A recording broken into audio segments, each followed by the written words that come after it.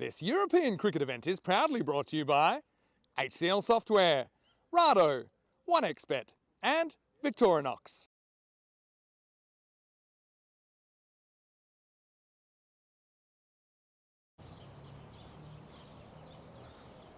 Hello, good morning and welcome. Yesterday we saw the start of Group A here and it was an entertaining day as well when we saw all 5 teams in action. But today we turn our attention to the start of Group B when the big boys come to join the party. I'm Rico Full, you're watching European Cricket and we are on tour here in Malta.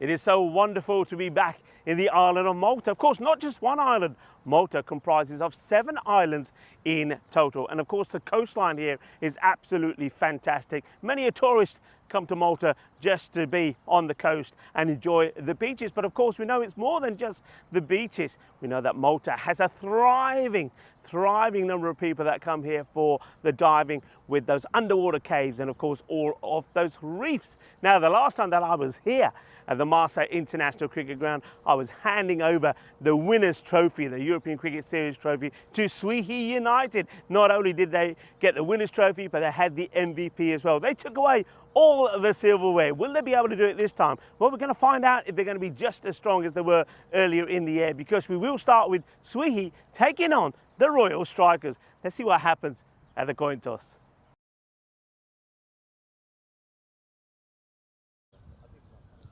The Royal Strikers to call. Tail. Tails is the call. And that is a tails. We will bowl first. They're going to have a bowl.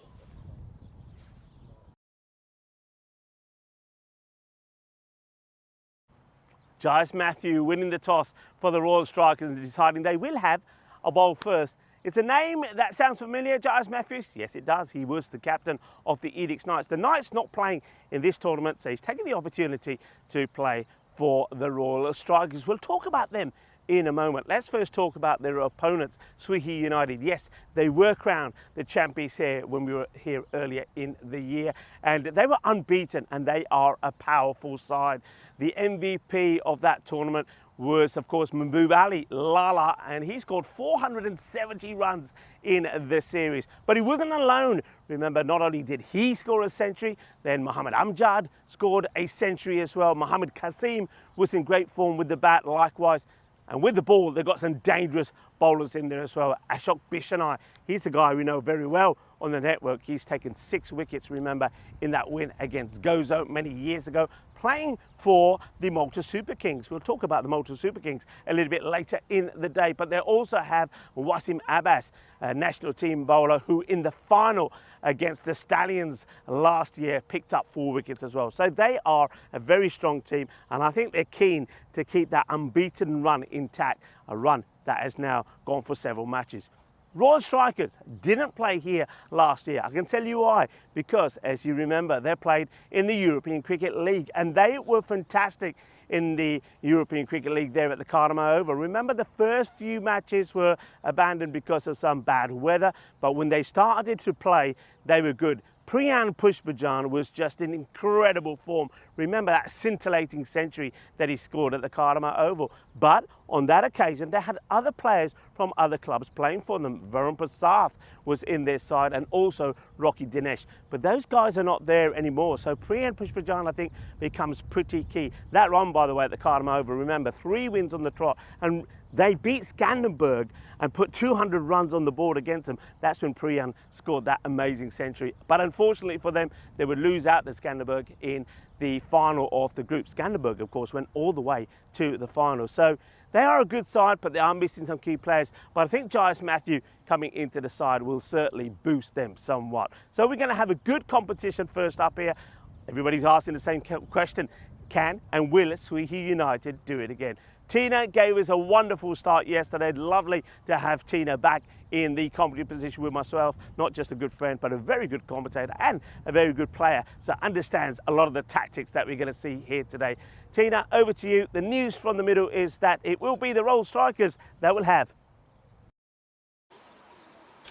Thank you very much, Rico. And it's great to have Rico back with me here at the Master Sports Ground in Malta, where, as you can see, the sun is shining, the skies are blue, and we're looking forward to an action-packed day of Group B action. Of course, Group A, it was their turn yesterday to kick things off in this ECS Malta Spring Series, and what a day we had. We had highs and lows, we had high scores, we had low scores, and it was the Masida Warriors who were actually on the receiving end of 2 defeats, as they posted probably a below par 103 first up in that match 1, and Southern Crusaders, they cruised to that victory, just missing out on the bonus point actually. Had they put their foot down just 3 balls earlier, they could have gone home with all 4 points. Nevertheless though, they got that win, and Masida Warriors, well, it went from bad to worse for them, as again they batted first, put on a slightly better total, but again it wasn't enough to see off Gazira United as they cruised to victory thanks to a half-century from Tanka Kandel. That proved to be his first of 2 half-centuries on the day. And Susantha Rajbangshi was also impressive with the ball for Gazira. Into match 3, which saw the Southern Crusaders, for the first time actually, a team batting first won. They put on an impressive 1-4-1. Jagath Purna top scoring. He again scored 2 half-centuries yesterday. 57 not out, 22 balls. And, well, he put in a play of the match performance, no doubt about that, picking up 3 wickets as well. As Gozo CC, remember, they were the side that were bowled out a couple of years ago in 2021 for less than 10 runs, and they put on a few more on the board, but not enough to chase down the Crusaders' total. And then it was the turn of the Bujuba Blasters, who had the final 2 games of the day. And, well, Blasters by name, not quite by nature. They put on 92 on the board, certainly below par, and Gazira United, they proved that that was the case, blasting away the Blasters in 7 overs, so the first bonus point victory of the series, losing only 1 wicket, and there Kandel unbeaten on 55 not out. A brilliant day for him, picked up a few wickets on his way as well, so he'll be looking to repeat that trick tomorrow, as of course Group A continues and finishes tomorrow on Wednesday. Then the final game, again Blasters, they batted first, and they didn't quite even match the total they put on in the first match. Gozo CC, it was a case of maybe actually they should have put their foot down a bit earlier. They could have got that bonus point. In the end, they romped home, but it took them 8 overs, so an over longer. So they did pick up the 3 points, which was vitally important for them to stay in touching distance of that top 2. As we take a look at the standings, of course, it's the top 2 that go through, and Gazira United and Southern Crusaders, of course, in the driving seat, winning both of their games, going into the second half of the group unbeaten. As for the Masida Warriors and Bujuba Blasters, I wouldn't say it's completely done for them, but of course, with only 4 games per side in these group stages, losing the first 2 is certainly not the way to get yourself into finals day. And both of these sides then in Group B will certainly be looking at getting into finals day themselves. Swieqi United, they are the reigning champs here on this Master Sports Ground, having lifted the trophy just a couple of months ago in that February series, and Mehboob Ali, he was starring with the bat on that occasion. Mohamed Ajmal will lead his side and hope to repeat the antics of just a few months ago. As for Royal Strikers, of course, we saw them in the ECL also just a few weeks ago, and, well, luckily for them and for us, the sun is shining on this occasion, but, well, the wind predictor not quite shining down on them, as, unsurprisingly, with Swieqi's record on this ground, has them slightly ahead, 65%, but of course both of these sides, it's their first outing in this ECS Spring Series, so they'll be looking to get their campaigns off to an exciting start. As a recap then, 4 games per side, 2 days of group stage action for Group A and Group B, and then finals day on Friday with the top 2 sides from each group going through. So the usual format that we have for the ECSs here. Both of these sides are more than familiar with the format, also more than familiar with winning games of cricket. And it's a familiar figure out there as well, starting off the batting for Swieqi United, Mehboob Ali, who was so impressive earlier in that ECS 2025. He was the top run scorer with 470 runs, averaging 94 course, a few not outs in there helped the cause. So he'll face up the first ball, which will be bowled by Sanjay. So good they named him twice. Well, he starts with a no ball, which will have to be re-bowled. So a bit of a full start there from the strikers. And well, it was a good call from the umpire there. He didn't need any time to get his arms warmed up with the signals. It's Aranga and Jit out there umpiring. And well, this will be a free hit then.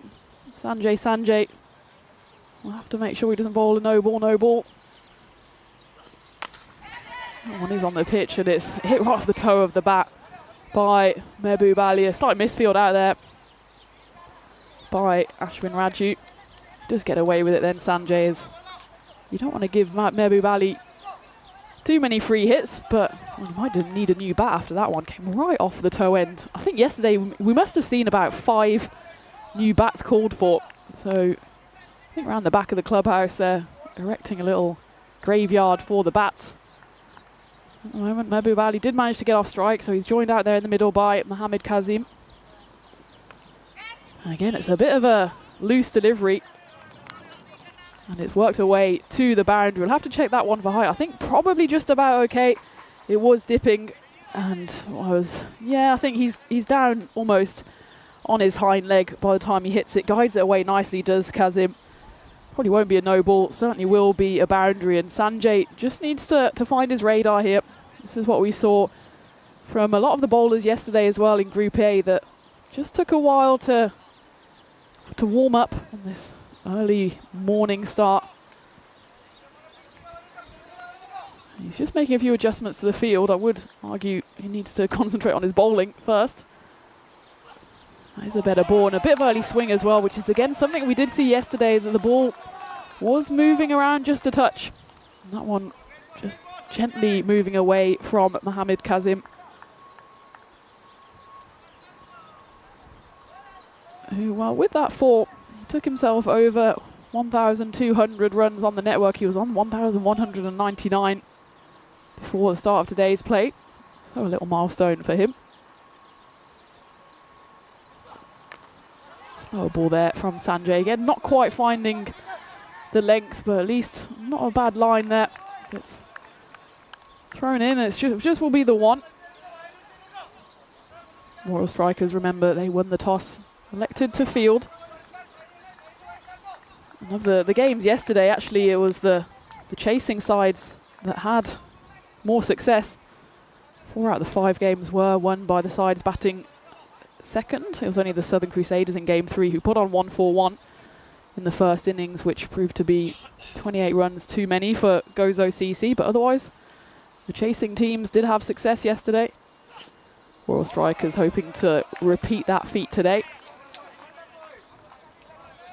It does seem to be that Sanjay now, after a few balls, a few misfires, has found his rhythm. It's always, of course, the difficulty of T10 cricket is you don't have too long to find your straps. Just the 2 overs permitted per bowler, 5 bowlers as a minimum have to be used. We didn't see too many bowlers used per side yesterday, actually. It was mostly 5, a few occasions 6.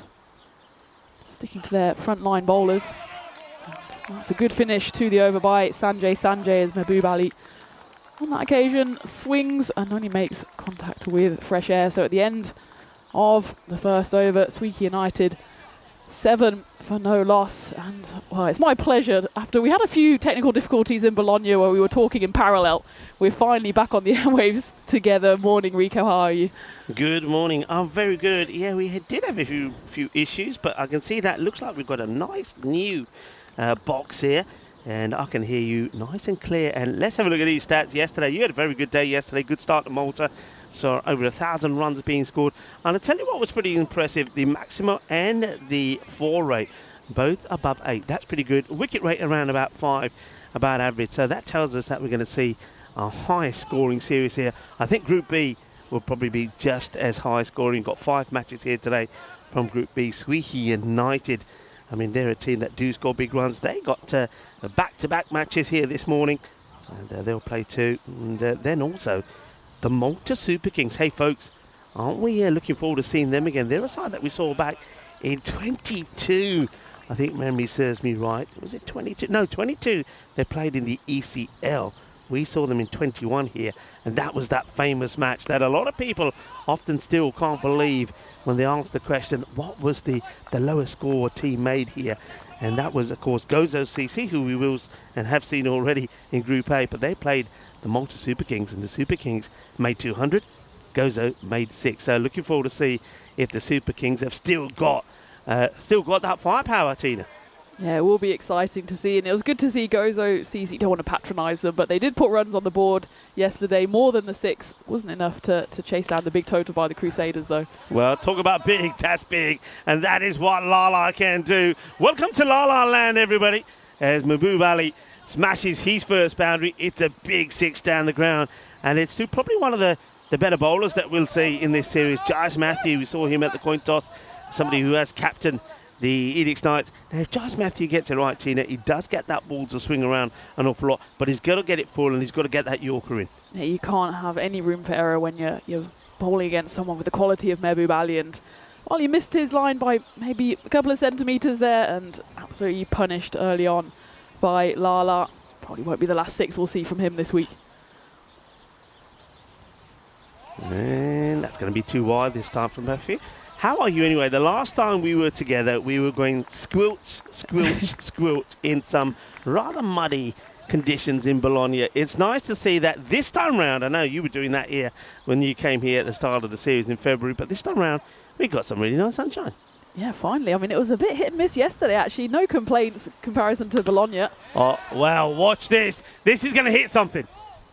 Oh! Well, I heard it go over us, and luckily this ball has landed in a parking spot which hasn't got a car in it. Otherwise, there would be alarms going off now. I'm telling you, this is massive. Not too many go over us. That has gone over us into the car park and amazingly not hit a car, but that ball won't be used again because I heard it thud into the car park. That ball has had it. New balls, please.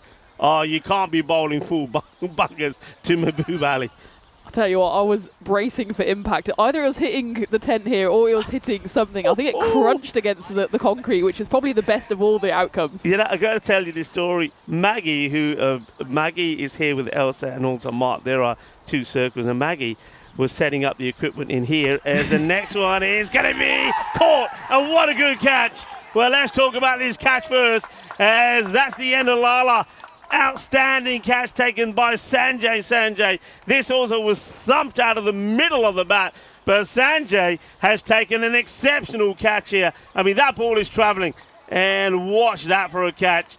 Well done, he's taken it. It's an absolute ripper, and that's going to be the end of the big and hard-hitting. Mahbub Ali will go for the unlucky 13 of just 6 deliveries. Fair play to Sanjay. When Mahbub Ali hits the ball, you'd be forgiven for ducking for cover. He got right in the way of that one. And by the time he took that catch, he had all 4 limbs off the ground and managed to hold on to it. And you can see by the celebrations that the Royal Strikers know that that's a big, big wicket. It's a huge, huge wicket. Yeah, just going back to 2 circles. Yeah, Maggie, she came to set up the equipment here and she said, I'm a little bit worried about the screen. Maybe I won't use the stand and cover it up. And we said, don't worry, nobody's going to hit the ball this far. Maggie, we were wrong. Mind you, Maggie, don't worry, he's not there anymore. But another good batter comes out. This is Gurjeet Singh. They've got some really good batters. Mohammed Qasim always scores good runs. He's short, but a stylish short batter. Very strong outside the off. We saw him score consistently last time. You mentioned he's gone past, what was it, 1,200 runs now? 1,200 runs, And yeah. then you also got the guy that we saw out there in the middle for the coin toss, the captain, Mohammed Abjamal. Now, he scored a century here last year against Malta Day. He's a good batter. So they've still got talented batters, but Royal Strikers, that's a great wicket for them. Absolutely, and if you're going to get an early wicket, make it a big, big one, and that's exactly what it was in the form of Lala. As we were saying, well, he averaged almost 100 in that series earlier this year. I'm sure he'll come back firing, but for now, our equipment is safe. The car park is safe. Oh, he drags this one away.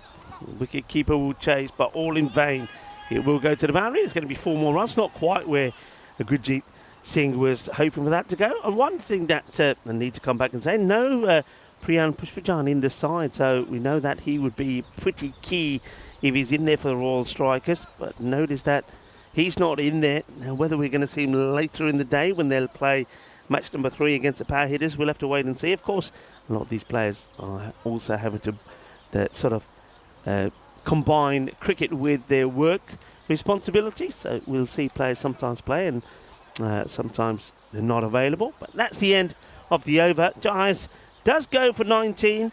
But hey, if you're going to give up 19 runs and get the wicket off Mahbub Ali, you take it. And Swieqi United, after 2 overs, are 26 for 1. So what else have you been up to then? I mean, you finished off Bologna, and what a great finish you had there as well with the women's cricket. And then a bit of time off. Bit of time off. I spent about a week drying my shoes and scrubbing them from Bologna, but I had a rare few days at home. Sneaked in a football match. That's why I'm still walking a bit gingerly a couple of days later. Who did you play? Tell us. Well, I played in my local league, and it was the penultimate game of the season, and my last game, because I'm going to miss the next one because of commentary duties. 2-0 down, 1-3-2, so all's well that ends well. That's a good win. That's good. So what position you play? This one is just going to be wide on the fielder and is going to go for a boundary. 4 runs. Cuatro carreras más. So yeah, well, we haven't talked too much about we couldn't talk in Bologna probably, but yeah, what position do you play? I play centre forward, so with my height it was only ever going to be centre back or centre forward, and I like scoring goals too much to be lurking around the back, so I usually lurk around in the penalty box waiting for the ball to come my way. On occasion I defend. A couple of goals in that victory then, 3-2? A couple of assists. Okay. I'll let the others score the goals this time. Right, high. They're all coming from everywhere. I've never seen so many bodies coming together. And in the end, it's a one-handed jalebi catch from Clinton Paul.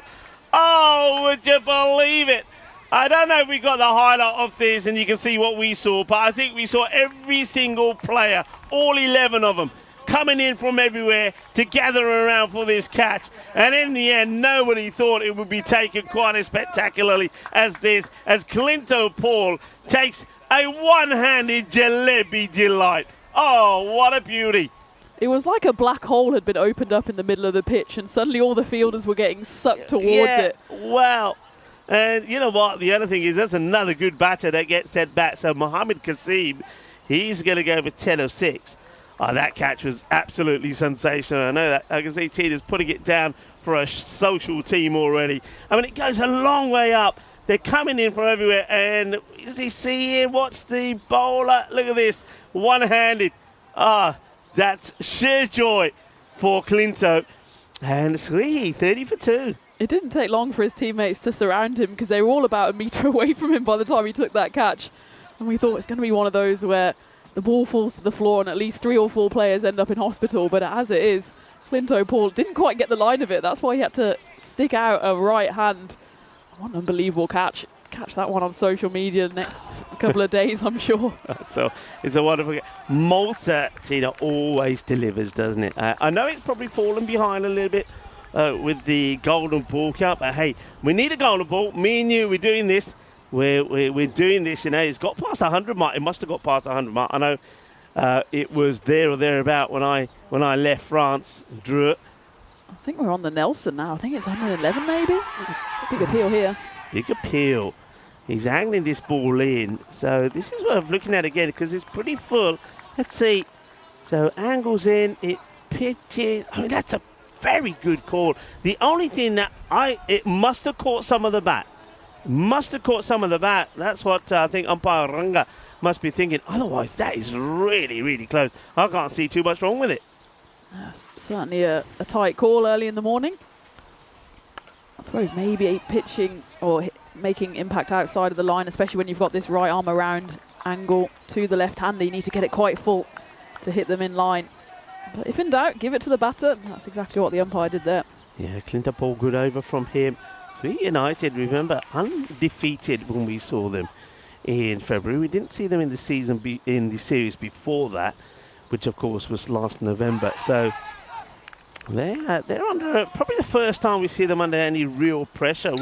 We saw back in February there were times when they may have lost Kasim or Lala early, but then somebody always came along and just kept muscling the ball to the boundary. But this time around, they're not having it their own way, and in fact, with the ball to go, it's going to be quite a low-scoring power play. We saw this quite a lot yesterday as well. We didn't have any power plays that really exploded in the way of the batters, and this one will finish with the dot ball as well. And I'd say on the balance of things, especially with two dangerous batters back in the shed, I'm sure the Royal Strikers will be more than happy with that power play. Swieqi 31 for 2. I think they'd be very pleased with that indeed. So yeah, 31 and 2 wickets down, 2 big wickets. So you've still got, of course, these two.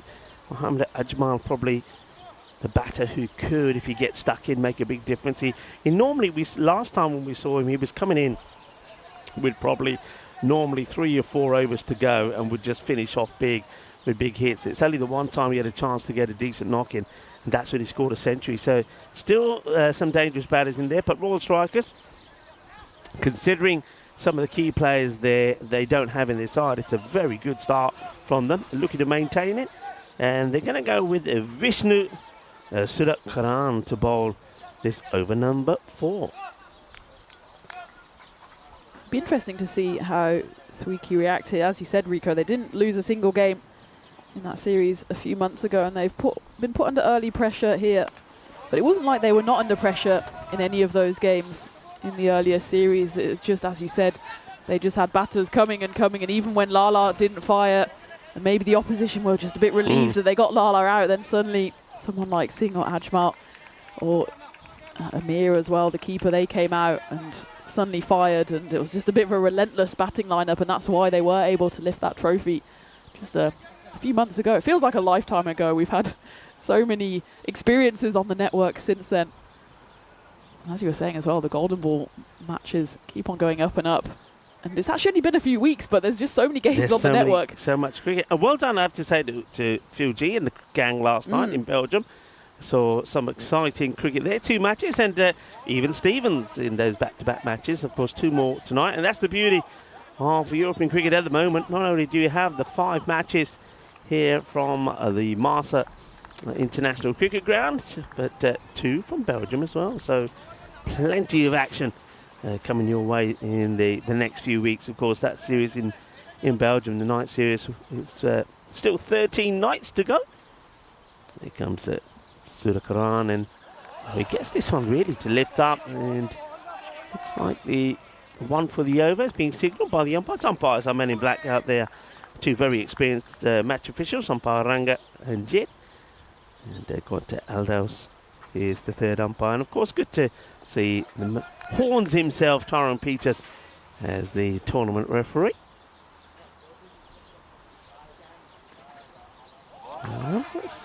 Good areas at the moment from the bowlers.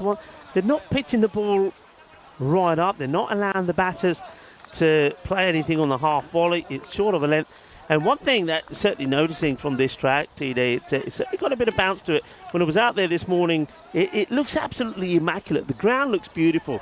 You can see that on your screens. It's been well maintained, well looked after, been cut very well, so the outfield will be quick. That was just a little bit too wide, but if you look at that, it just looks, I think the word pristine comes to mind, Tina. Absolutely, and it's a beautiful setting here at the Malta Sports Club. And well, we had a bit of rain around in that February series, which meant that the outfield did take a bit of a punishing. But here, despite those grumbles of thunder we had this morning, we were slightly looking tentatively around the dark skies, but it's cleared beautifully in the outfield. You certainly get value for money in your shots. Gets that one through as well. So used 4 different bowlers so far, and though Giles Matthew did go for 19, did finish with the wicket, I think, and it was the wicket of Mahbub Ali, so you take that. So very good. I'm liking this also from Ashwin Raju. I think he's decided, right, I'm going to probably use his 5 bowlers here, and then he knows which ones he wants to go back to and when. So it's good tactic. That one's that slower ball, which he gets wrong. So it's going to be another wide. If anything, just been maybe a few too many extras already in the innings. But I think a lot of that is because the bowlers are trying to just sneak that ball inside that wide line, which I think is good. I think it's always a good tactic, especially in this T10 format where a lot of the batters just try to stand and deliver. Just keep it outside off stump, and often when those batters move to leg stump, they almost put the ball out of their own reach. That one just, yeah, it's angling away a bit. And it's a nice angle for Vishnu to bowl. He's picked up a fair few wickets. Only played the 16 games, but 12 wickets in those matches. And, well, successful first over for him, just the 5 runs coming off it. Yeah, very good over. So at the moment, nice and steady. It's not what you'd, certainly not what we would have expected from the batting from Swieqi, but they're being kept quiet by some good bowling. I would say very good morning to a lot of people that are joining in the chat. Ghulam Mustafa is there, the ECS Supporters Club from Australia, and to Rob Thompson as well. And I have to say, a very special good morning. And it's always nice when we can say good morning to some of our chat in person, because John Hisham is at the ground, and it was great to catch up with him briefly this morning. No doubt we'll have some more time to chat a little bit later, but great to have John here. And I think we're going to have a very good, entertaining day here, and maybe a few surprises could be in store. Well, this one at the moment is certainly looking like it could be, as Clinton Paul does come back to bowl his second, with the Royal Strikers having the upper hand with Swieqi, 36 for 2. Well, I will say, Rico, I've put everyone in the chat on red alert that Johnny did deliver the goods yesterday. He brought me some mini eggs, so the bar has been set very, very high.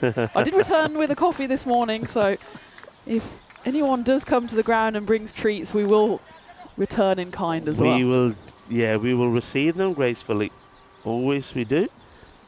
That one's just a little bit too wide, but again, you can see the plan here. Clinton Paul doing exactly the same as what we just saw Vishnu do. Keeping that ball around about that wide line, trying to sneak it inside.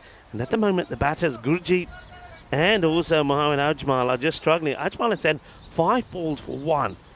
And Gurpreet, this is ball number 10, only got 6 on the board, and it stays at that. That's 10 balls for 6, so there's probably be a few raised eyebrows now from some of the Swieqi players. I know you still got the likes of Jaspal Singh in there. He was very good last time with his spin, and when he needed to go out there, hit the ball, he could. Wasim Abbas can crunch the ball. A national team player can really crunch it. You still got Amir Imran in there as well. So if these guys don't start making contact, then surely, I know he's out there in the middle, Mohammad Ajmal has got to make a change. Yeah, between the two of them, they've scored 7 off 15 deliveries. That's striking at less than 50. And they're creeping up to the halfway stage, and if they don't act soon, the innings will be over before they know it. Well, wide ball. It's interesting that neither one of these two batters, particularly Gurjeet, it has to be said, has changed his stance or even approach. He's still got the same guard. He's trying to play the same shot. So I'm surprised that he hasn't come out a little bit and gone a little bit wider, because he knows where they're going to be putting the ball. It's going to be wide outside the off. And there it is again. Just playing the same shot all the time, and really, captain at the other end surely has got to be thinking about making a change. This is what you love when you're a bowler as well. If you can just put the ball in the same spot every time and the batter swings and misses, then you say, okay, well, I'm not going to do anything different. What have you got? At the moment, Gurjeet Singh has no reply to this. Well, I would say great bowling from Clinton Paul.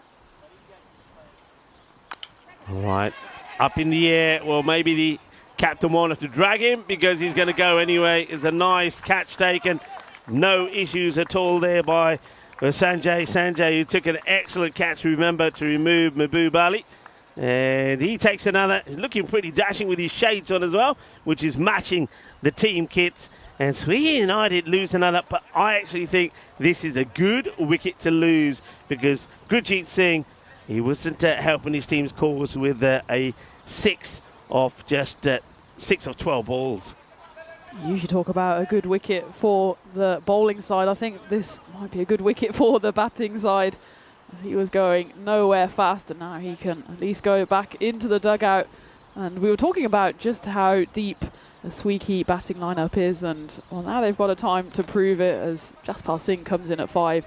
Probably wishing he came in a few overs earlier though. Yeah, Jaspal Singh, again, like a lot of the guys we're going to talk about from now on in, for Swieqi, he didn't get a lot of time to bat, didn't hardly get any innings, but he certainly showed when he did get an opportunity, he can wheel the bat pretty well. as he gets beaten once again by a ball outside the off. So it's the end of a terrific over. Absolutely brilliant. It's only the wides, actually, just 3 wides in that over. Otherwise, it would have been a maiden. And it's time for us to welcome you into our commentary position here. A familiar setup. We're quite used to it. We often call it the commentary cage because it feels like we're kind of secluded away, but at least we do feel safe in here. Well, we certainly needed that protection when Mahbub Ali was at the crease earlier. And I think it was a commentator's curse off camera saying, oh no, the equipment will be absolutely fine here. And it was, because he hit it even further. That was an enormous hit, actually. I'm quite surprised it didn't do any damage. Anyway, it's lovely to have you with us on a lovely sunny day here in Malta. And of course, we're going to see 5 matches today. This is Group B. And tomorrow we return back to the action of Group A. But the key thing about this tournament here in Malta, because quite often we're here for a longer duration, and often we see teams playing each other over a couple of times. This time, they played just 4 matches in the group, and only the top 2 progress. Yeah, that's what I was keen to emphasise yesterday as well, that a lot of times when we have these ECSs, there's 10 plus games per side in the group stages, so 1 or 2 losses, and they think, okay, we'll come back stronger. But here, even just on one day, you're playing half the games already. So if you lose those first 2 games, as a couple of the sides did yesterday, then suddenly it's halfway through and you're almost needing miracles to get through to finals day. Vishnu Santakaran, gets too much movement. It's a good delivery actually to the left-hander, but it's just doing a little bit too much. Gets him on the pad. They'll take a leg by. Extra assists, well, hugely important at the moment for the cause of Swieqi. Right, can Singh get something going here? Well, it's a nice looking shot, but beautifully fielded inside that 30-yard circle. And that's Ashwin's Raju, the captain. I think if this gets past Raju, I think this ball was going to get past the fielder, who's pretty straight at a long offside. It's a good bit of fielding, just a single. I'll tell you what, Rico, we're on boundary drought watch at the moment, because the last boundary was start of the 4th, 3.1. Since then, a couple of wickets and mostly wides, but no more than actually 4 singles in that time, and that's going back now almost 4 overs. I'm going to take a guess here, and I'm saying that this pitch has been lifted up and relayed. It is really bouncy. Anything short of a length, the amount of bounce coming from it, it's not the same track, and it's played on. That's the end of the captain. Mohammad Ajmal will go, and he too, for a disappointing 1 of 8 deliveries, plays on to his stumps here from Vishnu Santakaran. So that's another wicket that goes.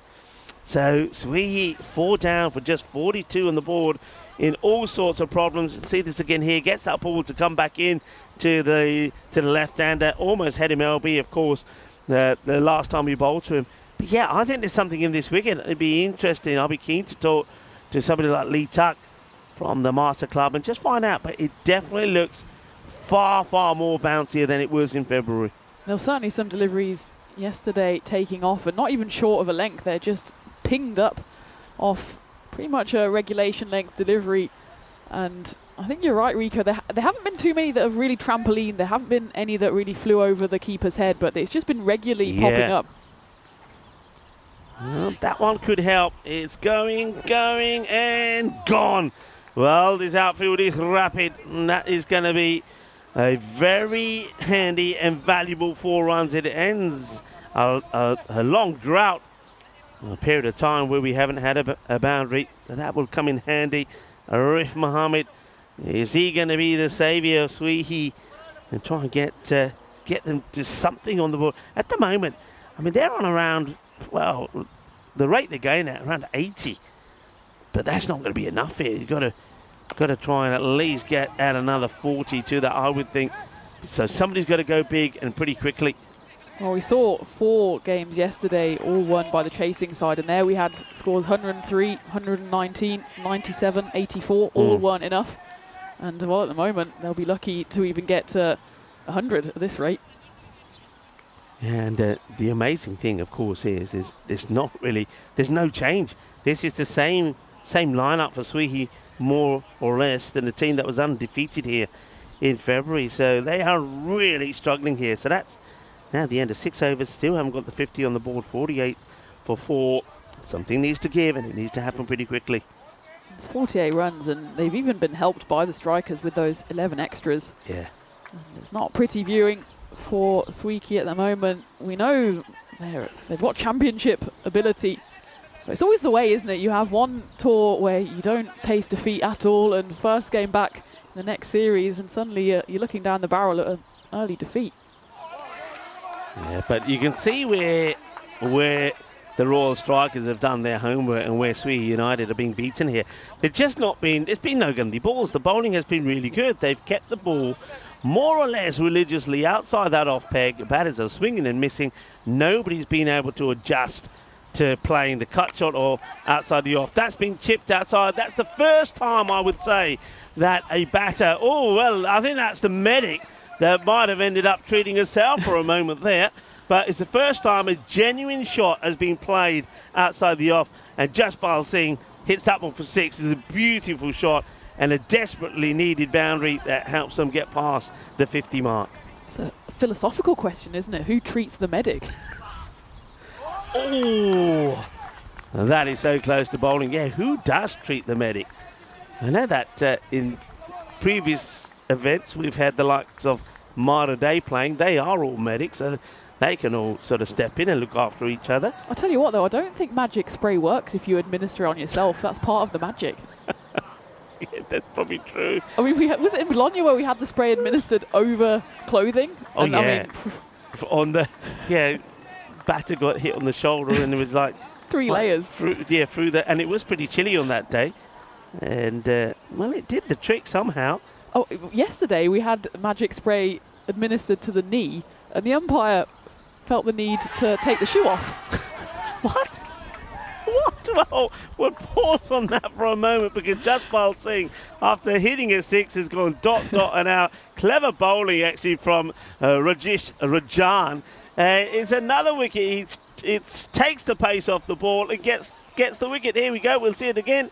And yeah, a little tickle. Thank you very much. Another one bites the dust. Rajan gets the wicket. Swieqi United 54 for 5. Tell me more. I will clarify the umpire didn't take his own shoes off to help the medic, but I can't remember who it was, but he got hit on the knee and the trouser leg came up, so clearly it wasn't the magic spray that goes through clothing. Trouser leg came up and the magic spray was being administered and the umpire came into shot to take the patient's shoe off for reasons unknown. But I mean, he carried on, so whatever they did, it worked. A combination of fresh air on the toes and the magic spray. Well, all right. I just got to go back and watch that now. now you told me. All right, who's now? All right, this guy, he's a character, Imran Amir, and he's definitely a fighter. He's going to be keeping wicket. So we won't see him bowling today, but he's out there to bat, and he does one thing that a lot of the batters already could have learnt from Swieqi United. He just gets bat on ball and takes a single. I often say this, if you just converted all of the dot balls that they've had just to singles, so if you eliminate the dots, you're already talking about, I mean, in innings like this, already perhaps, another 20 runs quite easily. So they haven't helped themselves at all, Swieqi. 55 for 5 after 7. It's certainly the case that they just want to go for boundaries, and that works when you have someone like Lala in who has absolutely zero interest in running. But when the boundaries dry up and you're more or less relying on the extras, and you're not putting yourself in a pretty promising situation. It's all the 5s for Swieqi, 55 for 5, and even that 100 mark seems a long way off at the moment. Yeah, that's 21 dots already in this innings. 21 dots, and you know, that's, you add another 21 runs to that score, it's a lot more healthier. So sometimes it's just doing the basics right. Hitting boundaries and wanting to hit boundaries is one thing, but when the opposition are bowling well and not giving you those sort of free hits, then you got to be smart and take the boundaries and put the pressure on the field, bring the field in. At the moment, you can see Royal Strikers got everybody that they can outside in those key areas defending the boundaries, and everybody else spread out on the ring. Well, that one will go to the boundary. It's a nice shot from Arif Mohammed.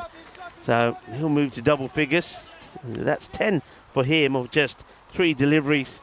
But they are running out of time to put a good score on the board. Remember, look, with their bowling, they've got good players. They've got Wasim Abbas. I'm quite surprised, actually, that we haven't seen Wasim Abbas come out to bat. But they've got Wasim Abbas, they've got Ashok Bishanai. Those two, probably on this track, might be pretty lethal. Mahbub Ali himself also will turn his arm over. And then Jaspal Singh was quite outstanding early in this year with the spin. So they've got very good bowling. So if they could get to a 90 score here, I think that will serve them well. Good bit of fielding, well backed up also. But I'm liking what the Royal Strikers are doing. I must admit, when I was talking about them, and knowing that they were missing some key players, no Priyan in the side here today. Varun Prasad has gone back to his old side, the Malta Super Kings. There's no Rocky Dinesh in the side. I was thinking they may struggle, particularly with the bat. So we'll have to wait and see. But with the ball, as you see there, demonstrated once again, doing everything right. That's an outstanding delivery. And just look at the batter here. The batter has no idea where this ball is. He's asking the question if it's a wide, and I think the umpire just shrugs his shoulders, and umpire Jet and says, well, what are you talking about? It is so far inside, and yeah, just look. Tina points out, look where the batter's standing. That's what I was mentioning previously, that the batters don't move. They almost just make it a wide delivery themselves. That's high up in the air, but that's gone. Adios, Balota, 6 runs. So Arif Mohammed is starting to give Swieqi something to cheer about. But question is, can he maintain this for the remainder of the innings? I still think a 90. If they get to a 90 score here, Swieqi could trouble the Royal Strikers. But Royal Strikers know that just need one batter to get in. One batter. That's all it takes. One gets in and scores a half century. You get to that score. So they really want a big finish here, Swieqi. Yeah, that's well bowled. Well played as well. As Mir scrambles to take the single and gets the hard-hitting Arif Mohammed back on strike. I will say the one thing that might give Swieqi some hope here at the end of the 8th, 68 on the board, is that the Royal Strikers, they have a few batters who scored runs, but they don't have standouts like Swieqi do. Of course, someone like Lala didn't fire today, Mohammed Kazim as well. But the Royal Strikers don't have those superstars necessarily, so they will need someone to stand up and score those runs. Yeah, absolutely. That's what I was looking at. And, I thought with the likes of the Varuns and the Rocky Dinesh not in the side, returning back to their normal teams, then Priyan was going to be the big key. He's not playing this match. So, yeah, who is going to score those runs? Maybe someone like Sebin Thomas becomes pretty key. And I know that Ashwin Raju, the captain, will need to play a big part in that. But nobody's known for big scores. But that's why they have to keep these scores down. And he gets bad on ball here. But you see, that ball, it's pretty wide outside the off. And the batter should be looking to put it in the offside. But goes across the line. It'll just be a single. So Julian Dawson was in the chat earlier. Hello, Julian. Hope you're well. And a few people saying there, very little foot movement. This one is going to get out of here. 6 more. And Arif Mohammed gets another boundary. Valuable run starting to come towards the end of the innings. The last over went for 13. Before that, the highest number of runs from an over was 19 in over number 2nd. So they're starting maybe to get a slight acceleration in here as Ashwin Raju, the captain, bowling here. That's another one that's out of here. Is in the hit me zone. 6 more. Bolle, kinna sona. Shaka Lagia. Back-to-back sixes for the first time actually in the whole innings. We've had back-to-back boundaries, which is not something you often say when Swieqi United are at the crease. Arif Mohammed suddenly finds his hitting boots. Can he go 3 in a row? It's just going to fall short of the fielder. But they will scramble through for a single. Think about taking a second, but well recovered. That all happens in the 9th sometimes, we say. This is the 9th. Captain Raju's gone for 13. Can Imran Amir get one away as well? Well, he will get a little something on this, will he? And the fielder is going to somehow manage to stop it. And I think they're just checking something on this. They're checking the fielding. I think that's fine. He tries to get a hand on it, misses it. Then he gets his foot on it. But fortunately, he doesn't kick the boundary. And then I like the way he jumps back into the field of play. It's a gallop. Keen not to make a mistake. We've seen many times on network. That's going to be 1 by. And launched. And 6. He's just put too many balls in that area. And Arif Mohammed, you can see why he was not keen to take the second. Hits another one straight down the ground for 6. So this is the over that Swieqi United were looking for. And they do more or less get to the 90 at the end of that over. That over goes in the end for 21. So a big over. It does always happen in the 9th, as we say. And the captain, Raju, he's going to go for too many. 89 for 5. So a big final over coming up here. I think the key would be to get Amir at the non-strikers end pretty quickly. So Arif Mohammed can continue his assault. He's on 30 of just 8 deliveries. As you said, it's a big final over. There's a huge psychological difference between chasing 100, 105 and 95. And it'll be up to these two in the middle. And they're facing up to Jace Matthew, who's probably the bowler you want there. He did go for 19 in that first over, but he is a skillful death bowler. Well, they will get the single.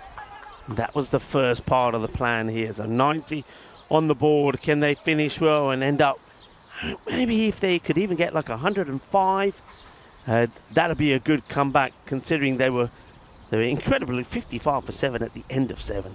So that'll be a good outcome if Swieqi can get to the 100 here.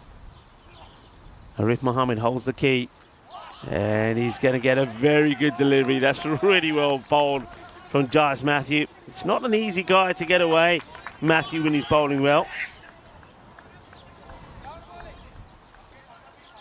It's actually his birthday a couple of days ago. Celebrated a round birthday as well.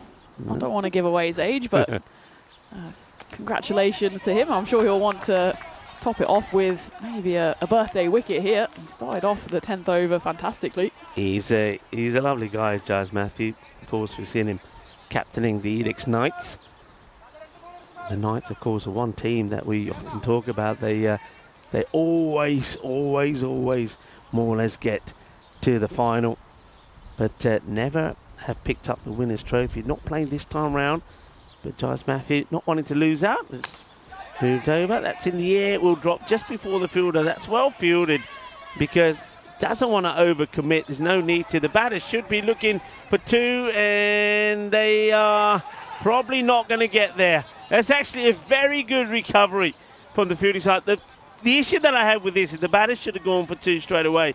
They waited for the misfield from Matthew, but then the recovery actually from the Royal Strikers is really good. Matthew was the one who then does the recovery, gets the throw in. The wicketkeeper, who is backing up, then runs back to the stumps, and that is out. It's a big wicket. They'll only get the 1, and that was Arif Mohammed trying to get back on strike. He's going to get the word pretty soon that he's going to have to go.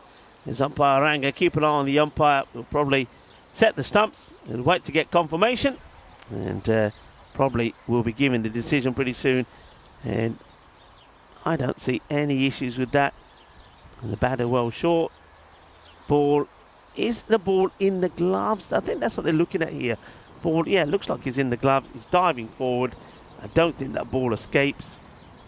And when do the bails come off? There's the bails coming off. So there's the decision. He's going to have to go. He's on his way. I think he knew it anyway. So 91, 2 balls to go. It doesn't look like they're going to get to that 100 mark. And Imran Amir at the non-strikers end. A new batter will come in. Let's see what can be achieved. It's got to be someone like Wasim Abbas, surely.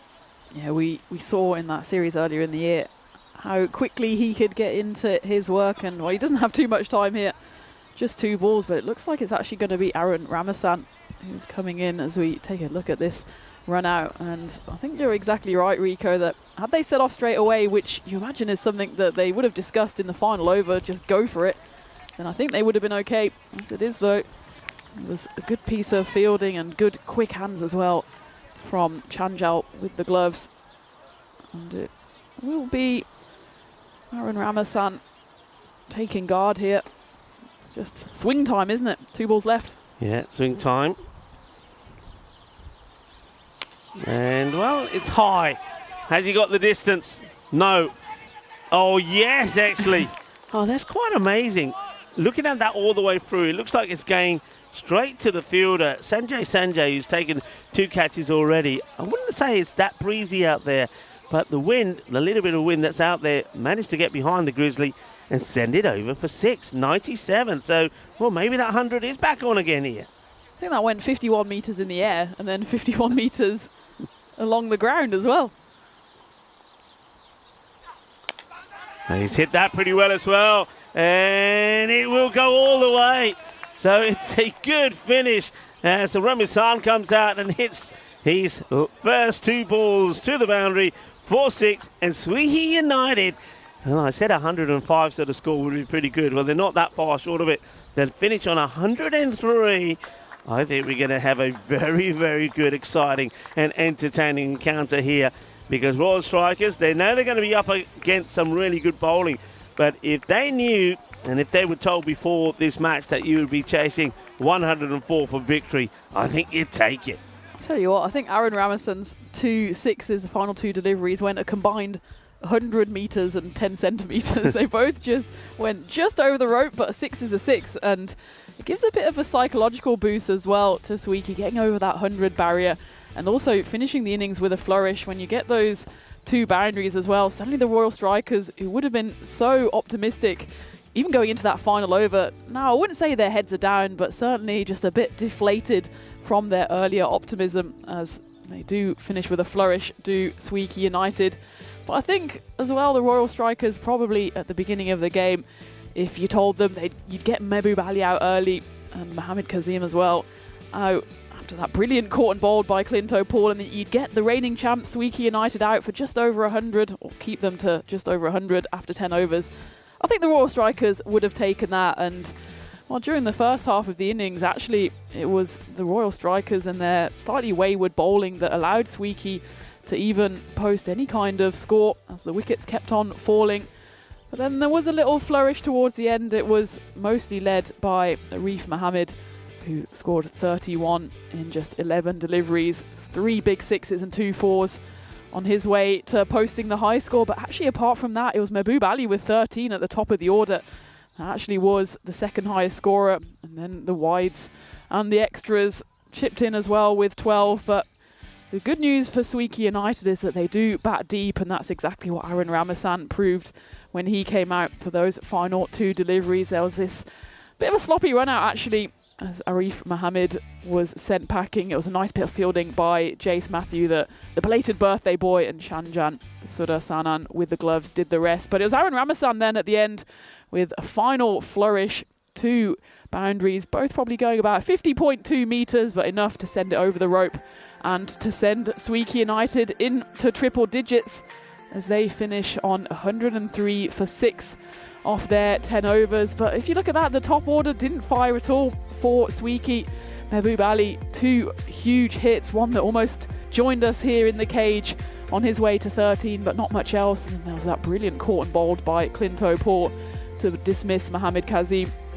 As for the bowling, the Royal Strikers, they used 6 bowlers, and Jace Matthew, usually reliable. His first over did go for 19. He came back relatively well in that final over before he went for 12 off the final 2 balls. Clint O'Paul certainly with a highlight with that caught and bowled. I'm sure you'll catch that one on social media very, very soon. So at the halfway stage, we're on match 6. It's the first match of Group B. Swieqi United, the reigning champs, put on 103 for 6, probably below par, especially for a big hitting side like them. But the Royal Strikers, they'll still need to chase down the runs, 104 in total, if they want to get their campaign off to a winning start. So the chase will be coming up in just about 5 to 8 minutes time.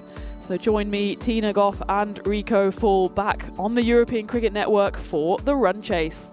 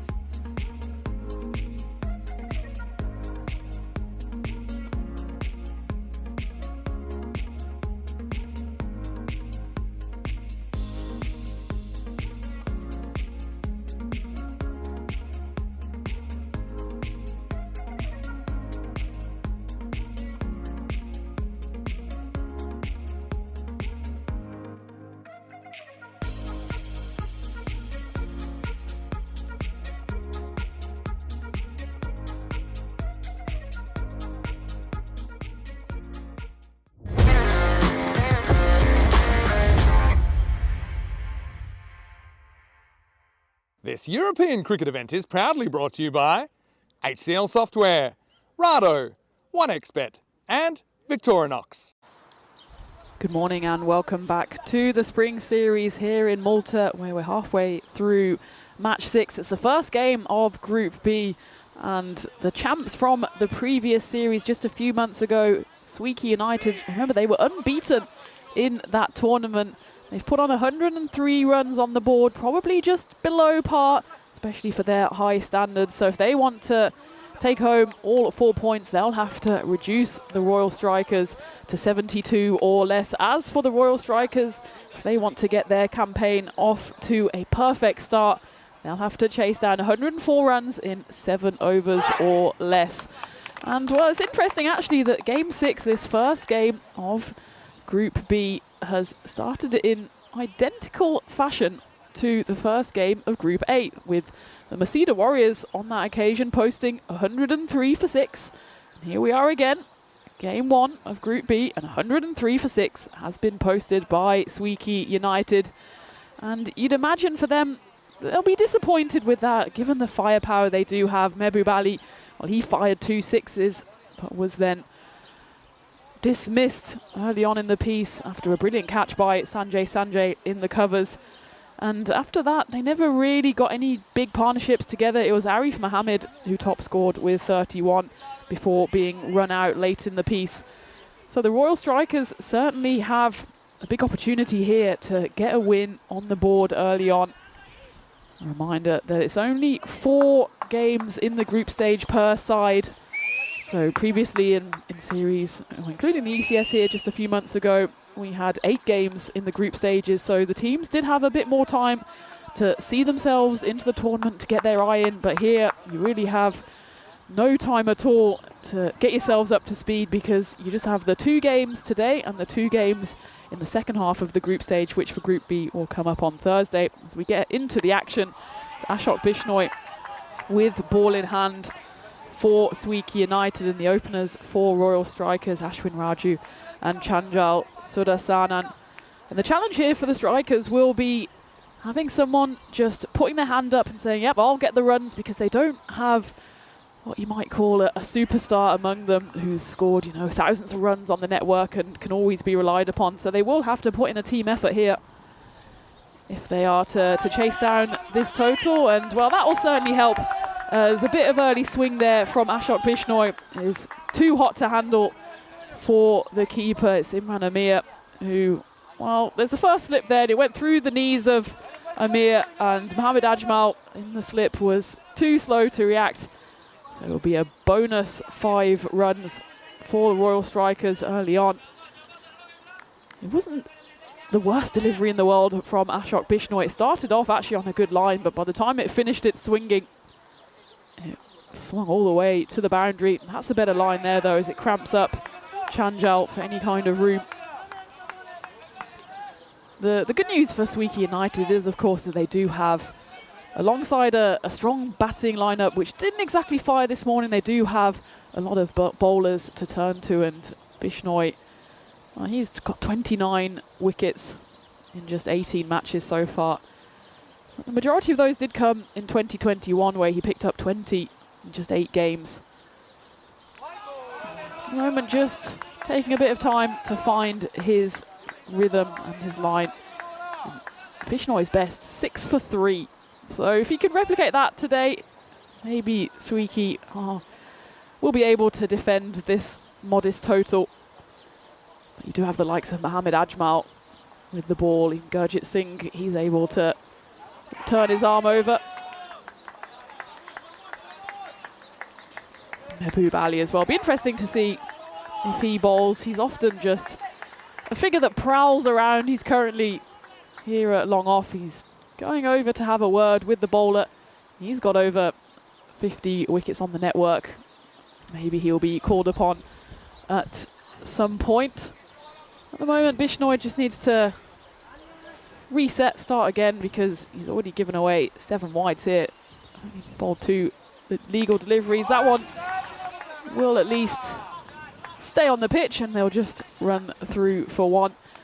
As it's a great time to introduce Rico Fall back into the box. It's great to call a game with you again. It feels like we haven't done this in a while. It feels like an age. It really does. And yeah, I think we're going to get some good calls here. And of course, well, one thing that we're keen to do is reset that golden ball counter as well. Right, Bishnoi, just as you said, struggling with the line, really. He does get a lot of movement, and that's the movement we're talking about. They're asking the question. Get the feeling that this one, looking at it live, I got the feeling it might have started and pitched outside the leg first, but no, it's straight on, tucks him up. I think that's a pretty good shout. I think that's a very good shout. I don't see too much wrong with that, if I'm honest. The umpire says not out. And close call, close shave there for the captain, Ashwin Raju. Lets that movement away, draws Raju into the shot, and gets it past the edge of the bat. Only just. They've got that catcher in place, haven't they? So definitely a lot of swing here that Royal Strikers have to deal with. We've seen that actually through yesterday as well, that early on the ball does move quite a lot from side to side. Yeah, he's got hold of that pretty well, and I think that one is just swinging to the boundary. It's slightly shorter, and I think now Raju sort of knows that this ball, look at his style, that's good. That's one thing that we didn't really see too much from the Swieqi United batters. They weren't changing their guard and their stance at all, so that's good from Raju. He goes further up the pitch to compensate for that swing, and that one is just a little bit down the leg side, and he's onto it pretty quickly and completes the shot, and that's the end of a very good over for the Royal Strikers. 13 without loss. There it is. We should have been on one leg. Well, maybe Phil G was on one leg yesterday calling that 111th match since the golden ball. We've now ticked over to 112, which is, well, it's 112 too many in my eyes, Rico. Yeah, it is too many. We need to do something about it. We're keen to try. And, well, that's a glorious stroke. There's Mahbub Ali. He gets a bit of his own treatment of his first ball. It gets blasted for a massive six from Janjal. Sudasanan, he's got that out of the middle. That is sweet out of the middle. Sweeter than the bowler Rasmalai. What a shot. Well, what next? Oh, that's so wide. It should have just left that alone. But, oh, well, he's going to get a couple from it in the end. It's poor fielding. It's a bit of poor cricket in general, I think, from everyone. He's not the best of deliveries from Mahbub Ali. The batter should have left it. I think the wicketkeeper would have struggled to stop it. The batter plays at it, and then the fielder should have just kept it to one. They'll get two. Right. Sudarshanan stays on strike. Just checks the field. That just changes. They bring one more over to the leg side. So 3 inside the circle, square leg back, and they've got a wide third back as well. Goes Mahbub once again. And played down the ground. They taking on the single. Good hit. Could be in trouble. Oh, we were struggling a little. Now they're going for 2, and they'll get 2. They've been running hard and running well. Mahbub does the double teapot. He can't quite believe that they get 2 runs from this. Here's the first throw. I think he would have made it. And to back it up, let's just say they're a little bit slow. They had 3 men inside the 30-yard circle. They teed up. One of them should have been closer to back that up. I will say Mahbub Ali made absolutely zero effort to go and back up his own bowling, but I'm not sure he was expecting to come and help him. The teapot's out early. One thing I noticed actually as you were making your way back to the cage, that Swieqi United put on 103 for 6 in the opening game of Group B. You want to guess what the score was in the opening game of Group A? Go on, tell me. 103 for 103. 6. Same amount of runs, same amount of wickets. And yeah. Not only that, but I think in Drew on the final day, was it qualifier 1? Also 103, that time for 8. Royal 94 against Drew wasn't enough. So need to get Vinny on it. What's the most common score on the network? You might keep him busy for a day or 2. It's a better delivery this time, just defended away. Yeah, and of course, that was Masida Warriors yesterday. And Southern Crusaders they did get there, and they got there with 15 balls to go. So Crusaders, no surprise really for me that Jagat Puna was in good form. He's a good player. Yeah, back-to-back half-centuries for him yesterday. There was actually 2 back-to-back half-centurions as well, as Tanka Kandel repeated the trick as well. So he was leading the charge for Gazira United. Yeah, when you look at an overview of the day yesterday, so batters, if they got in, so we talk about Jagannath Poonam, he scored 2 half-centuries, so did Tanka Kandel, but there was also wickets there as well. Wickets were taken. Poonam took 3 for 16, but of course there was Ajay Wilson, took 4 for 7 when the Bajiba Blasters were bowled out for 84. 6 ducks in total in that inning. So I think that's really indicates to us that there is definitely something in this pitch for everybody. That's the ball that does the damage. They like it. They think there's an edge on this. Oh, Mahbub is filthy. He can't believe it. And the wicket keeper also, this is Imran Amir. I don't know. I'm not 100% convinced. I didn't hear anything. There does look to be movement here, I have to admit. It does look like it may have caught an edge, but the umpire doesn't see it, doesn't feel it, doesn't hear it, says not out. I think that's 2 close calls that we've had. I think the LBW in the first over, Raju was a little bit fortunate, and on this occasion, it looks like Chanjal Sananan gets a bit of a lucky break. Well, Mahbub Ali didn't even go for the appeal there. He skipped that, went straight to the celebration. It's only when he turned around and realised the umpire wasn't going to call it in his favour that he noticed that wasn't going to pick up that wicket. Still a decent over though from him, 11 runs coming off it. But I think you're right, Rico, about there being a bit in it for the bowlers and batters. We certainly saw that yesterday. Of course, the Blasters, well, they probably didn't do themselves justice as they only managed to post, well, less than 100 on both occasions. So it's always early to call, but of course we're halfway through Group A now, and I think the Blasters, well, they'll need a bit of a miracle, 2 4-0 wins, I think, to get them up the table. It's interesting that the Blasters, I mean, I remember when they first came onto the scene, they finished pretty healthily midway through the table. They had some good players. I saw that Gautam Singh did play, and Matani as well. They are good players, but they've sort of really struggled the last few times we've seen them here. As we see Wasim Abbas, yeah, you gotta go to Wasim Abbas to try and get you a breakthrough here. He's a good bowler. He bowls with good pace, but over the last couple of years, he's really developed a very good slower ball as well. And let's see if he can get the breakthrough here. Tried Bishnoi, it hasn't happened. Mahbub Ali couldn't do it. Can Wasim Abbas get the breakthrough? It's a good shot, beautifully played. His outfield is quick. And well, we're going to have to take a good look at this. I think he's okay. I think he does drop the ball before he steps over the rope. Let's see here. Let's see. At the moment, he's fine. Keep it running. He releases it there. That's fine. He does well, actually. Well done. It won't be a boundary, but it will be a couple of runs. It's almost a slow motion effort there. We knew the boundary rope was coming. It was just whether he knew. In the end, he did well. Yeah, that final game yesterday with the Blasters, it was a strange scorecard. As you said, Rico, 5 ducks. And the Blasters only managed to get to 84. But Azim Sati managed 58 of those. Yeah. So it was almost a one-man blasting army, as he didn't get any help from any of his teammates. But if it weren't for him, I think they might have struggled to get over that 50 mark. In the end, it was not enough. But Gozo CC, I think they could have chased that down in those 7 overs. They managed it in 8 in the end. But we're saying here in this group stage with, well, a maximum of 16 points up for grabs for each side. If you lose a point or you're just a bit sloppy, you don't get off to a good start, then it could be the difference between qualifying for finals day and not. Yeah, big time. And I think Gozo will know themselves that to lose out, because they only lost 2 wickets as well.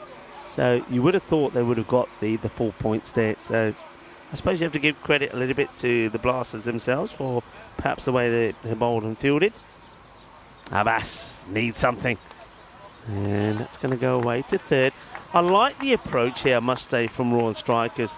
The difference between the way that they so far are approaching the batting to Swieqi United very, very different.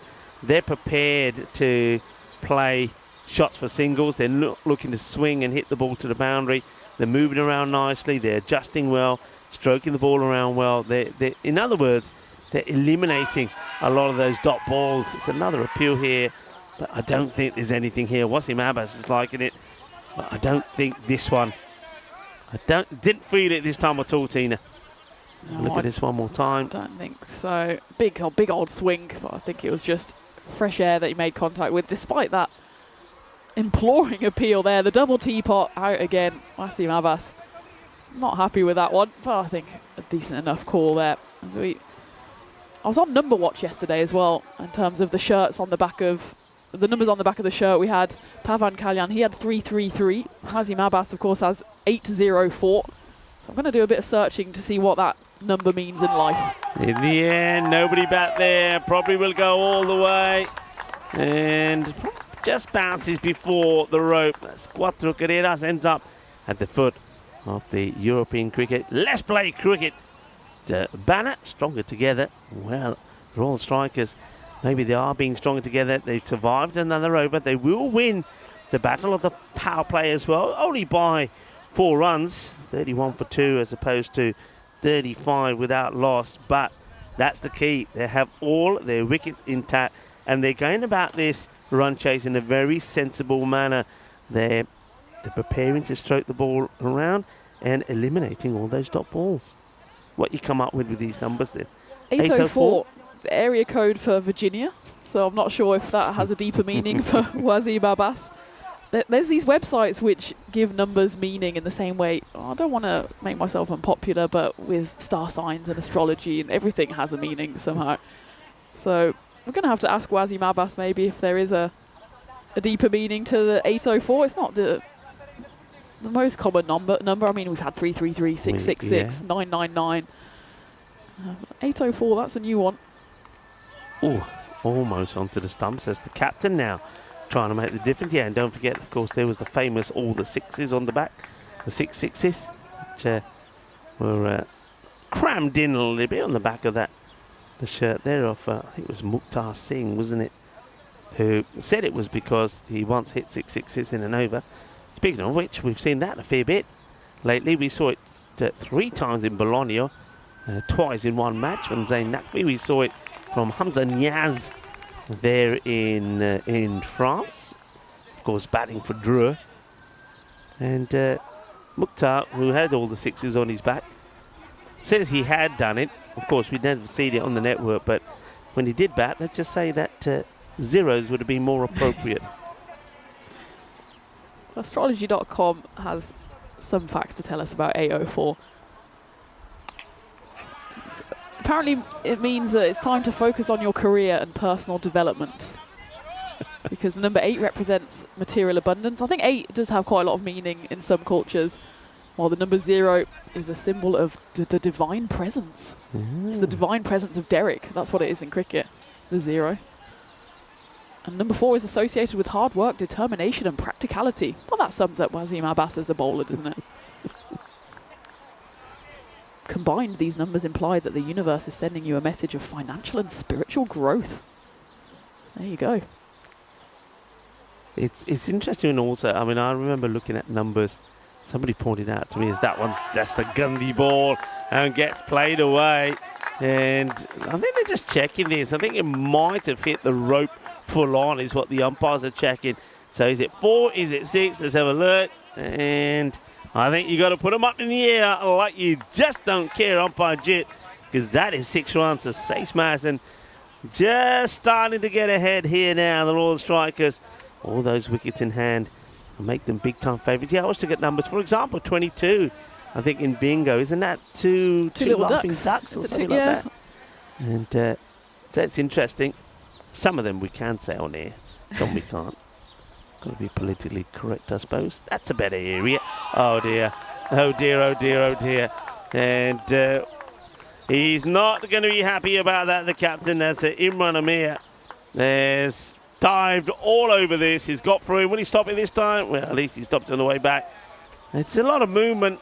He does get that ball to go right across the batter, but 4 more valuable runs This is an expensive over at the moment. There's 11 from it with those 4 byes. Oh, we saw 5 wides in the first over as well, and when you're only defending 103, you can't afford to just be throwing away runs. Oh, mullered. Absolutely mullered. Adios, Balota. That's going to end up in the Pampas grass. That's 6 runs. And it's a very good over in the end. 17 will come from it.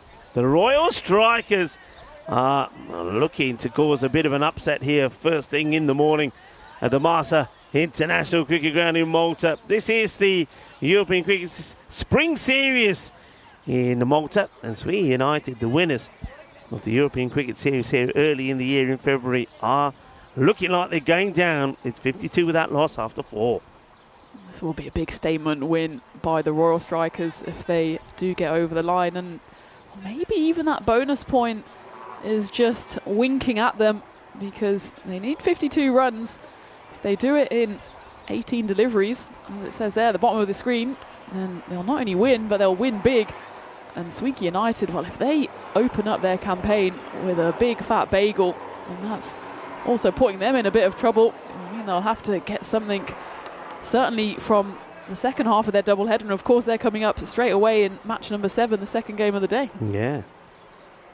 Right, Wasim Abbas making some fine tuning and adjustments to his field.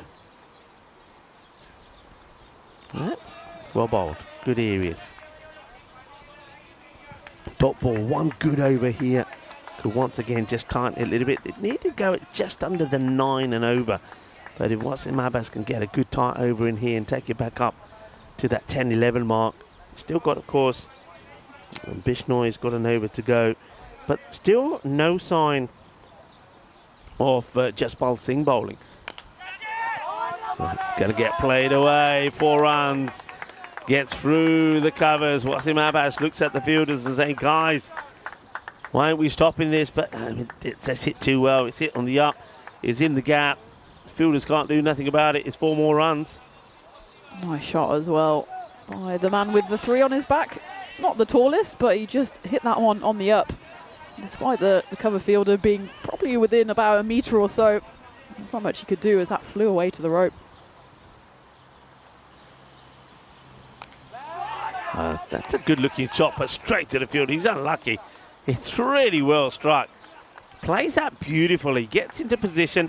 It's pretty close to the stumps, actually. It wasn't that he had a lot of room to play with, but still executes the shot really well, but unfortunately straight to the fielder. Speaking of numbers, have you ever been to a bingo hall, Rico? I have been, and most of the time I have to admit it's been when, you know, when you go on holidays and there's always some sort of activities, some entertainment being put on. So I've been when it's like that, but never out of my way to go to one. Well, the German national team were once on a tour to England. It was in Essex, and there's not too many things to do in Essex if you're a 15 German cricketers, so we decided to go to the bingo. I think we ended up being the main attraction there, with 15 Germans arriving, half of them having no idea what bingo was. I was in my element. It was just a load of pensioners. There was puddings, so I think I had sticky toffee pudding with custard as the bingo was being called. It was a great night. The best night you can have without alcohol at the bingo. Thing about bingo is, because I know back in Spain it's pretty popular, and like you said, it's normally with like let's just say the older generation like to go, and the prizes that they get is quite, it's not always money. It's like lamb chops. It's like a ham and serrano, and my friend was telling me that they're getting to a point now where they've actually got a chest freezer because they win so much meat and stuff from bingo. There's nowhere to put it, so they can't cook it quick enough. So yeah, I know but they say it's all about getting together. It's fun.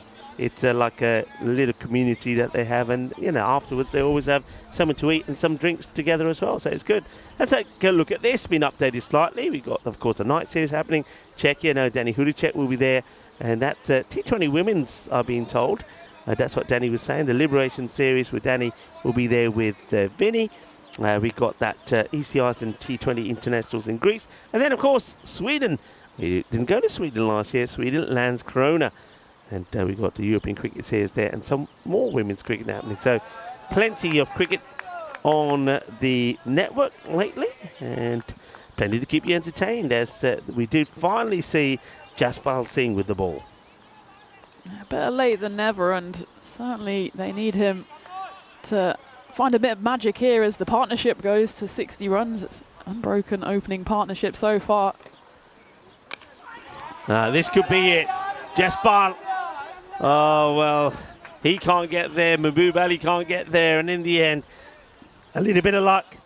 As Sudasanan skies the ball up, but finds a pocket of space. Feels like the luck is on the striker's side at the moment, isn't it? There's been a few half chances, a few balls just going to the left or right of fielders. And this one, though, will go straight into the covers and straight back out. Just as I was saying, the luck was on their side. It's Bilal Khan there who absolutely underlines the point, as it should have been the first wicket. He gets just a bit caught in between kind of going up or down or left or right. In the end, pops straight out and another chance goes begging for Swieqi. This time he makes sure, and how many times have we seen that on the network? You see the chance go down, and then right after that, the ball gets muscled big to the boundary. And that's what Raju says. He says, thank you very much. Thank you for my life. And now it's time for me to go big. And he smashes that away. It's always the way. It's either a drop catch or it's a wide, and you get then the double punishment. And, well, still keep a slight eye on that bonus point. They'll need to go big in the second half of this over, but it's not beyond the realms of possibility. That one, though, is a good comeback ball from Jaspal Singh. Throws his head up in the air as if to say, well, why didn't I bowl that ball on the previous occasion? Can they get... I get the feeling that if they could get a wicket, Swieqi United, one could bring another, and it could really sort of put the brakes on perhaps for the strikers, but they need to find that wicket. And at the moment, they're not finding it because the batting here from Raju, really positive. That takes him into the 30, 35. I think his best on the network was 44, which was a couple of years ago. So he's well on his way to a personal best here. And we knew they had to be at their best. Well, the Grizzlies had enough. He says, right, that's enough for me. I'm going to park myself on this bench for a moment. And right next to the medic, who once again is under attack. Okay, Jaspal Singh does come on, but right now, maybe this time. And it's another that goes down. Oh dear, this time. I think it's the captain, Mohammed Ajmal, that puts the catch down. So 2 chances presented. And Raju has been dropped on both occasions, on 23 and now on 35. And these are the exact chances that Swieqi were taking in that championship win just a few months ago, and now they're putting them down. And when your luck's in, and the Royal Strikers now move to 75 for no loss after 6. And well, you imagine the bonus point probably out of reach. They need 29 in this over to achieve that. But I think they'd be more than happy to take the 3 points home with them, get the first win on the board. And currently it's Ashwin Raju and Shanjal Sudasanan, 2 openers who are doing the business for the strikers.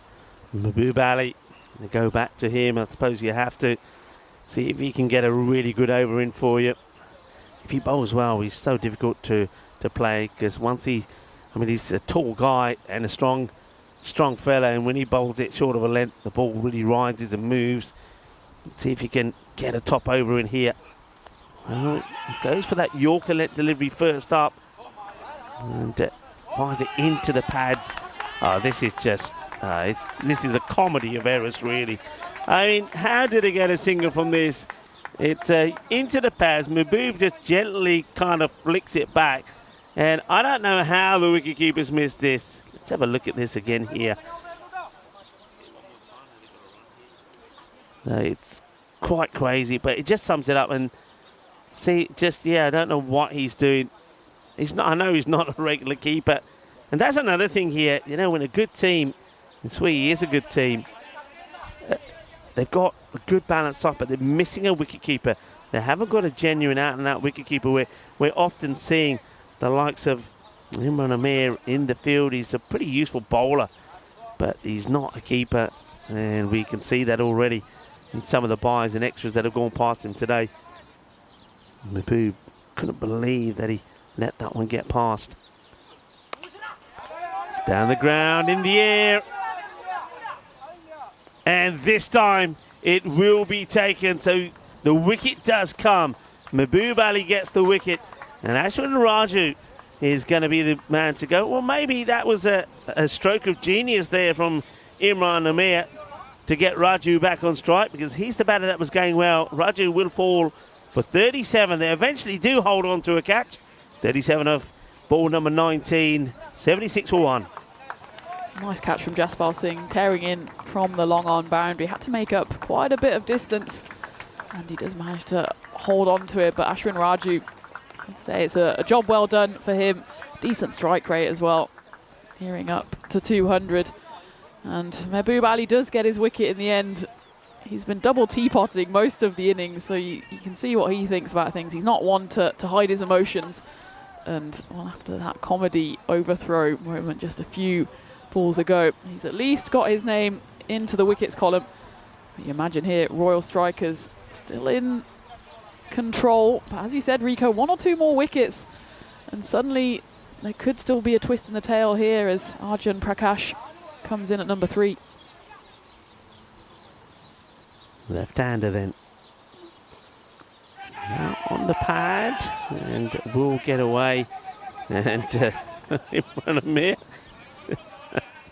diving around and doing whatever to catch up with the ball. But I think there must have been a bit of bat on this as well. So strike gets rotated. You get Sudasanan back and right. Now this is the wicket they could really do with. Pick up this wicket here, and then you never know. Still needing 27. They're not going to get the 4 points. So it goes back to just, I think you'll settle for just a win against Swieqi. Oh, that's so unlucky. It's so unlucky. That Yorker delivery that is fired in by Mahbub, and a bit of an inside edge takes it away from the stumps. He'll take a single, at least it doesn't go to the boundary.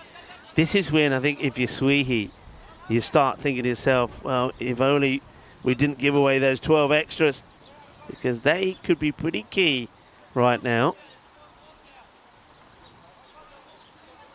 I think you're right. If they do pick up that wicket of Chanjal, we were saying earlier that the Royal Strikers don't have enormous amounts of experience in their lineup.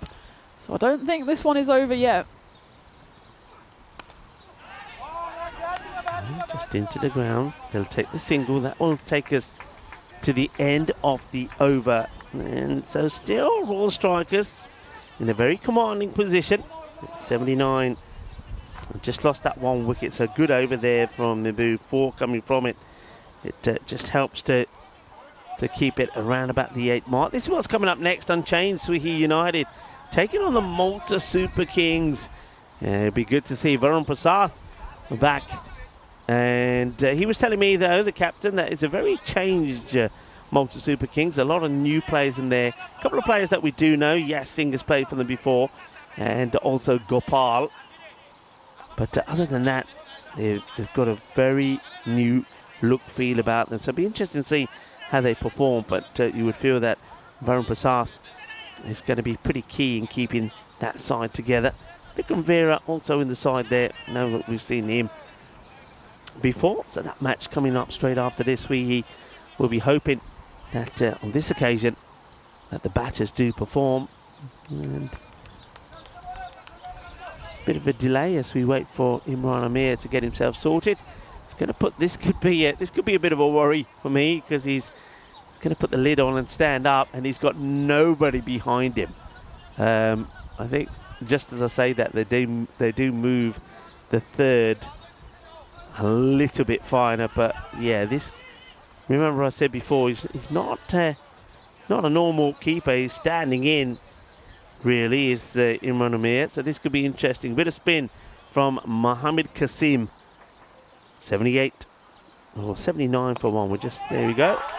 Played away beautifully. It's going to be 4 runs. And I like this approach from Prakash. There's no point putting pressure on yourself. If it's there, go for it. And he picks up his first boundary.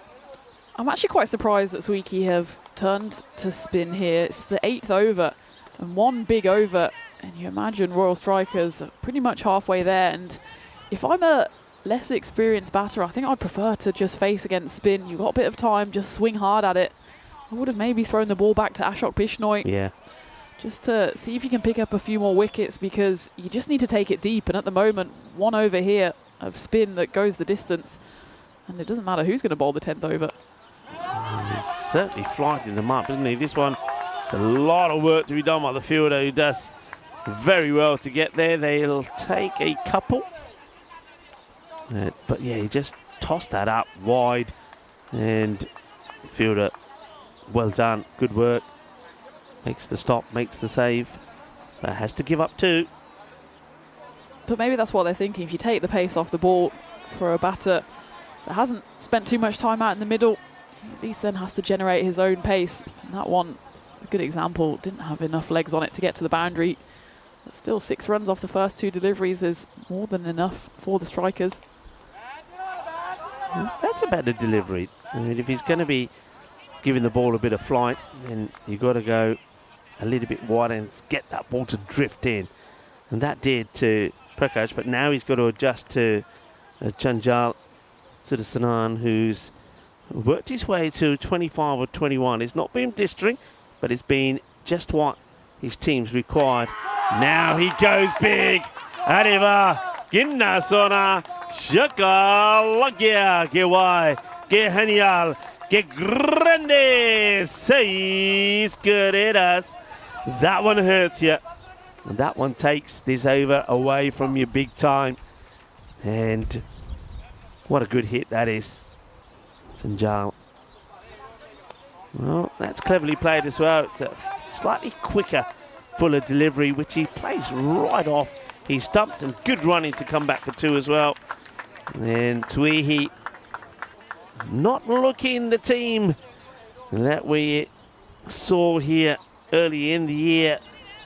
They look frustrated as they look like they're going to be going down here. I'm going to start with a loss, you would think. That's looked like it was going to be very wide, but the batters will take another single. And it's a very good over for the Royal Strikers. 16 will come from it, so the gamble to go to the spin of Kasim doesn't work. And they are almost there. Just 9 runs required. And how big does that make Game 7 coming up for Swieqi United? As well, there's only 2 games for them today, and they really can't afford to go winless through the first half of this group stage. So we're going to see how they fare against Malta Super Kings. That's in about 25 minutes' time. The Royal Strikers still need 9 runs here. As you said, Rico, they turned to spin, didn't quite pay off, and they need miracles here. They've turned to Ashok Bishnoi, which is probably what I would have done in the previous over, but it's easier to call it here from the commentary cage.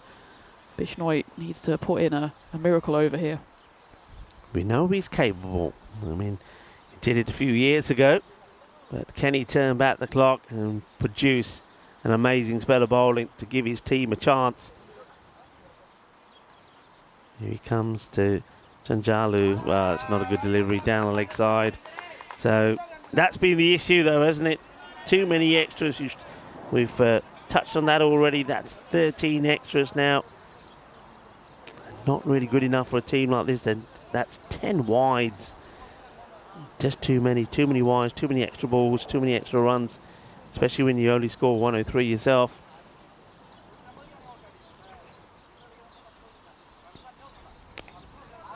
Defensively played, don't need to take any risks. And 8 runs just required, and I think the batter's probably thinking, certainly Sudasanan is thinking, well, if I get 2 loose deliveries, put them away, we'll win the match. And what a start that would be for the Royal Strikers. As you said, Tina, Swieqi got a tough one coming up again, straight up against the Malta Super Kings. Royal Strikers will take on the power hitters. And, well, speaking of power, that's hit pretty well, but well stopped, just a single. Power hitters also played in February. They had a 3-5 record and got some good players as well. They're a team, a lot of Singhs in the side, Happy Singh and Chamkaur Singh, probably the key players, but keep an eye out for a bowler, just nice simple name, Surab, but he was outstanding. I really liked him in February, and in fact I was talking to, this one's just going to be played away, going to take on the single, got to be good here, and I think they'll get there. Only a direct hit, I think, would have troubled the batter. It's not going to be, and Gurjeet Singh, if he hit the stumps, I think he would have had his man. Have a look here. Direct hit probably would have troubled him, but he's well in as the bowler eventually takes the bails off. Yeah, Surab bowled beautifully, and I was talking to a lot of people, even in the sort of academy national team setup, that were looking at him. Let's see if he impresses again this time round.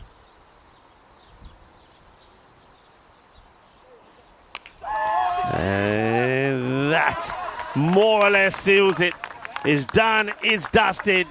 It's going to be 6 runs to finish this match, and it is going to be a shock defeat for the defending champion. Swieqi United are going to get beaten here, and the Royal Strikers, and this is the Royal Strikers missing several good players that represented them in the European Cricket League early in the year.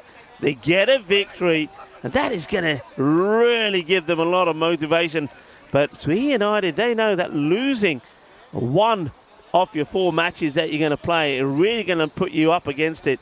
And it's not going to get easier for them in the next match when they take on a team that we're looking forward to seeing after a few years being absent, the Malta Super Kings. But what a start, Tina, for the Royal Strikers. What a start, and it was the opposite of a good start for Swieqi United. It was 5 free wides in that first over, and well, it was that opening partnership that was worth 76, which made us think maybe even the bonus point win was on for the Strikers, as it was Ashwin Raju, the captain, leading the charge with his wicket-keeper teammate Shanjal Sudasanan, 37 and 41 respectively.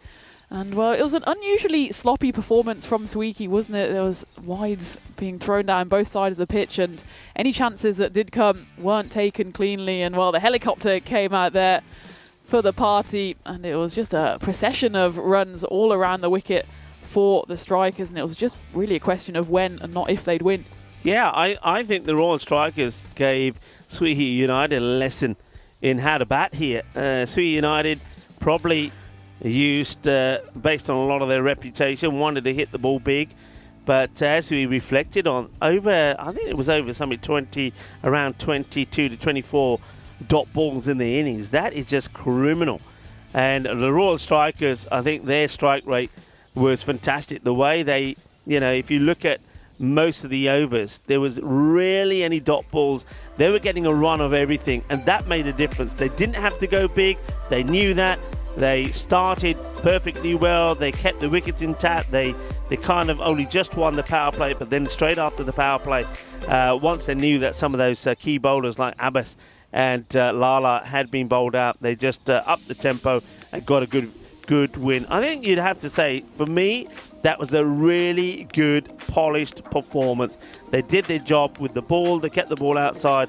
They stumped the Swieqi swung and missed, and then with the bat, they did what they would have been told to do, get bat on ball and take the single. So very well done, and it's going to end up being a very good victory for the Royal Strikers, and they'll do it with 8 balls to go as well. And the bowling figures there, well, I think Bishnoi will be disappointed with his line.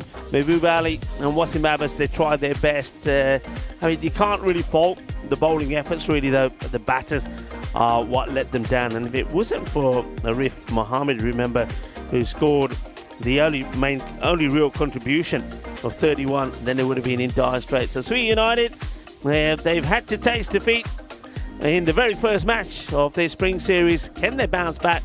Well, we ain't got long to find out, because they're going to be back in action in the next match. They will be taking on the Malta Super Kings. Join me, Rika Fool and Tina Goff, when we return in around 10 minutes time.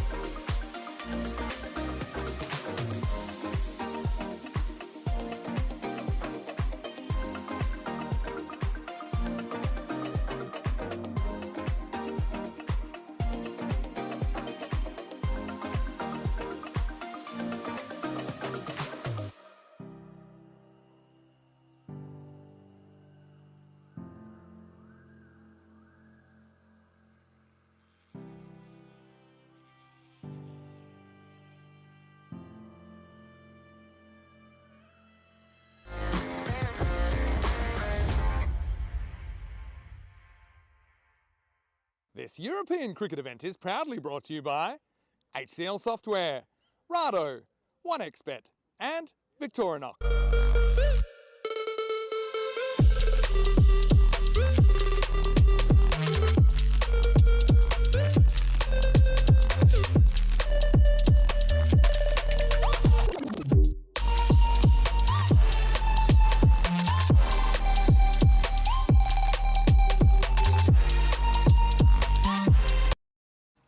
Hello viewers and welcome back. Match number 7 is one that a lot of people are waiting for. Not only will we see the hard-hitting Swieqi United in action, they're playing their second match in the day, but we'll also see Malta Super Kings. Now this is a team that we haven't seen on the network since 2022. They're a good team, they're a strong team. Two big giants coming together. Let's see what happens first at the coin toss. The Super Kings to call. Ooh. Heads. Heads is a call. And it's a tails. We bet first. They're going to have a bet first.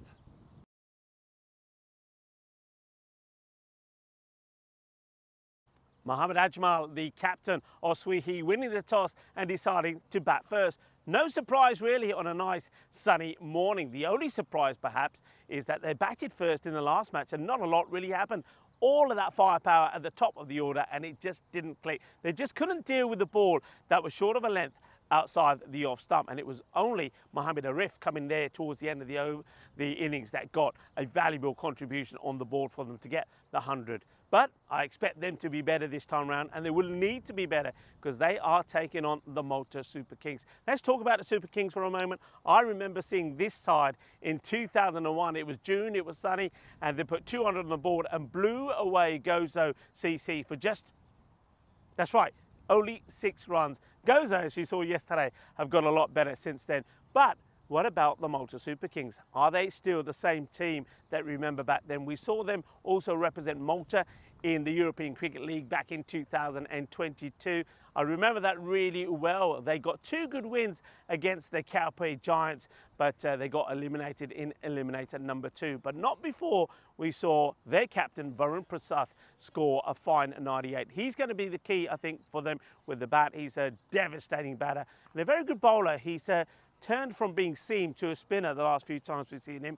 So he's going to be very key. Something like Yash Singh is going to be good, and then also Gopal. But there's a couple of new players in the side as well. Be interesting to see how they perform. Tina, this is going to be an exciting game. 2 teams that really do like to club it. Well, are we going to see some clubbing action? We'll have to wait and see. Over to you, and it will be once again Swieqi United having a bat first. Thanks very much, Rico. I do hope that we do see some clubbing out here, and for Swieqi United, it'll have to be second time lucky as they fall to the first defeat actually that they've tasted all year, having gone through the 2025 series in February without losing and claiming that title, but they've got off to the worst possible start here as they come back into game 2, game 7 in the whole series unchanged. As for Malta Super Kings, Varun Prasad is the star name there. He'll be leading his side. And as Rico mentioned, Yash Singh, he's someone who can be dangerous with the ball as well. Vikram Verma, we've seen him before on the network playing last year. But otherwise, quite a new side for Malta Super Kings. It'll be certainly interesting to see how they go. As for Swieqi United, well, I think it's maybe a bit too early to call it last chance saloon.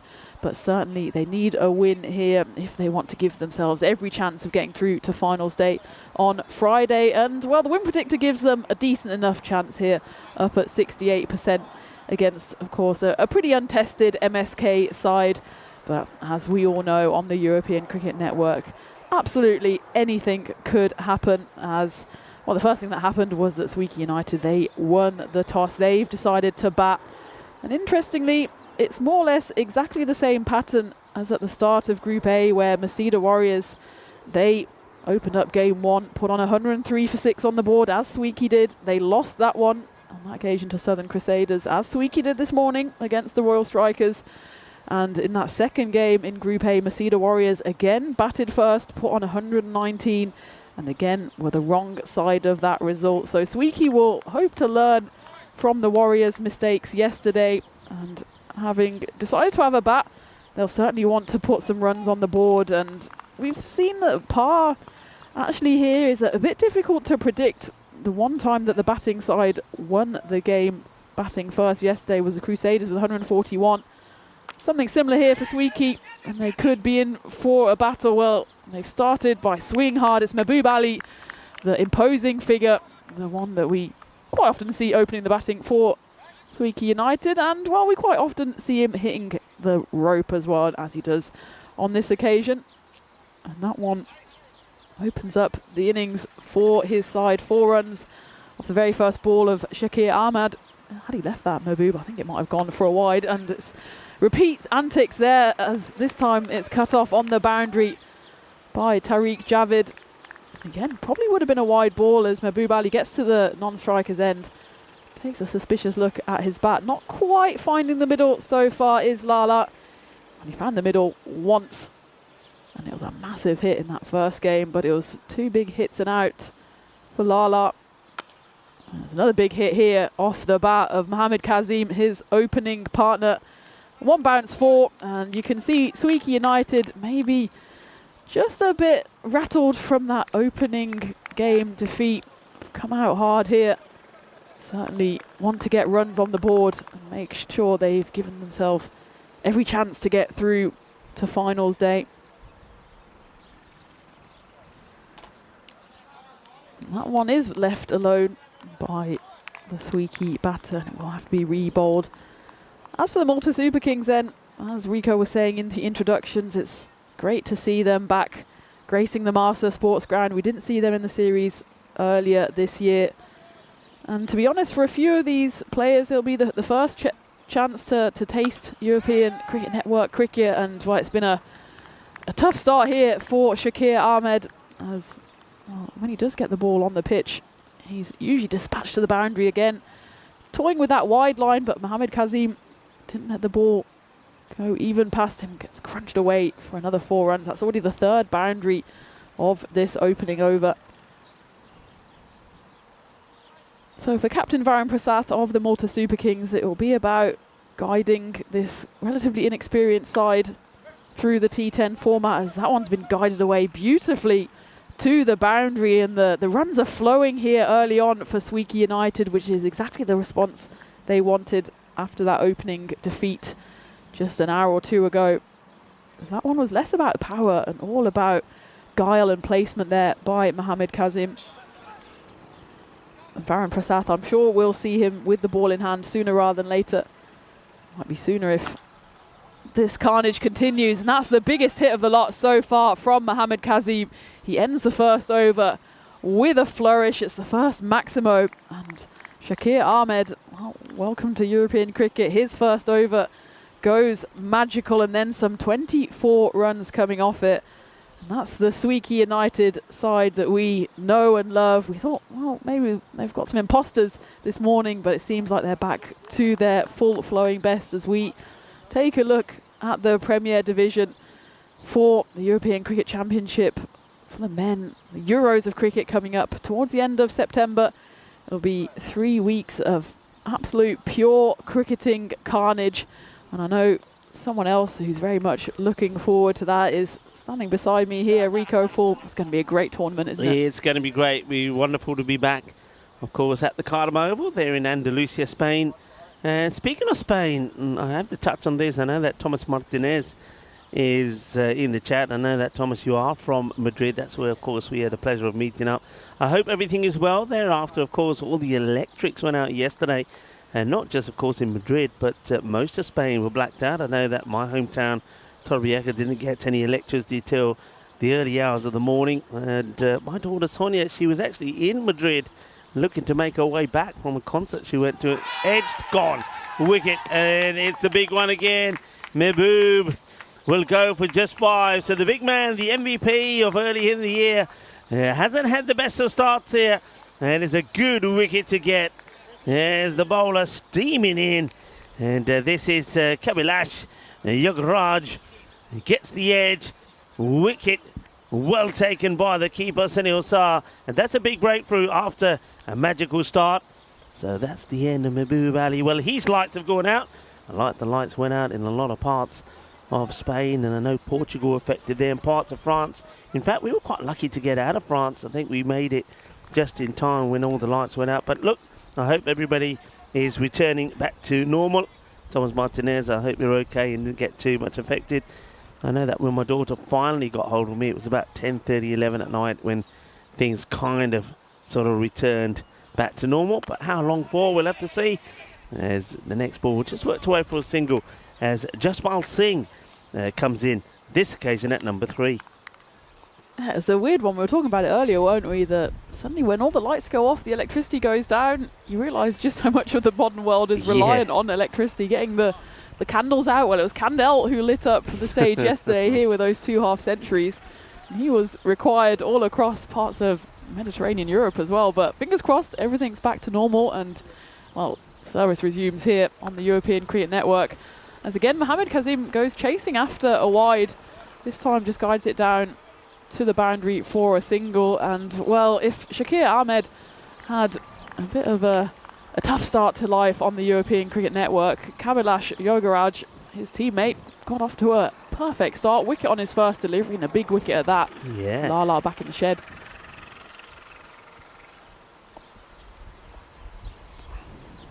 That's well bowled by Kabilash. He's not the quickest or the tallest bowler, but he's just bowling those tight lines, not giving Jaspal Singh, the new batter, any kind of room. I like what he's doing, yeah. He's got a skiddy kind of action. He's got a purpose about him as he comes in. And Jaspal Singh just being given the number 3 spot ahead of maybe Gurpreet Singh and also the captain himself, Ajmal. And this is what the issue was before, really, in the earlier match for Swieqi. They don't want to go back to that again. It's they're swinging and missing these balls outside the off. And they need to really get bat onto ball and at least take something from him. It's a nice delivery. It does sort of come back into him.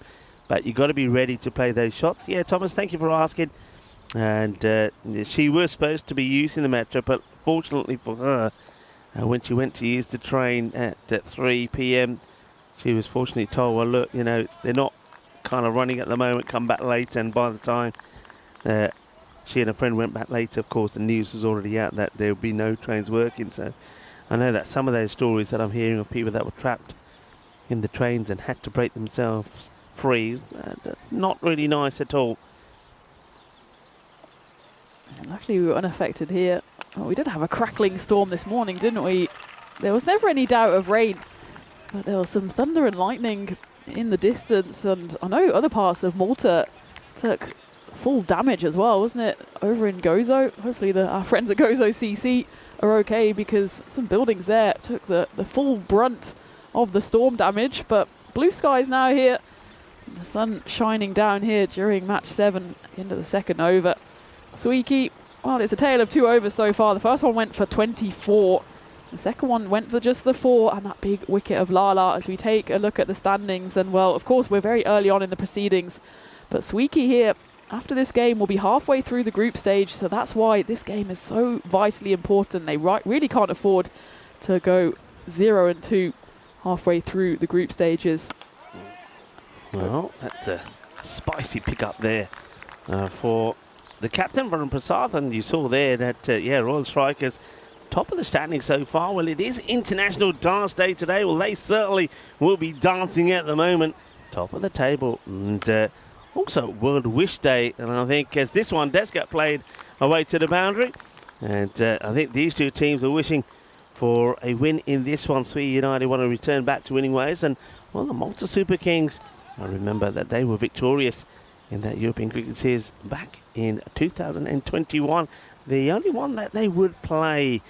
And then I know that the team sort of got kind of broken up for the other series. The players have been distributed between other clubs. But good to see them back. Oh, well. For a moment, I thought that was going to go in and hit the stumps as Jaspal Singh just backs away, because there was a little bit of talk there from the man at backward point about something. So he backs away and then says, well, just in case, I'll still play it. And he does one-handedly. So this is Amir Rizwan with the ball. Well, if there's any doubt about the talent in the hands of Jaspal Singh, well, he hit that one away almost to the boundary one-handed. when the pressure was off? Can he do it with two hands when the pressure is back on? He strikes it to the fielder. No run. Well picked up. And pretty tight in the field, that Shakir Ahmed. And like you said, he didn't have the best of starts, but does well keeping that to no run. Yeah, so it's weird the stories coming out of Madrid. Obviously having to break yourself out of a train is not nice. Well, it's a nice shot there as it's just stroked away down the ground by Jaspal Singh. 6 runs, taking Swieqi up to 38 runs. Breaking yourself out of trains, having to walk instead of taking a taxi. But I also heard people, for example, they were halfway through having their hair cut, then the power went out, so they've ended up with half a haircut, which I suppose in the grand scheme of things, not too bad. Well, I suppose it depends how your hair is cut. I suppose if it's cut by scissors, it's probably not so bad. But of course, you're not going to get the blow dry afterwards or any of that stuff. But yeah, the other thing it also reminds us, Tina, is that's just not out the middle, but it's going to just get over that fielder who's inside the circle at square. They'll take a single, so maybe a little bit of luck going Swieqi's way. But it also reminds us that I think in the modern day, we get so dependent now on leaving home without any real money, any cash, because we rely on, of course, everything being perhaps on our phones or just taking cards with us. That, things sometimes could be another, and it will be another. Well, cashing in is what Malta Super Kings are doing, as they'll take another wicket. The batter just stays and practices his shots, and then we'll have to go. Mohammed Kasim will go for 19 of ball number 6. Is another good breakthrough here. Well done to Amir Rizwan. And that happens right at the end of that over as well. Swieqi United a 39 for 2. But yeah, just we just got to maybe get into the habit of just carrying a few notes with us as well, because you never know when they can come in handy. Yeah, absolutely. And that was a handy wicket to take for MSK right at the end of the power play. It's Mohammed Kasim, again the 2 openers back in the shed, combined for 23 runs this morning and 24 runs in the second game, which more or less underlines why Swieqi United are in a spot of bother here. You can otherwise usually rely on Lala and Kasim to cash in on the runs. On this occasion though, Swieqi 39 for 2, not the kind of power play that saw them propel themselves to the title just a few months ago, but it's been a great start for the Super Kings. And the captain looks like he wants to keep the good times rolling as he brings himself on to bowl Varun Prasath. He's actually 1 wicket short of his half-century on the network, 49 wickets in 27 matches. Well, he's going to have to start with a big Maximo, as that was a bit of a filthy drag down, and Jaspal Singh doesn't need a second invitation to hit that one. Yeah, got to be just a little bit careful here, the Malta Super Kings. I mean, Varun Prasath, I'm sure he'll come back after that loosener. But you've got 2 batters in there. Jaspal Singh is keen to show what he can do. We know he's more than capable. And Arif Mohammed gets sent in before Mohammed Ajmal, and he finished very well for Swieqi United in the last match. He was the only batter to actually score any real runs. He scored 31. So just got to be a little bit careful here. I think where they put the ball, and don't allow these two to get 2 or 3 good overs in that could maybe take this match away from them. That's a better delivery from Varun Prasath, but I can't believe that's gone for 4 byes, Tina.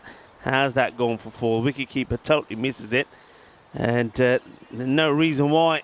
He was standing just the wrong line, wasn't he? He was standing outside off stump, and that ball didn't go too far beyond the off stump there. And it's Sunil Shasar with gloves in hand. Well, he didn't get his gloves anywhere near the ball on that occasion. And Varun Prasath, well, the first one was a bit of a hit me ball. That one was a decent enough ball, but both of them end up beyond the rope. So despite that wicket at the end of the third, 10 runs coming off the first 2 here, but that's the kind of bowling we're used to seeing from Varun Prasath. He's got a big job on his hands here just to guide this side, as well, MSK, I know a few of their players have played here, there and everywhere across the Malta sides, but Prasath is certainly one with the most experience in this side. And again, that one just gets squeezed away, and Swieqi maybe showing signs of having a bit of the luck that wasn't on their side in that game this morning. Yeah, I agree with you. There was one that got skied up earlier and just went over the square leg. And got 4 byes there. Third man is running on for something here. Is it a change of helmet or something's happening here? And like- well, there take we it. Not a lot's happening. He came out with 3, and Arif Mohammed said, "No, I didn't call for 3 helmets." Yeah, well, since the third back hasn't got off the mark yet, and well, he's lucky he gets a bit of bat on this. This outfield is so quick. It's just like a carpet on the Iba as that races across the outfield. There's hardly anything on this, but it just doesn't stop. Just keeps going and going. Goes all the way. A lucky 4. So yeah, as we said, sometimes a little bit of luck needs to change, and that can make all the difference. 50 up then, inside the 4 overs. Liking this one, just going down the leg side, says the umpire. But good finish. Varun apologises for the appeal. Where does this pitch? I think it's about where this pitch is as well. Yeah, pitch is outside leg. Can't be out anyway, though it does trap him back on the back foot. End of the over. And 54 for 2 after 4. That Prasath over didn't really deserve to go for 15 runs. There was those 4 byes in there, which you could do nothing about. Then that inside edge that went for 4 as well. So it was a bit unlucky from the Malta Super Kings captain there, but I'm sure he'll come back for his second over at some point in this innings, and he'll play a big role with the bat as well. He's got over 2,000 runs on the network, and you'd expect he'd have to put himself pretty high up in that lineup to try and guide his side to wins here in this Group B. Go into the 5th over. Yash Singh has come into the attack, and well, that one was a bit slow, wide, and not very handsome. Because it was so slow, it's actually not going to go to the boundary, but they do manage to run through for 2, and it will be wides on top of that. On that occasion, Sunil Sar, with the gloves in hand, couldn't do much about that one. Not a good delivery. Yash Singh, I mean, he's one guy that you'd expect to perform well, as we have seen him play before. He did play for the Malta Super Kings. And that's better. Getting the keeper well. Well, I tell you what, I was giving Imran Amir a hard time in the last match, but I'm not really sure. I mean, he has taken a catch behind the stumps. Of course, he removed Mahbub Ali with a pretty sharp take, but he just, against the slow bowling, he just can't get his positioning right. Yeah, he's repositioning the fielders there, but I think he needs to worry about getting the ball into his gloves. Well, he's taken a couple of steps back here just to maybe get his eyes on the ball. That one, though, he won't have to do any work as it's just knocked away into the leg side. And it's the captain, Varun Prasath, out there doing the fielding. Yash Singh here, clearly he wants to toss the ball up, as they've noticed that Swieqi United, of course, want to swing and swing hard. And well, there's a peel here, and it will be given, caught behind. I was going to say that Sunil Sar, well, he's going to have a job on his hands to get the stumping as Arif Mohammed comes dancing down the pitch. In the end, though, he does take his second grab of the day. So he's not comfortable on stopping the ball when actually no one gets anything on it. But when there's a nick, he turns into prime MS Dhoni. And that's a nice grab, actually, because it goes in between the bat and Arif Mohammed. That's the 3rd wicket to fall for Swieqi United as they find themselves halfway through the 5th on 60 for 3. A good one to take. Arif Mohammed, we know he's a powerful hitter. The ball, he did decide to go after Yash Singh. So Yash Singh does well, draws him out. But yeah, I was thinking the same as you, thinking, well, the thing is, the keeper size standing a little bit too far back. But Sunil, he gets the catch as it takes a bit of the edge. Well done to him. So he gets his second victim, Yash Singh, after a not the best of starts with the big wide. Will come back and get the wicket. So Gurjit Singh, got the 2 Singhs out there now. And, let's see how he goes. Didn't have the best of first matches, but he's going to play that one away to the fielder. Bounces a couple of times. They'll take a single and get off the mark. Well, Gurjit went in at 3 in that first game, and he seems to have done the old switcheroo with Jaspal Singh, who went in at 5. But both of them only managed, well, 6 and 7 respectively. So they've got a bit of a rebuild job on their hands. And we were saying in that game earlier that the advantage Swieqi United have is that they do bat deep. But it doesn't matter how deep you bat if your batters keep on coming and then departing. And at the moment, Jaspal Singh, he's putting up some resistance, 22 off 15. They just need to build a little partnership here to Swieqi. The run rate's not bad, 61 on the board before halfway. It's just whether they can convert that into a 120, 130. That one gets fired back at the bowler, hits his boot, Yash Singh, and diverted to the man out there. Kabilash Yogaraj, who of course picked up a wicket on his first delivery, big wicket as well, of Mehboob Ali. Nice shot though, Jaspal, uses his feet well. That's a second wicket to fall in the over, and again it's Gurjeet Singh going for a big old swing. I don't think that was the right shot at that time of the game. It was the final ball of the fifth. Just get yourself to, well, the imaginary drinks and then regroup at the end of the over. He goes for a big swing, goes down the complete wrong line.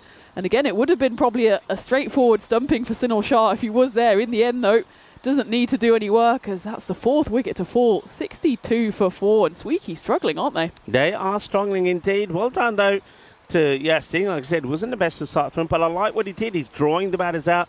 That's how he got both of those wickets, but you can see the difference there. Jaspal Singh comes out and he bats straight, so he's not letting that ball get past him, whereas Gurjeet, there you see him comes out, he goes right across the line, and if you miss it, the keeper's going to be there, get there. Well, either the keeper or you're going to get bowled. In this case, didn't need Senia to do any of the work. The ball does the work. Here's the top of the stump. So this is going to be interesting now. I think you've got the last real pairing in together. You have got other batters that can come in, and we've seen that from Swieqi before, that can come in and score some quick runs. But I think you said it just then. They need a partnership. They need to try again, I feel, to get past that 100 mark. 120, I think, is what they're looking for here. Well, who would have called this as well? The reigning champs here at the Master Sports Ground, Swieqi, and they're not quite facing an exit yet, but 0-2 would leave them with a mountain to climb on the final day of the group stage. Lithium put a good question in, and he was saying, you know, have they played a lot of cricket? Because the way Swieqi are looking at the moment, it looks like they've been starved on some cricket. Is going to be, oh, that one. Oh, that's gone for 6. For a moment, I felt there for Kabilash Yogaraj. He gets his hands in the way, but that could have been nasty. You see, that could have quite easily. Let's go for four runs. It just bounces before the rope, but that could have been nasty. But it's a chance, and it's Singh, Jaspal Singh, that gets dropped there. And he's on 21. He goes again, and this time it'll go all the way. Bolle. And I've said it before, and I'll say it again. Batter goes down, gets dropped, then comes back and hits a big 6, and that's exactly what Jaspal does. Could that be the turning point for Swieqi United? They were facing being 62 for 5. Instead, they're 72 for 4, and that might be a costly drop. It's Kabilash Yogaraj out here in front of us, and it's going to be drilled hard, and this time again it burst through the hands of the man long off. That was certainly the tougher of the two opportunities. He seemed to be caught in two minds, whether to go for the catch, to get out the way of it, or to try and bat it back. In the end, it just burst through his fingers, and that's the third boundary in the row to start the 6th over. And Jaspal Singh suddenly finds himself upping a gear. 39 runs for him, 78 on the board now. Tariq Javed is the bowler who's come on. To be fair to him, he hasn't done too much wrong. He's served up 2 opportunities. That one, though, does drift down leg side, and the chase is on for the wicketkeeper, Sunil Shah, who, well, luckily for him, he's not standing up to the stump, so the chase is not quite as long. This is, I mean, they only take this second. It's actually good from the batters, because the wicketkeeper does very well to get there, but nobody really takes control of either the stump, so the two batters think, you know what, let's go again. Because at the moment, Jaspal Singh wants to stay on strike. He's hitting the ball pretty well. He's the one they want to see the back off. And he's going to be gone here, though. That's cleverly bowled by Javed. He knows that Jaspal is going to be coming down the track to him. He bowls this a little bit wider and across him. Jaspal does get back onto ball, but he goes into the hands of the fielder. No mistakes this time after being dropped on 2 occasions. Dropped on 23 and 33. Both not easy, but not dropped this time. That's the end of Singh. He'll go for 39 off 21 balls. It's one of those where he tries to give himself room down the leg side. In the end, finds himself reaching for the ball outside off stump and can only squeeze it through to that floating fielder, kind of fly slip region, or the short third, which gets so many catches in this format of the game. And it is a solid catch there after Jaspal Singh had 1 or 2 lives, but it was third time lucky, and Delanga Gunasakera was the one that took the catch. First wicket for Tariq Javed, and it's Mohammed Ajmal who's being joined out in the middle by Aaron Ramasan. So 2 brand new bowlers at the crease, 2 brand new batters at the crease. And again, we're talking about partnerships. Well, it's 1-2 wickets gone there. This one just worked away by the left-hander. They will run through for 1. It's been an eventful over, 19 runs coming off it. And that wicket, as we get to the end of the 6th, 81 for 5. But every time Swieqi look like they're just building up ahead of steam, again the wicket crashes through any momentum that they might have. That 5th over by Yash Singh went for just 8 runs and those 2 wickets. And then there was those 3 back-to-back boundaries off the bat of Jaspal Singh. We thought, okay, well, this is Swieqi really getting into gear. But then again, the wicket falls. And that's why at the end of the 6th, we're well into the middle to lower order of Swieqi, and they just need someone to stand up and be counted here. Yeah, they got 2 guys who are going to hit the ball pretty well. Mohammed Ajmal, he's shown us in the past. And Arun Ramisan, remember, he came out and he hit the 2 balls he faced for 6. So, well, this is high in the air. Should be gone. It's going to be taken eventually. And that's the end of the captain, Mohammed Ajmal. He gets a wide delivery, which again, no footwork. No footwork, he's just swinging, he's reaching at it. And the chances when you're playing like this is the ball just going to go straight up in the air. Well, there's a bit of a wobble, but the fielder on this occasion does hold on to it. And that's well taken by Jay Gosalkala. And now really is feel that Swieqi United, they could have a big trouble, a big wobble here. Ramasan is there, but it's probably going to be joined now perhaps by, well, I keep saying by Abbas, but we've still not seen Abbas coming out there. I wonder if he does come out here or not. But going back to that question, I know that some of the players have only just returned from their sort of vacations. I know that Mahbub Ali was saying that he's just come back from not long ago from Pakistan himself. So, yeah, you're probably right. Probably a lot of these players haven't had too much practice out there in the middle. As it's Imran Amir who gets given the call before Wasim Abbas. Well, they don't have too much time to get themselves into some kind of form because, as we've reiterated, it's only 4 group stage games. So Swieqi United blink and suddenly they've picked up 2 losses in 2 games and they've only got 2 games left. So yes, a lot of them might have been putting their feet up and relaxing over the last few weeks, but the same could probably be said for the Malta Super Kings. It's still, of course, early on in the season, not hit May yet, and for Swieqi United, they need to hit some kind of form. As there's just a slight delay here. Discussion between Imran Amir and the umpire, and Yash Singh, he's picked up 3 wickets. Still got 5 balls left. That one's hit hard down the ground. Should just be a single, and certainly not what we expected from the champions of that series a few months ago. And let's not forget, they went unbeaten on that occasion. There was that one washout, but otherwise 7 wins from 7 in the group stage. And then they won pretty convincingly. They beat Hamrun Stallions in the final by 7 wickets. So it wasn't a fluke victory.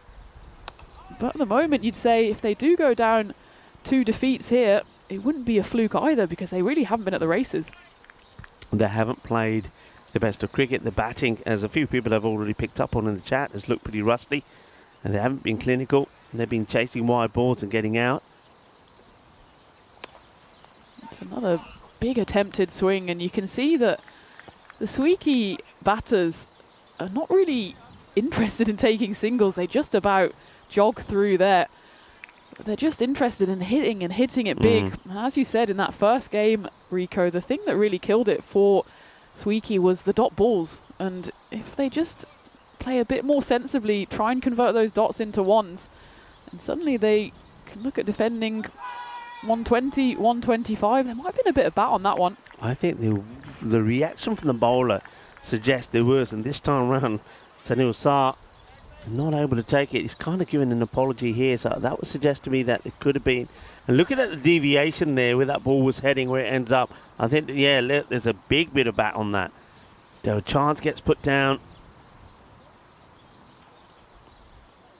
he's just bowling with a bit of guile here, and will they take the 2 runs? They should take it actually easily, as the man right on the boundary, Jay Gosalkar, has to come tearing in.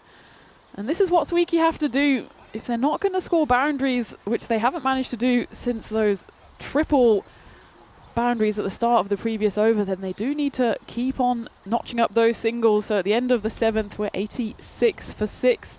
So we take a look at the calendar for 2025, and I think we can christen it Manic May because we've got 4 events, and that doesn't even include that little weekend in Corfu, which I'll be involved in, not in the commentary tent, but on the field. On the field. And otherwise, Jersey, it'd be great to go there for the first time for the Liberation Series. And where are you heading in the next few weeks, Rico? Well, for me, I'll have a bit of a break, and then I start up again in Estonia.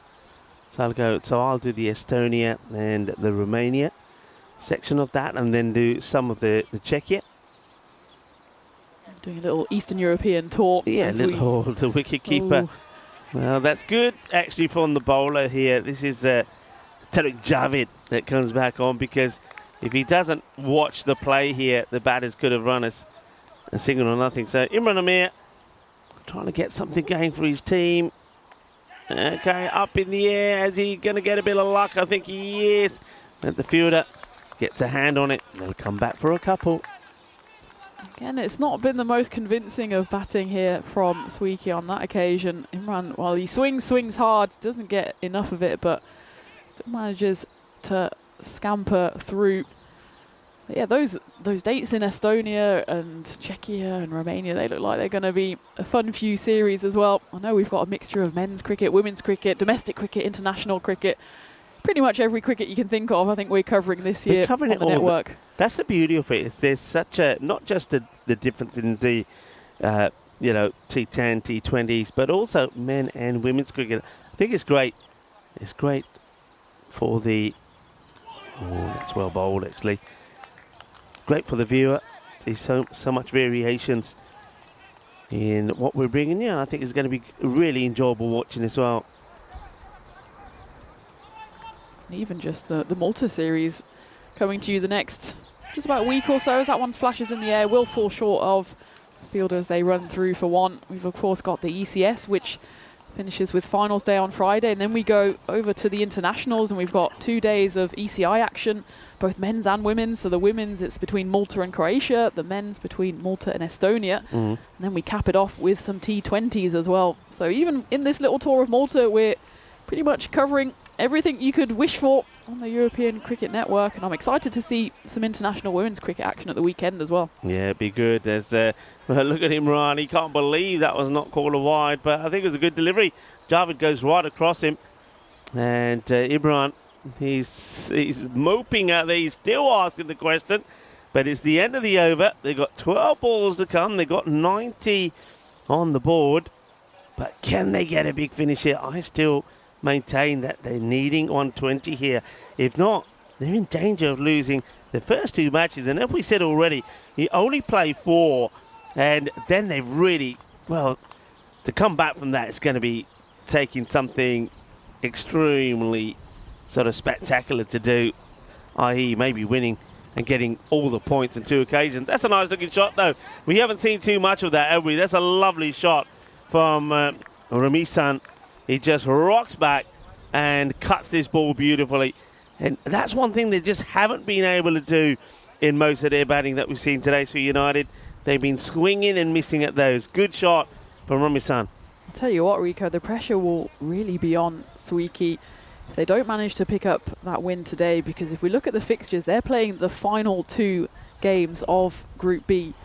So they need to at least get into a position where they've got something to play for. And what you don't want to do is go into that final game needing a win or even a big win. Yeah. And you're then relying on the efforts of other teams, or maybe other teams slipping up. So they just need to keep themselves in it here, Swieqi, and certainly getting over 100 would be a good place to start.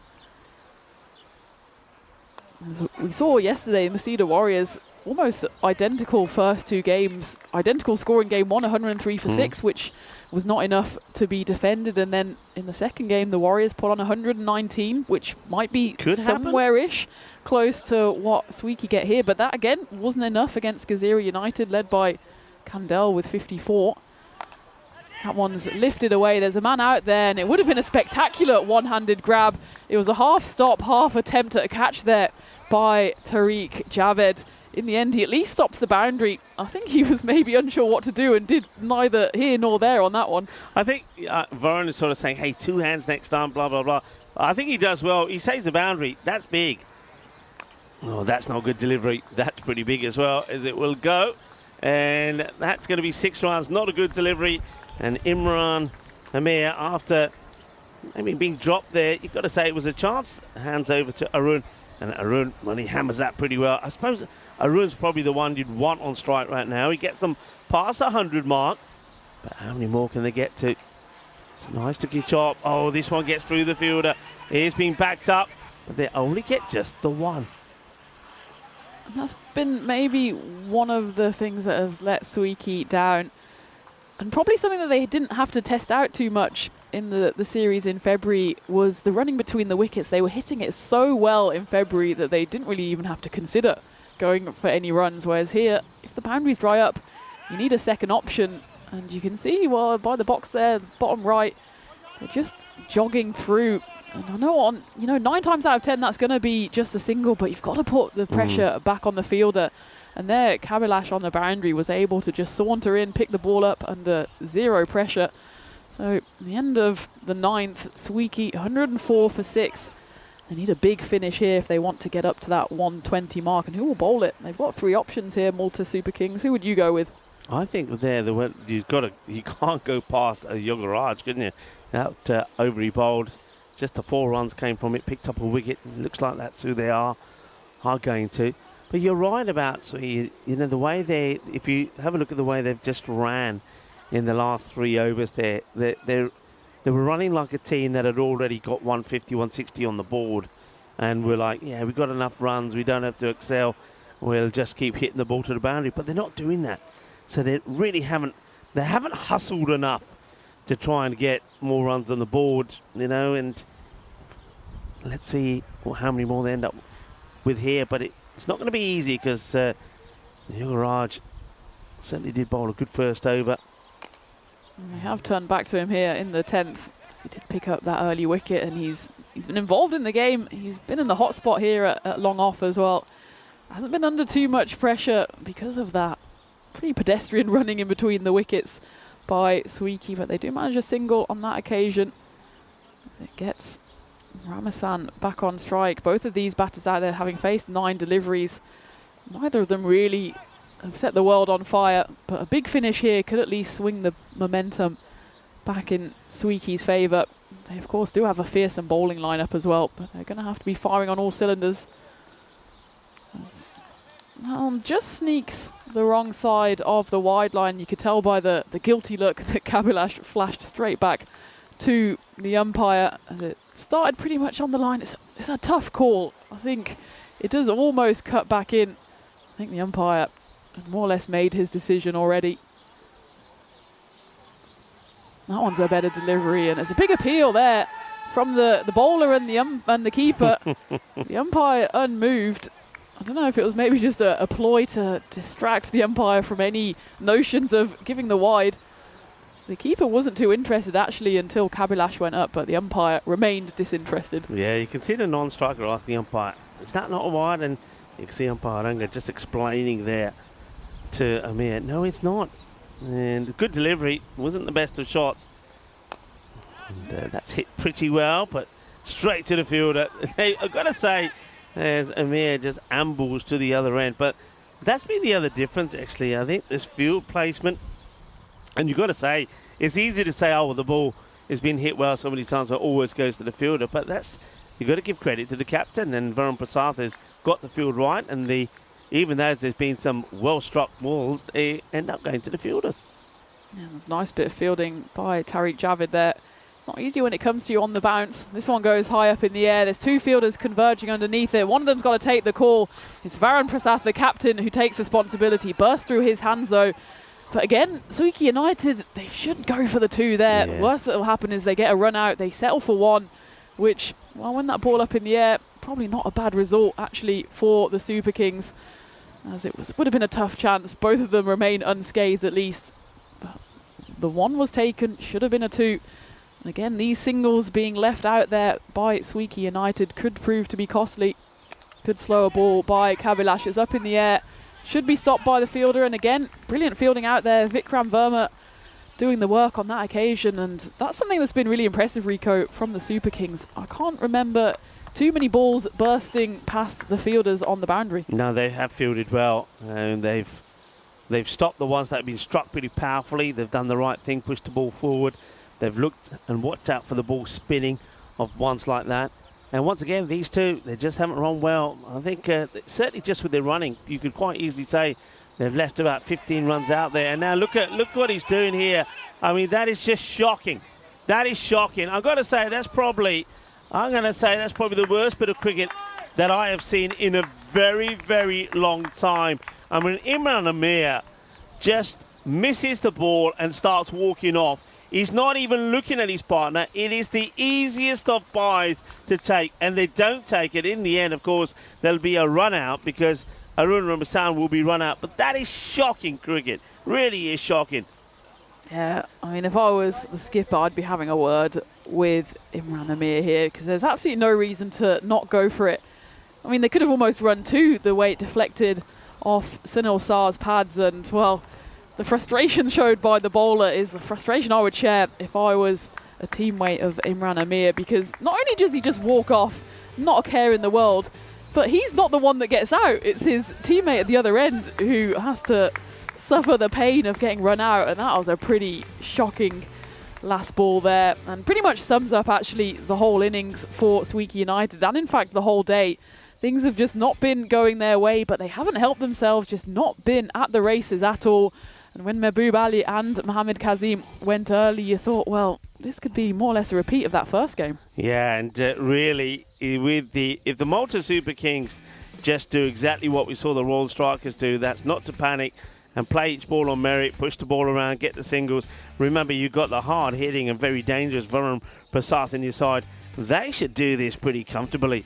And Swieqi United, well, I have to say, they haven't played like champions, and that last bit of play that we saw there was, well, let's just say it's pretty poor and pretty disgusting, really, and it probably sums up, or should sum up, their day here so far. So the Malta Super Kings, they're in a very good, strong position here to notch up a win, and a good win it would be from them, because they've been absent from the stage, the European cricket stage, for a few years. Yeah, certainly a good performance from them to reintroduce themselves to the European Cricket Network, and well, it was a good buy there from Imran Amir as he swung and missed at the final delivery and just sold his teammate Aaron Ramasan up the creek without a paddle, and a pretty disappointing end to the innings for Swieqi United, and a disappointing performance all round, as it was only really Jaspal Singh who chipped in with any kind of notable contribution. He scored 39 off 21.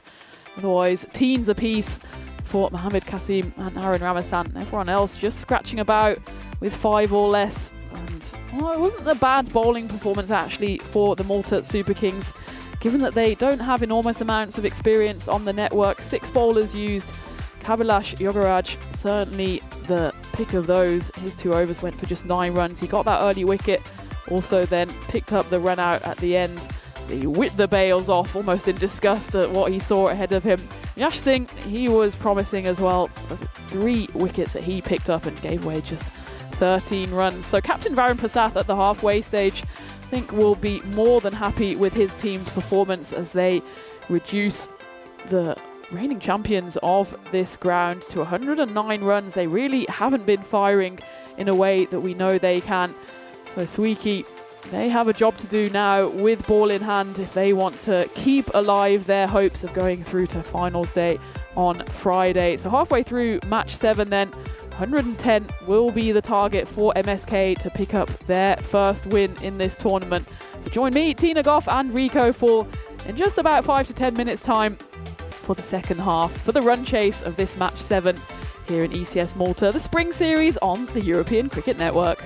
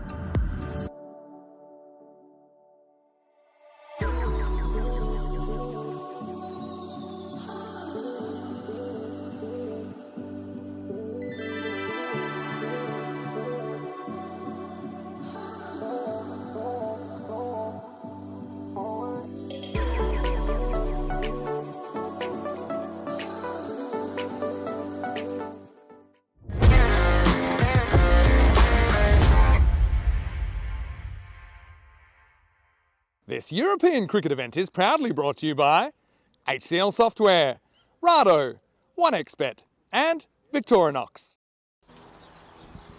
Hello and welcome back to the glorious setting here in Malta, as there's not a cloud in the sky.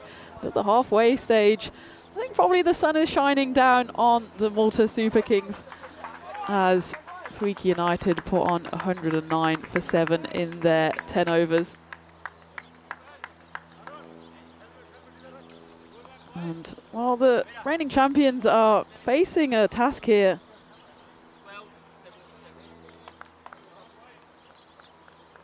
to stay in the competition, as we mentioned previously, it's only 4 group stage games, and losing one as Swieqi United did this morning means that you've got a tough task to keep in touching distance for the top 2 places, and if they want to pick up 4 points here, they'll have to restrict MSK to 76 runs or less.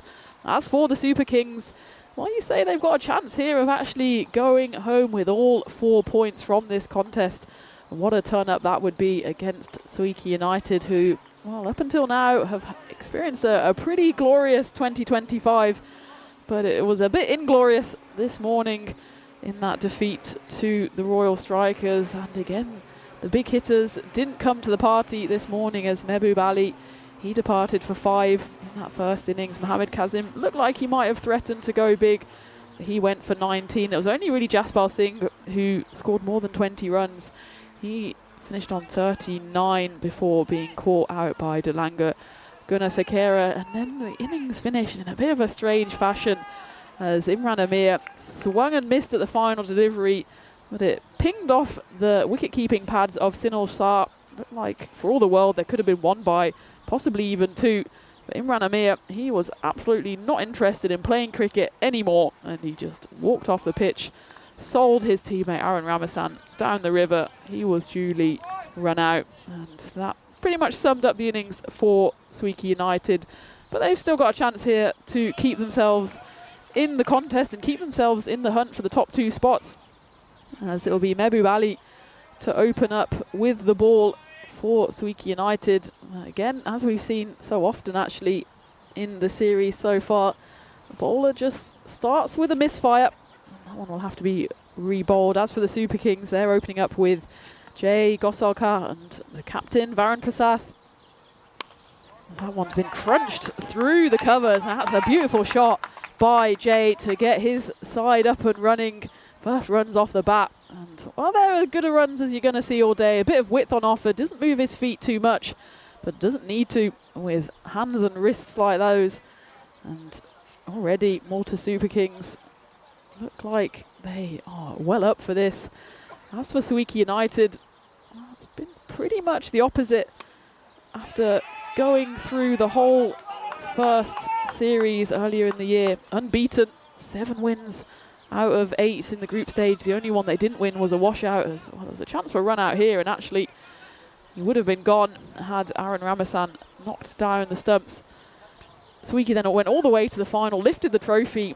Even the final was a bit of a procession as they beat the Stallions by 7 wickets. So it's only this morning that they've tasted defeat for the first time on the network in 2025.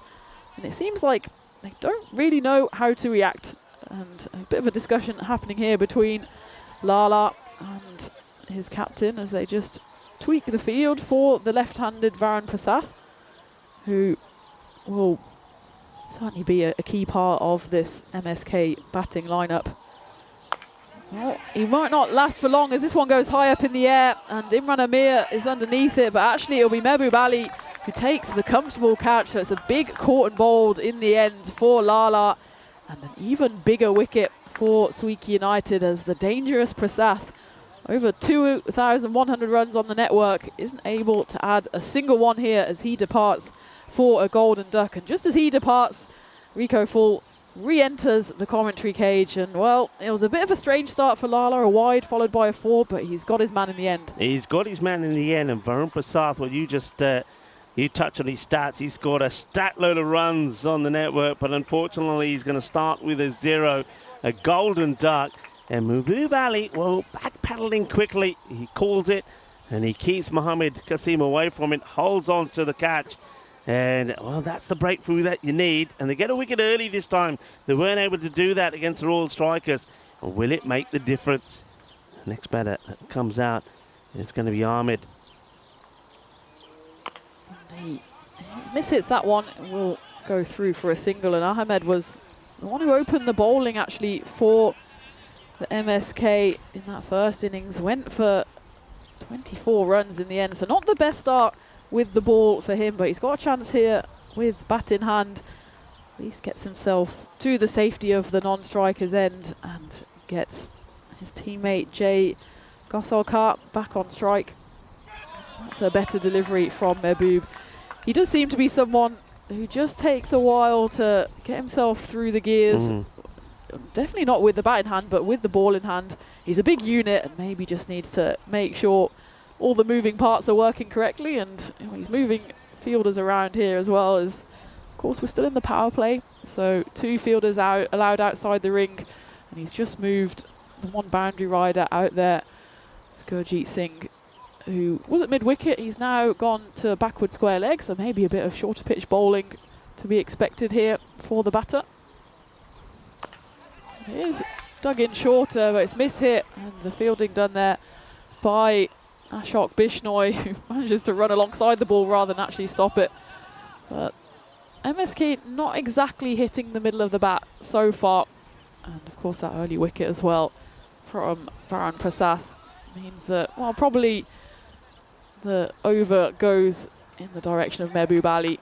And we see that the number of matches since a golden ball ticks inexorably further along, 113 now, and of course we've got 7 matches a day on the network at the moment, so that score is just going higher and higher, and I don't like it one bit, Rico. We've got to do what we can to stop it. Well, it could be a bit of a competition, whether it'll be we're asked to do it here in Malta or Phil G does it in Belgium, but yeah, we do need to reset that clock. Ashok Bishnoi will bowl the second over. We struggled with his location a lot in that last match. He bowled a lot of wides, quite a few down the leg side. We know he genuinely does swing that ball away. When he gets that Yorker going, it's deadly. That's what they need him to do here now. I think that's why they often go to him before they go to Wasim Abbas. So can Ashok get the breakthrough? And of course they should have their tails up here now, because even though they don't have a lot of runs on the board, they've got the big wicket of Varun Prasath. And I mean, we said at the time that Varun Prasath, if he gets going, he could probably single-handedly win this match. But, well, that one, he almost gets it in between his legs and drops it onto his own stumps. Could have been painful. Could have been even more painful if he rolled that one onto his stumps. In the end, though, he does escape. And you're exactly right, Rico Ashok Bishnoi.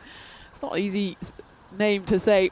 He's usually so consistent, and well, it looks like he's found a bit of his consistency here, as I think he went for 18 in that first over in the first game, and they brought him back, but actually probably brought him back in the end a bit too late, as they turned to spin instead. That option didn't work, and by the time Ashok came back into the attack, it was pretty much curtains as the Royal Strikers romped home.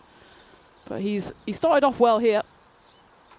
And that one's bounced, and again it's one of those ones that goes pretty much just off a length, but it spits up and the Grizzly goes right up into the grill of Shakir Ahmed.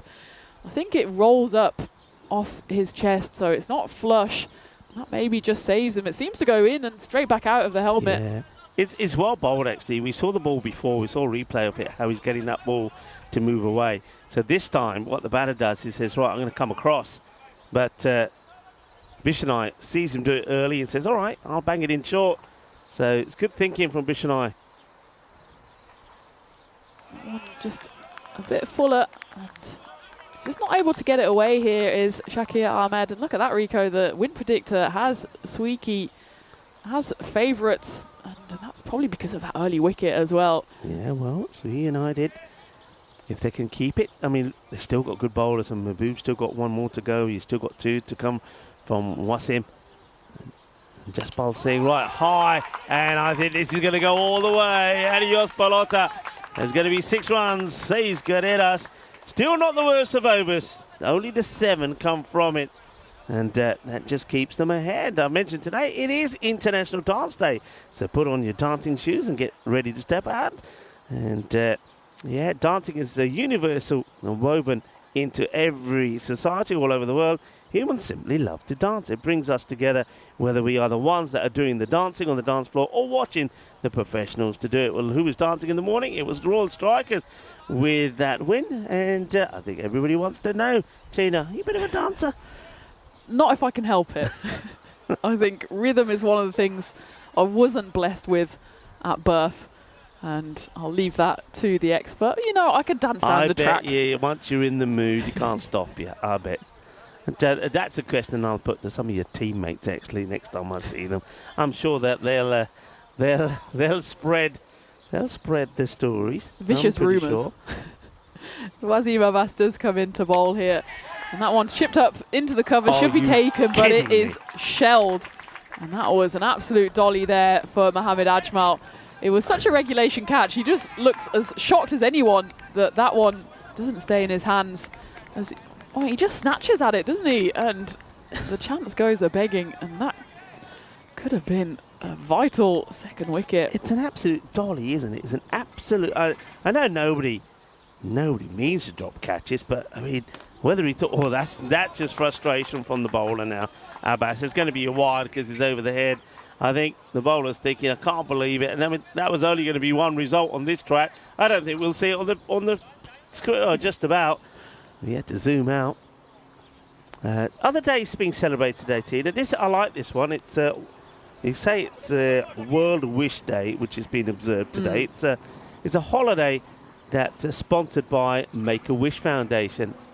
That's going to be another why the slow ball gets wrong this time. So while Abbas tries to find his line, we'll talk about this. It's an organisation that focuses on making the wishes of terminally ill children come true. It's a holiday that even children take joy in celebrating. It's primarily has to do with children, and though all the wishes made, of course, can never be granted, you'll be surprised to know that more than 500,000 wishes have been granted by the Federation since its inception a few decades ago, and many more would be granted in the years to come. So Make-A-Wish Foundation, and that's why we call today is International Wish Day.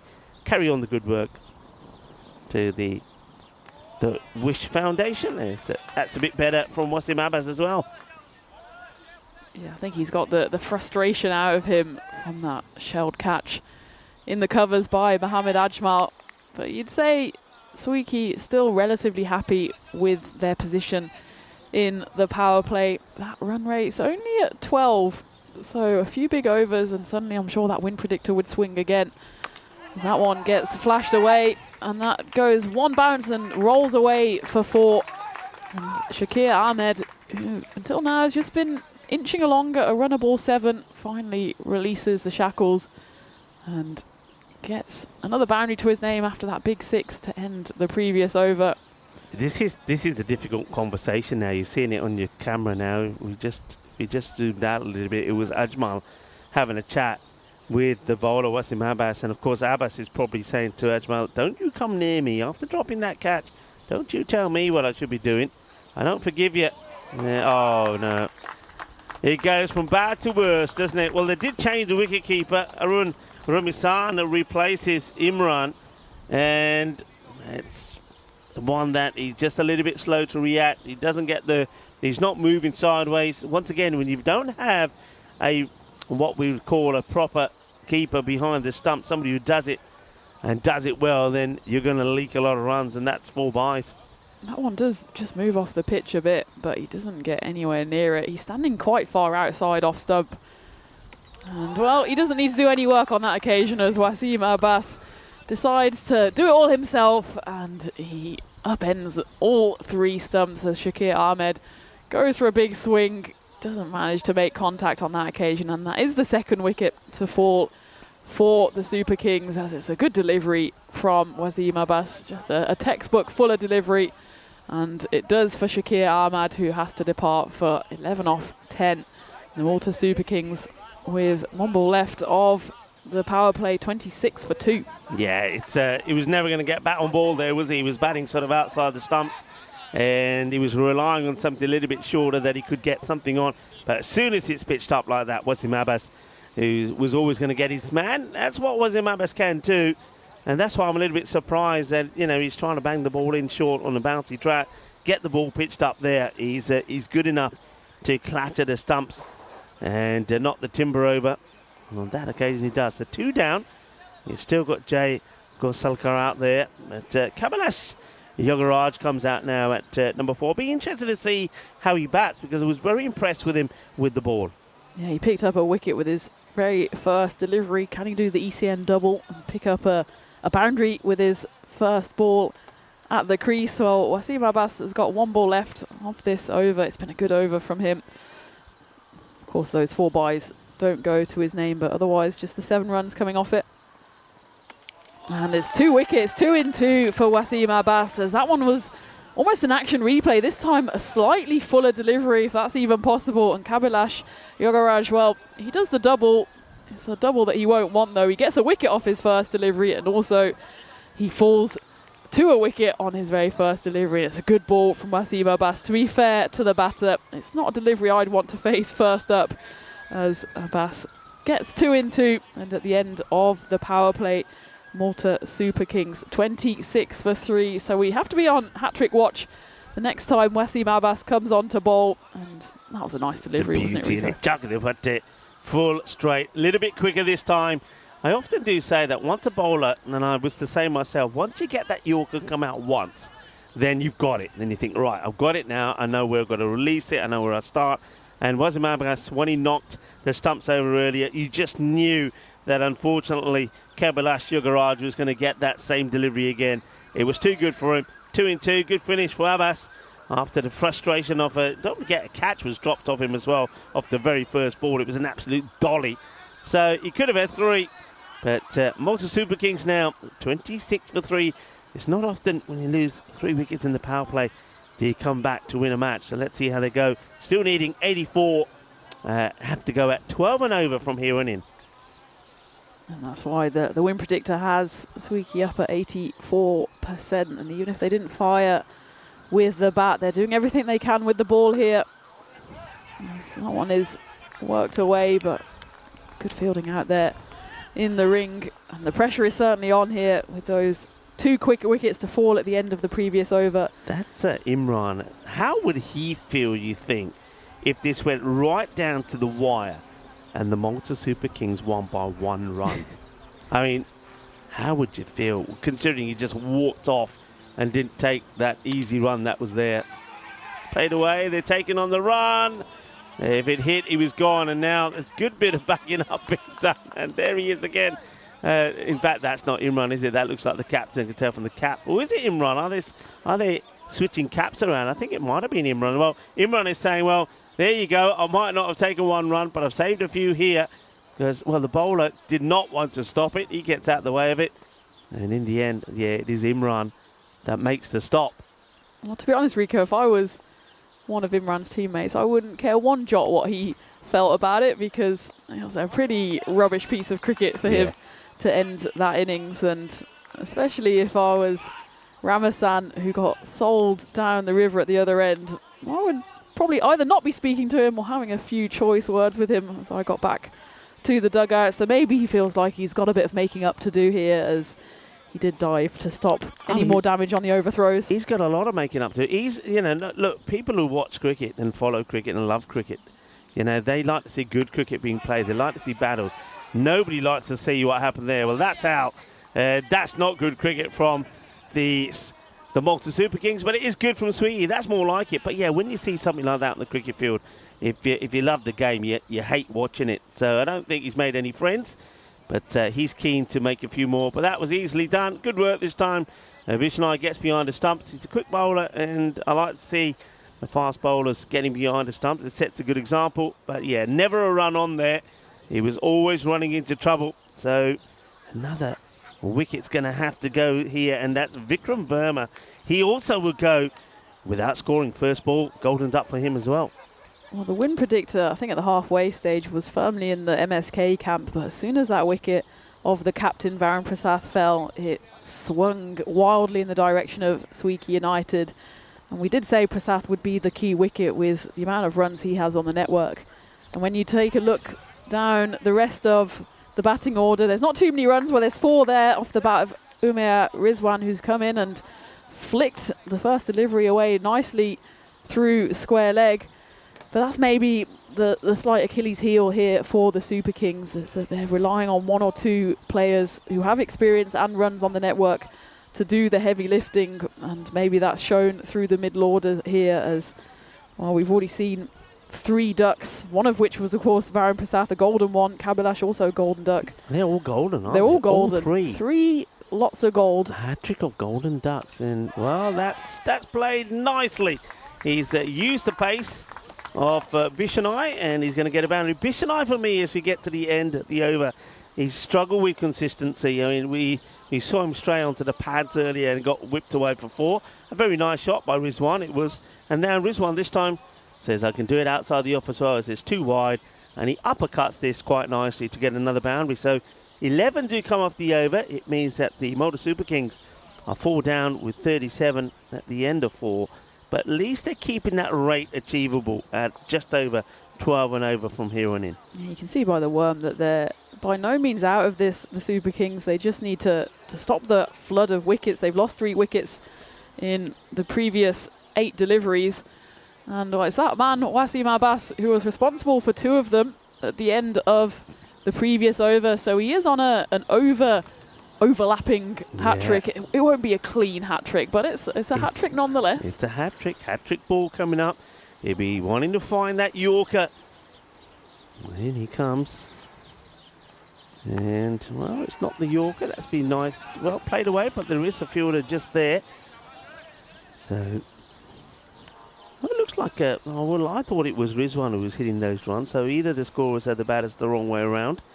But Rizwan's had all the runs taken off him now, and looks like Gol Sulka has picked up the runs. So I think, bonus runs for Jay. Yeah. So this is Rizwan who is on strike. Well, he hasn't got off the mark then.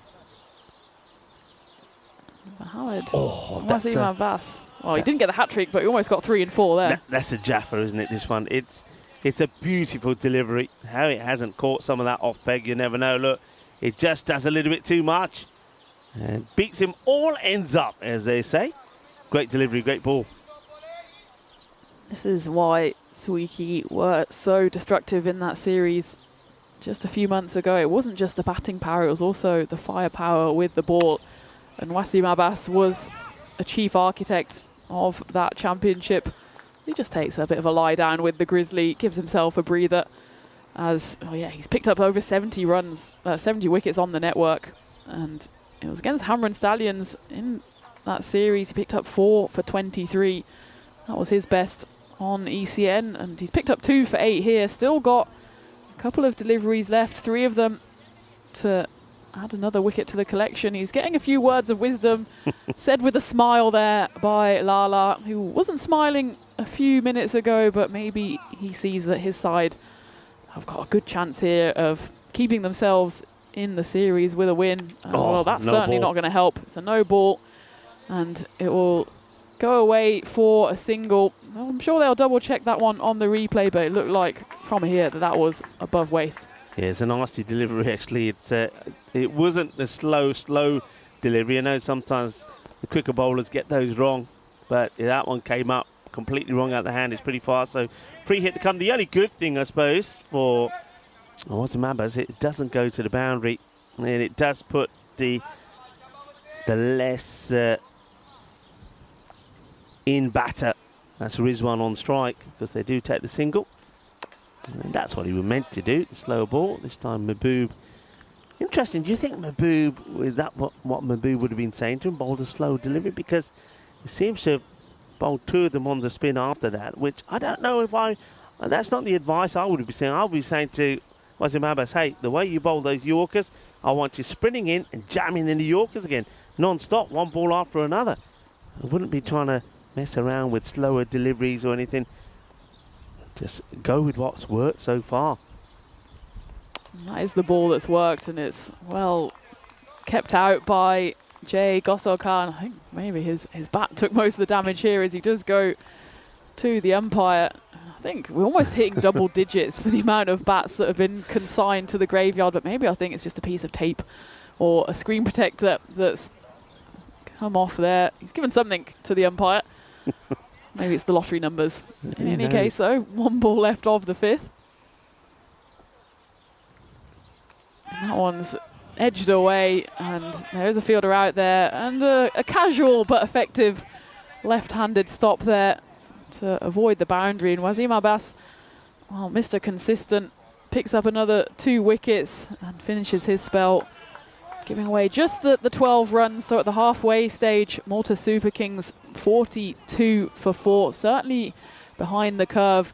And well, they've got a bit of work to do here. Jay Gosselkar, you'd expect he's the key wicket now. He's on 21 off 14. The batters to come, pretty much unknowns. Obviously, Yash Singh, he can do it with the ball, but I think he's never actually batted on the network. No, so if it comes down to him, then certainly it'll be a tough task for Malta Super Kings, as Swieqi United look to turn the screw here and turn to Mohamed Ajmal. But that one's just been dug in short, and it will be deposited over the boundary. Just about sneaks over the rope for 6 runs as the fielder out there goes into the bushes, emerges with the Grizzly. And that's a good start from Jay. He looks like he's going to try and get his side as close as possible to the line. Yeah, well, the captain, who's had a bit of a miserable start to the day, Ajmal, is now moving fielders around. Hey, how weird is it to be in a country where they're driving the wrong side of the road? Isn't it weird? I spend so many times in different countries, I've forgotten what's right and wrong, Rico. I don't know anymore. I always keep walking to the wrong side. I mean, from when I arrived at the airport, well, they're taking on the run here, and well, it's behind you. There's a fielder completely loses it. And of course, a number of cars on the road in Malta. We've always talked about this. There's more cars than people, isn't it? I think they say there's something like 300,000 people, but something like 400,000 cars. This is our tour of Malta so far. Of course, we've got quite a few things happening. We've got the European Cricket Series finals on Friday day. Then we've got Saturday and Sunday. We've got the ECI. We've got ECI Women's. Malta taking on Croatia. Then, of course, you've got the men of Estonia here as well. So plenty of action happening here at this Marsa International Cricket Ground. I hope they all come in team buses, because we can't afford any more cars on the road. But I mean, they drive on the, is it the right? So the same side, is it the left? The right? Same as the UK. Same as the UK. Yeah, okay. Same as the UK, and was it Cyprus? Yeah, Cyprus also is on the right. It's the ex-empire / colony areas, I suppose, as that one is cut off on the boundary by Mehboob Ali. I don't mind. I don't have to think about it until I'm behind the wheel, and then I need to think about it. So I give myself a little reminder. It's when there's cars on the road, that's actually fine. It's when you're driving down a quiet road at night and you suddenly think, oh, am I on the right side of the road? Yeah. Is that people say to me, because often when I go to the UK, like last time I went to the UK, I did drive then, said, well, how was it? And I thought, well, look, while there's cars on the road, not a problem, because you just follow what everybody else does. But if it's late at night and there's nobody around, every time a roundabout approaches something, you think, which way is it again? It's okay when you just follow what the others do. Yeah, I mean, out here it's very traditional that when somebody turns 18, you buy them a car. That's why it's one of the reasons there's so many cars about. And it gets played about. It'll just take a single. It's not a bad deal for the teenagers getting a car.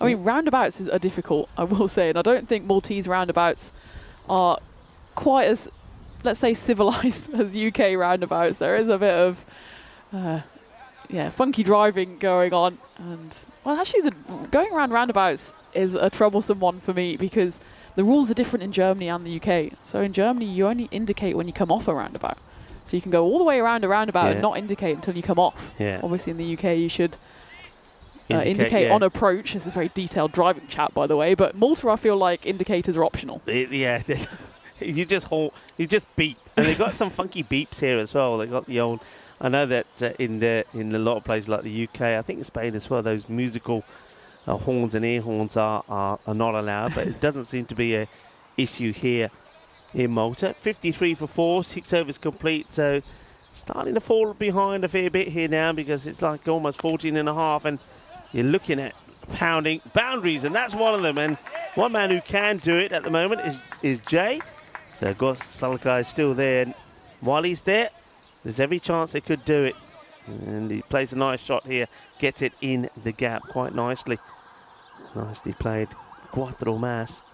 Jaspal Singh, who's come into the attack for Swieqi for his first bowl of this innings, and that also shows the amount of different bowlers that Swieqi do have at their disposal. A quicker delivery there from Jaspal will fall short of Mehboob Ali. At the moment, though, they're happy to just give away singles because it's more than 2 runs a ball needed here for MSK, and Umair Rizwan doesn't really look like he's the one to do it. It's Jay who's going along at quite a nice rate here, 35 off 20, and this one goes up in the air, and can Jaspal get to it? He can't, and by the time he turns around, Umair Rizwan has sneaked in at the non-striker's end, so half chance there. But again, every ball that doesn't go to the boundary at this point is a little win for Swieqi United, and given that they lost that first game, they won't mind how the win comes here. As that one is taken, so it is a wicket for Jaspal Singh, as it's a nice catch there on that fly slip area. And not only is it a wicket, but it's that big wicket of Jay Gosolkar. He looked like the one who could get MSK near to that total of 110. But he falls for 35. In the end, just tried to work it into the offside. The ball just ended up following him. And it's a tidy catch there. It was spinning away and it was dipping, and it's held on to nicely. And with Jay Gosolkar departing, maybe also it's the hopes of MSK that depart. But a good innings from him as he gets 35. But it's now 59 for 5 for the Super Kings, and 2 pretty inexperienced batters at the crease. Yeah, Solkar going now makes it difficult. And the rate has also gone past the 50 mark, and that's what we probably like to see a fair bit of now. Just batters trying but not really getting going. This is Dulanga Gunasakara who comes out at number 7. See if him and Rizwan can get anything going here. Again, it's worked away to that backward point region. This time, though, the running figure of Bilal Khan, who took that catch, isn't able to reel in the Grizzly. So a much needed boundary, but I think they need a few more where those came from to get anywhere near this total. Of course, they'll also have their eye on the bonus point as we also cast our eyes to the game coming up. It's match 8, and it's the Royal Strikers who, of course, picked up that big win against Swieqi this morning. They're coming back with one change. Jason Jerome coming in for them, and power hitters, it's the first we've seen of them. Jaswinder Singh will hope to lead his side to their first win of the tournament. Of course, they've got double header today as well, as they'll come back in the final game against MMA Titans. But again, it's another exciting game up for grabs. Yeah, it certainly is. Of course, Singh there, and so is Happy Singh, and one guy is not there, and kind of disappointed is Surab. He's somebody who certainly did entertain us last time with his bowling, but not listed to play in, well, definitely not playing that first match. Of course, they too, like all the teams here today, will play too. Of course, the power hitters, once we see them up against the Royal Strikers, will finish the day off against the Titans. Titans, their first match, will be against the Malta Super Kings, so they'll be watching this match with interest, and I think so far they will be knowing that really is if they can get a couple of key wickets, then they should be able to contain the Super Kings. Certainly not anywhere near, or don't look anywhere near as threatening and powerful as they were a few years ago. This one, if he hits, could be out, and he misses. Has time as well, does the captain. And Mohamed Ajmal aims, fires, misses the stumps. The batters get one. I'm glad he can see the funny side, because it's not been the best day at the office for him, as he does turn, and well, he almost had time to just run up to the stumps and whip the bails off himself. But there's a smile on his face, and that's because he probably knows that his side will be notching up their first win of this series, and an important win as well, although this one will be tickled away just for the one, because as we were saying earlier, you simply cannot afford to lose half of the group stage games. There's only 4 in total, and Swieqi were staring down the barrel of a second defeat after going down to the Strikers this morning. But it looks like actually no thanks to their batting, more thanks to their bowling, that they will get these valuable 3 points and keep themselves in contention for finals day.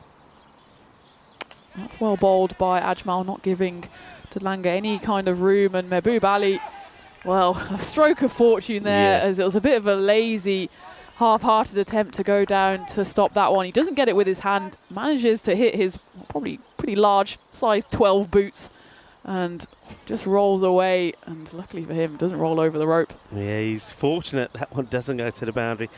The thing is, those boundaries is what they need here now, quite desperately. I mean, they should get to the 77 to get a point here, the Malta Super Kings, but they'll be disappointed, having done so well to restrict their opponents to that score of 109, that they're going to fall short here.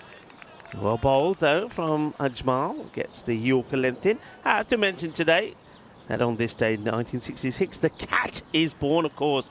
It can only be one man. That's Phil Tufnell, somebody that I really used to enjoy watching. I had the pleasure of meeting him a few times as well, and he was unlikely to pop up on the front of the newspapers as he was on the back.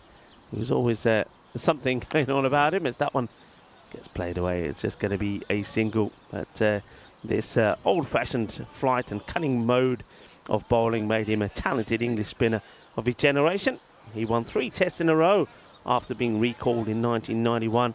But after that, his career was distantly stop and start, with only one other fifer that he took when he returned from the wilderness to vanquish Australia at the Oval in 1997. Like all finger spinners in the 19s, he struggled to do much more than contain good batters.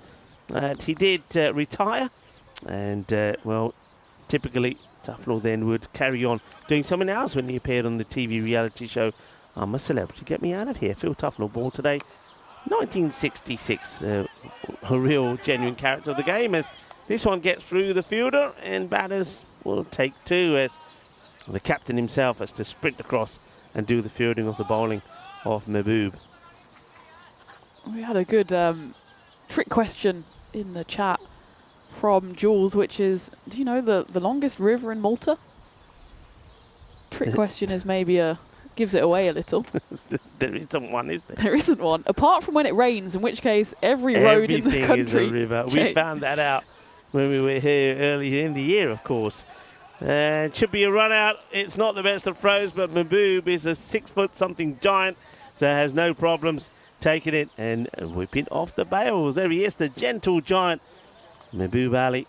And he's always smiling, Mahbub, and I think what we were talking about Mahbub, about getting the best of him, he's the sort of player that I think the captain really has to work on. You've got to fire him up for the big matches, because he's too nice. He's too much of a nice guy. He's always smiling. He's always a pleasure to talk to him. He's always chatting with a big smile on his face, and he was the one who was telling me he'd just come back from Pakistan after having to go and see the family. So it's good that he's come back and in time for this tournament, Mahbub. Has got 1 for 10 and then involved in that run out as well. So another one bites the dust.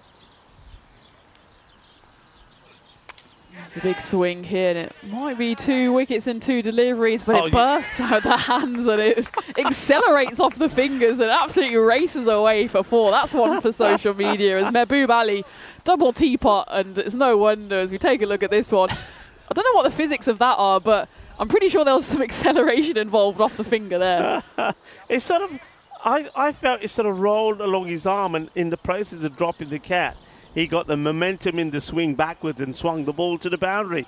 But yeah, well, I said that Mahbub was a bit of a gentle giant, but I don't even he is going to be too happy about that. No bowler, after taking a wicket, well, it was a run out, I suppose, but still, he was involved in it, wants to see the ball being thrown to the boundary. An important boundary as well, because it means that the point now is almost secure. Ajmal does well, stopping that one getting past him. But they will at least pick up a point here amongst the Super Kings. But they, well, a bit like Swieqi United, will desperately be looking for a win in their next match. Mahbub was a bit too generous with his batting, but at least he's come back with his bowling, and the gentle giant climbs up the beanstalk and gets another wicket there, as it's Delanga who departs. It gets a bit of everything on the way through. I think a bit of bat, a bit of pad, and a whole lot of middle stump. As that one was unlucky because it was actually chasing him down the leg side. It wasn't destined for the stumps until he intervened. And that is in fact Yash Singh who departs. It's a golden duck. Another one. That's the fourth of the innings for MSK, and that pretty much sums up why they are in the position they're in, and that's 76 for 7 as Mahbub picks up his second wicket. Still one ball to come of the 9th, and it's Sunil Sar, the wicket keeper, who was involved in a few moments in that first innings, who will now be involved with the bat. Final ball of the 9th coming up. It's a big swing. He manages to make contact, and a slight fumble there by the fielder Wasim Abbas. Otherwise, might have been with a chance of a run out there, as they do manage to scamper through. So at the end of the 9th, the Super Kings move to 77 for 7. All the 7s, but most importantly, if there was in fact a single on that final delivery, I think there was. Yeah, there was indeed. So all the 7s, and that means that MSK do pick up that 1 bonus point by all accounts, unless there's a big final over here. It will be a losing bonus point, but as we've been saying all along, Rico, every single point is important here. When there's only 16 on the table, and they've got one here. Swieqi, though, they'll be eyeing up those 3 points, and they've turned to... Is it Khan here, the new bowler? I think it's Khan on the back of his shirt, but that's Gurjeet, isn't it, I think? He's selling us the dummy with his shirt, but he will bowl his first and the final over of the game, and just needs to get the ball on the pitch here to secure the win for Swieqi United, and a much needed win as well, as it keeps them in the tournament. As for Malta Super Kings, of course, their work is not done for the day. They'll come back in the 4th match of the day. That one goes high up in the air. Probably won't be taken, but could it be stopped for the boundary? No, it won't be, as the dive is put in by Imran Amir. That man who, well, a few talking points, and he at least gets down and dirty for his side, but doesn't manage to stop the Grizzly on that occasion. Well, it's a good dive, I suppose, and he ends up there for a bit. Just give me a pillow, he said. But he does try, and well, some good pick up and throw. They will get another single. As Gunnar Sakara, he's still, he's showing some form. It's better than some of the other batters around him. Gunnar Sakara, I suppose, moves, ticking away, moves to 20 of the 12 balls he's faced. That's well bowled by Gurjeet, who should not concede a boundary here, despite the best efforts of the 2 fielders out there, Mohammad Ajmal and Jaspal Singh, who conspire to almost fumble it over the rope. Well, this is just, I mean, the errors that they're making, and then it's a direct hit, so at least they do get the ball back, and it's on the stance, but look at the batter, good, he's in quite easily, good technique, sliding the bat down, but yeah, almost pushed it over the boundary rope, did the 2 fielders. So United, got to say, it's not been one of their best performances. That's another opportunity. That's an edge, and it goes down. But one thing they really need to do, Tina, they've got to find a keeper. I mean, the wicket keeper is so key in the game. Can save you runs and then takes those important catches. And I think Swieqi United, they've used Amir behind, they've used Ramisan, but you know, if they're serious about defending the crown, I think having a makeshift keeper behind the stumps is certainly not helping their cause. But anyway, they will pick up a victory here. Like I said, it's not comprehensive. Their batting didn't really click, but at least somebody was able to get them some runs. And on this occasion, it was Jaspal Singh. Those 39 he scored were quite important runs, because it would help them get to a score of 109. And then when the bowling department, Super Kings were restricted to 87 for 7. And that's where Swieqi can be also strong. It's not just about their batting, but their bowling. So to get a win And Royal Strikers, though, the team that beat them first up, are looking to maintain their good start against the Power Hitters. I think they probably do go into that match as the favourites. But Power Hitters, they're a team that if they turn it on, if they have a little bit of luck, they could go on and cause a bit of an upset themselves. Let's take a look at the highlights. Well, it was a good bowling performance from Swieqi United after certainly a below par batting attempt from them. And really it was the bowlers that took home the victory for them, as Mehboob Ali again didn't fire with the bat but was able to pick up 2 wickets and also get that run out. And it was just a procession of wickets as Wasim Abbas, it was 2 pitch perfect Yorkers in 2 deliveries. And the second one, Kabilash Yogaraj, he was the second of 4 golden ducks along the Malta Super Kings lineup. And well, they just didn't have one partnership that went the distance. They lost wickets at regular intervals. I think the biggest partnership they had was worth 30. And when you're chasing 110, you need a few more bigger partnerships. That was a nice catch there by Bilal Khan to get rid of Jay Gosalkar, who, apart from him and Delange, they were the only ones that put up any form of resistance. And Mehboob Ali, well, I'm sure he'll come back firing with the bat in 2 days' time. But for now, it was with the ball that he did the damage. And for MSK, maybe just a bit of inexperience in the batting lineup meant that they weren't able to see the target home, 110, and in the end they're well short, 22 runs short. Yeah, well short. I mean, I know when I was speaking to Varun Prasad, he did say a number of new players in the side. We certainly saw that. But when Varun was out, very first ball, you knew they were going to be up against it. Good battle there, as he said, though, from Jay Golsalkar. He really did try hard, 35 of 21. And maybe there, one thing that Varun might have learnt there, maybe that someone like Dulgana Gunasakara is somebody that could be elevated further up the order. He did finish 21 not out of 13, but only 2 contributors there. 10 extras there from Swieqi. That's something that they need to continue to work on. But of course, some of those extras, like the buys and leg buys, do come down sometimes to the wicketkeeper as well. And then on the bowling front, I think they'll be very happy with all the bowlers on this occasion. Nobody let them down. And good bowling there from Mehboob Ali, 2 for 16. But Wasim Abbas, when he gets it right, we know he can be very dangerous. He showed that in the final here in February when he picked up those 4 wickets against the Humron Stallions.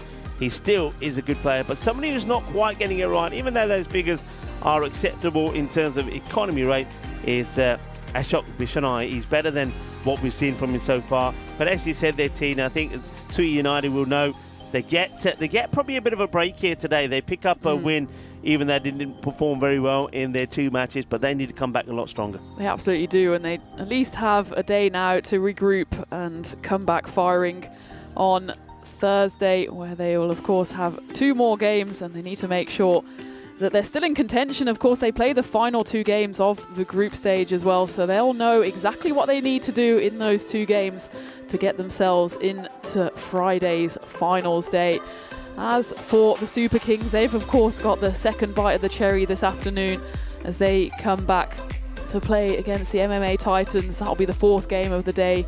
But before that, we have our first sighting of the Power Hitters as they come up against the Royal Strikers, who will be hoping that lightning strikes twice and that they pick up their 2nd win of the day. And that game is coming up in, well, there's a slight longer break now, so it's about 35 minutes time, but we've put the lid on match 7 here as Swieqi United, they get back to winning ways and they defeat the Malta Super Kings by 22 runs. So you have about half an hour's time now to grab a spot of lunch, put the kettle on and join me, Tina Goff and Rico Full in the commentary cage as we take you through match 8. It's match 3 here in Group B as the Royal Strikers take on the Power Hitters. And we're right in the middle of the action here. It's the ECS Malta Spring Series 2025. And join us for match 8 on the European Cricket Network in about half an hour's time.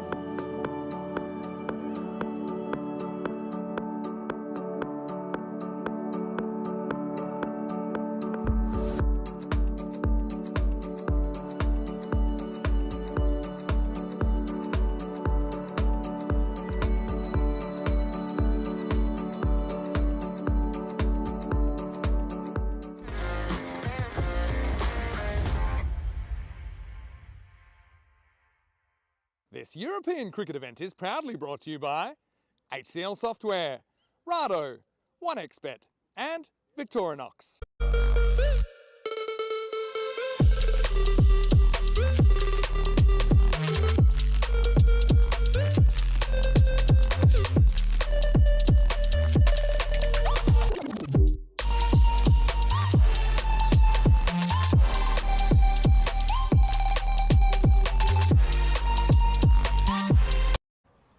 Welcome cricket lovers to match number 8. Well, it is International Dance Day today. I tell you who was dancing this morning, the Royal Strikers, when they got that win over Swieqi United. Will they carry on dancing though again? Because they've got another match coming up here and they're taking on the team that we saw earlier in the year. The Power Hitters, they had a 3-5 record. Let's go straight over to the coin toss. Then we'll talk some more about these two teams. The Power Hitters to call. Heads. Heads is the call.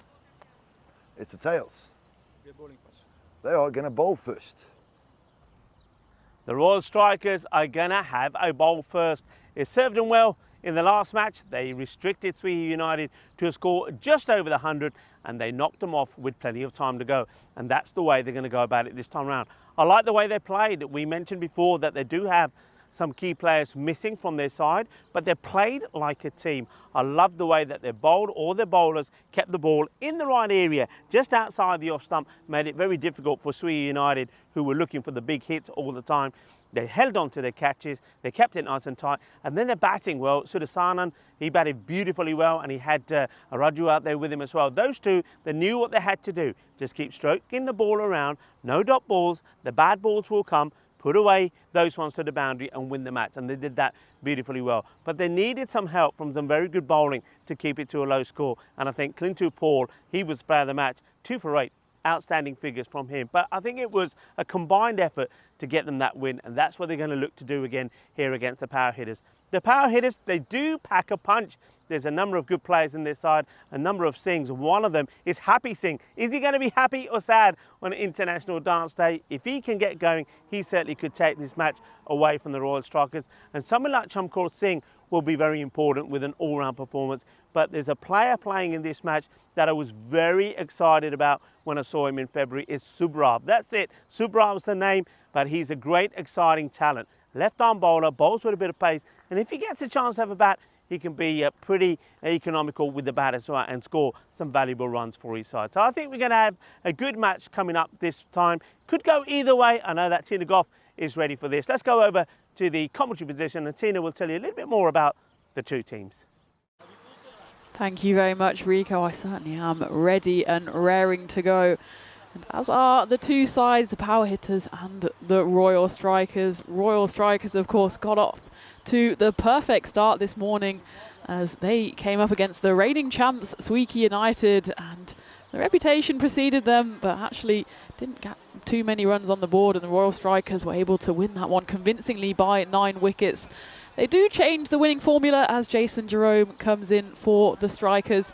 As for the Power Hitters, Jaswinder Singh, the captain, will be hoping that it's Power Hitters by name and Power Hitters by nature, as the Royal Strikers won the toss and have put the hitters in to bat first. And for the Strikers, they'll be hoping to achieve the second successful run chase of the day after that thumping win in Game 6 against Swieqi, and that was thanks to some powerful hitting, in particular by Chanjal Sudasanan, the wicketkeeper. He scored 41 off 27 deliveries, and Ashwin Raju 37 off 19.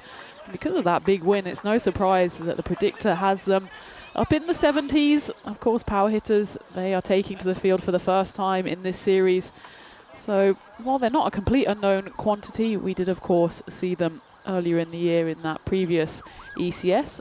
We remain to be seen how quickly they come firing out the blocks here. While the two openers are firing themselves out into the middle in their resplendent red and it's almost a silver kit, and they are followed out onto the pitch by the Royal Strikers in their, well, it's probably not quite royal blue, but for the purposes of it fitting the name, we'll call it a royal blue, as they are led out into the middle by Ashwin Raju, who of course did the damage with the bat. And as Rico said, Clinto Paul, he was outstanding with the ball, 2 for 8, including a spectacular caught and bowled, which went so high up in the air that I think all 9 fielders from the strikers converged into the middle, but it was Clinto Paul who just leant back, stuck out a right arm and managed to hold on to that catch. I'm sure that'll be one that you will find on social media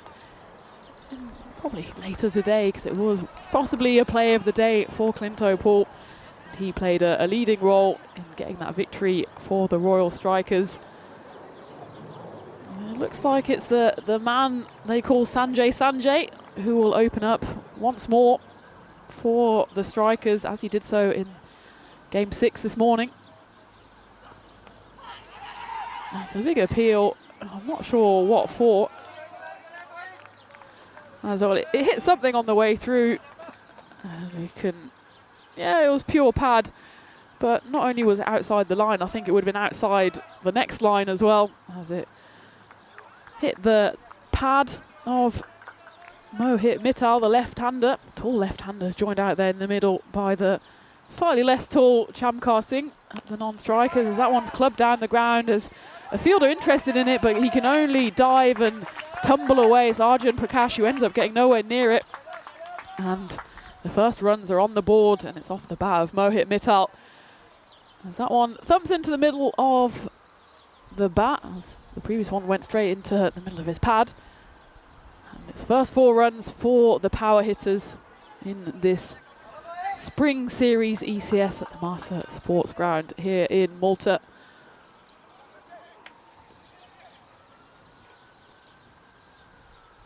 It looks like Sanjay has been renamed in between games 1 and 2, so he's changed from Sanjay to Sanjay Siddharthan. Still the same player though, still the same right arm around action to the left hand, where Mittal swings hard at that one, and it flies through the vacant fine leg region for back-to-back boundaries. Not quite as sweet as the previous efforts. You can see the amount of swing Sanjay's getting there, the angle into the left-hander is always a dangerous one, but on that occasion it's actually the swing that helps it on its way to the boundary.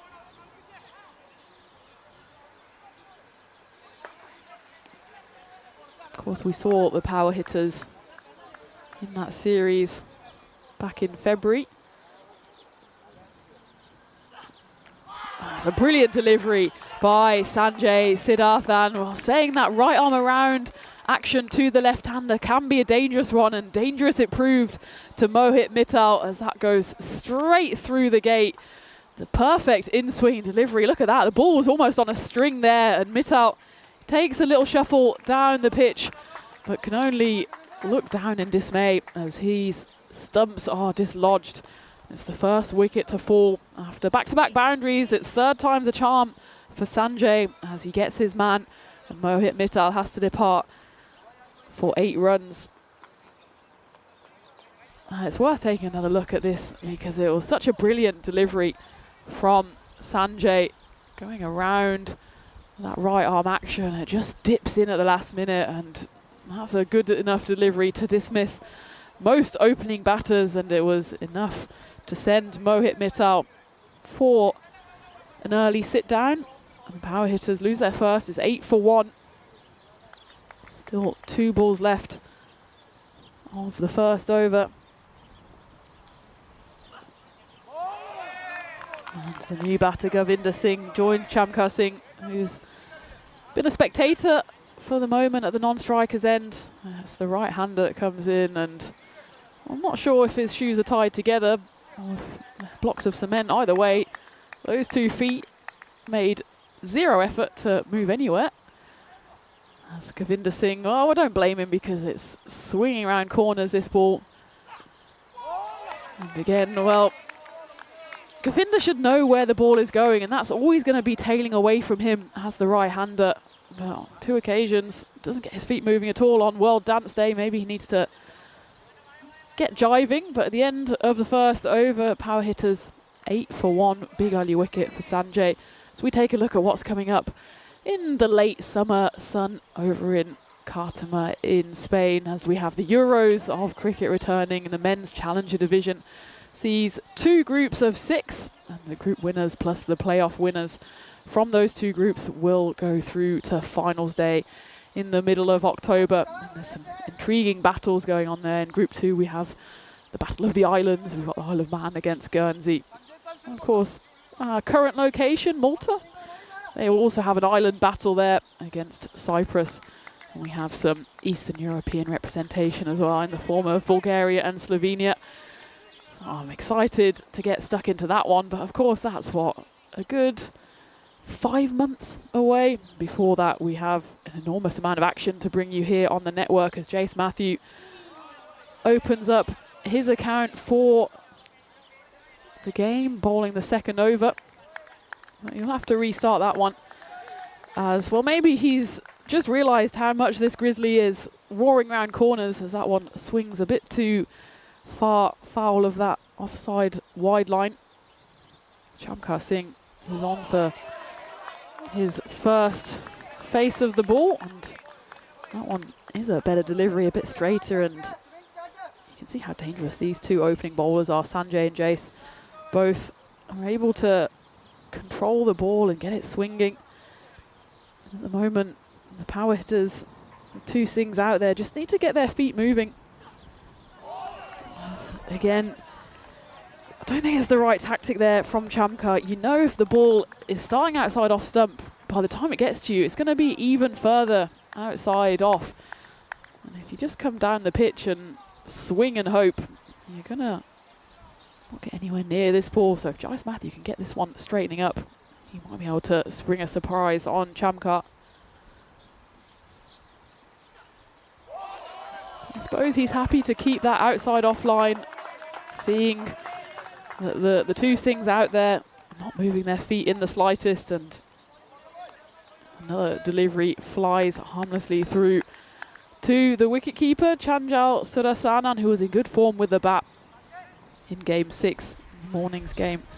Top scoring for the Royal Strikers with 41 off 27 as they comfortably chase down the 103 posted by Swieqi United. That one does flash away to the boundary on the offside, but it's good boundary placements actually by Royal Strikers, as they have both of their boundary riders behind square on the offside. You've got a conventional third and then a backward point, with the ball swinging so violently away from the right-handers. It's always going to squeeze away to that backward point region.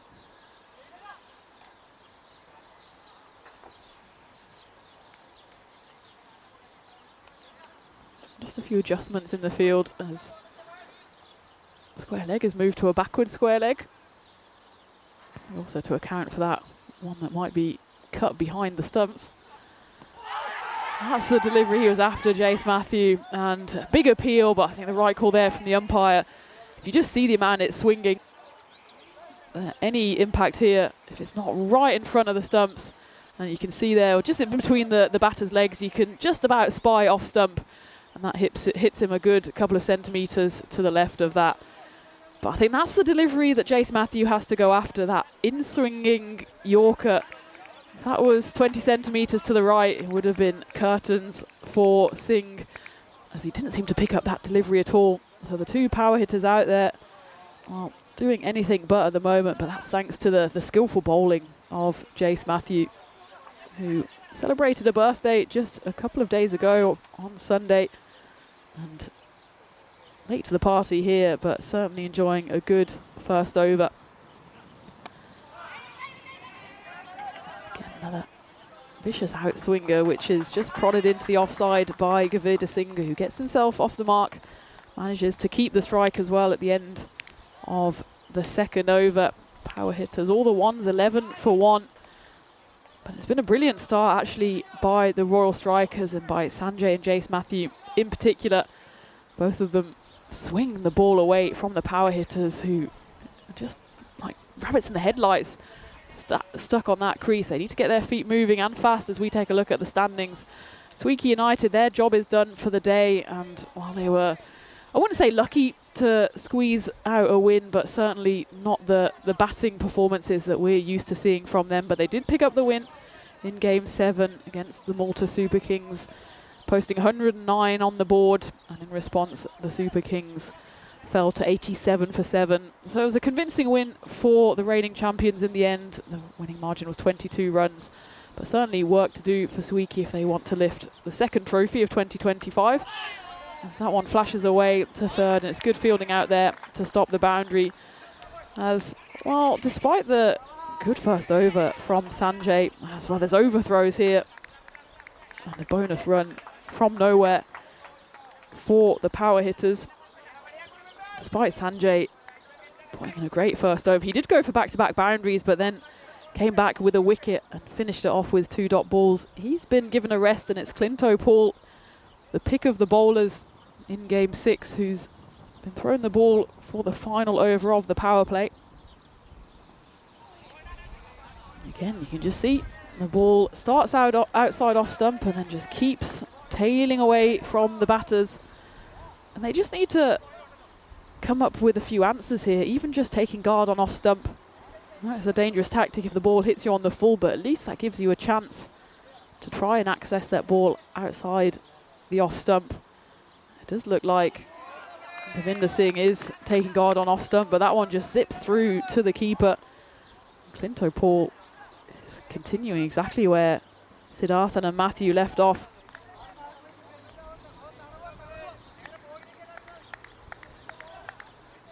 So the power hitters in the ECS February 2025, they didn't get through the group stages. They finished 4th in Group B.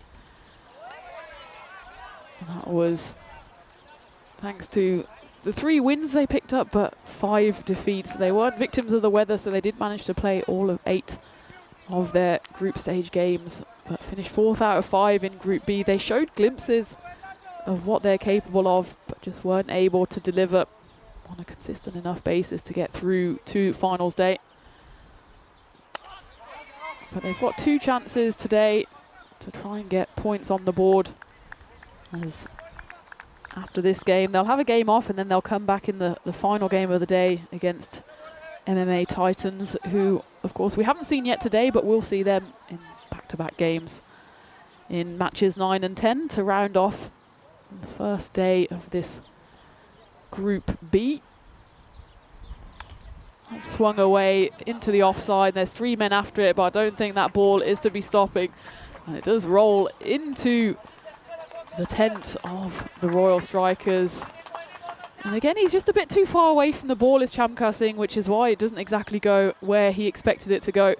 But they get a much needed boundary to end the power play after the last boundary actually came on the 3rd ball of the innings. It's taken them to the final ball of the 3rd over to hit another one. At the end of the power play, the power hitters move on to 18 for 1. So certainly a power play that the Royal Strikers, actually 20 for 1 as that went all the way for 6. Certainly a power play that the Royal Strikers will be content with. They picked up that early wicket of Mohit Mittal. The only wicket so far, but when you have 2 batters out there who aren't exactly swinging with any sort of success, then they'll be more than happy with their 3 overs work so far, the Royal Strikers. And it looks like Jace Matthew will continue and finish off his spell after his first over went for just the 3 runs. Again, he just keeps it outside off stump. Mr. Consistent knows he doesn't have to do anything differently here. If the power hitters are just going to continue to swing down the wrong line, Jace Matthew will just say, thank you very much, I'll bore you to death. Someone who just consistently picks up wickets on the network as well. 64 before the start of this series. Surprisingly, actually, he's never picked up more than a 3 for 14 was his best in 2023. A big appeal here, as Govinda Singh steps right across his stumps, trying to work the ball away to the leg side. I think, he just closes his legs at the right time there to avoid any further damage and to avoid the stumps being damaged. I think on that occasion it was going to bounce comfortably over the timber. This one flashes away, chance for a catch, and it's taken on the 3rd boundary there. That's exactly why the boundary ride has been placed out there in the deep, because Jace Matthew with his late away swing is always going to bring those fielders into play, and it's a nice catch on the boundary to get the second wicket for the Royal Strikers, taken low down. And the power hitters halfway through the fourth over, 20 for 2. And it is Govinder Singh who has to depart, but probably not the worst wicket actually for the power hitters to lose, as Govinder going at just a strike rate of 33, 4 off 12. So he has to depart. That brings Jaswinder Singh to the crease, batter number 4. And again, much like the Malta Super Kings, I think that the power hitters are just lacking those one or two, well, power hitters, if you will. Chamkar Singh, his high score on the network is 64 not out. Currently still out there at the non-strikers end as he does scamper through for a quick single. But Jaswinder Singh, his high score 16.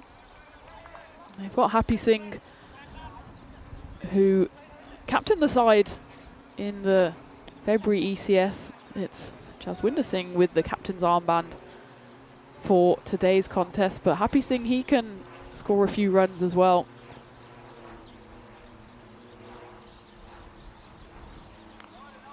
Someone just veers a bit too far down the offside for the umpire's liking, and good time to wish everyone in the chat a very warm welcome as well. I see Adian, I see Chris, Lithium, Thomas.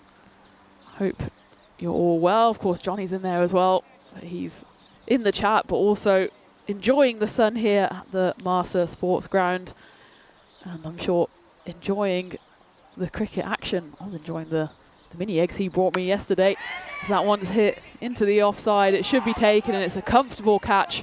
It's the second wicket of the over for Jace Matthew, as it came right off the toe end of the bat of Singh, and only manages to find the grateful hands of Arjun Prakash with a regulation catch. Of course, we did see a regulation catch dropped in the covers in the earlier game, but no doubt about that one, as Singh is the third wicket to fall. The power hitters in trouble here. 22 for 3.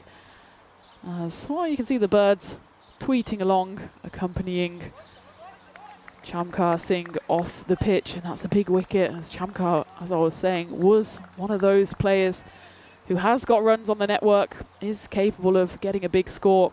But he only managed 7 on this occasion, as Matthew looks in the mood today. And he finishes off his spell with a trademark outswing delivery that flies into the hands of Chanjal, the keeper. So at the end of 4, power hitters 22 for 3, and a brilliant spell from Jace Matthew. Given that he was bowling one of those overs in the power play, he picks up 2 wickets and only gives away 5 runs.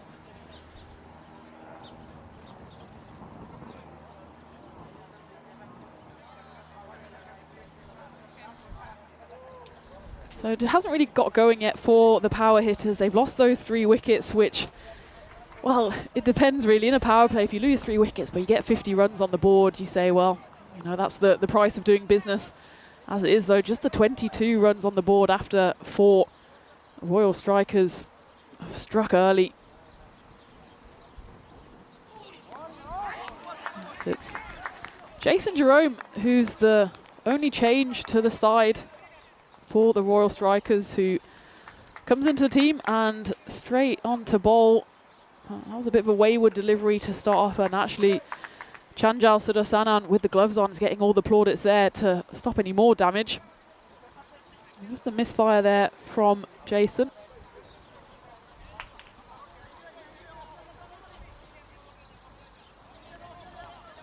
He's a good performer to bring in to the Strikers side. 21 wickets in 25 games. His best is 4 for 7. That was back in 2023, but maybe showing a bit of rustiness, having not been out there with the ball in hand this morning. It seems that all the bowlers that step up to bowl have 1 or 2 balls grace, where they just have to turn their radar on, get the engines firing up before they hit their straps.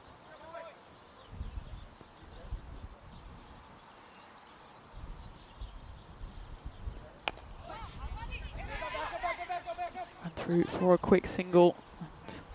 Got a chance of overthrows here, but they decide against it as both of the batters actually ran way beyond the stumps. Wayne asking in the chat if there's anything different with the balls. It's definitely just the Grizzlies are tried and tested cricket balls. I do admit that the balls have been flying around corners the last couple of days. I'm not a meteorologist, but there were some storms around this morning, so maybe just something about the air pressure, something about the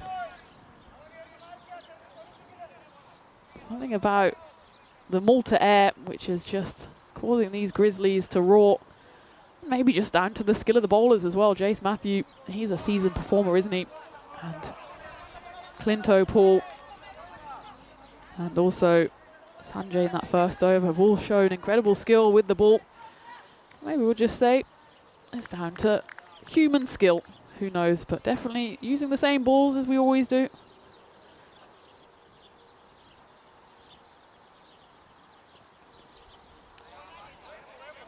Of course, if you're swinging it so much, you're always going to fall foul of the wide line every now and then. And Jason Jerome, on this occasion, well, the ball, as you can see, starts right inside that line, and that was a bit of batting umpiring there from Manpreet Singh. Don't think he needs to give the umpire a helping hand. The men in black out there in the middle, more than capable of making the decisions themselves.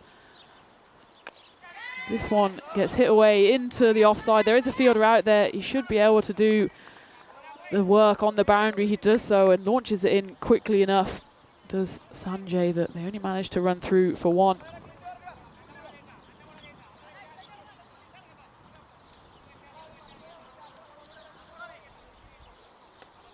The boundaries just have completely dried up here. There's only been 3 in the innings so far. 2 of those came back to back in the first over. Otherwise, there was that one Maximo at the end for the Clinto Paul third over. Since then, just the 3 make that 4 now at singles run. And otherwise, 5 wides have been added to the scorecard. But that's why, coming up to the halfway mark, power hitters by no means in a position that they would be happy with. That's better delivery from Jason Jerome. Probably realises he doesn't need to swing the ball that much, just keeps it outside off stump on that occasion, and Manpreet Singh can only swing and miss at that one.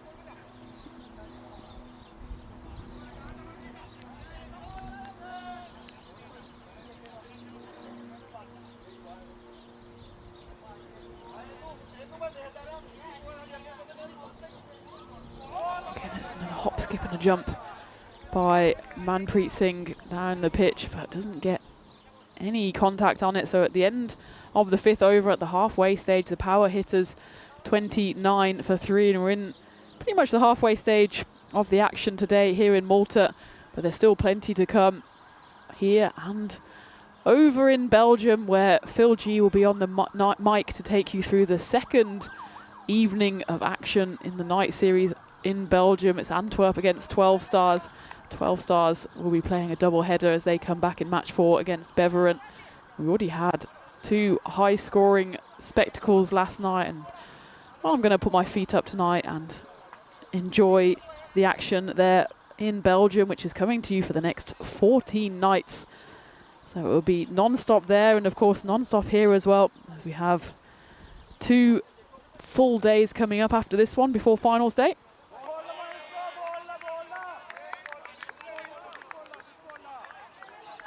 With finals day, of course, having the 4 matches, the customary format of the eliminator between the 2 second place sides from each group, and then qualifying number 1 between the 2 first place sides, and the loser of that one then gets the second chance to get through to finals against the winner of the eliminator in qualifier 2, before, of course, the big final to cap off this ECS, and that will be on Friday evening, local time, 5:30 p.m. So perfect early evening viewing to start off your weekend. And then of course you can keep the good times rolling as soon as this game in the evening is finished, well, as soon as finals day is finished, and every game actually in Malta after the final game, you can pretty much switch straight over to Phil G to take you through the action over in Brussels. It's Vishnu Sudhakaran who's come on to bowl here and started with a couple of dots. That one just, again, a bit too wide for the umpire's liking. And if it wasn't for the wides here, actually, and a couple of misfields, as they do manage to scamper through for 2 here, as Jace Matthew a bit too eager to get to the ball on that occasion. If it wasn't for the wides, actually, the power hitters would be in even more trouble. There's been 8 of them so far out of the 33 scored for the power hitters. I suppose there's no such thing as a good wide, but if there is a better wide, then it's certainly one that's outside off stump and swings too much, as opposed to the ones that veer down leg side. Someone's hit firmly down the ground, and there's 2 fielders there, and it's the classic ECN 1-2 as it goes through both of them and races to the boundary, and a much needed 4 runs for the power hitters. It's 1-2, it's a hurdle, and the ball sails over the rope as the power hitters finally hit a ball with a bit of power, as it's Jaswinder Singh finds the boundary, and it might be back-to-back boundaries here, but there's some good fielding done out there in the deep to keep it to just 1.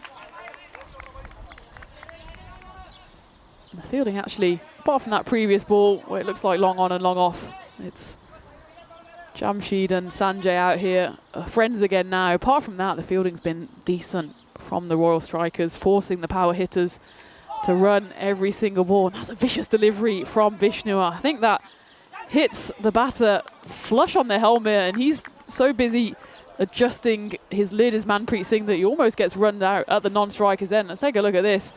Clonk. Straight on the grill, and you will have that checked. Well, I think actually he's already saying he's fine. He's also making the point very clear that that should be runs off his bat, because I think he edged it into his own helmet. Certainly doesn't want the leg byes, he wants the runs.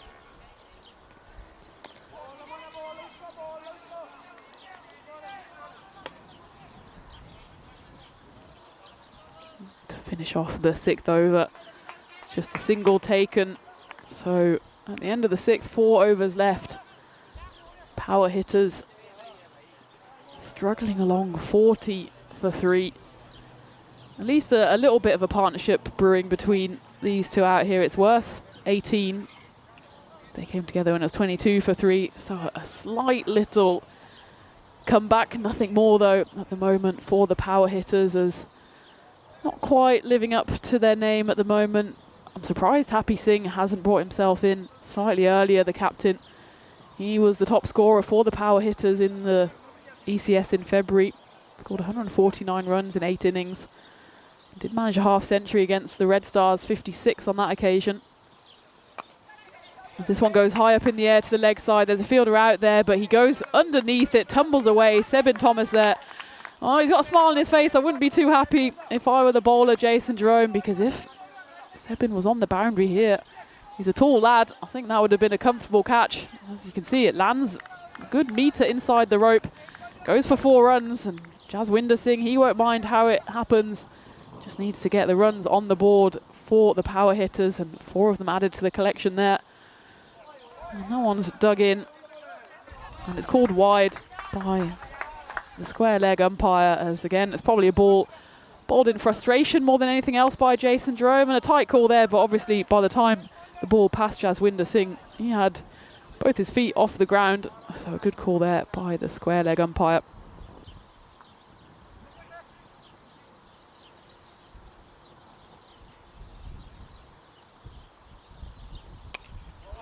This time he overcorrects, and that's a low full toss. It's going to find its way to the rope, so suddenly within the space of 2 deliveries, Jaswinder Singh adds 2 boundaries to the collection. Before that, there was only 4 achieved in the innings so far. He's someone who can do some damage if he sticks around, and with that 4 actually, he gets his high score on the network. He always gets off to little starts, does Jaswinder, and is not able to convert. Previous high score 16, he's got 19 here. He just needs to stick around for a while longer to get his side into contention. That one's worked away into the offside.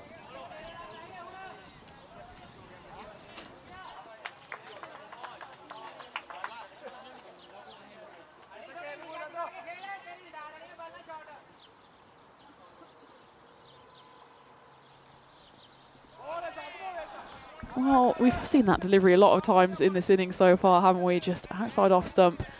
Not too much going on with the ball. It's actually stopped swinging quite so much as it was at the start of the innings. Maybe just a bit of the shine taken off it.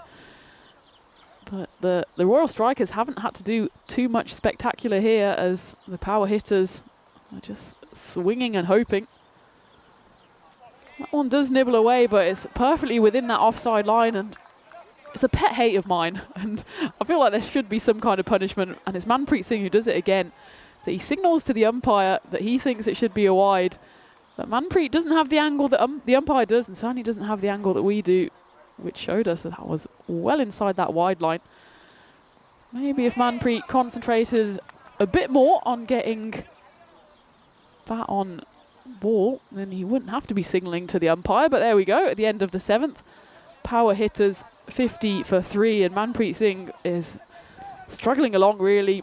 He's not interested in going for singles, he's just trying to hit the ball as far as possible, as hard as possible, and he manages to make contact on 2 occasions, so he's 2 off 9. Jaswinder Singh at least is putting up some resistance for the power hitters. He's 20 off 11. That was a good little spell from Jason Jerome. Didn't pick up a wicket, but his 2 overs just went for the 17. Clinto Paul is back on for his 2nd over. So would have been a chance of a run out had Clinto picked that one up cleanly, but just manages to roll the ball through to the wicketkeeper. And it's an innings that's not really got going at all here for the power hitters. But at least with Jaswinder Singh out there, they've got some hope that they can get a few more runs on the board. Because to be honest, Manpreet Singh at the other end, he's not really impressing me, either with his signals to the umpire or with his batting, as he's wafted a lot of deliveries outside off stump. He just needs to stay still. If anything, take a little step to off stump and wait for the ball to come to you. And this one goes high up in the air. There's a chance for a catch. Cover fielder's underneath it, but it bursts through his hands as Aswin Raju doesn't manage to keep hold of that one. He steadied himself underneath the ball, but I think it ended up getting a bit too big on him, as it was skewed off the bat of Manpreet Singh, who at least managed to get bat on ball on that occasion. Gets through for a 1.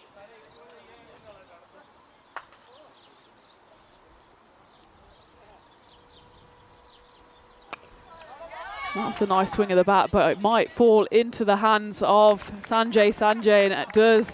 So I thought that one was destined for the boundary, as Jaswinder Singh felt like he had to take matters into his own hands, with Manpreet Singh not helping him too much at the other end. Goes for a big swing, but you can see there the bat twists in his hands, and that's why it doesn't end up in the car park. Instead, it ends up in the hands of Sanjay, who's not going to drop those, and that's the 4th wicket to fall for the power hitters. 52 for 4, and the resistance of Jaswinder Singh is finally broken as he departs for 21 off 13. But a spirited effort from him, given that he's not been given too much help from the other batters out there. As the new batter comes in, Anuradha Pal joins Manpreet Singh out there, who's at the non-strikers end, 3 off 11. Can Pal put up a little bit of a fight here? That's a good opening delivery from Clinto Paul, as it zips past the shoulder of Anuradha Pal. I don't think it was signalled 1 for the over, but certainly a vicious delivery from Paul.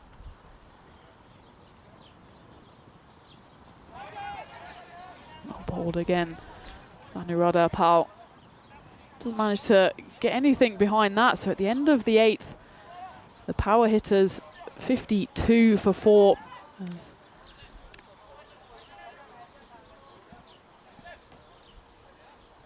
That's what we just had in Drup. And what a tournament it was, as Rico was calling finals day there as Drup. Well, they showed us what champions are made of as they lifted the trophy again on their home turf. So congratulations to them. And what a great week of cricket it was in France. And well, we're looking forward to many more events to come in the next couple of weeks, and what we can certainly dub now Manic May, as Vishnu Sudhakaran comes back in for his second over and immediately gets in on the wickets. And it's a full and straight delivery, and that proves to be the undoing of Manpreet Singh, who, well, threatened to get himself out on several occasions. And it's the 12th ball in the end that gets him. It's a lovely Yorker actually from Vishnu. And Manpreet Singh, well, he did a little dance here and there on World Dance Day, but now will have to jive his way off the pitch. So he departs for 3 off 12 deliveries. Clean bowled by Vishnu Sudhakaran, who picks up his first wicket of the game, and the power hitters now 52 for 5 with 11 balls left, and certainly looking like they'll be posting the lowest score of this series so far. That title is currently held by the Bujibur Blasters, who put on 84, actually bowled out in that game. But they've got 4 more on the board here, as Happy Singh, well, I said he should have probably come up higher in the order. He does come in strangely at number 7, which feels a bit too low for him. And well, that proves my point as he smacks that one away through the covers for 4.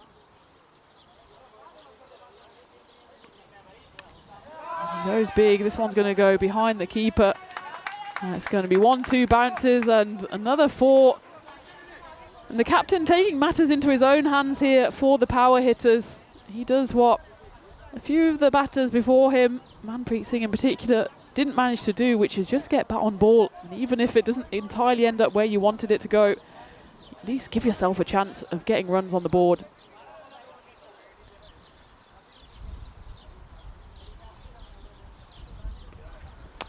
Good comeback ball though, but it's an even better shot from Happy Singh. He'll be more than happy with his start here. As he goes 4-4-4. This is exactly what the power hitters have been missing. So surely the captain here will be ruining the fact that he's waited so long to go out into the middle. It's the top scorer for the power hitters so far in 2025. What's he doing down at 7? He goes again, this time can only dig it out. It's a good delivery from Vishnu to keep Happy back in his crease.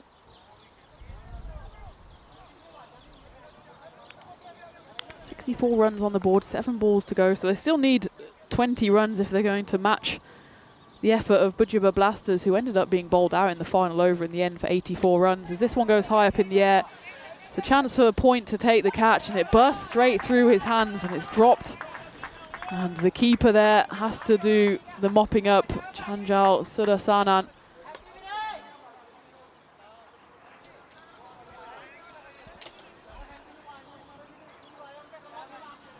As it went skewing high up in the air, and it was shelled, a chance that should have been taken. And well, it might not prove to be too costly, it does just end in the 1, but it importantly keeps Happy Singh on strike. As we take a look at the bowlers, and I imagine Sanjay will be coming back for his final over. His first just went for 8 runs, and he picked up that early wicket as well. Vishnu there, actually the only one that went for an economy of over 10, as that over went for 13 because of those triple 4s scored by Happy Singh, the man on strike here. That's well bowled as it goes in between Happy and the stumps. Sanjay wants to get the ball back in hand quickly. As a reminder, it was the strikers that won the toss and they decided to field, and it looks like it's proving to be a good decision for them, as they have the power hitters exactly where they want them. Happy Singh has 5 balls left to try and elevate that score to something resembling par. That's another good delivery from Sanjay, and you can see that Happy, he's not happy to rotate the strike. He wants to have another go at these final 4 deliveries. And you would a pal at the other end. It's not scored off his 2 deliveries, but again, why is Happy turning down singles to a batter that batted higher than him in the order? Seems a strange one, but only Happy will know why he's come in at 7. And well, maybe that's why, because he was completely undone by a pitch-perfect Yorker there for Sanjay Siddharthan, who was threatening it in the first 2 balls, and it was 3rd time lucky as he sends the power hitters captain back on his way. As we saw 2 beautiful Yorkers from Wasim Abbas in the previous game, and there's another one to add to the Yorker mantelpiece as the power hitters lose another. But Happy Singh, he at least added 3 boundaries to the score and struck at least over 150. Wasn't there for long though, and with 3 balls left, the power hitters 65 for 6.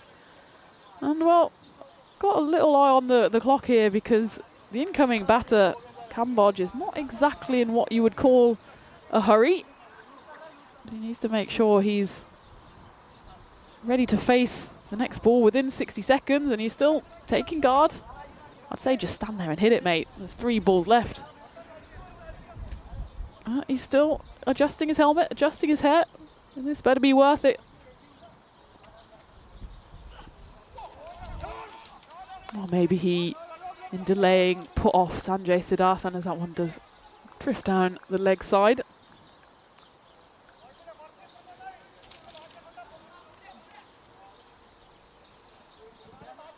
It's been a decent bowling performance from the strikers, especially early on with their opening bowlers, Jace Matthew and Sanjay and Clinto Paul as well. They've shown quite a bit of skill to get that ball swinging. If there is one criticism though, is that they've given away 10 wides. And well, they could have been facing below 60 as it is. It's all the 6s. The devil has come out, 66 for 6. Still 2 balls left. But if they can tighten up those extras, Royal Strikers, then certainly be a side that will want to go deep in this tournament. So Vivek Kamboj, he goes left, he goes right in the end. Just hits it down the ground for a single. And I think there was a bit of a clash there. And a bit of a bop on the head. As Vivek Kamboj, I think he was trying to go for the 2nd run, but he was almost blocked in his attempt by the bowler Sanjay, who, I don't know what hurt more, either the stomach of Sanjay or the head of Vivek. Final ball, and well, it's a chance of run out here in the end. Sanjay probably does the sensible thing and decides to hold on to the ball with the fielders backing up way out here at long on and long off. So at the end of the innings, the power hitters haven't exactly lived up to their names or their reputations. You can see a little shake of the head there from Vivek Kamboj. He knows his side are well below par. In fact, that is the lowest total posted by a team batting first. I think with that bye off the final delivery, they end up on 68 for 6, which is well below the 84 all out posted by Buchiba Blasters in the final game of yesterday's Group A action. But it was some skillful bowling early up from Sanjay Siddharthan and Jace Matthew in particular that rattled through the power hitters' top order. And despite that one flash off the bat of Chamkar Singh, it was otherwise a procession of wickets falling, as that was a nice catch in the deep by Arjun Prakash. That one was a bit more of a regulation effort, and it was only Jaswinder Singh really who put up any form of resistance as the captain for the power hitters. Hit 21 before, well, that big hit on the head for Manpreet Singh. He was okay to continue, but clearly the hit had rattled his brain around a bit, because he only managed 3 off 12 deliveries and just kept on swinging and missing before he was eventually put out his misery by a brilliant Yorker there from Vishnu Sudhakaran. And Happy Singh at the end, he came in with a bit of a flourish, managed 3 fours on the trot, but it was 4th time lucky for Sanjay Siddharthan as he picked up another wicket and dislodged the middle stump of Happy Singh, who will be less than happy with his team's performance out there in the middle, as they end up on 68 off their 10 overs. So the Royal Strikers, well, they're looking at maybe putting, if not one foot, maybe a couple of toes in the finals day on Friday, as they restrict the power hitters to 68 for 6. The one point that the Royal Strikers will have to work on is those extras. It was 10 wides in the end, which if they cut those down, they might have been looking at chasing 50 or maybe even less than 50. As it is though, I'm sure they'll be more than happy with chasing the 69 runs needed for the victory. An impressive bowling performance, wasn't it? Especially from Sanjay and Jace Matthew, opening up 2 wickets apiece for them. Flinto Paul, he's proving to be Mr. Consistent as well, following up 2 for 8 this morning with 1 for 11 from his 2 overs. So at the halfway stage, the power hitters, they've posted just 68 runs. The Royal Strikers have every chance to win 2 from their games today. And significantly as well, they could do it with a bonus point if they chase down those 69 runs within 7 overs. But it's the 60 balls they have to at least take home the 3 points. And at the halfway stage, I'm sure they will be more than happy with the performance so far. But the runs are on the board and the Strikers still need to knock them off. So we're at the halfway stage here of match 8 in this spring series in the glorious Maltese sunshine. So join me, Tina Goff and Rico Fall will be back as well in a few minutes' time for the run chase on the European Cricket Network.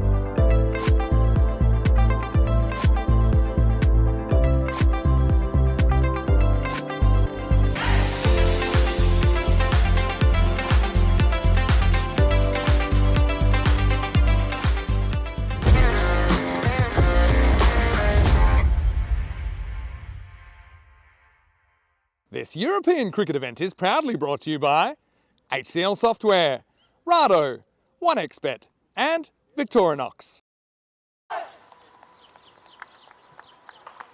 Hello viewers and welcome back. Thank you very much to Tina for covering that first innings, and well, it's only fair that I think I cover Tina while she has a bit of a break and time to get refreshed, and then of course we'll both be back to do the last two matches together. Welcome back everybody, and well, I've got to say that though I am back, I don't expect to be back too long, because with a score of just 68 on the board, you would imagine the Royal Strikers, particularly if they get going, they should knock these ones off pretty quickly.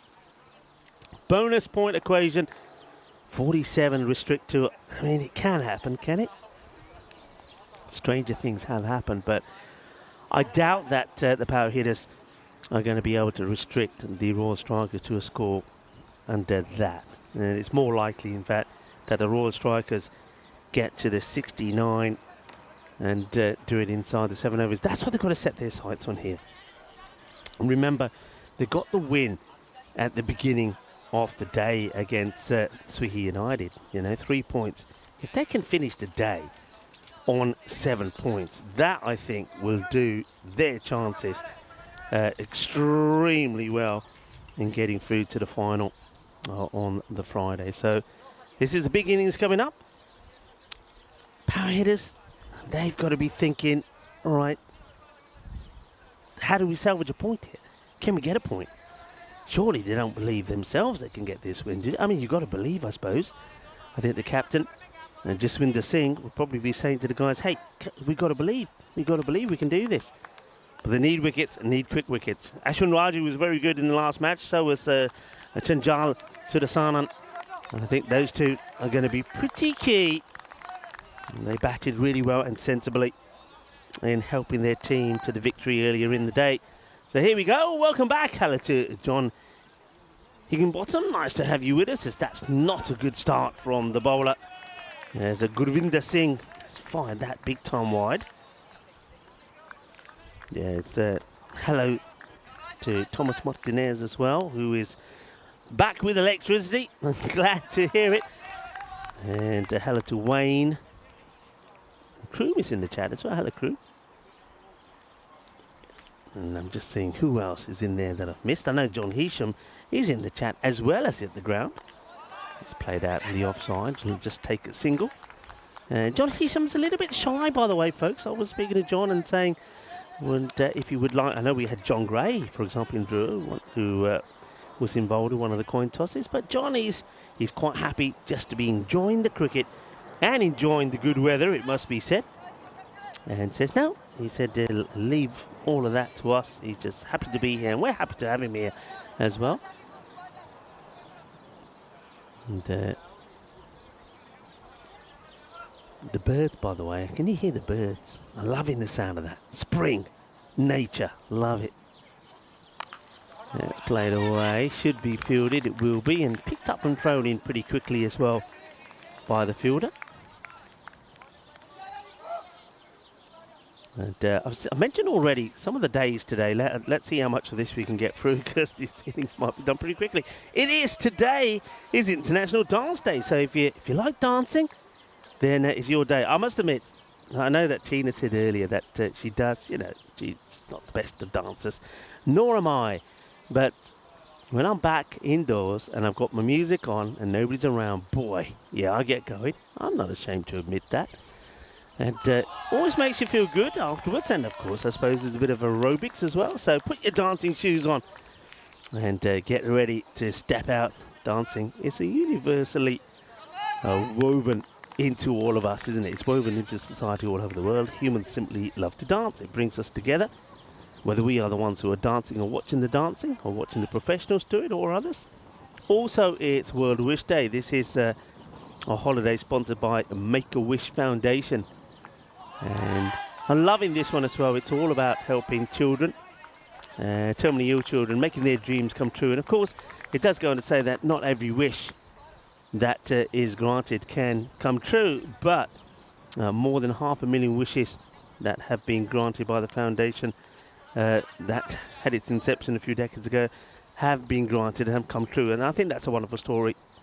So let's do what we can for the Make-A-Wish Foundation. And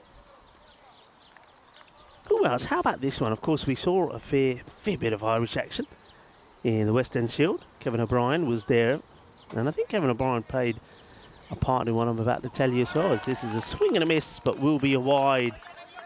And this is taking us back to 1974, birth of Ireland's best exponent of the chicken dance, it was said. Fast bowler Trent Johnston, who made his way to Ireland from New South Wales. Johnston was Ireland's captain during their great run in 2007 World Cup, where they beat Pakistan, hitting the winning runs in the match himself, did Trent Johnston. He was at the other end when Ireland sealed an even bigger victory over England in the 2011 World Cup. So, born today in 1974. Looks like there's a ball to come with this over from the bowler, Gurvinder. Remember these kids from the power hitters from last time round, but unfortunately they wielded no power with the bat. That was the problem. Back to Ismail Gurvinder. Can he get a good finish in the over? Doesn't want to go for a boundary, and catching chance over one. Oh, well, it's beautifully placed. I suppose Barraju gets it over the close fielder, but it doesn't quite carry to the fielder in the deep. Not a bad over then from Gurvinder. The 7 comes from it. Thing is, though, even if they go at 7s, they win the match. I'm sure that's not what the Royal Strikers have in mind. 7 without loss then after the first. As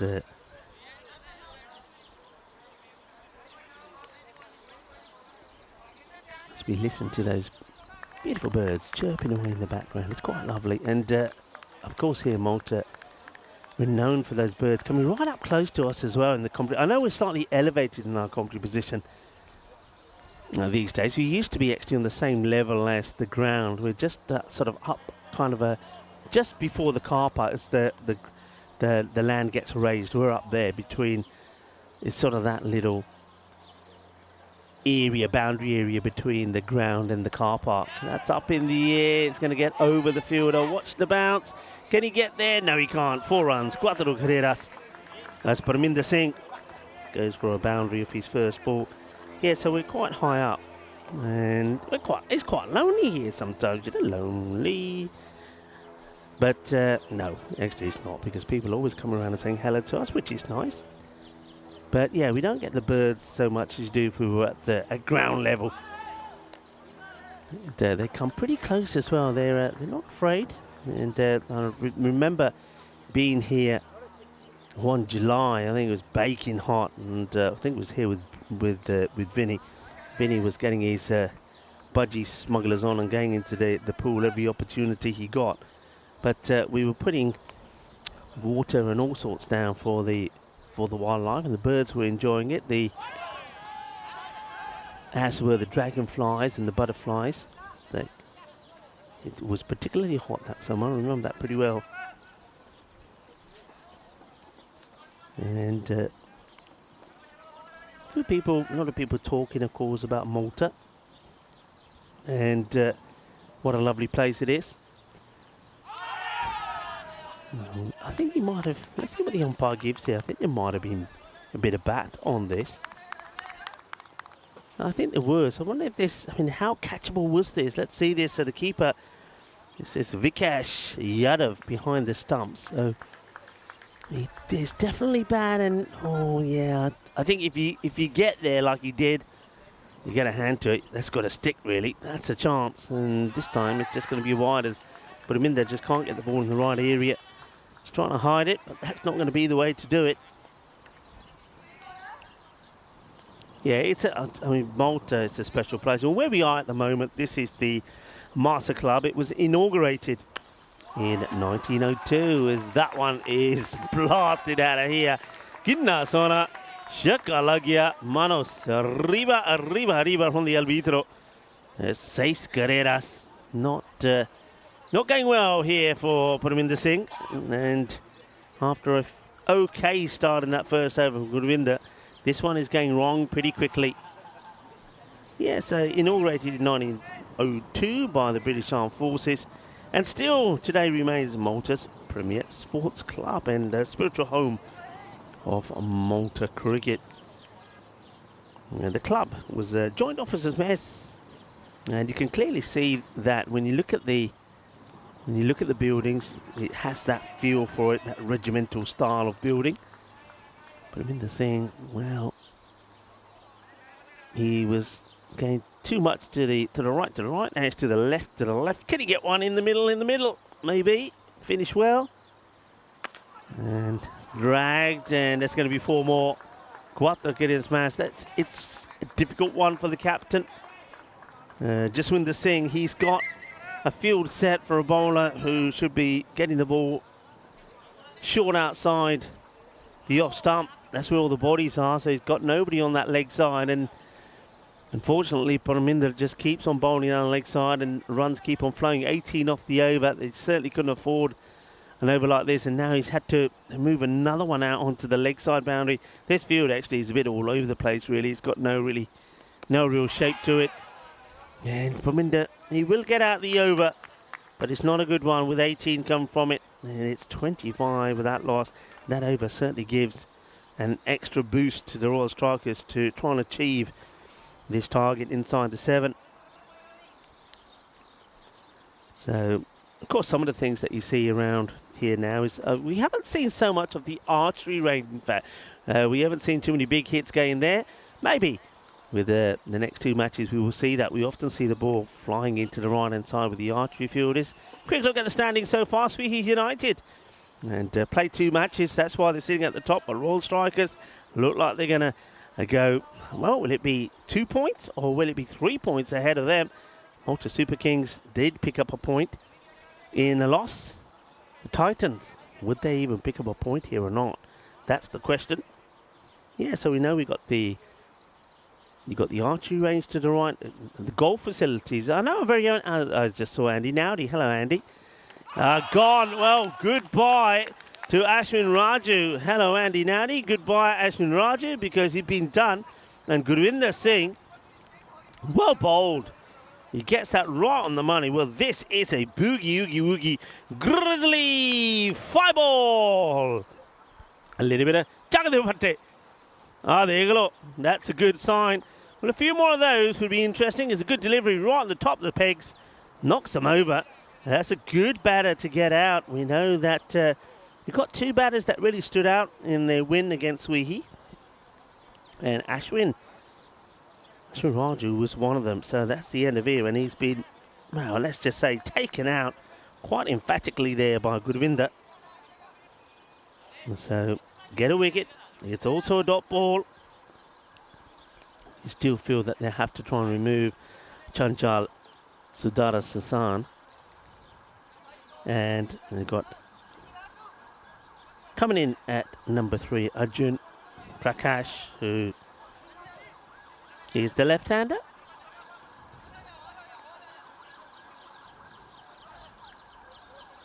I'll just, by the way, just change the subject slightly. Well, we can stay with the subject, I suppose. We know that in Malta there are 359 churches. Well, early this morning when we got here, there was a bit of thunder. No lightning thunder. And we got a bit worried, but we stayed good. But I know in Gozo, the storm hit, and one of the churches got a thunderbolt right on the spiral. And there's pictures of all sorts of rubble on the ground by cars in the street. The throw comes in, and a sea of red appears from nowhere as the power hitters back the throw up. So yeah, there was some damage done to one of those 359 churches around here.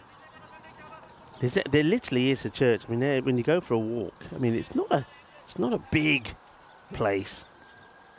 Is Malta? It's about 27 kilometers long and about 14 kilometers wide. So it gives you an idea. It's not huge, but every court chance and taken. Good catch. Well, how about that? Yul Breno pops up and in spaghetti western style and takes a very good catch. This has been hit pretty well by Sudha Sanan. And another good batter goes. Now that's a big wicket. So both the openers now gone. He'll go for 12. 12 off the 7 balls that he faces. Really good catch there, actually. This ball was travelling. But to get shot of Maria, but catch Walia. Well, the new batter comes in and no, unfortunately, next one from here is going to get put away. So, it's all happening here at the moment. That's just short and hit over the top. Nice looking shot. Well, Chanjal to the Sananan. Obviously, the one before it wasn't caught even by Yul Breno. It looked like he took the catch, but must have been a bump. He didn't really get a chance to have a look at it again. But the action has continued. And oh, that's a good delivery. In swinging. Almost catches a little bit off the stumps, but does a little bit too much on this occasion. Have a look at the swing on this. Comes back in and, oh, it's close. But that's good movement. He is able to vary that pace, though, isn't he? He's able to vary the pace. So, yeah, just to recap. So, Sudha Sanan thought he was caught. I think there was some appeals, but he obviously was smashed into the ground, so it wasn't caught. The next ball, uppercut for a boundary 4. Oh, that's hit hard. That's 4 runs. Nobody is stopping that. Cuatro carreras. Beautifully played. Right at the middle of the bat. Lovely shot. So, 4 more runs. Yeah, a few people saying, was it a no ball? No, it wasn't. And Chris Smith is saying lightning struck 2 churches in Goza early on Tuesday morning, damaging the bell tower in one and smashing the windows of another. Ooh. And, well, there was a gathering of mass at the same time. Have a look at the power plays. Big difference. 20 to 34. 34 for just the one. And not a bad spell there from Govinda. 16 would come off it. Last over game for 9. The first went for 7.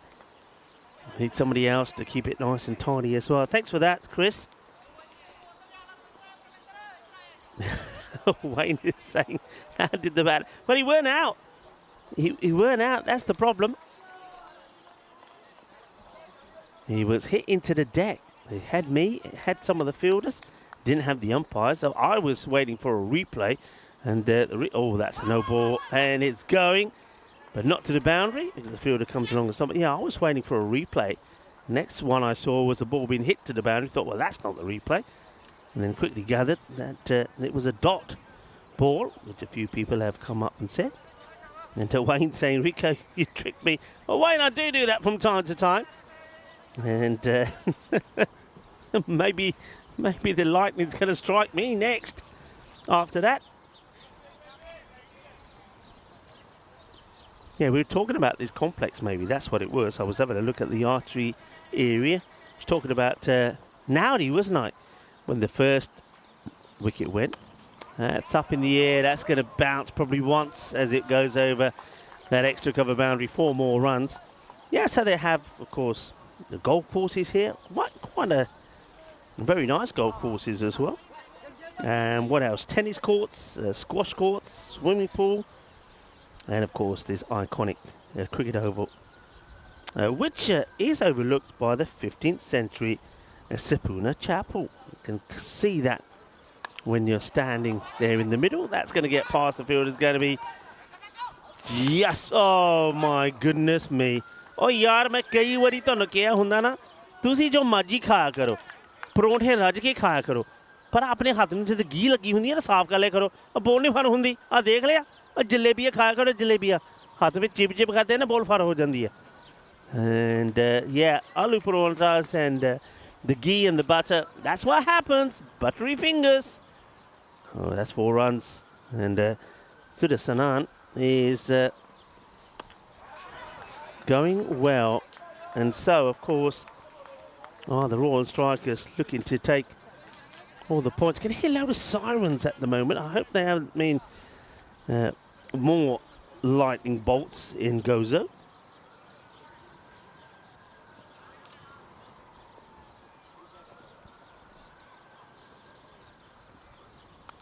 That's probably should have been a catching, well, at least attempt from the fielder. Watching this one, had to go forward.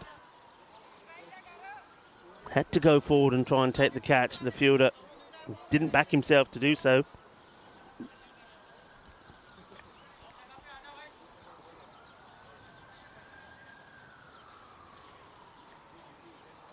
And I know we were talking a little bit about, of course, what happened in the likes of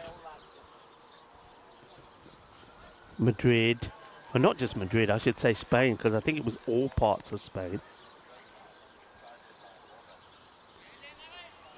So, and we had been, I know, spoke to Paulo, who's here, and Paulo said that Portugal was affected. Not, I think Portugal, the electricity in most places came back a lot earlier than it did in Spain. I know France, some parts of France.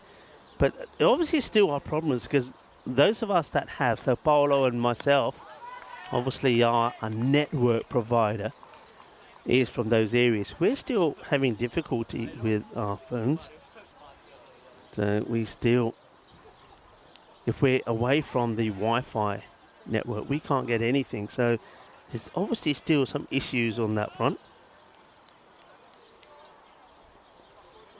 And yeah, that was really quite worrying, really, for a lot of people, especially if you. That's the thing. You just couldn't get in touch with anyone. You couldn't get in touch with your families and things. So, still some. I don't think that's been quite resolved. End of the over. Fourth over comes to an end. 46 for 1, and that one from Jamkor Singh goes for 12. Can they take it past another 3 overs, the power hitters, to try and salvage a point? That's what's the question now, is Singh. Which one, you'll all say? Which one, Rico? Manpreet, of course. Manpreet Singh. And, of course, he will start with a wide down the leg side to Arjun Prakash, the left-hander. Here's a good one. Malta has a proud cricketing tradition, with the game played locally here since the first recorded game between the sailors of Admiral Nelson's fleet in 1800. Hit down the ground, should just be a single, it will be.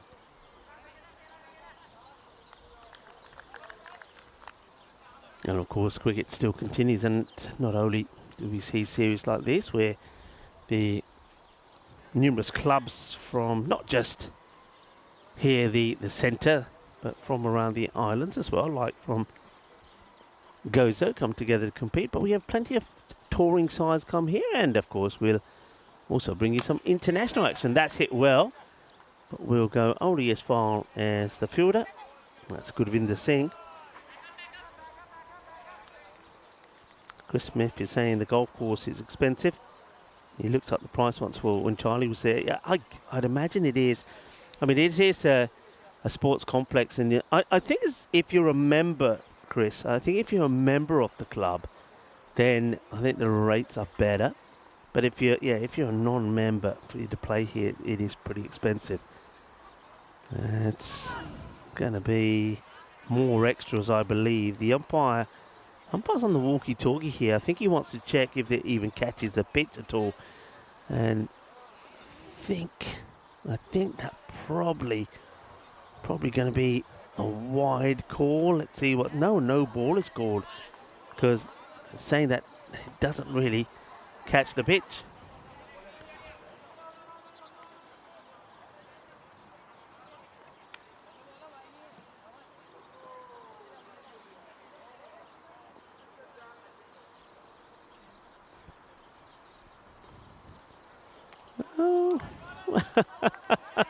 Hey, let's see this again.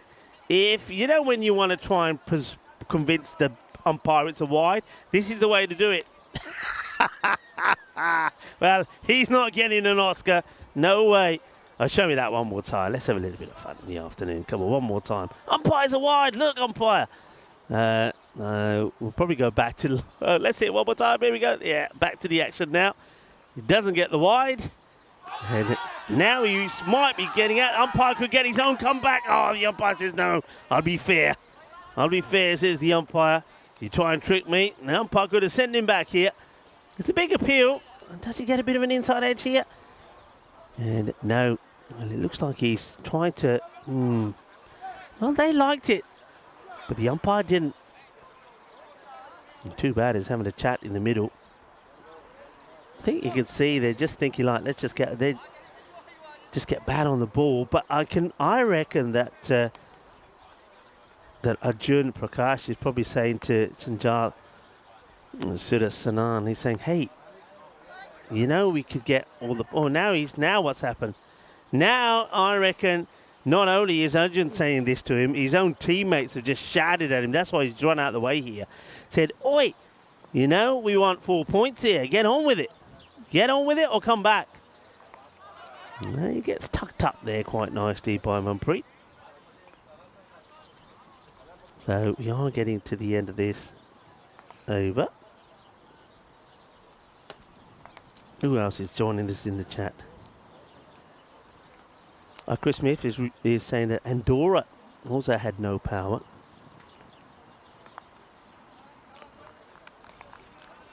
Wayne is saying no power for 8 days. It's a lot of people. It's interesting, isn't it? We're talking about power here, and there's a few people because obviously, you know, I was trying to get in touch with all kinds of people. I want to say a big thank you, by the way, to John Woodward and Lewis Clark. They, of course, we would have seen them when we were in Madrid doing the Madrid European Cricket Series, and I tried to reach out to them. They did get back to me eventually because, of course, my daughter was kind of stranded and I couldn't get in touch with her, didn't know what was going on, and had visions of her being stuck in Madrid throughout the night and nowhere to go, nowhere to stay. So of course, you know, as a parent, you worry, but she was okay. She was with a friend and they did very well. And my daughter, give her her due. She was very smart. She's always had some cash on her, because that was the other thing. You imagine that you couldn't use your phone or card to pay for anything. I'll go back to that in a moment as we have a look at this Premier Division at the halfway point. Score 53 for 1. This is, of course, what will be happening in Spain. We're talking a bit about Spain at the moment with that power issue, but will be happening there in Andalusia at the Carmo Oval in Malaga. The Field of Dreams. There's 3 groups, and only the team that finishes top out of those 6 teams will join the championship group starting on the 16th of October. England and Netherlands are there, the winners and runners-up from last time.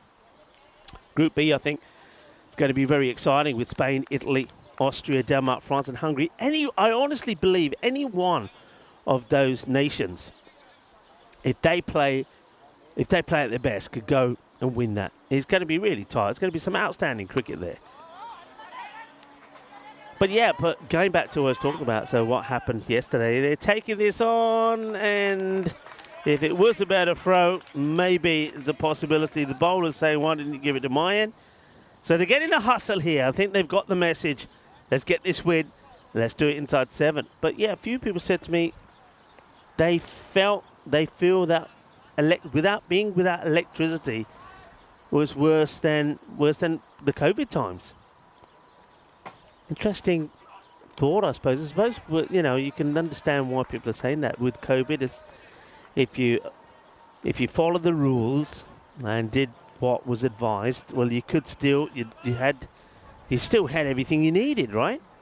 I suppose you couldn't roam freely around, and for example, you couldn't go out and play sports and things like that and go eat in a restaurant and things, but at least at home you had everything you needed. You could keep yourself entertained. You had the TV, you had the internet. But yeah, once you got no electricity, and so when just going back to that, and no electricity, that's no fun. And Wayne is just saying for 8 days after that cyclone in 2017. I mean, that's got to be, when you think how what happened yesterday, what was it, 8 to 10 hours? But Wayne, 8 days, how'd you do it? Oh, Gandhi, and it's going to be a no ball, that's for sure. I think, yeah, the batter's saying, hey, umpire saying, yeah, I got it, don't worry. And that's Aldo's, the umpire, saying, yeah, I got it, I'm all over that. Aldo's is out there with Jet, with Aranga this time, the third umpire. Yeah, I think we know, you know, these days we're pretty spoilt with what we got. It's only when we don't have it. And sometimes we only don't need to have it for a small period of time. We soon realise just sometimes how vulnerable and maybe how useless we can be sometimes when we're in that situation.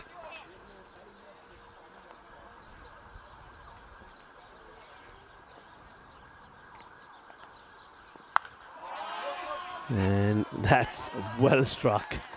It's going to be 4 runs, so they're getting closer. It's almost done and dusted. And it looks like the Royal Strikers are going to finish well here. It's a short delivery. And Arjun Prakash plays a beautiful pull shot to the boundary. 63 on the board. So any boundary would do it now.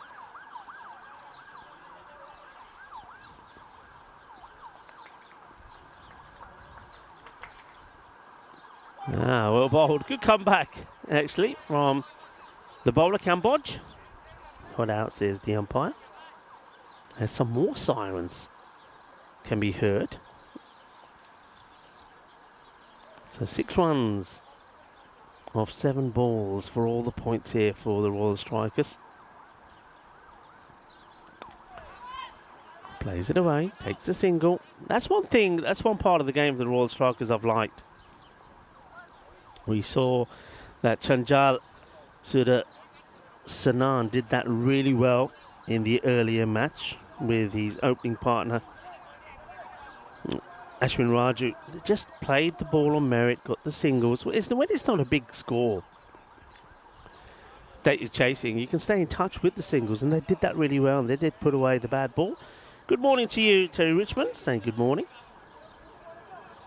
And Thomas Martinez just saying, yeah, people also do tend to panic, don't they? And I was hearing that on the news, you know, people going to the supermarkets and panicking or whatever. But can I just say, I mean, a big well done to all of those. I mean, there was a lot of supermarkets again with no power, but managed to find a way to stay open and help people. So all of those organisations that did stay open and did try and help, well done to you. I mean, emergency services, for example.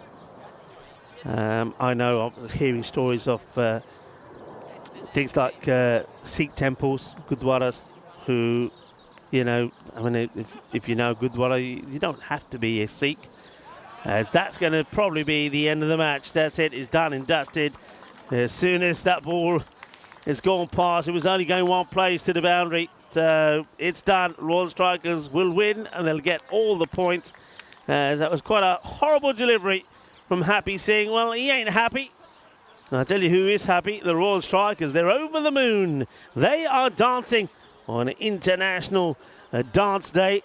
Dancing to the top of the table. Well done to them. Well, the power hitters, they're not going to be dancing. They're going to be trying to... Well, I tell you what, maybe the power hitters, if they were from Spain, it will make sense. Well, no power because they weren't charged up. Boom, boom. Shouldn't make a joke of it, really. But, yeah, the power hitters, they do need to charge themselves up and come back firing when we see them again. They will be playing match number 10 against the Titans. Let's see if they can change things around. And the Titans themselves, they've got a difficult match coming up. They will be taking on the Malta Super Kings. So back-to-back for the Titans to finish this day 2 of this European Cricket Spring Series in Malta.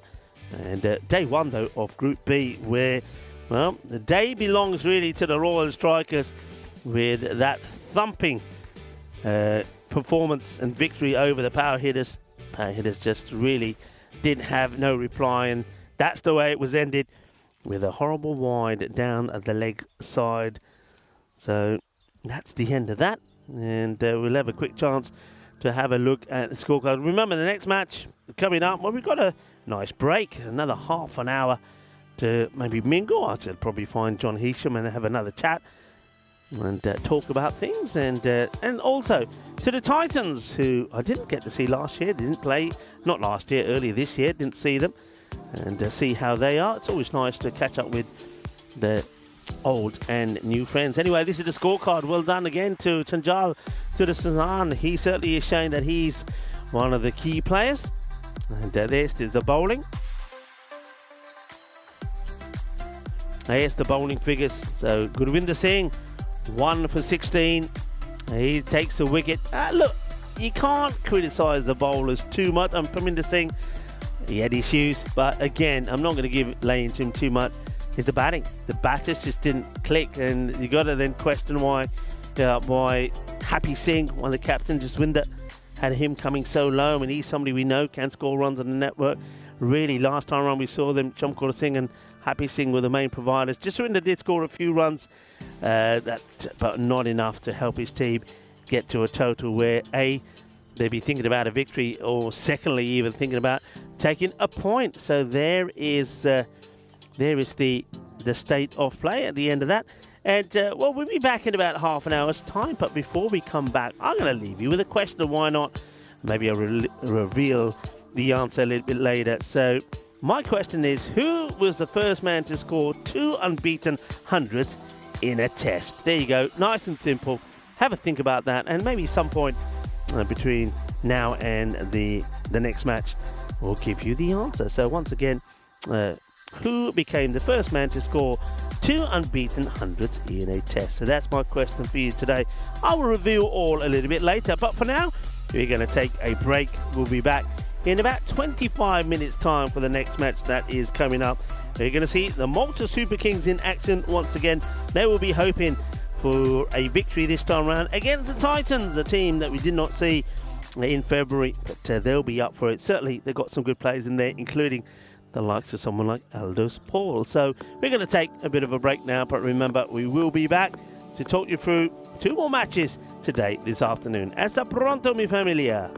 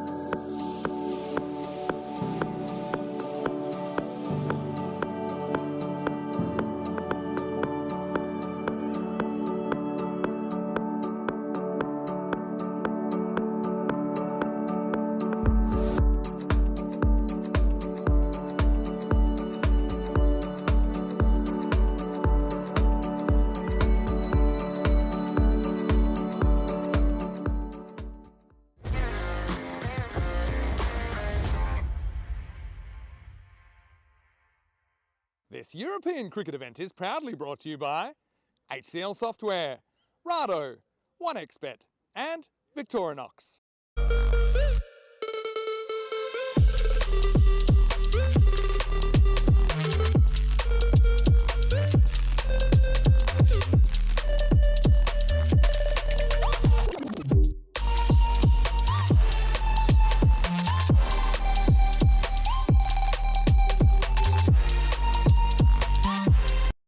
Hello viewers and welcome to match number 9 in the sunshine here in Malta. I must admit, I love being back at this Malta Sports Complex. The pitch and the outfit is looking absolutely spectacular. Looking forward to this match as well as we welcome the Titans to the start of this day 1 of Group B. They've got a tough one up against the Malta Super Kings. Let's see what happens at the coin toss. MMA to call. Head. Heads is the call. That's the tails. We're gonna back first. They're going to have a bet. Varun Prasad, the captain of the Malta Super Kings, winning the toss and deciding he will have a bat first.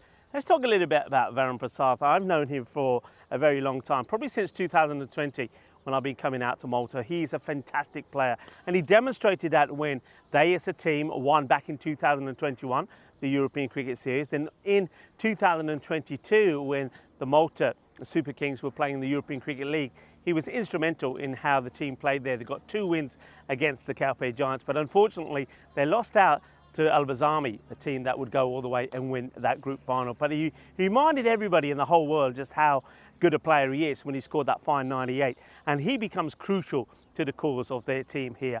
I like the way that they did work around him. He led the team very well. I like the way that Kailash Yogaraj that he played. I think he's going to be very key with the bat. And there were good performances there from someone like Gunasakara, lower down the order. Maybe he'll come a little bit up the order to provide a little bit of extra support to the batters at the top of the order. But they need that little bit of stability, and I think Varun Prasad is the man who can give them that. They're up against the Titans. The Titans, we didn't see them play earlier this year here, so it's an opportunity for them to shine. They also have a lot of new players in their side, but maybe somebody with the experience of Elders Matthews could be the one that could see them to a victory.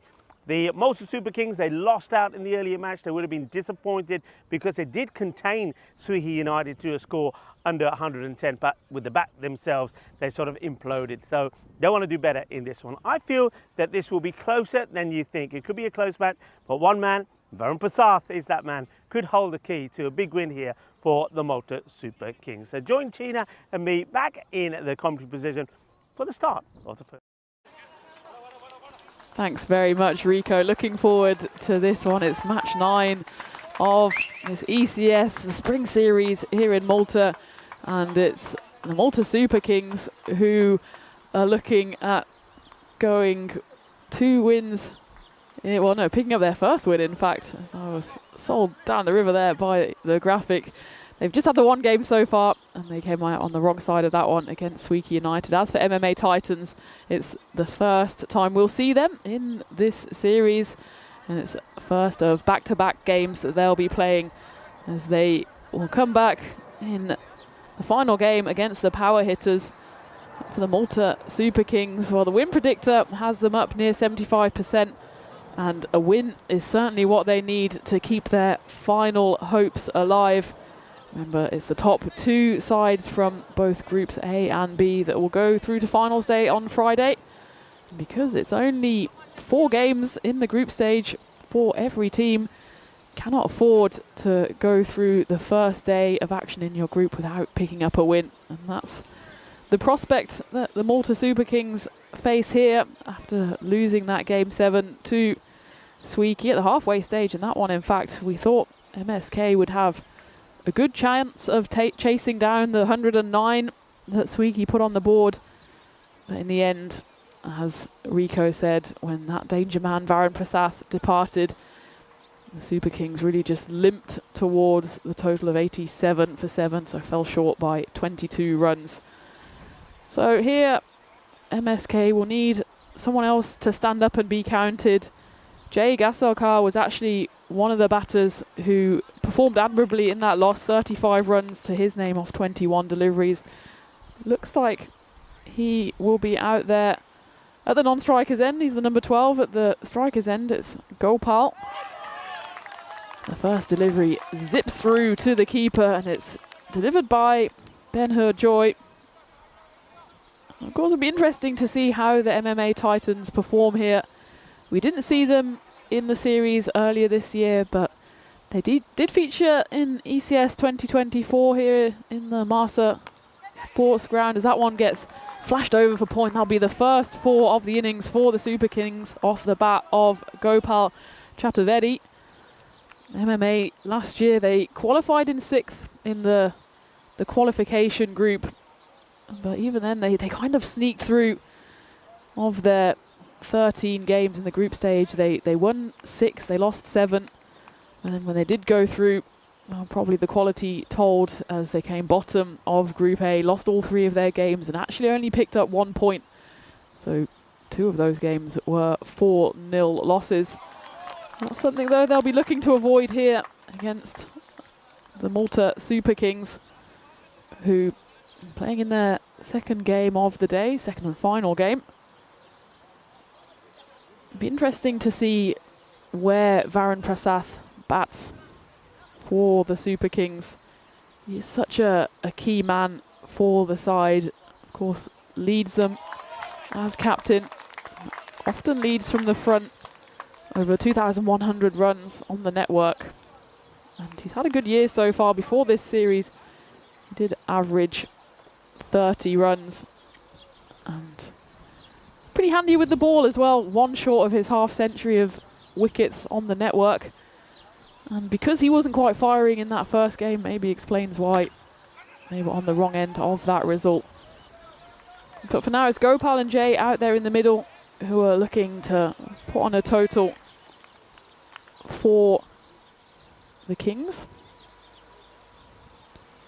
And hopefully maybe we can get a bit of a tight game as well. We haven't had too much of a sniff even of a golden ball so far today, as we've had 2 games won by 9 wickets. Royal Strikers were the winners on both of those occasions, and then that win by Swieqi over the Malta Super Kings, that was by 22 runs, so pretty textbook win in the end. So hopefully sooner rather than later we'll get a tight finish as we look ahead to the future, and it feels like months away, probably because it is the Premier Division of the Euros of cricket, the men's side of the tournament. 3 groups, A, B and C, and the winners of those groups of 6 will join the championship group of England and the Netherlands on the 16th of October. So it's a good 3 weeks of action.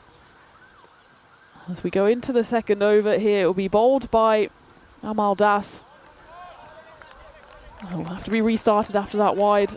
And joining me in the commentary tent, the commentary cage, to talk you through the action here is Rico Full. How are you doing? I'm doing very well, and even better when Ben-Hur turns up to have a bowl. What a name, Ben-Hur Joy. Not a bad first over at all, just 6 runs. That's one thing that we'll find here in Malta. You get some great names, and you'll see some great cricket as well. What a catch that is. What a time to come back as the Titans pick up their first wicket, and it's Manuel Augustine that holds on to a spicy one here. This is delightfully held. That is such a good catch. I love the way he just picked it up from the ground before he hits the deck, and the first wicket will go. And it's a good wicket to get, because one batter who really did shine in that last match was Jay Gosalkar, and he'll go for 1. Speaking of Jay, there's a Jay in the chat as well, and it's Jay Sin who's saying he's just come back to work from a break with Jay. Nice to have you back, and well, thank you for saying hello. Well, Tina, what a grab.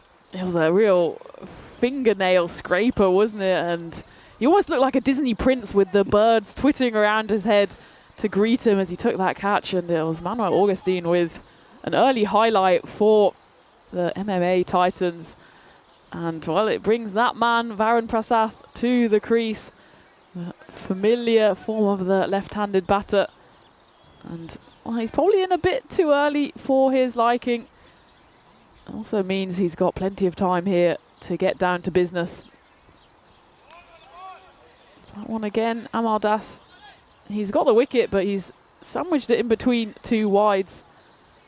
As well, Ben-Hur got a lot of joy in that first over, didn't he? Went for one boundary, but otherwise 3 dots and 2 singles.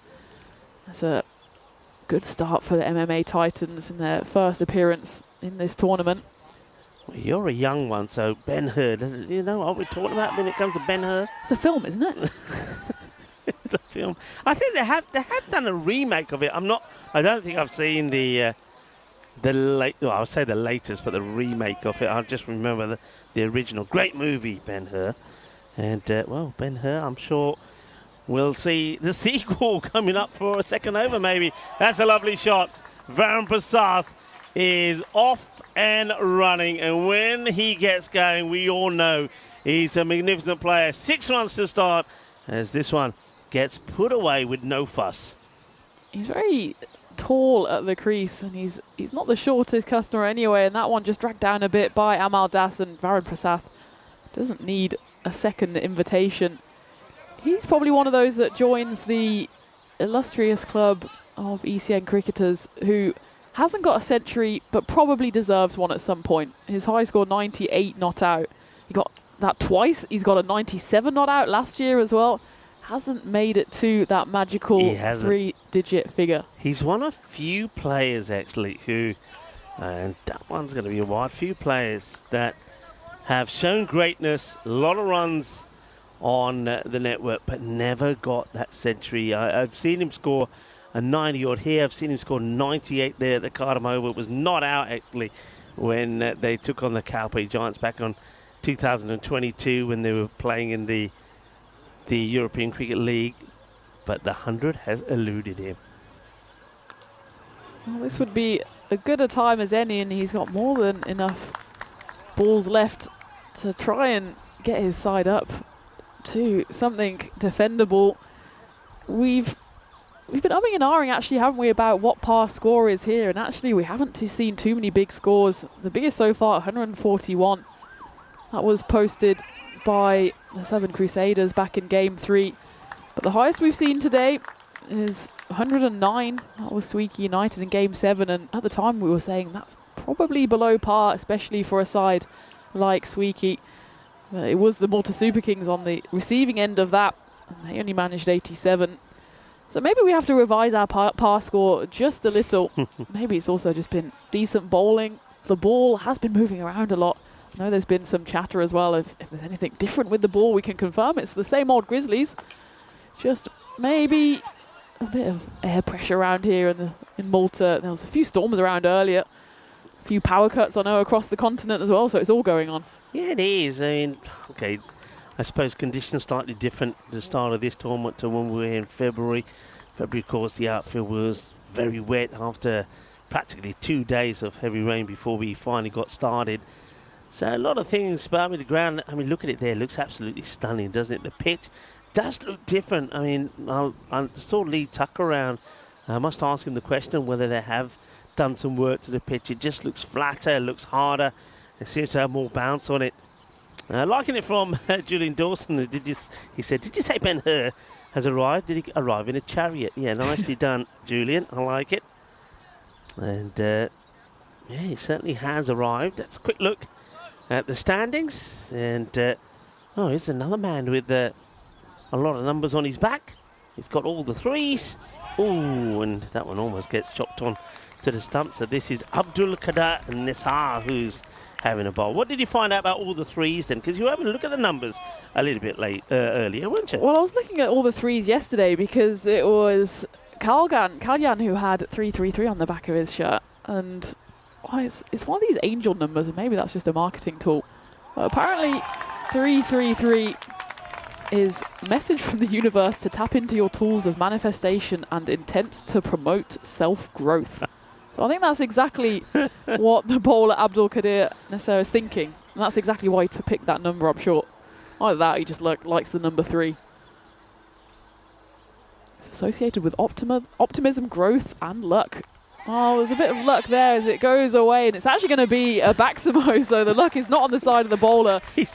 He's giving you a dirty look now. Saying, what are you talking about? Luck? What luck, he says. What luck am I getting here? As this one is a genuine Baximo from Gopal Chaturvedi. This is going to go all the way for 6. What would be not your number on the back of your shirt, Rico? Oh, what wouldn't be my number? I'd never have something like 100. No. Because, you know, every time you go out to bat, Yeah. everybody say, yeah, here we go.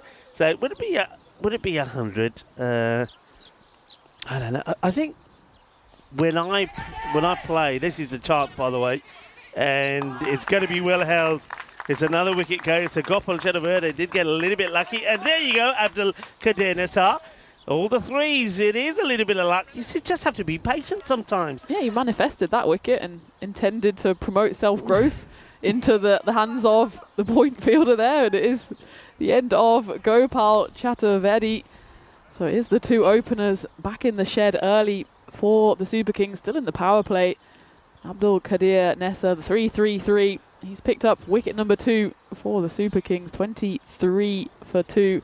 Good news at least for MSK is Varun Prasath is still out there. But he needs to stick around and he needs someone to help him out at the other end. And it looks like they have turned to the man with the 7, David Beckham. No, it's Sindhu Jain who's out there. 7's a good number. I think that's a solid number. 7's a good number, yeah. 7. Yeah, but what I was in the process of saying, I played a lot of T20 when you still played in white, so before the coloured kits came out. So in the UK when we played T20, it was with the red ball, it was still in whites. And then in Spain, I played some T20, and it was a case of, well, what number do you want on the back of the shirt? And of course, I went for 28 because it was a daughter's birthday. So that was it, really. So I can say that's the only number I really had on my shirt. Didn't really have any others, and no real other opportunity. So yeah, and I'm happy with that. 28, number 28. That's a nice number. I feel like an even number is always nice. It's got a round feel to it. 28, solid number, and as good a reason as any.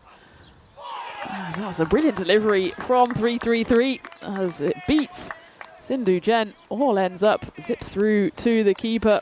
It's Eldo's Paul with the gloves on. He's after he's picked up that wicket, he's upped the tempo a little bit, a bit more pace and a bit more nip coming through here. Sindhu Jain didn't really know too much about that. Oh, you put the mockers on him here as he tried to put all the pace behind that run up and pulls up short.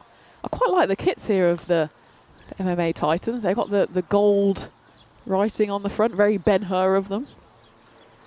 Very regal. Talking about the gold. Let's not talk about, this is nothing. This is nothing compared to Bling Bling Ikota, who we saw making their debut in France. They were played in Group A, of course, and started with a win. But, yeah, proper gold leaf numbers on the back. And the good thing was that when they played in Group A in France, that we didn't have too many sunny days, overcast. No rain, thankfully. But if they were playing on a sunny day, I'm telling you, they'd be blinding us. You could not see the numbers. The scorers couldn't see them. We couldn't see them. They looked good, but you needed shades just to watch them play. And hello to Dakota. And, of course, all the teams that played there in France, it was a very good tournament. We were very well looked after by the Federation and by Dreux. And, of course, Dreux were the winners again on their home ground, so back-to-back. And a lot of people will be happy that Nabi finally came good towards the end as well. Nabi scoring a good half-century. And he was just having a mare with the bat. But in the end, he finished a good tournament. He took a hat-trick as well, you know. Picked up a hat-trick, and it was a good hat-trick. And also scored some runs, a 50 in the final, giving his team a win. Because, of course, everyone will remember, I know Vinny loves telling the story, when in the final last year, when Nabi was hit by one that caught him on the lid. Oh, that's been hit. That is massive. You don't have to run for those. And when these start to get hit, that's when you start to worry about cars in the car park. Varun Prasath gets another boundary away. That's his second biggie.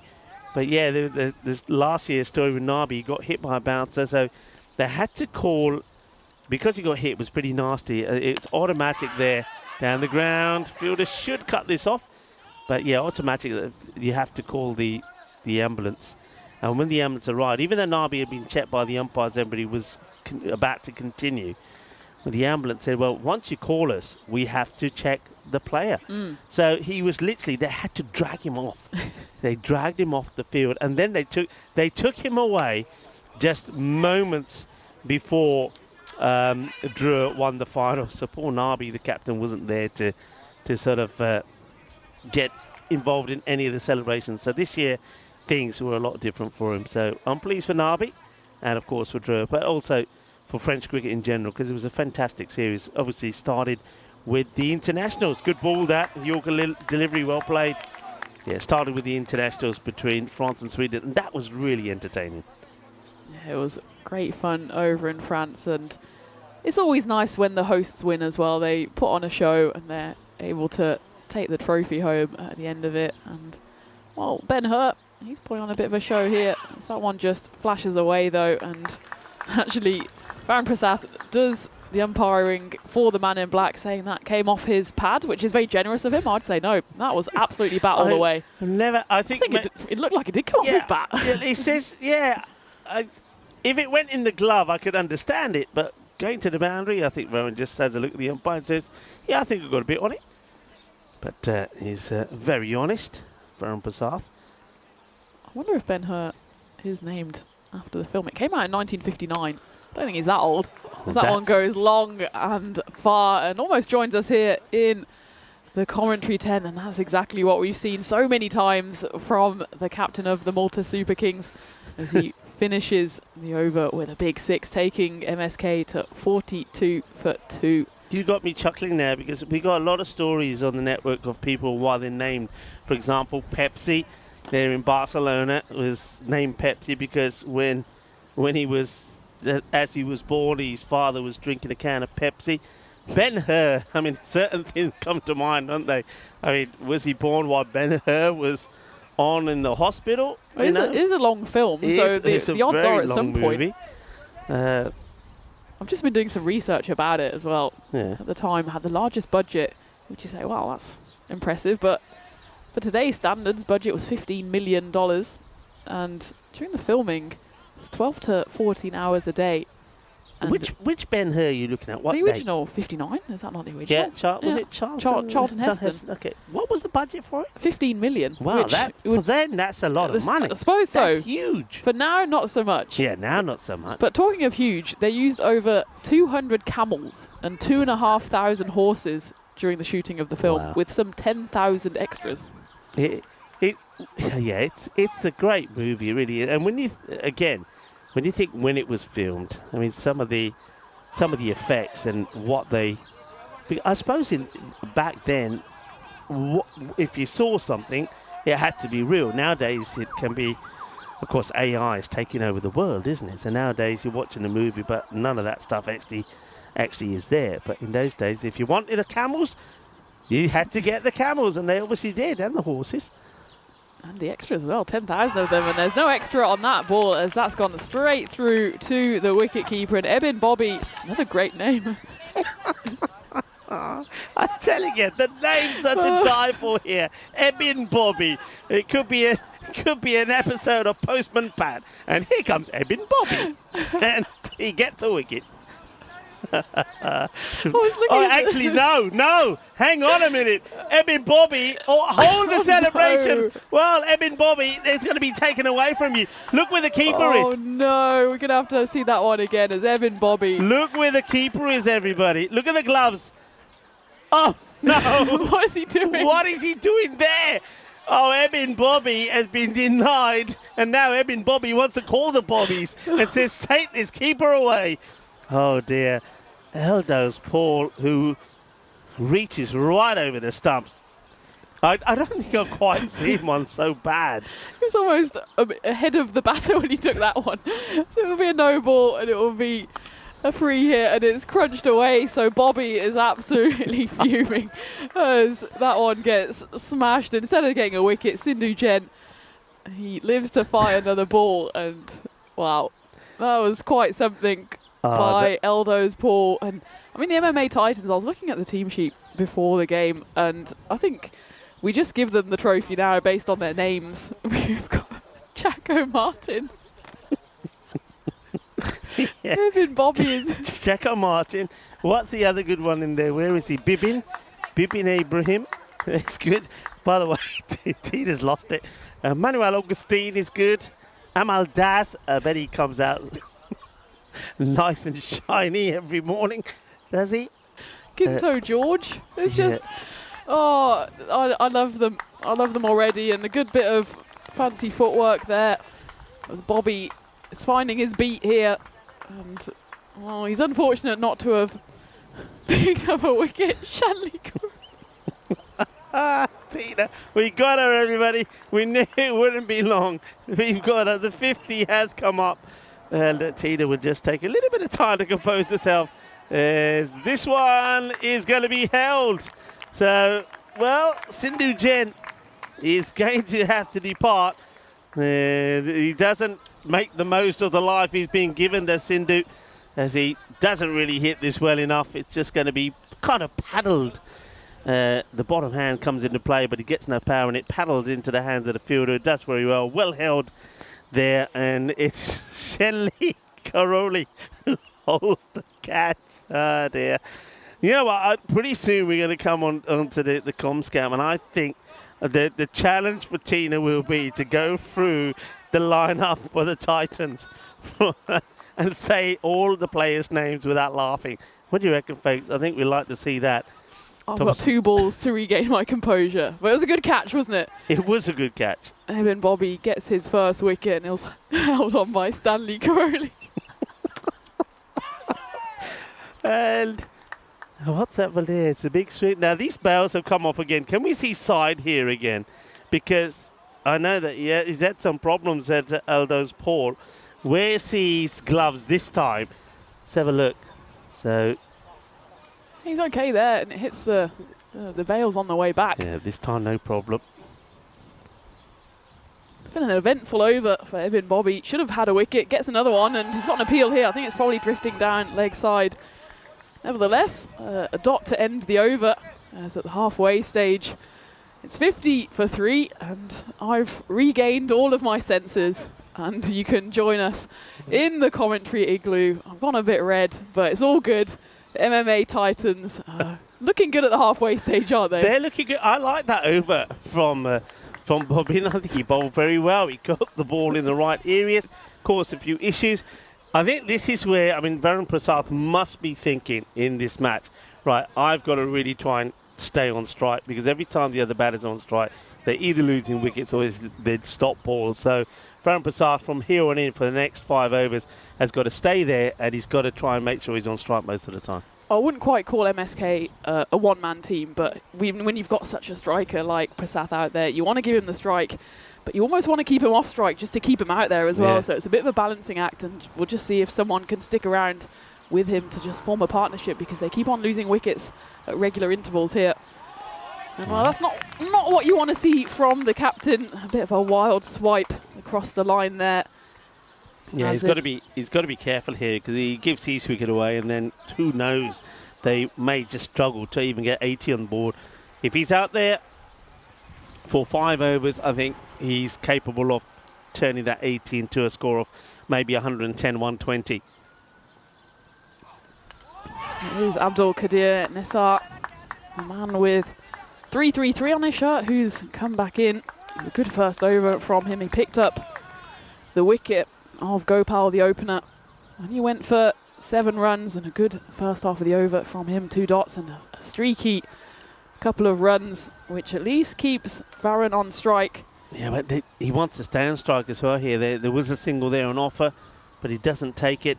Kabilash Yogaraj is the man who joined him, and that's a wide. I wouldn't say that's the areas to bowl really to Varun Prasad. He is a very good puller and hooker of the ball. That's not the area to be. If anything, go full, try to get him driving. That's where we've noticed a few times with him, especially in the early days, he would always succumb to a good Yorker. So try to get him driving straight down the ground. Especially, he's quite a tall batter, but stands also very tall in his stance. So you want to get him coming forward, as you say, Rico. He's happy. Oh, that one almost went back into the stumps. Wouldn't have been a run out. Almost a bit of friendly fire though. as Kabilash gets the Grizzly at his feet. You want him coming forward because anything that's down leg side, he just pivots on it, and especially when you don't have anyone behind square back on the boundary, it's just free runs there, so they need to be tight with their lines here. Do the Titans, and that's exactly what didn't happen there, but they're celebrating this one. They think there's bat on it. The umpire was unmoved. We're going to have to check this one on the replay, but I think Varun Prasath escapes this one. What does it come off? Is it a bit of pad? Whoa, is there a double contact there? It looked very much like he's dragged it onto his leg and been caught. It's hard to tell, but this time Varun Prasath even himself doesn't turn around and say to the umpire, it just came off me leg, but it's close. Prasath is happy to get involved in the umpiring when he wants to. On this occasion, though, he maybe stayed suspiciously quiet, but in any case, the decision goes his way. That one flashes past his blade on the offside. It's another good over, though, from Nessa. Just the one wide coming off it so far. And I wouldn't say the Super Kings are running out of time quite yet. Still 4 and a bit overs to go, but they need to get a bit of a move on here as there's a big appeal. Again, I think it's probably drifting down the leg side, possibly even pitching outside leg stump across to the left-handed Prasath. I like the bowling this here from the Nessa. He's caused problems. And yeah, that one's always going to be impact outside the line of the leg stick, but I like what he's done. It's been a really good fiery spell from him, and he's caused problems for all the batters, including Varun Prasath. Really good 2 overs. Only goes just for 8 runs, and he picks up a wicket. So they've really put the squeeze on the Malta Super Kings here at the moment. It's been a good performance from the Titans so far. They've given away 13 extras, but to be fair, 6 of those were leg buys. 4 came off the pad of the captain out there, Varun Prasath. Just the 6 wides, exactly averaging 1 and over. If you can keep those extras down into single digits, then you've certainly put in a good shift. It's been some decent bowling from the 4 bowlers used so far. They will have to turn to a 5th at some point. It looks like they're doing it now in the form of the man with the name Shanley Karoli. He's turned to a bit of spin. This one goes high up in the air. It's a chance for a catch, and it's a brilliant grab out there. I was wondering whether he kept hold of that one, but he does, and it's Bibin Abraham who tumbles away to his right and manages to catch that.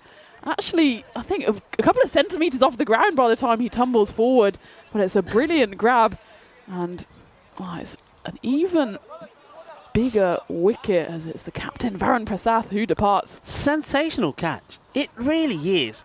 I mean, I hope we got a better look of this, because he was not in the... Well, you can see there, it was not that we all thought it was going there, and how he's held on to it.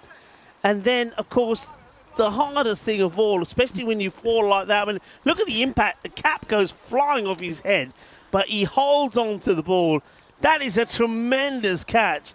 And Varun Prasath goes for 19 of 16, and they could really now struggle to get to that 80 score, as I was saying before. I mean, 90, it's gone down to 90 expected, but well, the MMA Titans, they've done amazingly well here. And Karoli picks up the wicket, and now look at him, he's now like a demon as he gets this one past Delunga Gunasakara. Gunasakara, I'm pleased to see that he's come up the order slightly, because I think he did bat well in the earlier contest. He's the only other batter who would score some runs. Big appeal there, but it's going well down leg. You can see that the MMA Titans, they're up and about now. They can sense a bit of blood in the water, especially with that important wicket of Prasath departing 19 off 16, so not quite his fluid self. 18 of those 19 runs came in 6s. So in fact, what would that be? 12 dot balls that he faced, which maybe just shows that he's feeling a bit of the pressure of the batting here as well, knowing that he's one of the few players with experience in the lineup.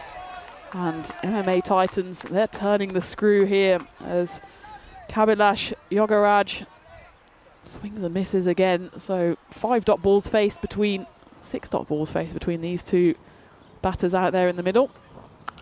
Goes for a big swing, a release shot, and he does get hold of all of that one. So it's a much needed boundary in the first 6 since, well, when was the last 6? I think in the middle of the 4th. Yeah, it must have been when Varun hit it, right? Yeah.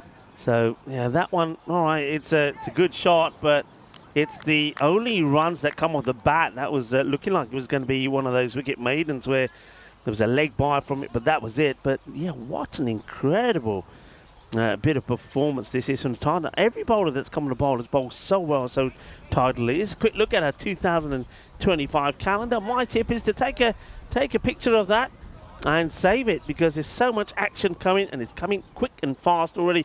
I can't believe that we're already sort of a quarter of the way through some of those places we're going to, and pretty soon things will be happening in Jersey, Sweden. Don't forget the night series continues in Belgium. Got 2 more matches tonight.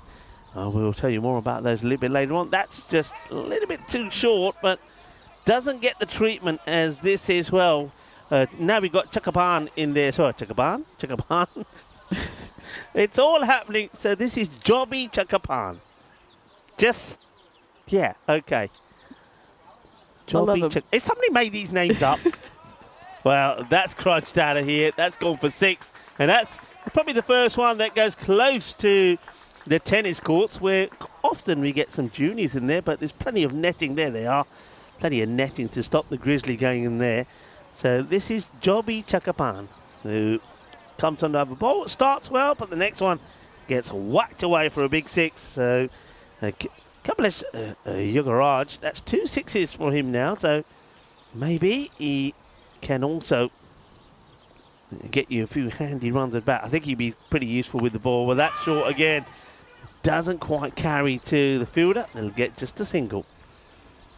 You can see that not for a lack of trying here, the Malta Super Kings. Kabilash in particular trying to free his arms now.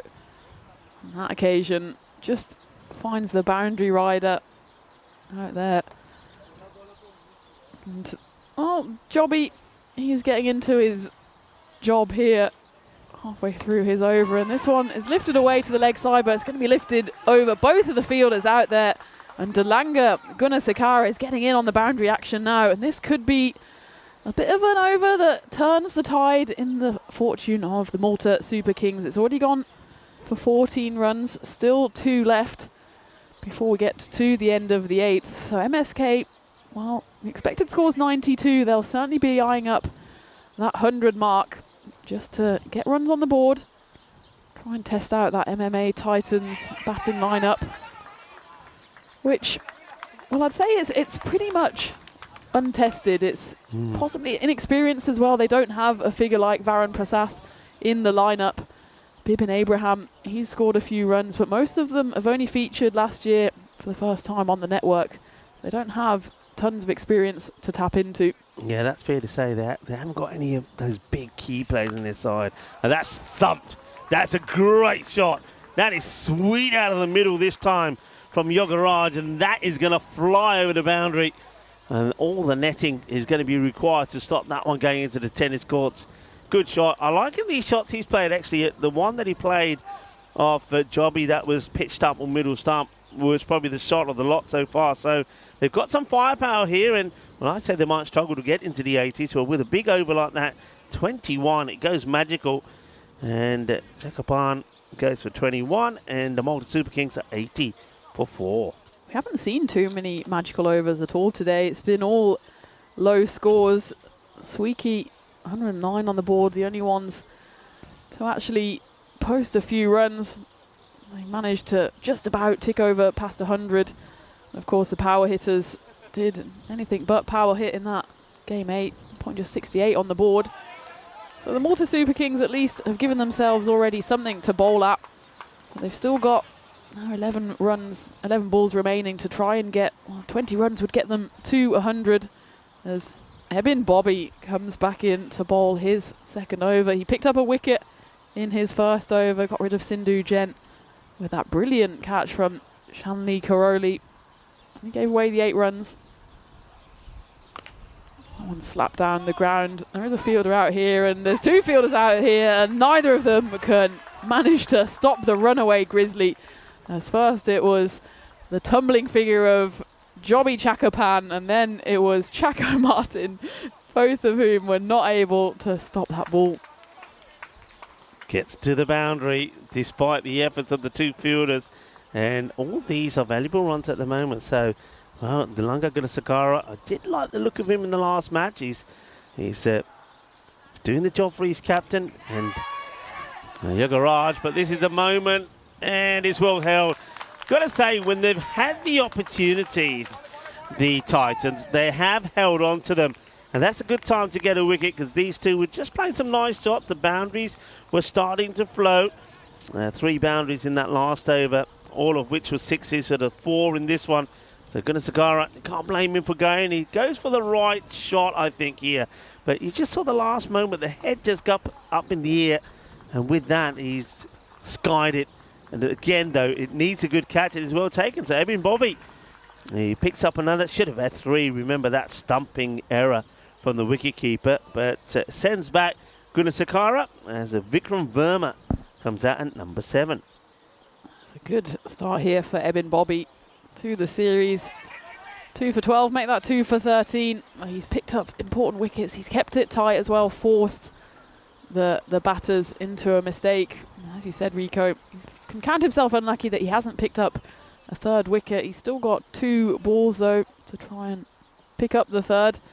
As Vikram Verma manages to work that one away into the offside to get himself immediately off strike. A big effort there from Kabilash, and it's given, despite the fact that Kabilash is 100% convinced that he's hit it. I'm going to have to take a look at that one on the replay. I thought instinctively it might have been actually a little high. Let's take a look. What do you reckon, Rico? Well, let's have a look here. Does he make any contact? I don't think there's contact. He does go low down to play. Look at the bowler. He's holding his head because he thinks he's going to bowl him. So he's appeals and go, oh no. He doesn't even realise that there's an LBW appeal from the keeper. And, well, not very happy, you can see, as Kabalish Yogaraj walks off LB. Yeah, I think the umpire had to decide if it was going to hit or not. Decides that it might have just caught the top of the stump. So that's going to be the end of him. So another one goes, a very valuable 19, though, of 8 deliveries. So once again, just when they look like they could go past that 100 score with some good hittings there from a couple Raj and also there from Gunasakara, well, both do go. Bobby, the demon bowler at the moment, 3 for 13, and sneaks that one in, finishes well. And his figures remain the same, but he does have the Malta Super Kings on 85 for 6 with 6 balls to go. Great second over there from Ebin Bobby. Didn't happen in the 9th for the Super Kings. Did happen, though, for Bobby as he picked up 2 wickets, went for just 5 runs. And we thought at the end of the 8th, which went magical, 21 runs coming off the Jobby Chakapan over, that may be the springboard that the Super Kings need to try and accelerate their way to 100, but they're stuck on 85. A few options for the Titans about who they turn to for the final over, but they've chosen Shanley Karoli. And, well, it's no surprise his first over went for just the 6 runs, picked up a wicket. He's dug that one in a bit short and a bit wide. Have to replay that one. He's been involved in the action. He, of course, picked up the big wicket of Varun Prasath, who never really got going. He is actually the joint top scorer with 19, but he took 16 deliveries to get there. And then he was eventually caught by that tumbling, spectacular catch taken by Bibin Abraham. Shanley Crowley got his radar right on that occasion. A big swing and a miss from Vikram Verma. And this time he gets back on board. They run through for one. A direct hit would be interesting here. Actually, Shanley Crowley gets in the way of it, and they're going to run through for 2, and his shoe comes off. Oh, my word. Well, Crowley, they're finding the funny side of things. First of all, I think if the bowler doesn't... What do you think about this throw? Could have been a direct hit. Going on the stumps? I think that could have been going on the stumps. And then he says, oh, what have I done? And in the process of getting the ball, you can see why the throw ends up being a disaster. Is because he falls over and his shoe also comes off. So Verma comes back for a couple. He's got Yassing out there with him. This one's high up in the air. It's a chance there for Ebin Bobby underneath it, but actually it drops safe, and they're going to run through for two. A throw here, and he'll be struggling, and he is more than struggling. Vikram Verma can continue running all the way through to the dugout as the throw came in from the boundary rider on the leg side, charging in, picked up the ball. It was a nice throw into the hands of Eldo's Paul, who did the rest. And, well, there's no doubt that they should have gone for the second run there. They did. And it was only the good throw there from Manuel Augustin. Went straight into the gloves. And really, Vikram Verma, he tried to dip his head to get over the line, but there was no way he was getting back for that one. Yeah, he can't get there. And it's another batter that will go. Good work again in the field. I mean, read the script very well. Knew the batters would be going for two. Good pick-up and good strong arm throw. Look, the perfect throw as well on the bounce to the keeper, who makes no mistakes. Up in the air, and that's a good hit. Oh, these are valuable runs as it slams in the wall just in front of us, and that's hit nicely. It's like that Tariq Javid, is it, who comes in and hits this one away. Good hit from Tariq. Yeah, lovely stroke, and he's got two more balls to do some damage here. This one gets hit away into the offside, and it's actually a great piece of fielding there by Abdul, as he realises he's not going to get to the ball on the full, so just throws out his hands in front of him, makes sure to stop it going to the rope, and in the end they just add the one. That's so well done, actually, because if he doesn't do that, that's 4 runs. So he commits to the catch, it's not on, then says, right, I've got to stop it, and he deals with it really well. Yash Singh on strike. He's never batted before on the network. He's never scored any runs, and he's got at least the one here. He's going to be dragged through for the second, and the way the throw could go for 4 overthrows. No, he's going to go all the way. No way! Unbelievable. When you say yes, Singh's never batted on the network, I'm just going to correct you slightly. He came in for 1 ball in the last match. He got out for a golden duck. That's true. But how about this? Talk about how your luck can change. He's on a pair. He gets one. What's the throw? Going, gone. And it goes all the way to the boundary. That's the weirdest way to bring the 100 up on the board. It should have been 2 at most. It would have ended up with 98. But it gets thrown. They'll get 5. They'll finish on 101 for 7. Oh, that's the strangest finishes that you've seen. And it's not the first time that I'll say this, but if they end up losing this match by just a couple of runs, well, they'll go back to that crazy last ball where 5 was hit and think that's where we lost the game. I've got to say, it's a really entertaining innings that. I mean, the Malta Super Kings had to work hard to get to 100. And they had some good, I mean, apart from Varun Prasad, I like the way that Yogaraj and Gunasakara managed to get them some runs and get moving. And then the MMA Titans, I've got to say, I really did like them in the bowling department. That was really the one that went completely wrong for the wicketkeeper. But I like what they did in the field. They caught well, they bowled well, they supported each other well, and I like the energy about them. Yeah, well, we were keeping ourselves amused in the commentary cage, and we were getting thoroughly entertained out there in the middle as they were throwing themselves around, weren't they, the MMA Titans? And there were some brilliant catches in there. Bibin Abraham, Shanley Crowley in particular, taking hold of 2 excellent ones. But there was time for a bit of a comedy of errors as well, as the final flourish there was added with the catch that was nicely held in the infield. But then Bobby came on and he found his beat, picked up 3 wickets, going for just the 13 runs. And it was good to see different bowlers get given a chance as well, as this was a nice throw-in from Manuel Augustin, as, of course, the Kings were going for every single run in that final over. Fell short, and there was still time for a big hit towards the end, and then an even bigger throw, which somehow ended over the head of Eldo's Paul with the gloves on, over the fielder giving chase there, and over the rope for 4. So that was a 5-run flourish at the end to get the Malta Super Kings over that 100 mark. They finish on 101 for 7. Probably just below par, but certainly a nice little recovery from then, given that they were struggling around at 52 for 4. They managed to pick up some runs towards the end, no one really shone. We thought Varun Prasath, is this his time to go and go big? Well, the answer was no, not really. A couple of big sixes, but otherwise just a few scratchy runs here and there. As for the Titans bowling, it was impressive from Abdul Qadir Nessar. Went for just 8 runs off his 2 overs, and then Ebin Bobby pops up with 3 wickets, giving away just 13 runs, and it was all happening in that innings. We had the good, the bad and the ugly, and that's what we love here about the European Cricket Network.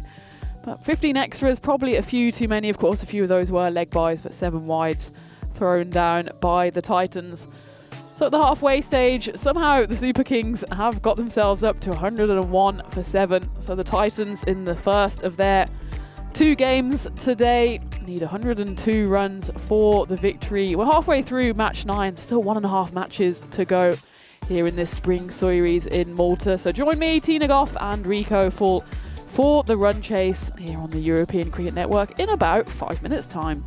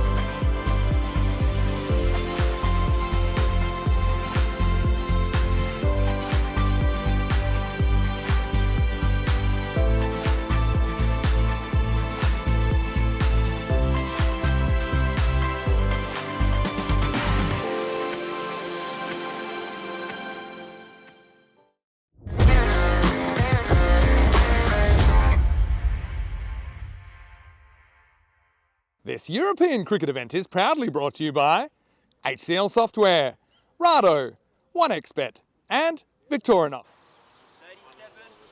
Hello and welcome back to the glorious Malta Sports Ground under the sunny Maltese skies, and halfway through match 9, the Malta Super Kings seemingly from nowhere managed to post a score of 101. So if the MMA Titans want to finish the first game of this series for them with 4 points in their back pockets, they'll have to chase down 102 within 7 overs or less. As for the Super Kings, they will need to restrict the Titans to 70 runs or fewer if the win will go back home with them. And it's certainly a win that the Super Kings need to get after they were the wrong side of the result in Game 7, going down by 22 runs to Swieqi United. And in this shorter group stage format, there's absolutely no room for error and certainly no room for losing your first 2 out of 4 group stage games. So it's all to play for the Malta Super Kings, at least for MMA Titans. Even if they don't win this game, they still have the second chance in the final part of their double header and the last match of the day, which will come after the conclusion of this one in just over an hour's time. That'll be the Titans against the power hitters, who of course are in desperate need of a win themselves after not picking up a single point in Game 8 against the Royal Strikers. So there's points on the line and pride to be played for, as it looks like it's the figure of Kabilash Yogaraj with the ball in hand, as he did in that game number 7 for the Super Kings. As for the batters, it looks like it's Manuel Augustin here at the non-strikers end, and he's joined by Shanley Karoli, who was in the wickets, in the catches in the first half of the innings, and he'll have to be in the runs here to get his side their first win of the series. He just pushes that one into the offside, and it's some good early fielding from the man in the ring there to stop any notions of running on that one.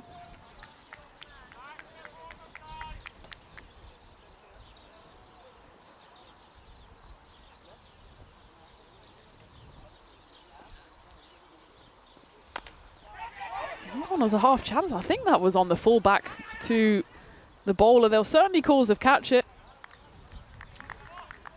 Let's take a look at this. Was this a bump ball or did it go on the full? Yeah, it was just punted back, and I think Kabilash was so surprised at the ball coming back at him, and probably not as quick as he had thought, that he couldn't get his hands in the right place. Ended up doing more of a jazz hands, and the chance goes a-begging. And Karoli does get the first runs of the innings, brings Manuel Augustin on to the strike. And we were saying that the MMA Titans batting lineup has not really been tested at all. Of course, it's their first game, but they haven't got too much experience in their ranks. They don't have someone like Varun Prasath with over 2,000 runs to his name like those Malta Super Kings do. Not that it helped the captain too much on this occasion, as he was only managed to scratch around for 19 off 16 deliveries. 18 of those came in the form of sixes. Actually chewed up a lot of dot balls in that innings. Still though, with the 19, ended up joint highest scorer with the man with the ball in his hand now, Kabilash Yogaraj. And gets played into the offside for a single, and a good time to bring Rico Full back into the commentary box. We had a good first innings, didn't we? We had a good first innings, we certainly did. It was entertaining, lively, there was some good cricket in there as well. A little bit of fun, always a little bit of cricketainment involved when you're watching European cricket. But yeah, they've got to back themselves a little bit here, the Titans. And one thing I've noticed already, they're a little bit apprehensive about taking some of those singles. I think you've got to take them because I get the feeling that boundaries once again may be difficult to come by, so you've got to run hard. And having an over like this one that only goes for the 2 runs is not going to help their cause. Needing to go at over 10 and over. In fact, that takes it to over 11 and over now. So they've got to back themselves here. And Kabilash Yogaraj, once again, a good start from him. I think he bowled very well in the first match that they played. He's a good, tidy bowler, and he's certainly shown us that he certainly is pretty decent with the bat as well. When he matched a higher score that was put on there by Varun. That's just a Gundy ball. I think this is going to be a no ball, actually. This has come out completely wrong from Jen, and it's just been helped away by Augustine. So that will really help. That'll help. After the first over, just went for a couple. I know he does come down the wicket here, so it's going to be interesting. Looking at him when he was standing still, it looked high, but I'm not sure if the umpires did call this or not. So we're not sure. Looks like it has been called. So that's 7. It's a 7 up, and that certainly helps them after that slow start. Can they capitalise on the free hit though here?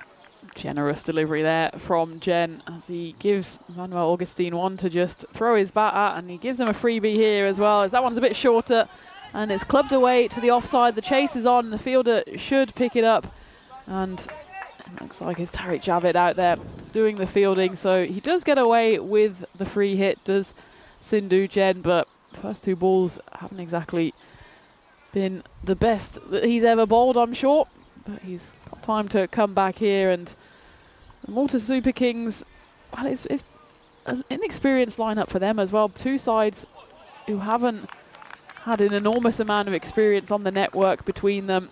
Of course, you were saying that Malta Super Kings, they played in the ECL back in 2022, and they won the ECS in 21, but that's 4 years ago now. A lot could change in that time. That's right, a lot, and a lot of those players, of course, have moved across to different clubs during that time. So it's very much a new look about them, apart from 1 or 2 players. Wow, that's blistering. He gets fingertips to this, you know, because otherwise that would have rocketed flat for 6. Takes a lot of the pace off it. If this was held, it probably would have been one of the greatest catches that's been taken in the infield. That was clobbered.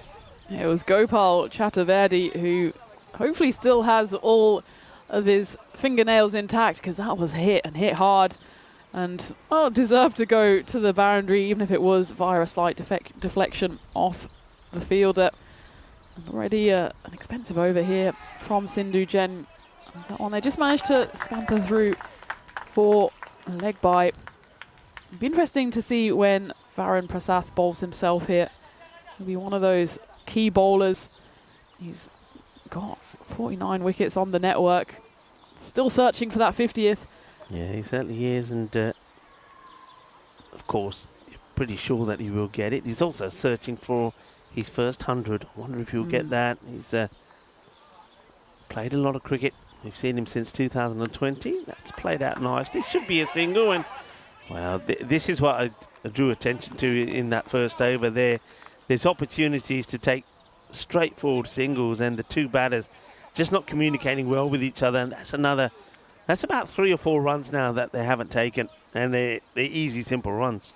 And if you're not hitting the other balls to the boundary, then suddenly the dot balls will add up. They've already faced an over's worth of dot balls and only hit it to the rope on 1 occasion, so it's a good start for the Super Kings. Haven't picked up a wicket, but they'll be more than happy with the opening 2 overs with just 16 runs coming off it.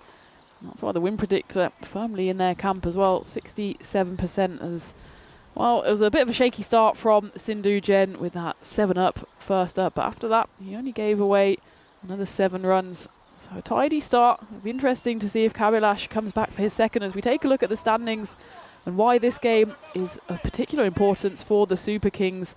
They've already played the 1 game on the wrong end of that result. They did pick up that bonus point at least.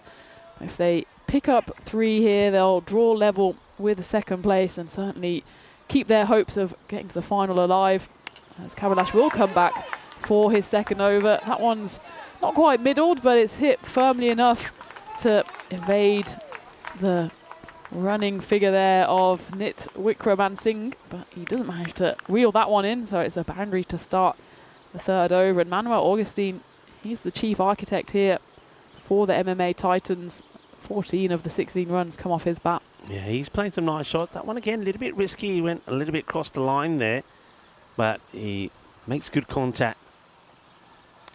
Slower ball there from Kabilash. Always the case when a bowler gets hit to the boundary. He wants to try something different on that occasion. The slower ball almost slipped through.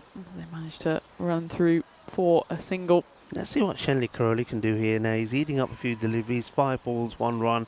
I mean, if he just keeps getting singles, then that's fine, especially the way that Augustine is going and the run rate staying around that 11 mark. He's one of the players that didn't play for the Titans last year, but he will manage to get a boundary on this occasion. Again, not quite off the middle of the bat, but a nice hit through the covers for 4 runs. And he did play in 2023, but didn't bat in the games he played that year. So a bit of a baptism of fire to launch him straight up to the top of the order. But maybe when you've got a blank canvas, got no demons, just go out there and hit. And, well, on that occasion, he did manage to find the rope. Yeah, it was a nice shot as well. Pretty full delivery. And he was up to the task. And now he swung wildly at this wide ball. It will be quarter wide. A lot of movement there. Well, Kabilash was pleading his case to the umpire here. And, well, his case might be that it pitched on the wide line, but by the time it went past the line, it was firmly the wrong side of it. So, yeah. Case denied. I think you might be saying, but it went under the bat. Don't matter. If it doesn't get inside that wide line, it will be quarter wide. A better line, and well, it looked like Shanley Caroli was in the perfect position there to whack it away behind the vacant backward square region, but again a bit of sloppy fielding there as the throw comes in to no one in particular, and the 2 batters seize on that opportunity to scamper through for a second, and that's the kind of sloppy fielding that makes a game that you're well on top of a bit too close for comfort. It was a 1, should have been a 1, ended up being a 2. And that's the one that Shanley Caroli was going after the previous delivery. This time he gets hold of all of it and it goes away for a Maximo, the first one of this innings. And a much needed one for the Titans as they move to 34 with 1 ball left of the power play. Yeah, nice. Boom. Shakalagya. And after, don't forget, he was 1 of 5 deliveries. Now Shenley Caroli, things are looking a lot better. 13 of 8. He's hit a 4 and a 6. And that's just bad cricket, really, isn't it? It has to be said from the Malta Super Kings. They allowed him to get back on strike. And now he's not just muscled 1 ball for 6. He's done it again. So that's 2 sixes on the row. Manos arriba from the arbitro. All because they threw 1 ball away and allowed him to get back on strike. That's sometimes how hard and tough this game could be to the fielding side. And he finishes well. And just like that, with that 6 there, they're going to finish on 40 of the power play. And that's, when you look at the 2 power plays here, there's a big gap between them. That's a big difference. That's the biggest over we've seen in this game. 24 runs coming off it. And it's a bit of the cricket butterfly effect, isn't it? With that 1 overthrow, then leading to the extra 1, and then an extra 12 on top of that. And suddenly, things all change here. And the power play, which looked like it was firmly going to the Malta Super Kings, end up easily going the way of the Titans. 40 runs. And Kabilash, he can be slightly frustrated with the overthrows, but the the following 2 balls were just a bit rubbish, and they both got given the treatment. And he ends up with figures of 26 off his 2 overs, 24 of which came off that second over, because he did have a brilliant start in that first one. And it is the captain who says, enough is enough, I'm going to bring myself on, and I think this is a good move, trying to bring a bit more sanity to the proceedings here, as it's the left-handed form of Prasath who pulls 1 ball over the wicket, decides that's enough. He changes his angle, changes his tactics. There's a walk down the pitch there by Manuel Augustine, but just plays it away into the point region as they manage to jog through for a single. It's strange how games, especially low-scoring games, can pivot and change on just a brainless moment, and that seems to be the case. One moment, you're right. One small moment can make all the difference. He plays that shot really well. He's got confident. Remember when he first out there, I think he just looked a little bit nervous. He could have been gone first ball. Remember that? Was it his first ball when he just hit it right back to Yogaraj, who caught and bowled chance, didn't take it. He was on 0. And since then, and look at the difference. If they're taking that wicket there, could have been a different story. He's now moved into the 20s, 23 of 10. This is turning out to be a really good partnership. Prasath goes straight as a big appeal for LBW and an attempted stumping. As there's a dance down the pitch by the batter and the keeper. Here we go. Looks like he might have had a chance of a stumping here, but in fact the bat was down as we go back to live, and this one's going to run away from Nit there on the 45. And oh, Prasath, it's just, we've given him the big old talk up, haven't we, in your intros, but since the start and since we've said he's the captain, he's the leader, he's not really done it with bat or ball so far. Yeah, we're just having to keep an observation also, Sunil's side. No, he's not standing right up. I think that's why he's been allowed to be there without the helmet. But if he starts to come a little bit closer, I think they will tell him he's got to put the lid on. So there might be one or two people thinking, hang on, should he have a lid on? If he was standing right up, yeah, but you can see that he's not. He's standing a few steps back, and that's why he's never really in a position to carry out a stumping. Well, it looks like the helmet is being brought on for him now, and well, he doesn't want to do what Eldo's Paul did in that first innings, which is get so close to the batter that it's a no ball, almost ending up in front of the batter when he took that opportunity. So we take a look at the worm, and just that big third magical over going for 24 runs shoots that run rate up. And there's no issues with the run rate, 49 on the board for the Titans at the end of the fourth. And importantly, they haven't lost a wicket either. So these two batters, Karoli and Augustine, both set as the Super Kings continue with spin, this time in the form of Yash Singh, who, well, we were talking about how he hasn't scored many runs on the network. He got a 5 at the end of that innings, which boosted the Super Kings past that 100 mark. A bit of a comedy highlight for the network, but he's got work to do now with ball in hand. First one was wide down leg side. Okay, here comes Singh, who starts with a floated delivery outside the off. Yes, Singh, he was probably the pick of the bowlers the last time we saw them. He did pick up 3 for 13, so good time for him to come on, though it has to be said, he's got to be careful not to go too straight to Shalini Karoli, because he likes to step across and play in that leg side area, and they have got behind square back. They haven't really put the 45 back, so that shot is still on for him if he gets the right delivery. Now, I did put a question out to the chat a bit earlier. I think it's time to probably start to reveal the answer, but I'll ask one more time. Who was the first man to score back-to-back unbeaten Test centuries in the same match? So that was my question. That one is, well, lost by the keeper because now he's got the lid on, so he doesn't know where that is. So who's the first man to score 2 unbeaten hundreds in a Test? So I know some people did come up with some answers. I won't say if it was right or wrong just yet. Hello to Tim Harmer, who's also joining in the chat. Nice to have you with us, Tim. And I want to say hi to Jacob as well. Was there as a wicket does go down, and it's a good wicket as well. Yash Singh continues his good form with the ball, and I thought he would get tempted. There you go. It's exactly what I was talking about. He would go across, try to play the same shot, but this time, well, he misses it. It's the easiest way to put it. And Yash Singh, all he does is just bowl a straight ball. But considering he was dropped on 0, it ends up being a pretty good outcome for the Titans. Shalini Karoli gets them more than halfway to the score they need. 53 is when the first wicket falls. A decent partnership opening up for the Titans. It was worth 53. And you could see that Shalini Karoli's eyes lit up with that delivery. He thought, I've got so much time to shuffle across the stumps here and play it away to that favoured backward square region. But he forgot the key component of that plan, which was to hit the ball.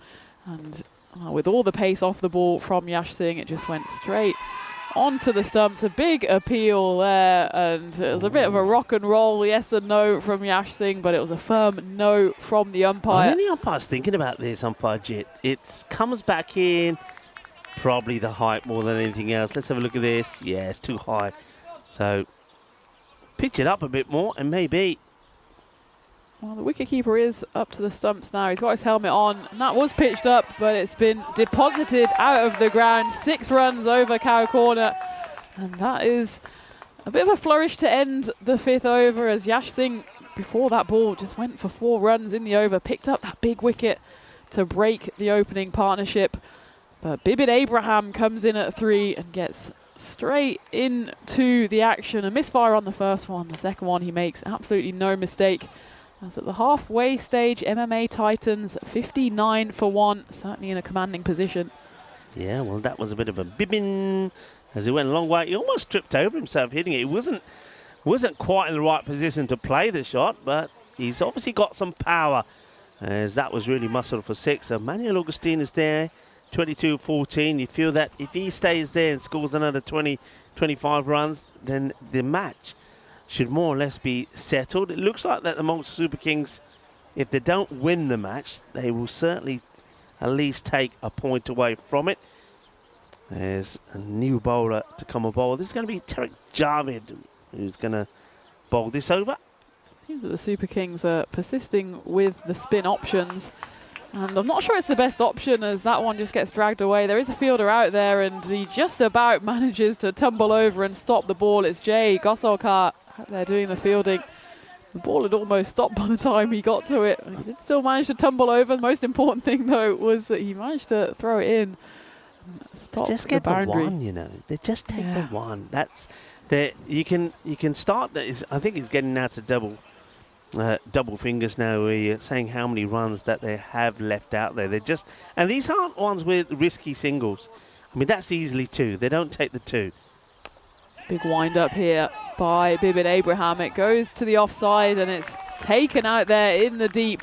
There's only one man out there, and that's exactly who Bibin Abraham picked out, as Sindhu Jain duly obliges with the catch out there. He just kind of chips it up, tries to open the face of the bat to get to that offside after unsuccessfully finding the boundary on the leg side. This time he only finds the grateful hands of the Super Kings fielder. And Bibin Abraham, he's one big hit and then out, as he falls for 6 off 3 deliveries, and the second wicket goes for the MMA Titans. They're 60 for 2.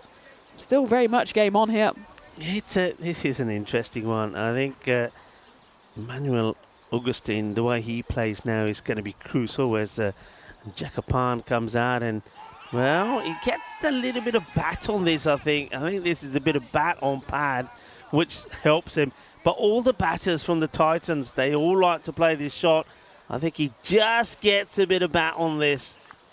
Just about there, yep. Otherwise, he would have been in a bit of trouble. I think the umpire just having a little word there with Javed about making sure he keeps that arm nice and straight.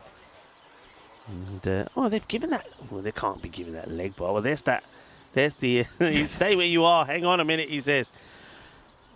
It's not quite an umpire clothesline. He's almost hanging himself over the arm of the umpire. As that one gets chipped up in the air. Drops between 3 or 4 Super Kings fielders. Wicketkeeper just sort of stops here. I think he thinks the fielder's going to take the cat, so he pulls the handbrake, and the other fielder just looks at him. I thought you were taking it. Anyway, they do get a single. Super Kings have been the side that have employed the most spin so far, as that one gets tossed right up by Tariq Javed. Might have been a wide ball. It was definitely a huge wide tee now. I mean, that was a massive wide. Didn't have to play it that at all. So it's going to be a single. And, well, Augustine, they're the ones you leave alone and say, right, I'll have the next ball, please. I mean, this one, we might get a chance to see it probably go back to, you see, big wide it was going to be. Back to the live. That gets played away. They haven't got a fielder out there. We'll get in the action. I don't think this game is wrapped up, Rico, because they've really put a halt to the proceedings. I think it's getting to the golden Goldilocks zone here. It's very close to it. 52 to 48%. That is the end of the 6th as well. 64 for 2. And if they manage to send Manuel Augustine back to the sheds, then they'll even say that they're slight favourites here at the Super Kings. As we take a look, there's not been too many wickets gone, only the 2. But it's certainly a batting lineup that lacks a bit of experience. Bibin Abraham, in fact, was the batter with the highest score on the network. Playing in this lineup, he has previously got 33 not out. You can see they're scratching around for runs. That one's chipped up in the air. There's a chance for a catch.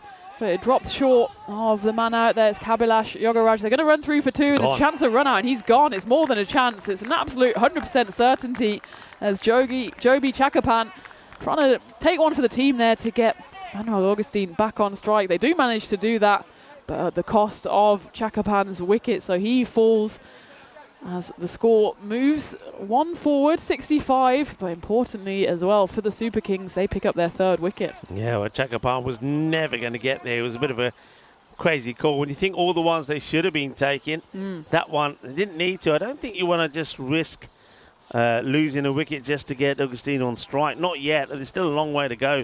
They're still needing 38 runs, so a new batter will come out as well. Joby Chakapan makes his way back. Yash Singh has come back on for his second over here.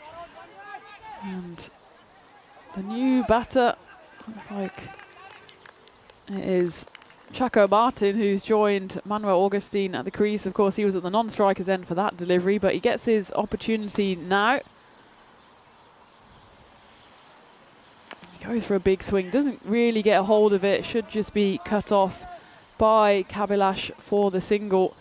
And I think the Malta Super Kings are happy here if they can just restrict the Titans to singles and dots, really put the pressure on. That will run rate will keep on ticking up. It's currently at 10. The chances of a bonus point well and truly out the window. Not going to get 35 off the last two deliveries. They just pick up a single here. It's a good field that's been set also by Varun Prasad. He's seeing exactly how the batters are playing. So even though he's leaving a sweeper out the offside just in case, he's got 3 men deployed and a very straight long off. So 3 on the leg side, straight long off for all of those shots that are being played. 45 just moves a little bit finer. That's well bowled again by Yash Singh, a half appeal. But happy with just the dot ball, and it's been a good over so far. He started off with a wicket, has since just given away the 3 singles, looking to finish off strong here. He really tosses it up outside the off stump, and it's a nice take by the keeper. And I thought maybe he had a chance for a stumping, but happy to again just take the dot, as the dots are racking up here for the MMA Titans at the end of the 7th there, 68 for 3. But they're not done yet, and nor are we, as we've got one more match coming your way on this second day of action in the Spring Series in Malta. It's the MMA Titans, so whatever happens here, they'll be coming back in that final game. And they're bringing in Yadu Krishnan into the lineup. As for the power hitters, they of course were on the receiving end of a drubbing at the hands of the Royal Strikers. They bring in Amnish Kumar. Can he contribute some runs to propel the power hitters to their first win of the series? Well, that game's coming up very shortly. In fact, in just about 40 minutes time at the conclusion of this game.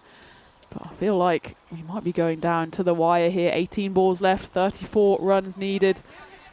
And it's Dulanga Gunasekara who comes in for his first ball. So clearly the Malta Super Kings are spinning it to win it here. They feel like pace off the ball is the option, and I quite like this because you're just forcing the inexperienced batters to really power into the shots. Thing is, they've only, if you want to look at it that way, they've only sort of lost 2 overs with the ball, and that was the big one that went for 24, and then Sindhu Jain went for 14. It was those 2 overs that they've gone over the rate they needed to. All the others haven't. The last 3 overs just gone for 18. So if this going to happen, you just feel that the Titans have to really go for Gunasekara here. He's got to be the one they attack, and that's the one you got to put away. And the fielder's chasing won't get there. So you get that away. And I think Augustine here, that first ball, he just guided the ball on the offside and took a single. He can't be doing that anymore. He's got to be thinking, I've got to be trying to get more than a single, because he can't be relying on the likes of Chaco Martin and any new batters that come in to be hitting the boundaries. He's got to do it. He's got to take control. He's the leading batter. If they win the match, he's got to score a 50-plus score here. Absolutely. He's got to stand up and be counted, and that's what he did on that occasion. A bit of a loose delivery there by Dulanga, given the treatment, and finally a boundary after 2 overs without one, and he tries to do the same again. He just jumps across his stumps. On this occasion, though, just gets the single. And, well, there's only 3 wickets gone So are you in the territory here, Rico, of saying to Chaco Martin, there's 2 balls left, just swing and swing hard? Yeah. I mean, if he's going to step outside the off and go for a shot, I'm all for it. If he can get a boundary, it's great. He goes down the ground and he hits it straight over long off. That would go all the way. Bully. Ginna Sona. And I like the 6 signal from the umpire, Johnny, as well. He gives it the flair with his wrist. He does it proper Desi style. Let's see the signal. Arriva, Ginna Sona. Shaba. He goes for another, but the fielder back penalty. Can he hold on to a catch? No, he can't. And they will come back for a couple. So 2 runs. It's all starting to just unfold, and that was a better over. And Sakura going for 15. That's a bit more like it. Remember, they only managed 18 of the last 3, so we are going to have a great finish here. 83 on the board. 3 wickets down, and that's the other thing. 3 wickets down. They can afford to take a few gambles, and if it means sacrificing a wicket or 2 to try and get Augustine on strike, you do that here. Well, that's exactly why Chaco Martin was able to swing and swing hard on those last 2 balls, and he got all of it on the penultimate delivery, and the luck was on his side as that one dropped down. Was able to run through for 2 as Prasath comes back on, the skipper, for his second over. He puts that one in a bit quicker. I think you've got to be quite brave as a bowler here to really toss it up and entice the batters into a full shot, but that's what I would be going for. And that one was just put in a bit quickly. They do manage to go through for the 1. So it's now 18 needed in 11. We haven't had a tight finish yet. Could this be on the cards here? It's a big swing. It's not going to go all the way. It's also not going to fall into a fielder's hands. So again, just the single. He's been a little bit too straight and leg-sided, has Varun. I haven't seen him fire that ball wide outside off yet, which he can do. And I think that's why Augustine will like this matchup. I think he'll be ready to play this shot straight away. Varun's got to try and go wider. It's better delivery. Yeah, he just about bowls on that 4th stump. And importantly, it was the length as well, that very, very low full toss, which doesn't allow Augustine to do any more than just hit it into the leg side for a single. So the captain, he's done the first half of the over well. Single. Can he avoid giving away a boundary and take this game to the final over? It's now 16 runs needed in 9 deliveries. Getting close. The main thing here, I think you've got to be thinking just no dot balls. That's the quicker one, and I think he gets that in. It's not a wide. I think that's that delivery that I was asking for from Varun. Just a little bit quicker and flatter. Gets a dot ball in. Well bowled. 2 balls left here, and he goes down the ground. He goes big, and he gets hold of all of it. And it's a valuable 6 for the Titans. It's Chaco Martin who gets his second 6 of the innings, and just as we thought that the momentum was back on the side of the Super Kings, Varun Prasath just misses his ball and it gets given the treatment. So now 10 runs needed. This needs to be a dot or a wicket for the Super Kings. It's a big swing. There's a fielder out there. He's going to take the catch. Yes, he is. And that's the wicket that the Super Kings needed to end the 9th over. As Chaco Martin, well, it was a free hit for him, wasn't it? 17 runs he'd scored, and he falls on his 10th delivery. But he knew what he had to do there, and that was try to find the rope and set up a grandstand finish. He gets a big old hug from his batting partner, Manuel Augustine, who's still out there, and he will be the one facing the final over. As the Titans now at the end of the 9th, 92 for 4, 10 runs needed for the win, and 9 runs for that golden ball. Wow, the golden ball, I like that. Chaco goes, oh, and gets a big 6. But then it's Varun's turn to get the wicket. You can see a bit of a fist pump from him, because if that went for 6 or a boundary, it probably would have been the match. 10 then of the last. First, who's going to bowl it? That's going to be key. Looks like it's going to be Sindhu Jain to bowl, and his first over went for 14, but it's how they manage this now. And does Augustine take a single and expose the new batter Abdul Qadir and Nisar, or does he try and do it himself? Will they try and run 2 and still get the 1 and him get back on strike? It's going to be interesting. Look at Varun Prasath trying to set the field. Oh, we're in golden ball territory here, everybody. Golden ball territory. Well, Sindhu Jain has been throwing the ball here. His first over went for 14. It's interesting they've turned to him. He is, of course, the opening bowler. They do have Tariq Javed. His only over went for 4 runs. And Delanga, well, his went for 15. So probably was a toss-up between Tariq Javed and Sindhu Jain. They've decided to go for pace back on. Here we go, 10 runs needed. Manuel Augustine on strike. This time he just gets a little tickle on that one and it'll be enough to get the single. But that's probably a good outcome actually for the Super Kings. I don't know, you know. I mean, maybe Augustine knows something about Abdul Qadir Nisar that we don't. But he does take the single. And you can see there the Malta Super Kings were more than happy to allow the single. Now Varun is starting to change the field. Is he bringing third up? Yeah, third comes up. Interesting that he doesn't keep anybody close on the offside to stop the single. Maybe he feels that they're not going to be looking to get the single. Let's see what the new batter can do. And he does just get the single. So, well, maybe if there was someone in the ring, they might have stopped that, but it did go pretty straight. And Gopal Chaturvedi makes sure it is just the one taken. And it's back to you, Manuel Augustine. He needs 8 runs in 4 balls. Or could we be breaking our century and getting that golden ball counter back to 0? Oh, I wouldn't say no at this point, Rico. No, I wouldn't say no. I've liked the 2 balls actually that have been bowled here by Sindhu Jain. He's bowled them pretty well outside the off stump. Both, well, can't say too much about Nisar, but Augustine does like to play on the legs. And they have brought square leg up. That's a bit of a risky move. Square leg was doing a good job there on the 40. So if you can go across and get anything on the 45, it'll be a boundary if he gets bad on it. You've got to bowl this outside off stump. That's what he does. It goes high up in the air. There's a fielder underneath it, and it's comfortably taken. It's a big, big wicket as Dulanga underneath it holds on, and that's Manuel Augustine who had to go and go big. And it was a brave bit of captaincy actually from Varun Prasath to keep all the fielders on the leg side in, apart from the one, and just force Augustine to play on the posh side, and he manages to only chip that one up in the air, and that is the 5th wicket to fall. So still 8 runs needed, but now 2 pretty much brand new batters at the crease. Can one of them stand up and be a hero? Well, Eldo's Paul, he'll have the first opportunity as Manuel Augustine goes for 37 off 27 balls. A good hand from him. Doesn't manage to get his side over the line. 3 balls left, 8 needed. Well, he's hit that pretty well, but there's players out there. Got to go and come back for 2. Got nothing to lose now. They will get 2. It takes it to 6 required or 2. Need to find a boundary. One of these 2 balls has to go to the boundary. 4 and 1 will do us quite nicely. This is the golden ball timeline. Can we get another golden ball?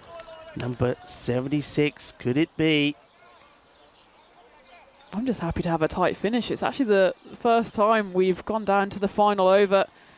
6 runs needed, 2 balls. Can Eldo's Paul be the hero? It's a big swing. There's a fielder out there. He should stop it, and it's a good. Got to go 2 still. I still think you got to try and take the 2. They decide. Now they're going. Well, if they went straight away, it was definitely going to be 2. They get 2. All right. Woo-hoo-hoo. Now we get the 4 required for a victory. So I suppose that kind of takes the golden ball out of the equation. They ruined it for us, Rico. Yeah, look at this. I mean, it's all he has to do is take it, and when he doesn't take it, they'll take. I mean, they should have been running for 2 anyway. Yeah. But all right, 4 to win. Can Eldo's Paul be the hero for each side?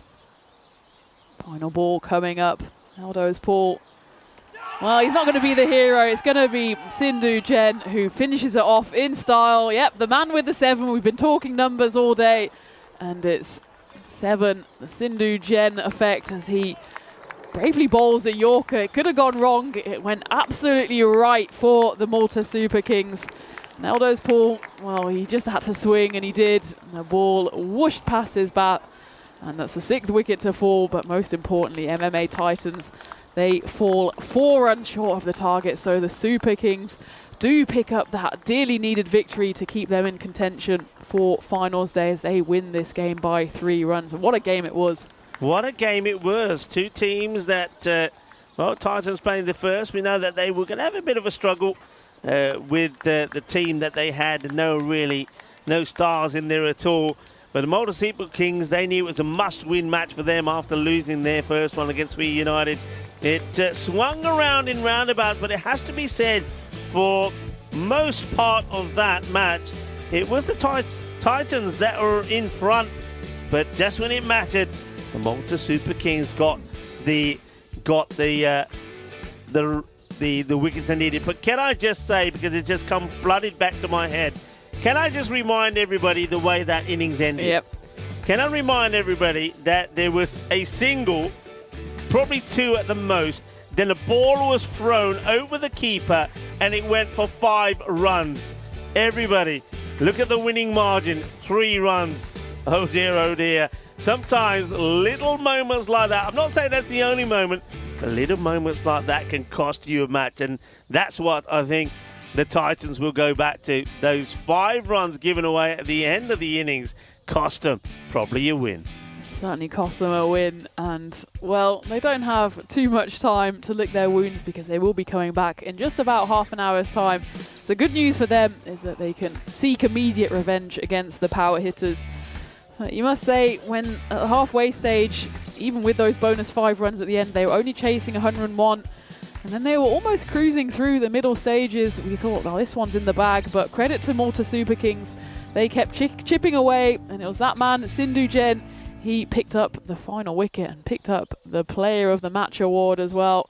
Nerves of steel to take his side home. He finishes with figures of 2 for 20. But most importantly, he held his nerve on that final ball as Eldo's Paul, well, he tried to swing, didn't get hold of it, and the wicket tumbled. So in the end, we have a tight game. We haven't had one actually since the start of the series. We've had pretty much everything but a tight game. We're still waiting for that dearly sought after golden ball. But maybe on the final game, it's always the final game that seems to be the cause of these golden balls as we take a look at the scorecard. And well, it was looking so great, wasn't it, when Chanley, Karoli and Manuel Augustine were there at the top of the order, but after that things just started to fall away, and despite the efforts of Chaco Martin, it was a bit too little too late. Yeah, I mean, Chaco Martin with a couple of those boundaries from nowhere, I thought he was going to do enough to get them home, but the Malta Super Kings, I think they win that match for me in the field. I think the way they set the field was pretty good. Even though we saw quite a lot of shots played there by the Titans, it was going to hands, but the Titans, they know.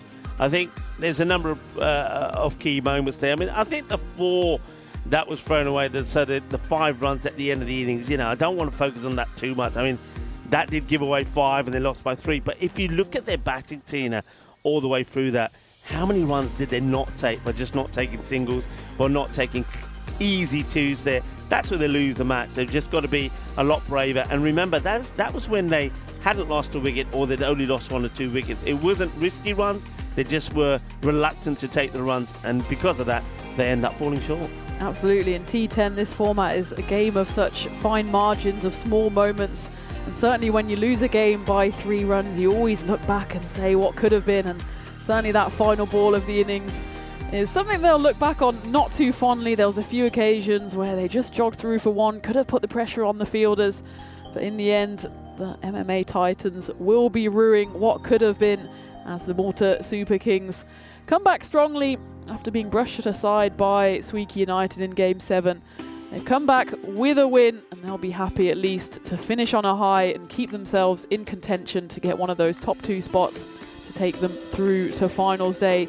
As for the MMA Titans, they have about just over 20 minutes time to regroup, reconsider, recalibrate their throwing arms and come back against the power hitters for the final game of the day, at least here in Malta, before of course Phil G will take you through the night series action over in Belgium.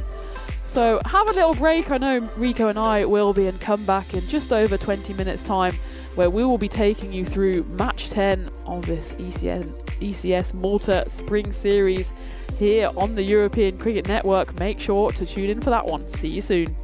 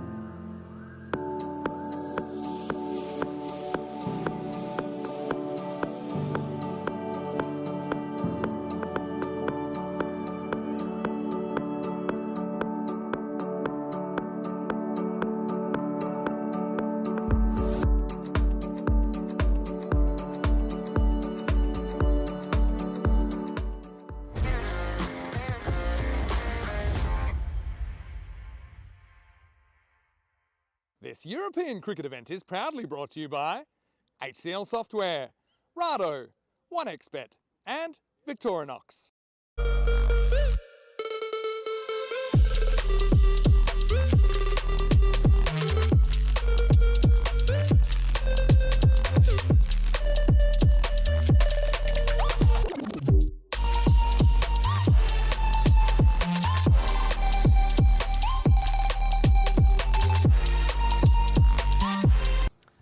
Hello cricket lovers and welcome to the final match of match day 2 here. Well, it is International Dance Day, where they do say that singing and dancing go hand in hand. So maybe the sings of the power hitters can perform in this match. They're taking on the Titans. Let's go straight over to the coin toss. The power hitters to call. Heads. Heads is the call. To tails. They have to bowl first. They have to bowl first. So the Titans are winning the toss and they say they will have a bowl first. I've got to say, I loved watching them in the field. There was so much energy and passion about what they did. I think all of their bowlers bowled really well, but I particularly liked the bowling of Ebin Bobby, the spin bowler. Picked up 3 wickets. And what about Kadat Nessar? He was quick. And I think this guy is going to take a lot of wickets. He's going to trouble a lot of batters. He even troubled Varun Prasad there in that earlier match. So they're going to be the key players for me. But the question really is, can they manage to come together as a unit and score some runs with the bat? Scoring runs is a problem that the power hitters had in their last match. There was no power in there at all. Jaswinder Singh, he's going to be key, I think, to try and get them started. Happy Singh has to come higher up the order. On the bowling front, I think the all-round performances from someone like Chamkor Singh is going to be pretty important. But I did like what Manpreet Singh had to offer as well. He's another fine all-rounder. I think we're going to end it with another classic, low-scoring but close game. Maybe we could end with a golden ball. Let's go straight over to Tina. Tina, the news from the middle this time around is the Titans are going to have a bowl first. Thank you very much, Rika. I'm looking forward to this final game of day 1 in Group B. And it's been a thrilling day so far. And weren't we thrilled in that previous game that went right down to the final ball with the MMA Titans on the wrong end of that result. It was the wicket keeper, Eldos Paul, who could have made himself a hero. But in the end, Sindhu Jain, he uprooted middle stump and made sure the Super Kings go home with at least 1 win from their endeavours today. And that's exactly what one of these sides will be able to achieve, as they are both facing the prospect of going winless on day 1, as the MMA Titans bring in Yadu Krishnan into the lineup on the back of that defeat. And as for the power hitters, they suffered defeat in game 8. It was a big 4-0 loss to the Royal Strikers. They bring in Amnish Kumar as a reinforcement for the batting lineup. Jaswinder Singh, well, he didn't call correctly, so he was put into bat first by his counterpart, Chaco Martin. And we'll take a look there. If the win predictor is anything to go by, we've got a little interesting game on our hands. As despite the names, the Titans and the power hitters, they haven't really reached those heights with the bat in hand so far, but one team will claim victory today and certainly give themselves a fighting chance of making it through to finals day.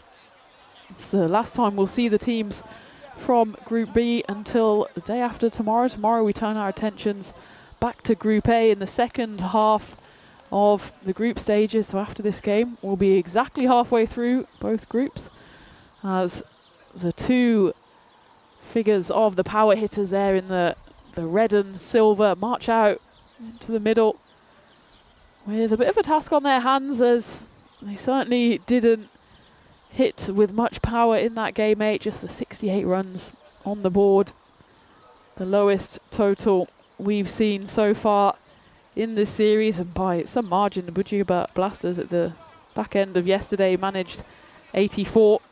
That was the first score under 70. And unsurprisingly, it was not enough to even take home a point, as the Royal Strikers chased down the total in comfortable fashion, losing only the 1 wicket. So Jaswinder Singh out there facing the first ball, and Mohit Mittal have to turn around the fortunes here of the power hitters. if they want to finish the day on a high. And it will be the man with the name of the film, Ben-Hur Joy, with ball in hand. And that one just sticks in the hand a little, not far down the wrong side of the wide line, but far enough for the man in black to give the signal.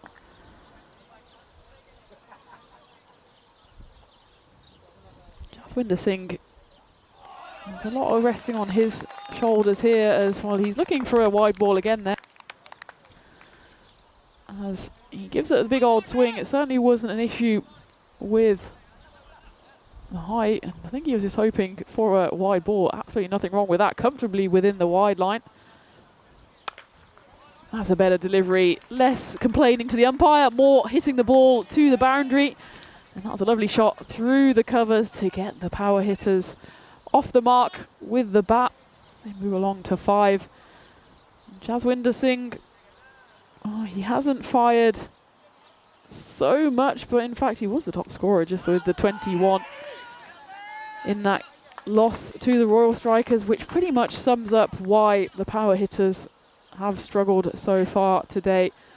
They don't have too many, power hitters. They have Happy Singh, who I'm surprised came down so late in the batting order in the previous game. He came in late on in the piece and hit 3 boundaries in a row. And we thought, well, where's this been all innings? Did then fall just a few balls later. And that's the kind of positive intent that the power hitters need to show from the off here. Chamkau Singh, be interesting to see when he comes out. He's got a few runs to his name.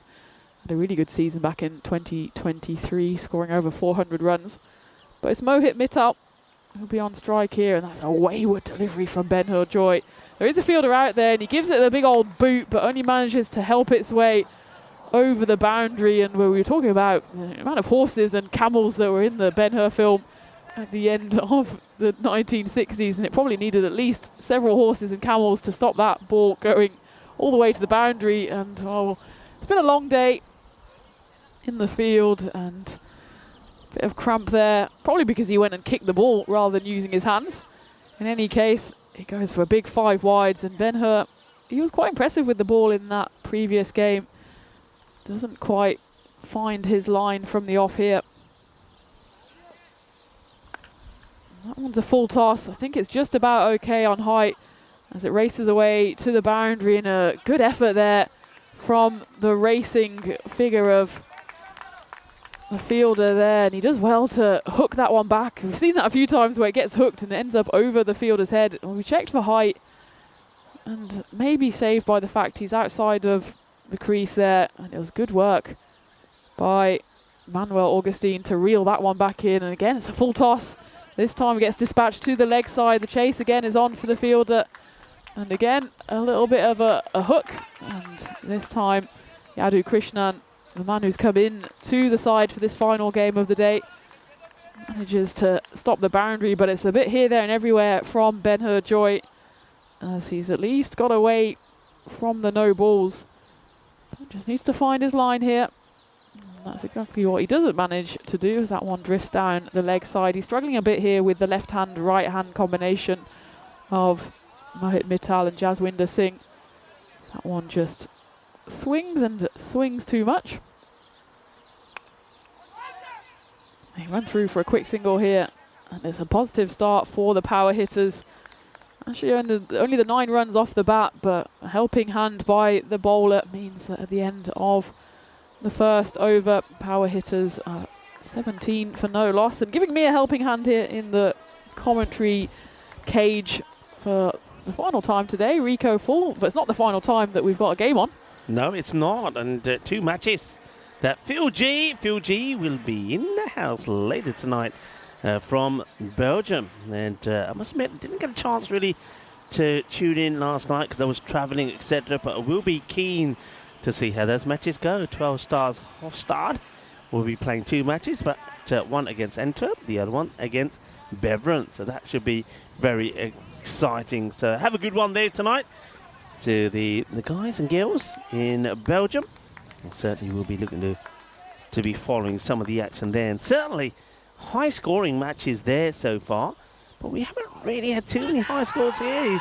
puts his foot across here, asking the question. And again, I think probably the height. I think from what I've seen today, a lot of these kind of deliveries, the height is always going to be against the bowler. That is climbing. I think LBWs, unless you're right back in your crease and the ball is pretty full and straight, you're going to struggle. And that's a wide ball this time, says the umpire. I'm going to have to bowl that again. Certainly not afraid to have an appeal, but as I said in my intro, Abdul Qadir Nisar, I do like his bowling. He's got a bit of pace. He will trouble the batters, and though he's not quite got the ball in the right areas to start off with here. It's another one that this time it's a bit of an appeal. It's going to be leg by this time. So the runs, well, they're starting to come power hitters.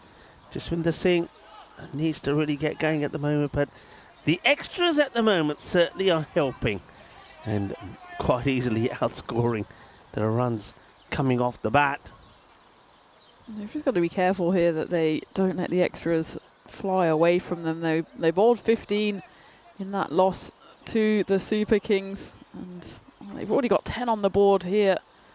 Only actually 9 runs coming off the bat. But if you're the power hitters, you'll take every single run that you're given. That one's lifted up in the air and it should be taken. It's as comfortable a catch as you ever will see, as Jaswinder Singh tried to lift it into that vacant point region on the boundary, but only lifts it into the grateful hands of Manuel Augustine, who takes a regulation catch. We've seen them dropped, but you can see in the background the fielder was already celebrating the wicket before it fell into the hands of Augustine. That's the first wicket to fall for the power hitters, 19 for 1, halfway through the second. Yeah, it's probably the right shot to attempt to play. There's no doubt about that. It's a short delivery outside the off. He's gone to play the uppercut, but he just hasn't angled the bat. You can see as he's walking back, he's twisting that the bat in his hand. He's saying, yeah, I should have done this. I should have just let that ball guide, but still risky to play because they have got a third bat there. Doesn't get it right. A new batter comes out, and it's good to see that Happy Singh has been elevated to the top of the order, and it's a genuine leave this time. So he doesn't play a shot like this at all. I think it's a nice move from Happy to... Well, he's not captaining this time. He has captained the power hitters in the past, but certainly a key figure in the power hitters batting lineup, and hopefully given a bit of confidence from those triple boundaries he scored earlier in the day. He'll need them and then some for the power hitters here. Oh, crunched, and that's what he can do. Happy Singh, and let's see if he's going to be Happy Singh, and whether the power hitters are going to be happy as well. Well, he does bring some of that power to the power hitters. I said before that they, well, a little bit like Spain and some parts of Portugal and France yesterday, certainly didn't have the power with them in the earlier match. Maybe that they are going to be rejuvenated as they come out here, and they will bring some power to the batting. That was a good hit. That's hit pretty well as well. Fielder will come across, and, scramble to the ground, and loses his hat, his shape and everything else to make the stop. He does take himself off the floor. There's Emin Bobby after making the stop. It's the end of the over. They have lost a wicket, but they're going better than they did in the last match. They've got 26 on the board with 1 wicket down. It's already more than a third of the score they managed against the Royal Strikers, but you will say it's been aided by the extras from the Titans. As we take a look at why this game is so important for the losers, well, they'll be the only side in Group B without a win to their name, and well, we can't quite write them off, but especially if it's the power hitters that don't manage to win here, they'll end up with a maximum of 3 points, a minimum of 0, and that'll be a tough ask going into the second half of the group stage. Well, gets dragged away. It'll just be a single. Going to just remind a few people are saying, can we have the answer to the question? I'll tell you what, at the end of the 4th over, before we go to the halfway point, I'll give you the answer. And the question, of course, was which batter became the first to score 2 unbeaten hundreds in a test? So We'll give the answer to that a little bit later. Oh, that struck him on the shoulder. And it's going to leave a mark. It's a short delivery. And right on the shoulder of the batter. It's not showing any pain. There you go. That's caught him pretty well. That's Mohit Mittal. Interesting choice of colour on the pads. The blue pads along with the red trousers and the silver top. He's going for the whole colour wheel. Was that orange shoes as well? Was that red shoes? I like the style in any case. Didn't like the shot on that occasion though. A big hoik and a miss. Walks back to his mark with a purpose. Titans, they came ever so close to getting a victory against the Malta Super Kings, and now they probably feel that this is one you can't afford to let go. And into the pads of the batter. It's unfortunate really that he couldn't get himself out of the way of that one, Mittal. To get out the way and take the wide, make it a difficult take as well. This is Yadu Krishnan, who once again is bowling with a fair bit of pace. Apologies that we just lost the graphics for a moment. We'll get those up for you pretty soon. Here comes the bowler once again. Oh, he's unlucky. He's getting closer and closer to getting the wicket there of Mohit Mittal.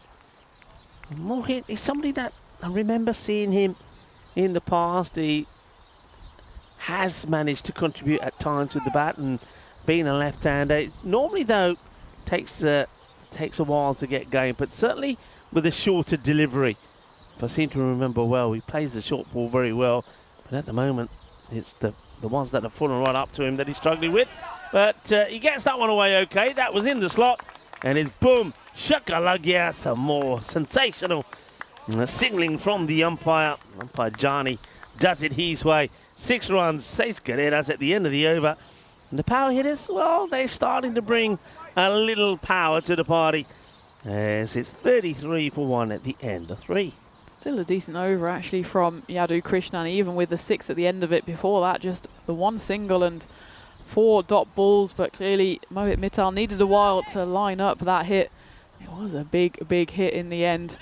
But you're right, Rico, he has scored a few runs already this year on the network. There's 43 he managed against the Red Stars in that earlier ECS here in the Master Sports Ground. He only actually played 2 innings on that occasion, but he's got a chance to lead from the front here. So at the end of the power play, power hitters 33 for 1. Looks like the scoreboard back up and running after a little afternoon snooze. But Happy Singh will be facing the first ball of the 4th, and it will be that man Shanley Karoli. We've seen him with bat and ball in the previous game, and he will be bowling the 4th over here for MMA Titans. Yeah, that's another pretty decent over from Yadu Krishnan. Just a 7 came from it. Boundary at the end, which didn't help his scores, but still, he'll take that. It's a swing and a miss. Start here to Karoli. He's had a good day. Shanley, he's been good in the field as well. He's taken some nice catches. And ooh, well, the wicketkeeper just waited. If you watch here, watch just the foot that comes up. Oh, he could have had him. Could have had him. Didn't take the bells off. Now this time, you see Happy Singh says, I'll just guide this out on the offside and take the single instead of swinging hard. And he does do that, gets Mittal back on strike. Need to just keep working away. I don't think they need a massive score here, the power hitters, to keep themselves in contention. We saw MMA Titans, they didn't manage to break through that 100 barrier either, as they were chasing 102 for the victory in that game just gone against the Super Kings. Fell 3 runs short, so even if they can get around that 100 mark, I think the power hitters will think they're well in this game. It's a good delivery and a good take from the keeper on this occasion. That's Aldo's Paul, who's behind the stumps. Just got to keep going here, the power hitters. One thing they've got to stop worrying about perhaps losing the wickets. And that's well bowled, but well played as well. Well watched by Mitchell. They're bowling well to him. As I said, I think he's a left-hander. Like a lot of left-handers, does like the ball short. And he can play a pretty good pull and hook shot. They're not giving him that at the moment. And with Happy Singh, I think they're trying to get the ball right up there in his block hole and hope that he swings and misses one. Here comes Karoli again. It's been a very good over. Can he finish it off well? And no, it'll get clobbered for a big six. As Happy Singh does basically the same thing he does to Krishnan. He hits a six at the end and he smashes that away. So let's go to that question. We'll have the answer up for you on the screen. And of course, the answer was that in 1997, it was Ravinder De Silva who became the first man to score 2 unbeaten hundreds in a test. And he did it against Pakistan at the SSC in Colombo. His 138 and 103 were the second and the third of 6 consecutive hundreds in a test innings in his own country. I'm surprised it took that long. 1997, Test cricket has been around for quite a long time, but I suppose unbeaten is the key word there, isn't it? Unbeaten is the key word, yeah. And yeah, it was the beginning of a pretty successful little time for him. And good batter, of course. Loved watching him. Very wristy and very powerful and strong. So just for a little bit of fun. And Thomas Martinez was saying it sounds like it would have been a pretty old record. Not that old, but gets old enough. That's hit well. And it's fielded well as well by the Titans. They continue to impress in the field. That's what they did really well against the Malta Super Kings. All right, Happy has launched a few. Needs the big over. Can he get the better of Ebin Bobby? Bobby versus Singh. Happy versus Ebin. And it's an edge. And Happy is watching it. He might need to run him. No, he just gets over the boundary. And, well, that just gets away from the keeper. He's got his gloves more or less there, but you can see there's not too much you can do about that as the Grizzly gets past the keeper and almost takes out one of the small birds that fly around this ground. Yeah, it was happy-go-lucky there as he was more or less beaten by Ebin Bobby. Manages to get a feather edge on it, and you can see how lightning quick this outfield is as well, as that one just rolled and kept on rolling. Oh, that's played away nicely, but not going to get it in the gap. Once again, good fielding. One fielder attacks the ball, and the other one backs up. On this occasion, it's Abdul Qadir Nisar who does the job. Mitchell, run a ball 13 at the moment. Needs to get going a little bit better. A couple of boundaries here from him. Well, that one should go. It's the short one. Has he got enough of it? And he's going to get palmed over for 6. Well, 2 players get into a little bit of a muddle. Get that gadget, mera. Get that knee, mera. Knee, tera. Get that knee, mera. And in the end, they get it all wrong. They get into each other's way. And if one of them had put a name onto that, even if it had popped out like that, the other could have snapped it up. But Mitchell goes big. He gets 6. Maybe that'll be a start of something. 50 also comes up now for the power hitters. And it's sliced away outside the off. They have a fielder back there who, oh, goodness me. Goodness me. Well, Ben-Hur has fallen out of his chariot trying to stop this one. Oh, what has happened to Ben-Hur? Ben-Hur is down and out. And Mohit Mitchell will pick up a very fortuitous 4 runs. So another boundary here would be good as the power hitters looking to finish the over well. Oh, what a great stop that is. Well, after some, oh, he could have hurt himself here. I just watched him here. He slid. I hope he's okay. That's a Yadu Krishnan, because as he comes across, watch him. He tries to stop, but he slides and then he stops at a jolt. Yeah, he looks like he might have hurt himself. His knee there, just pulled the knee. I hope he's all right. It doesn't look right. Looks a bit uncomfortable. We'll invite you into the commentary position here at the moment, the cage we call it. Welcome everybody, thank you for tuning in to what has been a very exciting day of cricket here on the European Cricket Network. Of course, it's the first day of Group B action, and we've got a chance to see all the teams. There's been a few surprises there as well. Swieqi United not as strong as they looked. Likewise, you could say about the Malta Super Kings. So teams that have had some changes in their personnel, but teams like the Kings are picking up victories. But this is a very important match, this last one. It is absolutely important because one of these two sides is going to fall to their second defeat, which means at the halfway stage they've left themselves a mountain to climb to get through. But I quite like the look of the Royal Strikers as well. I think they're quietly going about their business, and I've been more impressed with them than, for example, Swieqi United, who did pick up their win. Yeah. I wouldn't be surprised if we see them on finals day, but certainly not the same side that we saw lift the trophy a few months ago. They don't look the same, but we know they can click at any point. A few people in the chat were saying, well, you know, maybe they haven't played a lot of cricket. That is true. But the Royal Strikers, yeah, again, without any of those big names in there, I think they perform really well. And if they are going to get some of their key players come back, I mean, Priyam Pushpajan, of course, is a big question mark.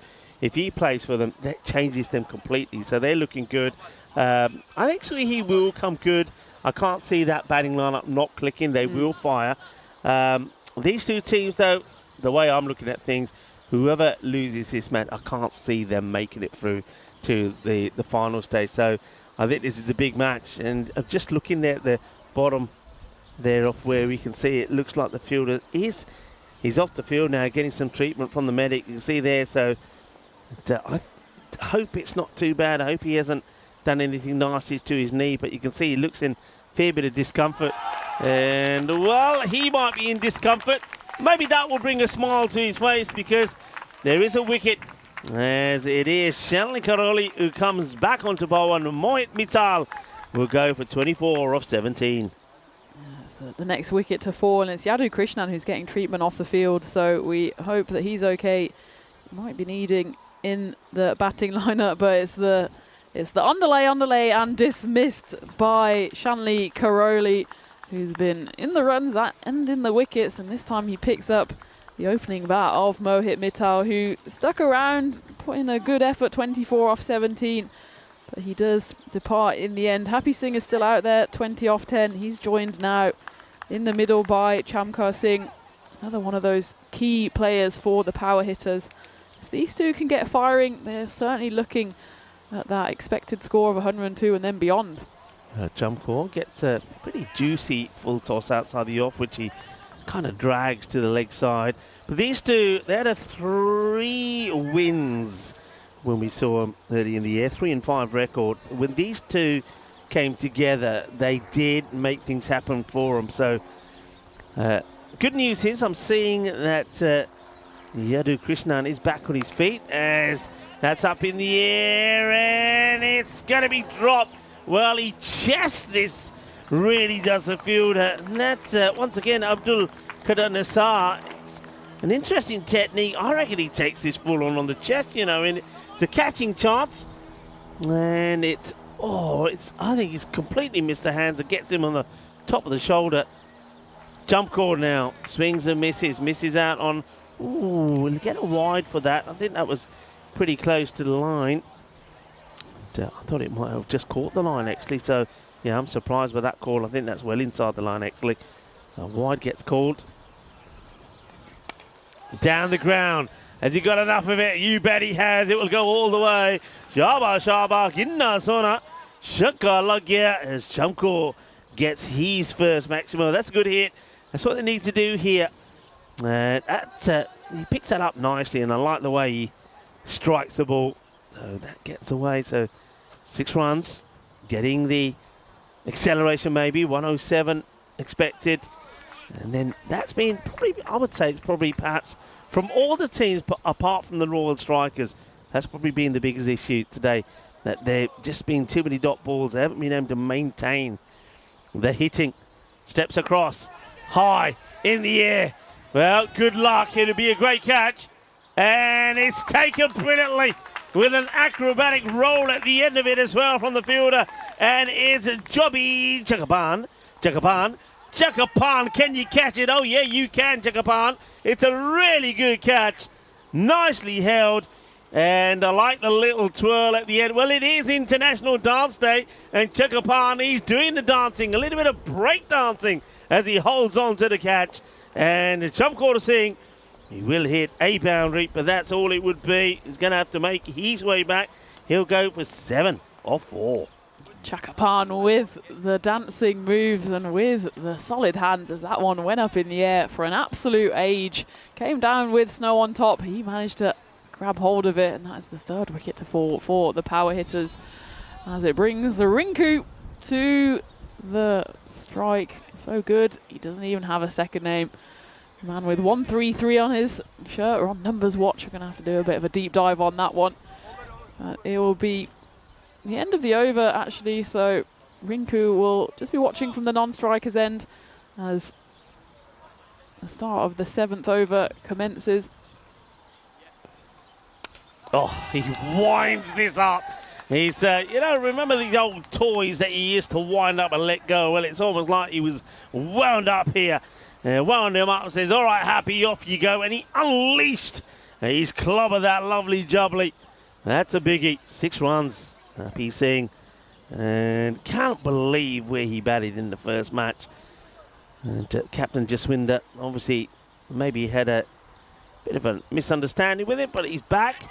Hits that pretty well as well. I like the way he just waits for that, but he hits it flat and hard. But it's well fielded by the man who took the fantastic catch there, Chakapan. And Thomas Martinez saying that was a great catch. Yeah, it did. Went a long way up. And a dramatic roll, says Ian Smullen, to hold on to it. It is, folks, it's the last match of the day. Yes, this one's not going to be any run. So any of your random questions, do get them in. And whether it's something for me or for Tina or just in general, maybe even food. We should talk a bit about food here. We are in Malta, and we've both been here before, of course, so I know a fair bit about the food here. Of course, their local delicacy is rabbit. They do like their rabbit here in Malta. Are you a fan of eating rabbit? Or are you going to say, no, I couldn't eat a rabbit? I could eat a rabbit. I could get my teeth stuck into a rabbit, yeah. Well, what I really want, Rico, is the pastizzi, the local little pastries here. And, well, I manifested the mini eggs thanks to Johnny He, so I'm going to throw pastizzi out there into the world, and let's just see what happens. I'm not saying anything else. Okay. So plays that pretty fine, and he's going to get 4 more here. So Singh, while he's out there, they could put a nice challenging score on the board. Yeah, Pastizzi's have got to say this one. Now, if you come out of where we're staying in the hotel and go right and go more or less to the end of that little stretch, there's a little one there, and it's popular. You've got to catch it at the right time. But yeah, I couldn't resist last night. Even though I got in late, it was one of the first places we went to. That's going to be 4 more. It's just Gundy bowling here at the moment from Ebin Bobby. But yeah, I went there and had a Cornish pasty. Okay. It was nice. It was nice. The ones I was after, they'd already sold out, and so I thought, all right, Cornish pasty we'll have to do, and it was lovely. And it's a little bit different in terms of the pastry, a bit different to the ones you'd normally get, but still was very tasty indeed. These are the matches coming up tomorrow, and we go back, of course, to Group 8. Now, the news is, me and you, we're off tomorrow. Yeah, having some pastizzi, I think. We're off well tomorrow, and doesn't normally happen, but because of the way the schedule is and stuff, we're off tomorrow, and Vinny Sandhu will be talking you through the matches from the secret location. Yeah, the ECN high security bunker. I wonder whether pastizzi can be delivered there. Yeah. Well, I'm sure you'll find out tomorrow. We should have that, shouldn't we? We should have an EC. You know, like you have road shows. The radio stations used to do a road show. We should have an ECN van which just parks up somewhere, and you get everything set up, and whoever the remote commentator is just does the commentary from there, and you get a crowd together or whatever. Wouldn't that be good? It could be a treasure hunt. The ECN van just rocks up in an undisclosed location. We start dropping in clues throughout the day as where the van is located. Yeah. And the first one there wins, I don't know, a pastizzi or something. I've just got pastizzi on my mind, Rico. You've set me off. It almost tucks him up. They're going to get a few runs here. Yeah, but they are good. The food is really good. There's a lot, I mean, food-wise here, you can't go wrong. That's the beauty, of course, of Malta. There is something for everybody. And where we are based, we're sort of in that Gazira-Salima area. And, yeah, we can, anything you want, it's there, whatever type of food. But, of course, the local food is what I try to go for most of the time. But I must say that rabbits, I'm not a fan. I think probably because as a kid, I did have 2 rabbits. Every time it's rabbit, I always think of Lucy and Snowy. And I think, no, I can't eat Lucy and Snowy. That's just going to be a single. Desecrating their memory. Yeah. I would call our hotel location dangerous, just because the amount of restaurants that are surrounding the hotel. Beautiful location to avoid any doubt, but you can go left to some bars and restaurants, right to bakeries and pastizzi establishments. So sometimes I just got to go back to the hotel and lock the door, because otherwise I know I'll be out all night just feasting. It's actually quite busy at the moment. I don't know whether it's still, because a lot of people are still around because of the Easter break. Of course, it's a very big celebration here as well. Very religious here in Malta. I know there must have been a lot of festivities in the last week or so. That's in the air. This could be a festivity, and should be for the bowler. It will be, as Kara Nessar continues to terrorise the batters with his pace and his extra bounce, and he gets the wicket. And Happy Singh is going to have to, well, put the bat under his arm as he walks off a fine 37 of 17 deliveries. But the worry here now would be that with him back in the shed, Rinku seems to be struggling to get bat on ball. Are the power hitters going to try and maintain this current strike rate and at least get to that one sort of 107, it says, so 110 to 120 ideally what you want, but with Happy back it's going to be difficult to go. Well, they like what he's done, and too rightly too. It's a good knock of 37. That's good deliveries. Just got that little bit of extra pace, which a lot of the batters have found difficult to deal with. Gurvinder Singh is the new batter. I think you're right, Rico, that if you get early wickets against the power hitters, which the MMA Titans haven't quite been able to manage, then you are in the soft underbelly of the batting lineup. But it's not that soft, as Gurvinder Singh clearly has a point to prove, and he absolutely smokes that one over cow corner. It's a long hit, one of the longest we've had today, actually. 6 runs. He's hit that really well. It was pitched up. It was almost like the bowler thought, you know what, it's number 6. Yeah, number 6 batter coming in. Why don't I just go for the Yorker and try and knock the stumps over? And Gurvinder says, thank you very much. That's exactly where I wanted it. It's going to be 6 to finish, but still a good spell from Nessar. 2 for 18. Power hitters a 93 for 4. They've still got 12 balls to go here. Can they get to a plus 110 to the score? Oh, plays all the way around that. It's a bit of an ugly shot that from Rinku. Rinku's not helping their cause. 5 balls for 3. Tina, I'm giving him 1 more ball, and if he's not making good contact, I'm calling him off, because they got so many other wickets still. They've only lost 4. Yeah, you're a tough taskmaster, Rico. I think the problem for power hitters is they don't have too much power left in the hut. No, that's better. You either hit it and get runs or get out, and he gets 6. So good shot. And I like the pose from the batter, and I like the signal from the umpire as well. Nicely done. Ale, idam maro, chak ke maro, bat ke maro, chak ke maro. 6 runs. Good hit. And loving the style there of umpire Jani. And I think all umpires should have their own signature signal for 6. And of course, in so probably is a, well, they're running, and the throw is a miss. It will be a wide, so they'll get 2. I was going to say, did you see any of umpire Anton's signalling there in Drew? I didn't, so you're going to have to describe in detail. I can't. You can put it on the camera. You can put Comcam on if you want. It is not possible to describe, and only those in Drew who know. He's just a character. You're going to have to. Oh, high in the air. It comes on the toe and the back. Will he get lucky? 3 cannot do anything about it. It drops right in the middle of the Bermuda Triangle. They should be looking to go again, but I think the hitter there, Govinda Singh, just overran his end by so much. There's no way he's coming back for another. But look, 100 on the board. Now, look at the expected score. It was stuck on 107 for a long while. Now, it's 10 more than that, 117. So, this is good. I'm liking the hustle. I'm liking the attack here of the power hitters. High again. Got to keep running. Got to feel that you can perhaps get another, but the catch is held, and they won't be able to double up on it. In fact, it's going to be the end of Govinda, but I like that. Just go out there, be brave, be positive. That's actually a nice catch. He's made it look pretty easy. He's taken it at a fairly uncomfortable height, actually, but well held. And that's going to be the end of Govinda. Comes in, plays a little bit of a cameo, and now walks back with 8 to his name, or just 4 deliveries. Yeah, nice little shift from Govinda, man with 99 on his back. We can christen him Flake. And it was a good catch taken there, but I do like the intent from the power hitters, as they will know in the back of their minds that MMA didn't manage to chase 101 in the previous game, and they've already surpassed that total.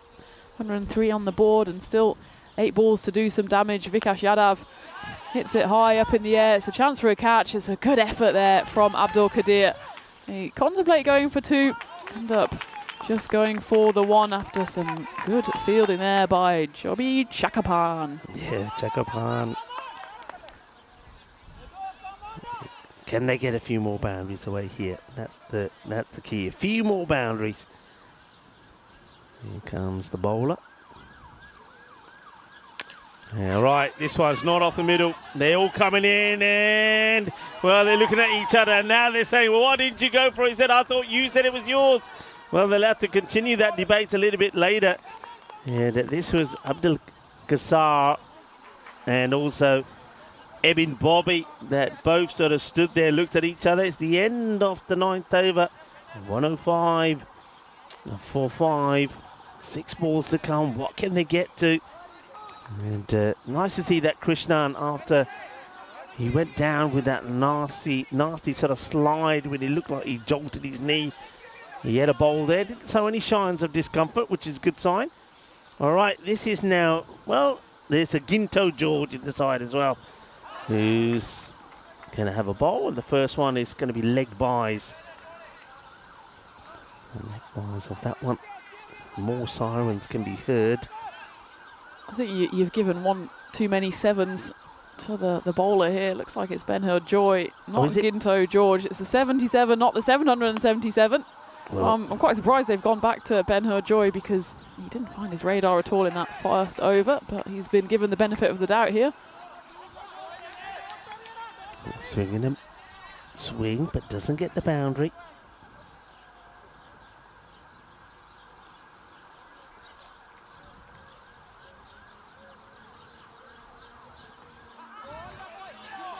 The heavy ball, that's the one that just haven't been, Rinku just hasn't been able to get those away. And I did say a while ago that if he doesn't hit a boundary, well, he did hit a boundary, but then he's gone back into his shell again.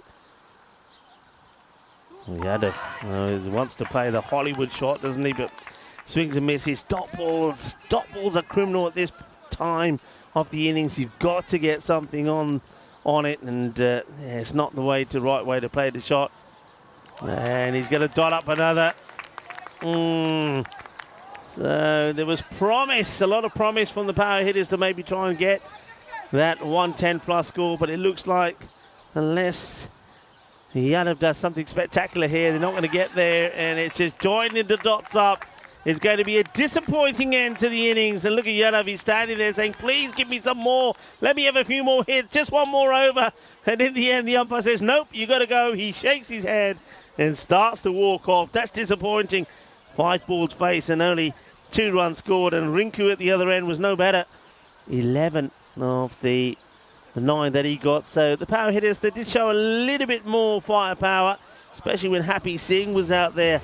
37 of 17 for him, and Mohit Mitchell also scoring 24, but nobody went on and put a big score on the board. So once again, you would feel that the Titans will back themselves here, but the Titans, they had their own worries in the middle when they were batting earlier against the Malta Super Kings. Well, this was some of the fielding we saw early on. This was the wicket. It wasn't the best of shots there from Jaswinder. But at that point early on, Tina, most of the runs were thanks to the extras. Yeah, it wasn't the best bowling performance, and at times fielding by the MMA Titans, but credit to them, they kept plugging away. That was the big old finger given to the batter, and he was set on his way. And the boundaries did come at consistent rates, mostly off the bat of Happy Singh, who top scored with 37, and he put on a nice little partnership with Mohit Mittal. It was worth 39 in the end, which is still pretty modest, but we've seen modest totals actually throughout the day, so I certainly think the power hitters will think that they're well in this game. 108 is a defendable score, especially against the MMA Titans. Yeah, you got to say, I mean, you're talking about the scores there, Tina. It's the highest, just under the highest score on the day. 109 was the highest. Swieqi United in their second match, match number 7, and they defended it. So I suppose, considering how the day's gone, the power hitters will probably feel that perhaps they have got more than enough runs on the board. Let's take a look at the scorecard here. So I mentioned already that Mohit Mittal, 24 of 17, the left-hander. Nice to see him back in the side.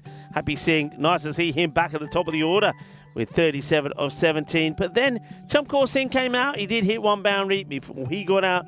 I think Rinku and other partners that he had there with him, Gurvinder Singh, didn't really get going. On the bowling front, Ben Joy did a good job with the ball. Economic there. 2 wickets for Nessa, who I'm liking the look of every time he's out there. 2 also this time from Shenley. Karoli, he bowls really well as well. In fact, none of the bowlers bowl particularly badly. And Yadu Krishnan gets that, his 2 overs in and picks up 1 for 19. Good to see that he's okay. I thought for a moment he might have just injured himself. But you can see the difference there. The 3 batters there, 37 and 24, and then Rinku, 11, 9 out of 9. And I think that's where, if there's one thing that, not just about hitters, but some of the other teams have to learn here, said, don't be afraid. Don't be afraid of getting out. Go out there. If you get out, somebody else could come in and have a bit of a field day. So we're going to take a short break here now, but just to remind you, it is the last innings of the day coming up. So do come back to us with some random questions, and maybe we will have some more food thought talk as well as we entertain you for one final innings before we call it a day here in Malta. But remember, we say goodbye and Belgium say good evening. 2 matches coming to you from Belgium later on today. Join us back in just over 5 minutes time.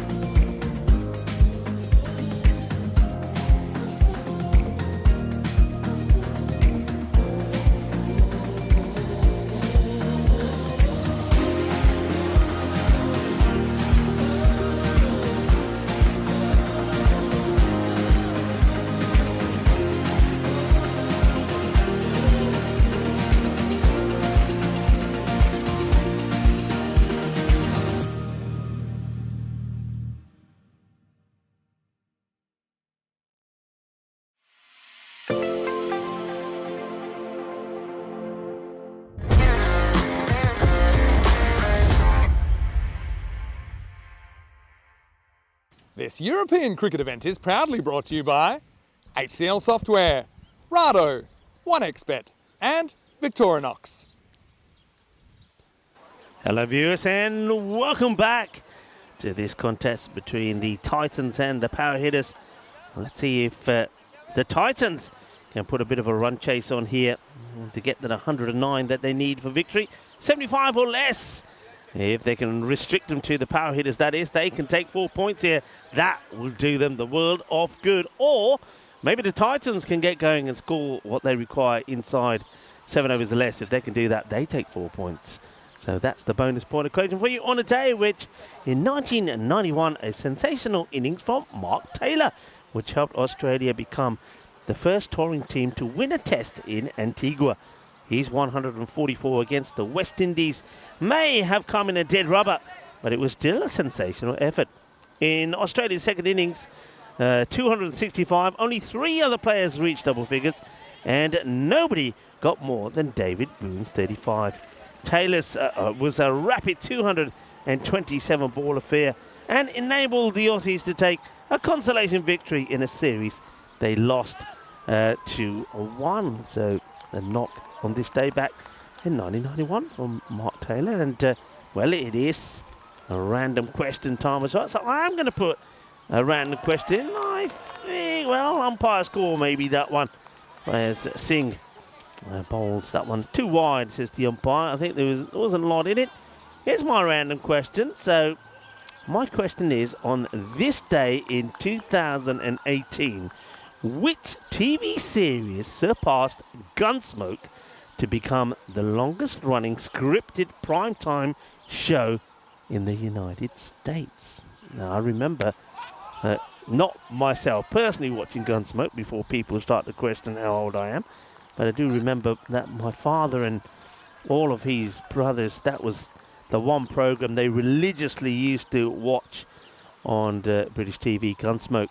So the question again, on this day, 2018, which TV series surpassed Gunsmoke to become the longest running scripted prime-time show in the United States? So I'm going to leave that with you for an over or two. And in the meantime, any random questions that you have, please get them in. And also, if you're a lurker, this is going to be another wide. So power hitters, that's one thing they've got to try and work on. In this one could also be a close contest. You don't want to be giving away too many extras. There's Gurvinder Singh just having trouble at the moment getting his radar right. It's going to be another wide. So walks back to his mark. Yeah, any lurkers out there? So there's a lot of people we know that are watching. You're watching probably by YouTube, and you can see all the chatters there. And the chatters, they're all part of the European Cricket Network family, growing all the time. And well, we'd love you to get on the chat yourself if you've never done so. Just send a message and say hello. Join the family. Say hello. Tell us who you are and where you're tuning in from, and stay in touch with us. And don't forget to like and tell your friends and your family. It's great to have you on board. The sirens just haven't stopped this afternoon. Don't know what's going on, but a lot of sirens that we're hearing there in the background. Right, Gurvinder. Can he get it in the right areas here to Karoli? And in the air, catching chance, and beautifully held. Beautifully held. Look at the smile. The smile tells you the story. Because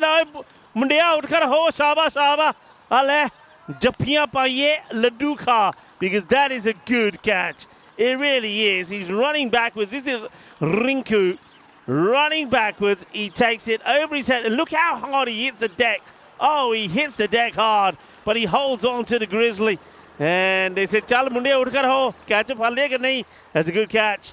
And Karoli will go for one of 2 deliveries. And that's a good wicket to take. Karoli, we know, has been pretty useful.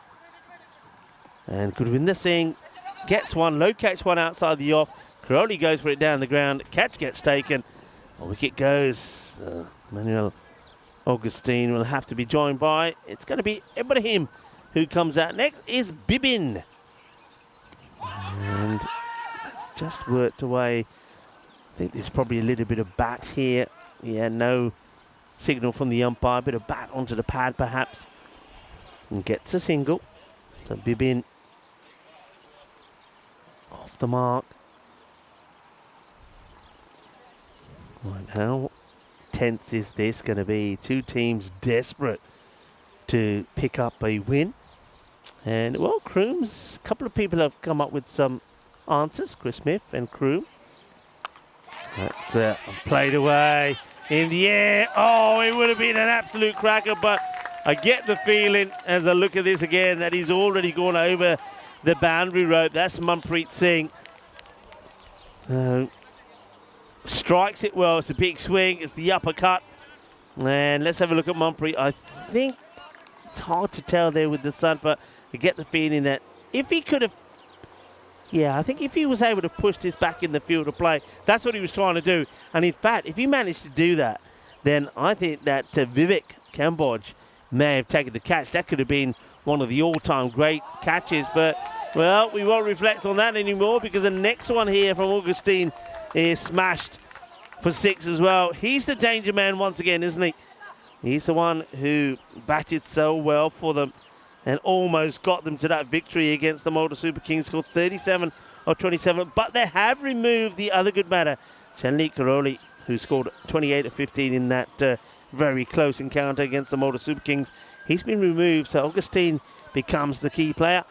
Also, what's key is that once out for Tina, this is the last one that we'll do until you'll see us again after the matches tomorrow. Can we get a golden ball in here? 116 it stands at the moment. Tina, can we do it? I really hope so. I don't want that to go up to, what would it be? Another 5 games tomorrow, 2 games this evening, and then another 2 games tomorrow. So that's another 9 games before we're back on the mic. So it just keeps on ticking up. And we saw in the graphic where we were almost treated to a golden ball in the previous game, that it was still this month that the previous golden ball happened. So that shows you just how much cricket we've played in the past 3 weeks or so. Time flies when you're having fun, and the matches fly away from you when there's no golden ball action to be had, but it's always that final game that springs a few surprises. Maybe this is the time.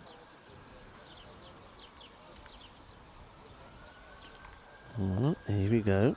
In comes Manpreet Singh. And a little bit too much swing. He's getting that ball to swing, but he's got to start it a little bit closer to the stumps. And extras, again, becoming pretty key. Stephen Kelk is saying, by the way, did I tell you that I once achieved a cordon bowl while wicket keeping? Tell us more. How does that happen? I can feel there's a bit of a catchphrase coming here from Stephen Kelk. And we'll reveal the answer soon. Thomas Martinez also puts an answer in there. I won't say it yet. I don't want to spoil it for others, but let's just say good answers. And Martinez is also liking the signalling from the umpires.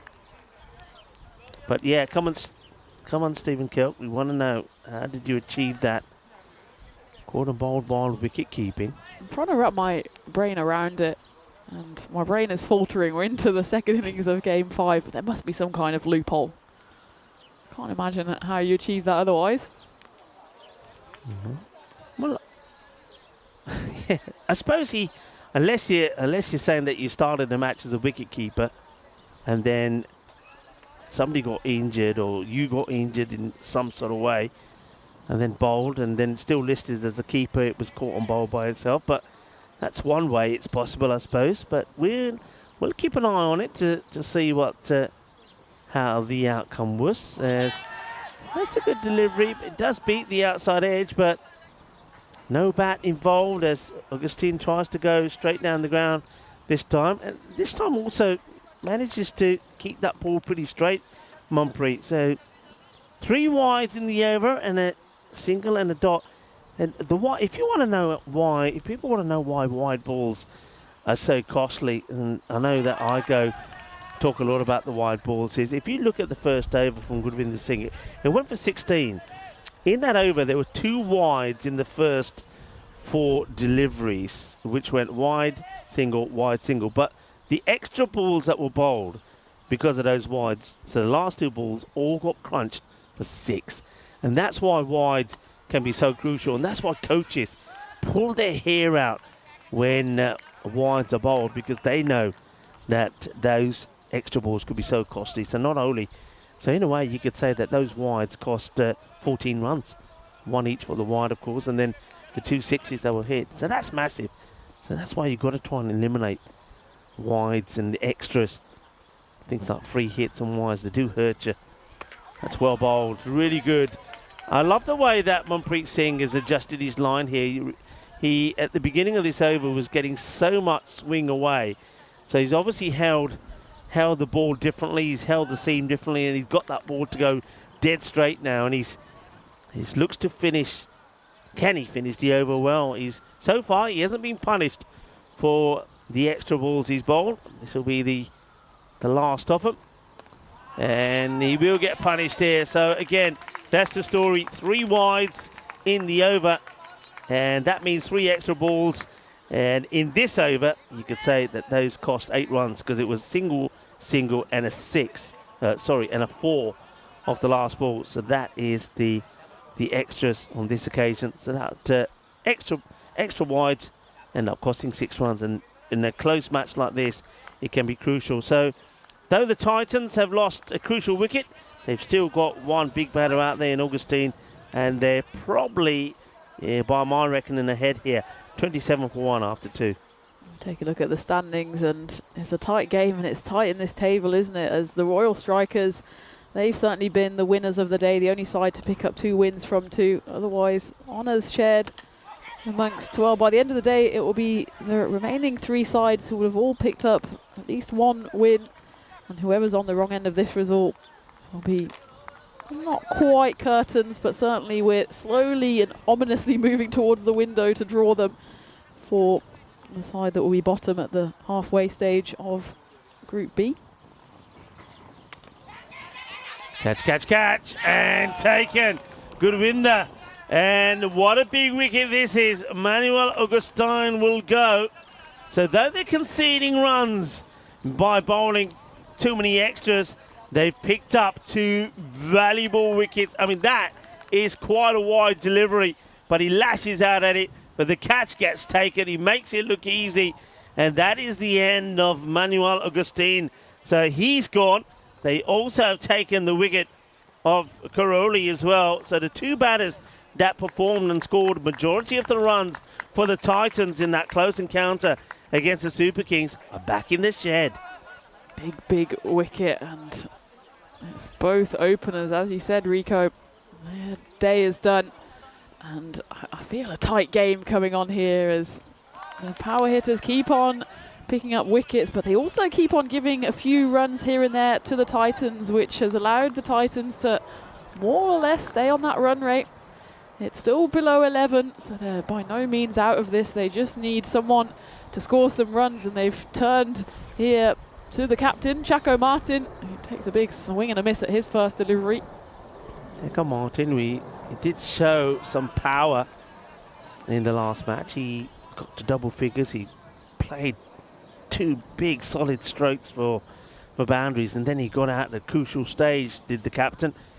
And now he knows he's got to stick around, and he's got to get some support from other batters around him. I mean, Abraham, maybe he could be the one. Gurvinder. Oh, that is so close. I mean, what an ugly shot this is, Tina. Look where he is. I mean, he's showing all of his stumps, and he's trying to hit down the ground. There's no footwork there at all. I mean, if Chaco got out to that, well, I think the captain would be bitterly disappointed with himself, and I think the other players would also be saying, hey, what sort of shot was that under these circumstances? Chaco Martin. That's a nicely played. That's more like it. That's a good shot. Yeah, this value, I often say this, when you're at grounds like this with an outfield that is beautifully cut short and fast, there's value in playing shots like this. Just time it and find the gap. That's a precision stroke. Probably you could say that's one of our Victorinox shot of the day. Precision timing, 4 runs. It's a Jekyll and Hyde act on those two deliveries from Chaco Martin. A big, ugly swipe, and the next one all deft beauty. Someone rolls away for 4. And then he goes back to being ugly. I mean, why not play the same shot again? It's a swing and a miss. Gurvinder, 2 for 22. He'll be happy with that. And the Titans, 33 for 2. The power play, how about this? Watch what's going to come up on your screens right now. It's even Stevens, 33 to 33. And it's kind of almost identical, isn't it? Just a few switches of the runs across overs 2 and 3, but they both started with a 17 in the first.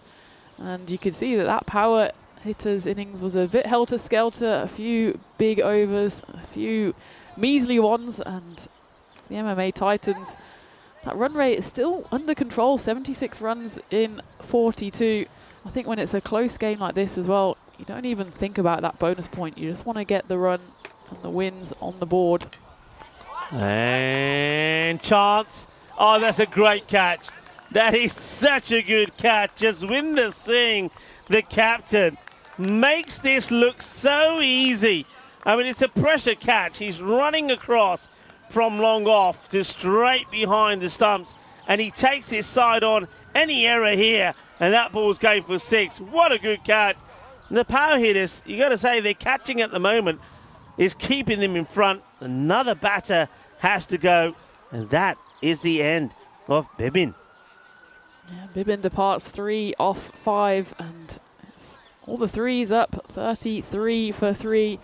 The start of the 4th over for MMA. And it brings that man, Joby Chakapan, to the crease. And he just needs to play a bit sensibly here, and I think that's the order of the day for the Titans. Just stay in this contest and take the runs that are on offer, because there are enough loose deliveries out there from the power hitters. There's going to be wides, there's going to be overthrows, and that's exactly the case on this delivery. As you can see, Captain Jazzy, after taking that great catch, is absolutely losing his mind on that occasion. He knows they have to be sensible, and that was the very opposite. Yeah, you could everybody, the power hitters, all screaming, take it easy, nah Marty. That's what they said, nah Marty, which means don't throw it, don't hit it. But the fielder still chucks it in, gets past the keeper. They'll take 2. Well, he's going to now try and make the stop. He gets a hand to this, but I think he's just going to palm it to the rope, is he? Oh, I thought for a moment he was going to par that over the rope. And here we go again. They're going to give 2 more. Or another one, so 2 in total. 2 runs in no time in extras. Let's have a look at this. I mean, he puts the brakes on here, but does he touch this rope? Not here. He gets back. He does all right. And I suppose you've got to say also to the fielder, oh dear, it's all happening. And a lot of people were saying, cue the music. Yeah, cue the music to that one when we see it again on the highlights. And well, that's what played away, and that's going to go for 4. My screen tells me they ran 4 there, Tina. Did they run 4? I was so concerned with the dive in the middle, which was about 10 minutes after the ball had come across the screen. He drags himself back up onto his feet. And yeah, I think they that's ran 4. all run 4. Gee, I mean, I thought it was 3. They ran 4. I don't know how they managed that. Well, fielder went down, got a hand to it, palmed it. But how did they manage to run 4? Well, this is in the air. Guess who? Jaswinder. He takes another. Oh, this is a real roller coaster. It's almost like the power hitters are doing everything possibly that they can do wrong in the field, apart from catch a ball. They're catching the ball. They can't stop it. They're palming it over the boundary. They're allowing 4 to be run. I still want to see the 4 run. I don't know. I want to see if we had the batters running in between the wickets on the 4. Well, at the moment, we're seeing Jaswinder take another catch. So the Titans, they keep losing wickets all the time. And now it's Bibin Abraham. Well, he went earlier, remember, for 3 or 5 with a good catch from Jaswinder. Jaswinder taking the catch again, this time to remove a Chekapan, who goes for 10 or 4. I think the MMA Titans are just losing wickets too regularly. It's the 3rd in 2 overs. There's still 1 ball left of the 4th. Abdul Qadir Nessa is into the action, and They'll consider 2 again. It's a yes, no, Oh, maybe. where's It's a he mix-up. going? Oh, Throws to the wrong end. Why isn't there some running here? You can see that Martin is saying stay there. He's saying stay there. Well, Chaco is saying stay there, but Nassar is running like he's wacko, and almost. Well, if the throw went to the wrong end, to the right end, he would have been run out. It ends up going to the wrong end. All right, what a match this is. Oh, if you thought we came close to a goal on the ball in the last, this one, look at it. Look at it. It is just mirroring the innings of the power hitters. I've never seen anything look so similar. Wow. it's an absolute copycat innings so far, but the one thing that plays in the power hitters' favour is that they just lost the 5 wickets in their whole 10 overs, and after 4, it's all the 4s, 44 for 4 after 4. And if they keep on losing wickets at this rate, well, they're not even going to make it to the full 10 overs. All right. A few people saying, come on, it's time for the answer. I'll give you the answer. So, 2018, the animated TV series The Simpsons. Well done, everybody. In its 636th episode, surpassing Gunsmoke. Gunsmoke in 1955 to 1975. And, oh, that was a chance. It gets past the fielder, and worse still, it goes to the boundary for 4. Yeah, passing Gunsmoke 1955 to 75 to become the longest-running scripted primetime show in the United States. Well done to everybody who got that right. Just a little bit of fun, as it is the last innings. So random questions. Jaswinder Singh, the captain, he's done most things right today. I mean, not in this match, but he did score some runs with the bat. His catching has been great. Now he just needs another wicket. As the battle of the 2 captains, this could be it. It's high in the air. I don't know what Jaswinder's done. He was limping. The catch has been dropped. They're coming in from everywhere. Now they want the run out. Oh, it's all happening. It's chaotic. Jaswinder was limping as soon as he bowled it. It was almost like, look, I've got a limp. I can't catch it. So the wicketkeeper says, all right, I'll go for it. Don't worry. And Yadav makes a mess of it. There's Yadav. And then look at this. I think he's home quite easy. No need to look at it again. Yeah, comfortably in. I actually think probably knocks the stumps a little bit before he gets the ball in hand, but they'll get a couple there. That's a big moment as Jacko Martin being dropped there on 4. Yadav never looked comfortable under that catch, even with those big gloves on. It did go high up in the air, and he turned around a few times before he was able to see the grizzly, but he saw it burst through his hands, and another run added to the collection there. Are you a Simpsons fan, Rico? I didn't watch it like religiously, but I have watched some. Yeah, I don't mind it. I mean, there were some great episodes I remember, but yeah, not religiously. I'm not one of those who can recall every like wonderful moment, because there were many there. That's good delivery, Dot Ball. How about yourself? I'm a Simpsons fan. I wouldn't say, same as you, I don't think I've watched every one of the episodes. It must be over 700 at this time. But I did watch it a lot growing up, so there's a few episodes I can recall, a few iconic moments that my brother and I like quoting to each other.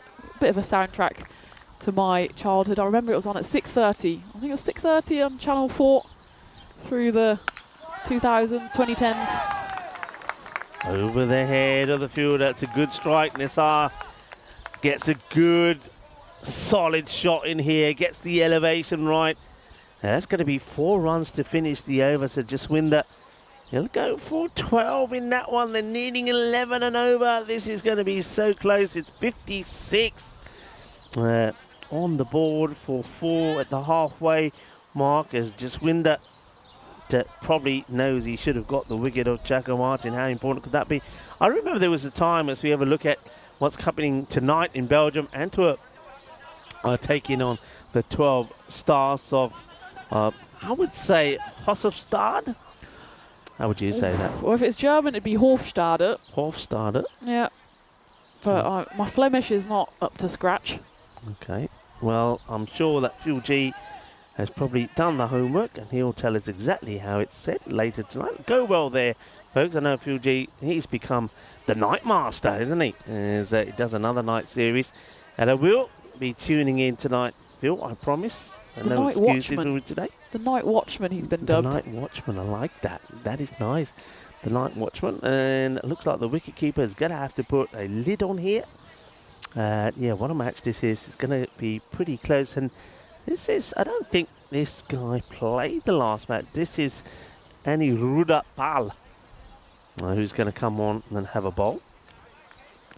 He certainly didn't bowl in the last match. I remember maybe he was batting towards the back end of the innings, but certainly he wasn't with ball in hand, because we would have recognised that distinctive leg spin action. Haven't seen too much leg spin in the series so far. This was just like, it was a lot of movement and action, and then the ball just literally just got gently pushed out of the hand. Here he comes again. Let's see how he goes here. Yeah, it's short. Get away. There's a fielder out there. Should just keep it to a single. He will. That's nicely done. Charlie Maynard says it was The Simpsons on 6 PM on Channel 4. That's why I remembered it, because I think my parents always switched over to the news. We always lost the battle between Simpsons and the news. There was only ever going to be one winner in our household.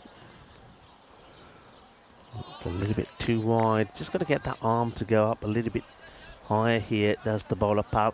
I seem to remember it used to be, when I was watching it, you used to have The Simpsons. That was then followed by, I think it was South Park would follow it. So you had the two sort of back to back. It used to be like, I remember on Friday nights, that's Bat or Pad. I wonder if there's an appeal as such here. It's saying Bat, yeah, that's why, because I think otherwise this is, for me, hitting the top of the stumps. Let's have a look here. Yeah, a bat on to Pad. Good umpiring. But yeah, and then Friday nights used to be the classic Friends, and then Fraser. That used to be great, and always. Ooh, I think the foot stays down. They might have a look at this, but I think he manages to keep his balance and keeps the weight on the back foot. Let's just see here. Goes for it, and only just. Yeah, look at the head. Tina's just pointing to. That's not the way to do it. That's if you lose your shape, and if you're looking up there, you're not going to be. Not going to get the ball right, and if you do, it's just going to go high up in the air. So Checo Martin got the fielders back waiting as well. A difficult time with fielders as well, with the sun where it is. It's not timed by the batter, so it won't get the boundary, just a single. If you hit that clean with the boundary fielder on the rope at square, that would have gone too far. But yeah, the sun plays a big part this time of day. If you look at all the fielders that are on the leg side, long shadows, they all have got the sun in their eyes, so they've got to have the shades on and should have caps, but I don't see all of them do. No run. What a good fielding position that is. I like that move. Not too many teams do it, have a fielder in close there to stop the boundary. So, well, Aniruddha Pal gets an interesting over in just the 4 runs come from it, and that swings the balance of this match once again in the favour of the power hitters. Yeah, swing this way and that, and for the MMA Titans, just the fact that they've got a bit of an inexperienced batting lineup, and Checo Martin, oh, you could see by that one where he almost dislodged his neck, that he's swinging and swinging hard. He's at least going at more than a run a ball, but they need actually more than 2 runs a ball. 49 needed off 24, and there's still a few bowling options left for the power hitters. As Aniruddha Pal putting a great over there, just going for 4. Looks like they'll be turning back to Jaswinder Singh, or the captain will be turning back to himself. Yeah, he was unlucky not to have picked up a wicket in the last. Well, should get one here if the fielder can get there, and I think he ends up kneeing this. Now he's in trouble. He's rolling around here. I wonder if he tramples the ball with the knee, because it looked like the ball misses his hands, but does he trample it with the knee? Let's have a look. I think he does. I think the ball hits him full on the knee, and at least he passes it forward. Now out comes the medic, and we'll get the free spray on. I wonder if the shoe comes off this time. Everybody's watching the shoe. And so far, shoe remains on. Oh, it's not the spray. Is Wow, that now a this. Pritt What stick? is that then? What is that? There's no magic spray. It's like it's the magic rub. There it is. Oh, well, the magic rub. And, well, the magic spray has gone. It's time for the, hang on. Oh, There we it's the go. It's a double little bit of trouble. everything. Now, how lucky is that man? He's getting all the treatment.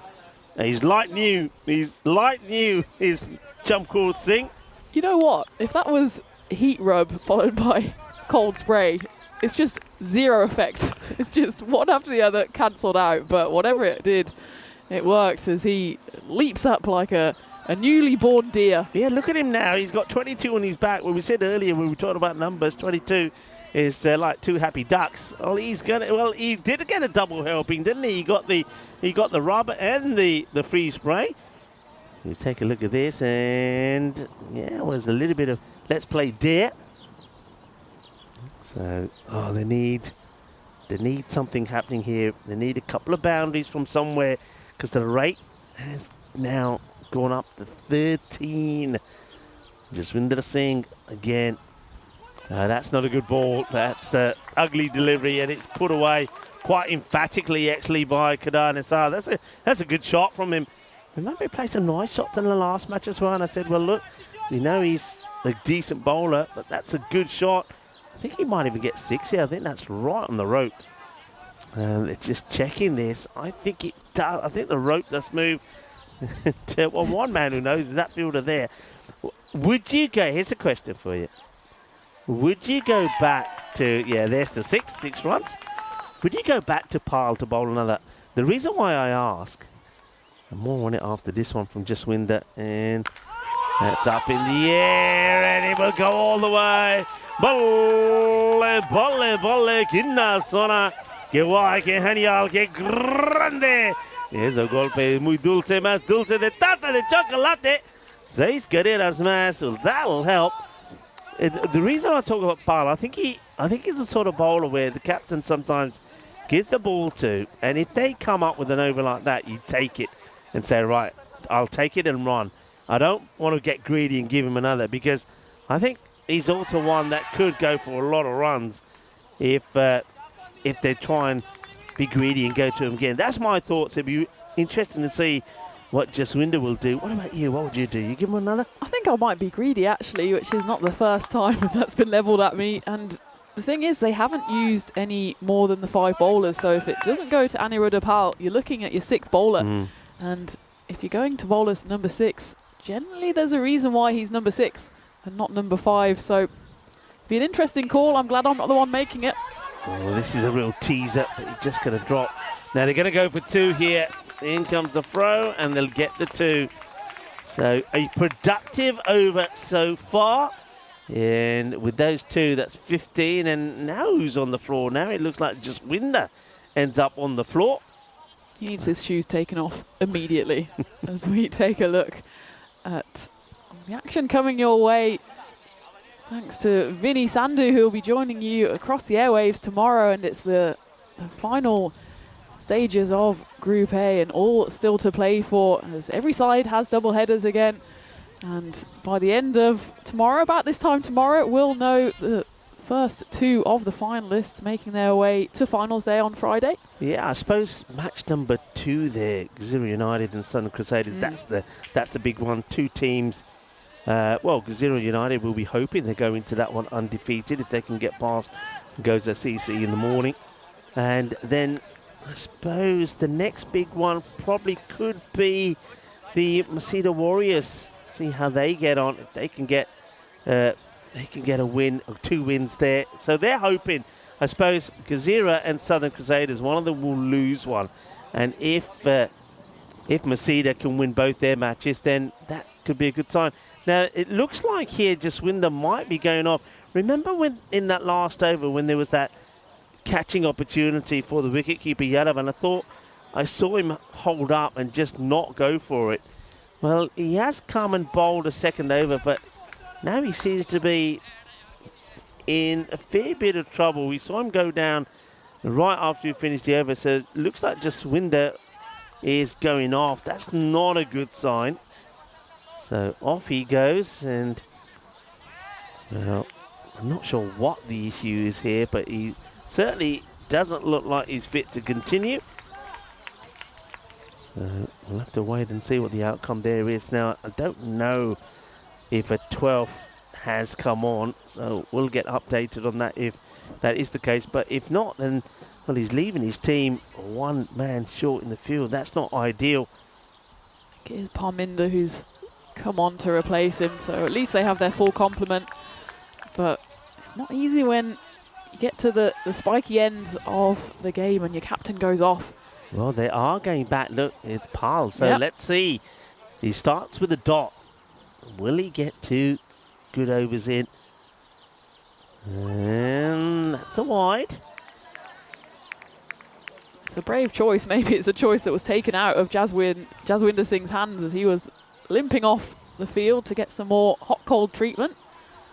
But I do like this as a tactic. He really takes all the pace off the ball, forces the Titans to swing and swing hard. Has to get down the fielder. Does. Gets a good throw in. This could be close, but though he throws in quickly, he doesn't throw in accurately. So, but I don't think, again, I think the power hitters won't mind 2s. 2s they won't mind. That's fine. It's just boundaries. They just need to try and stop the boundaries.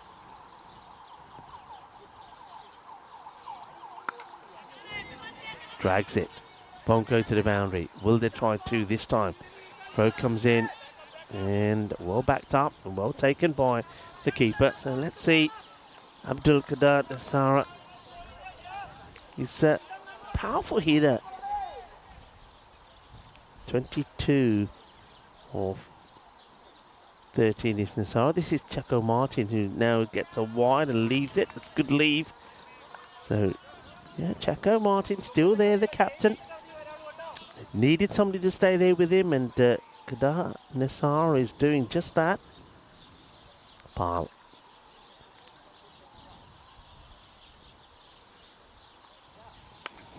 Gets a fair bit of spin on it.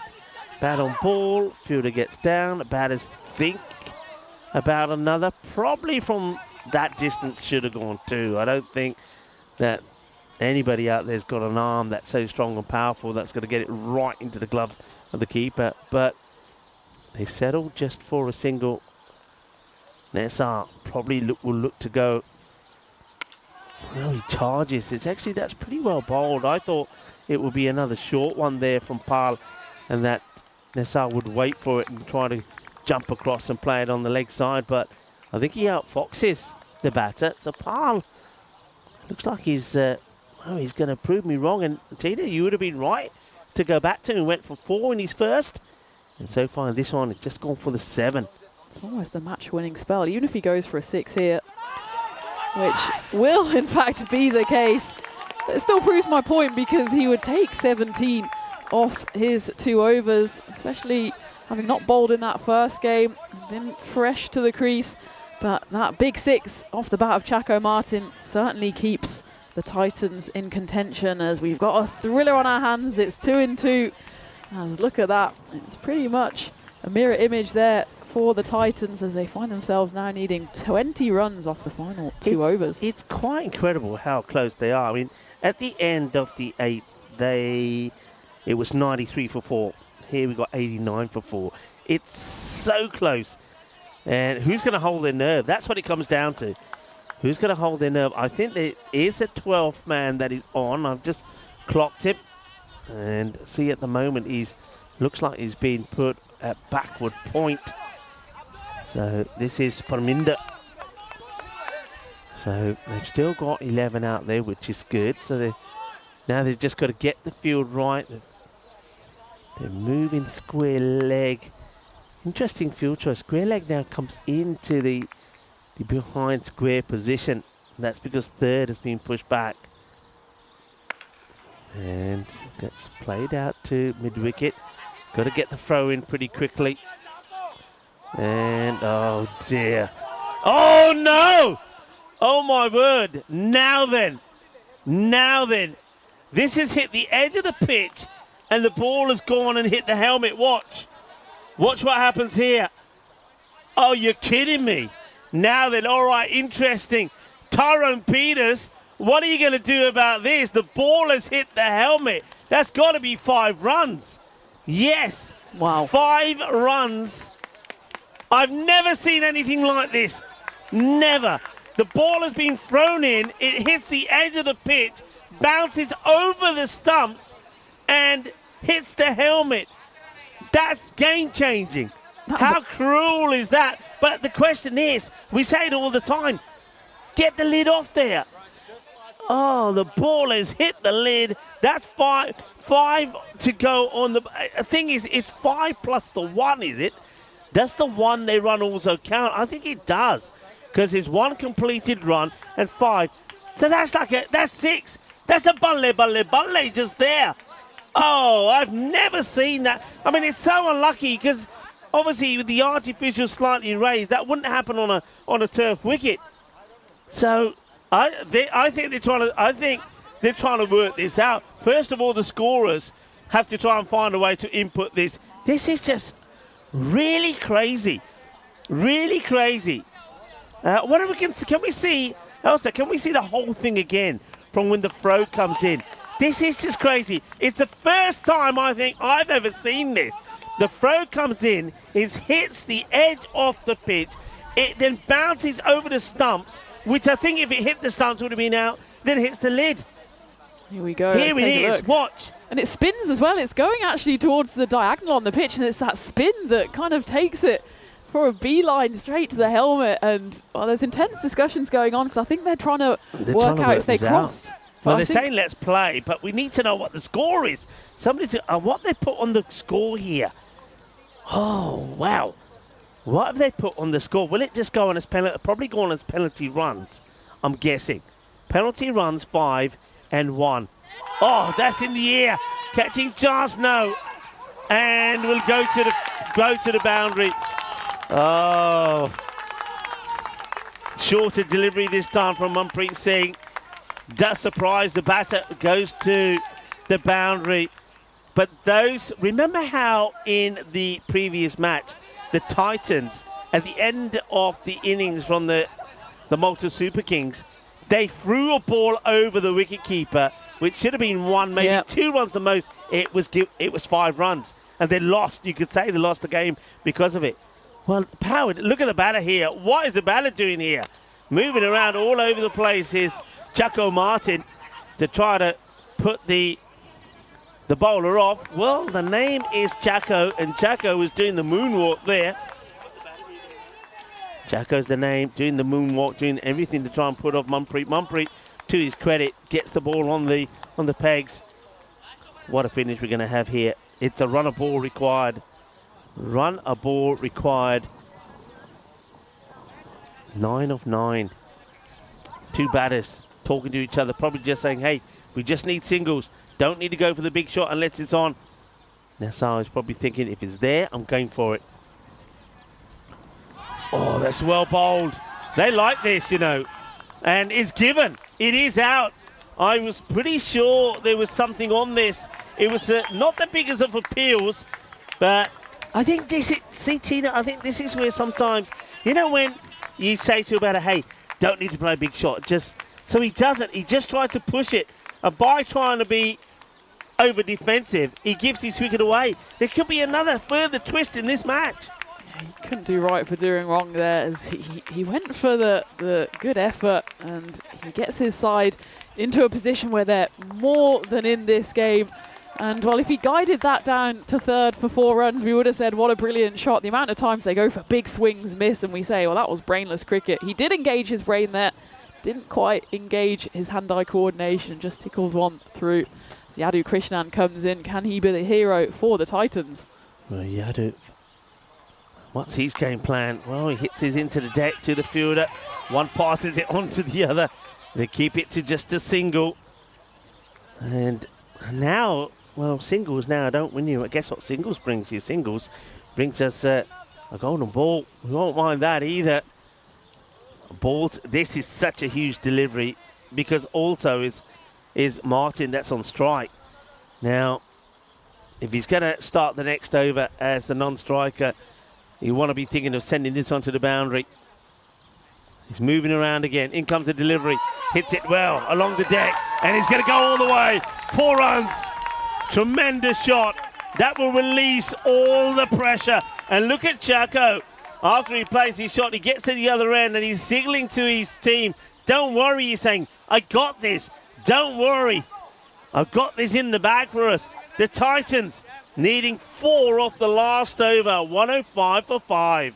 Well, we were crying out for a final over finish, and we've been treated to 2 in the last 2 games of the day.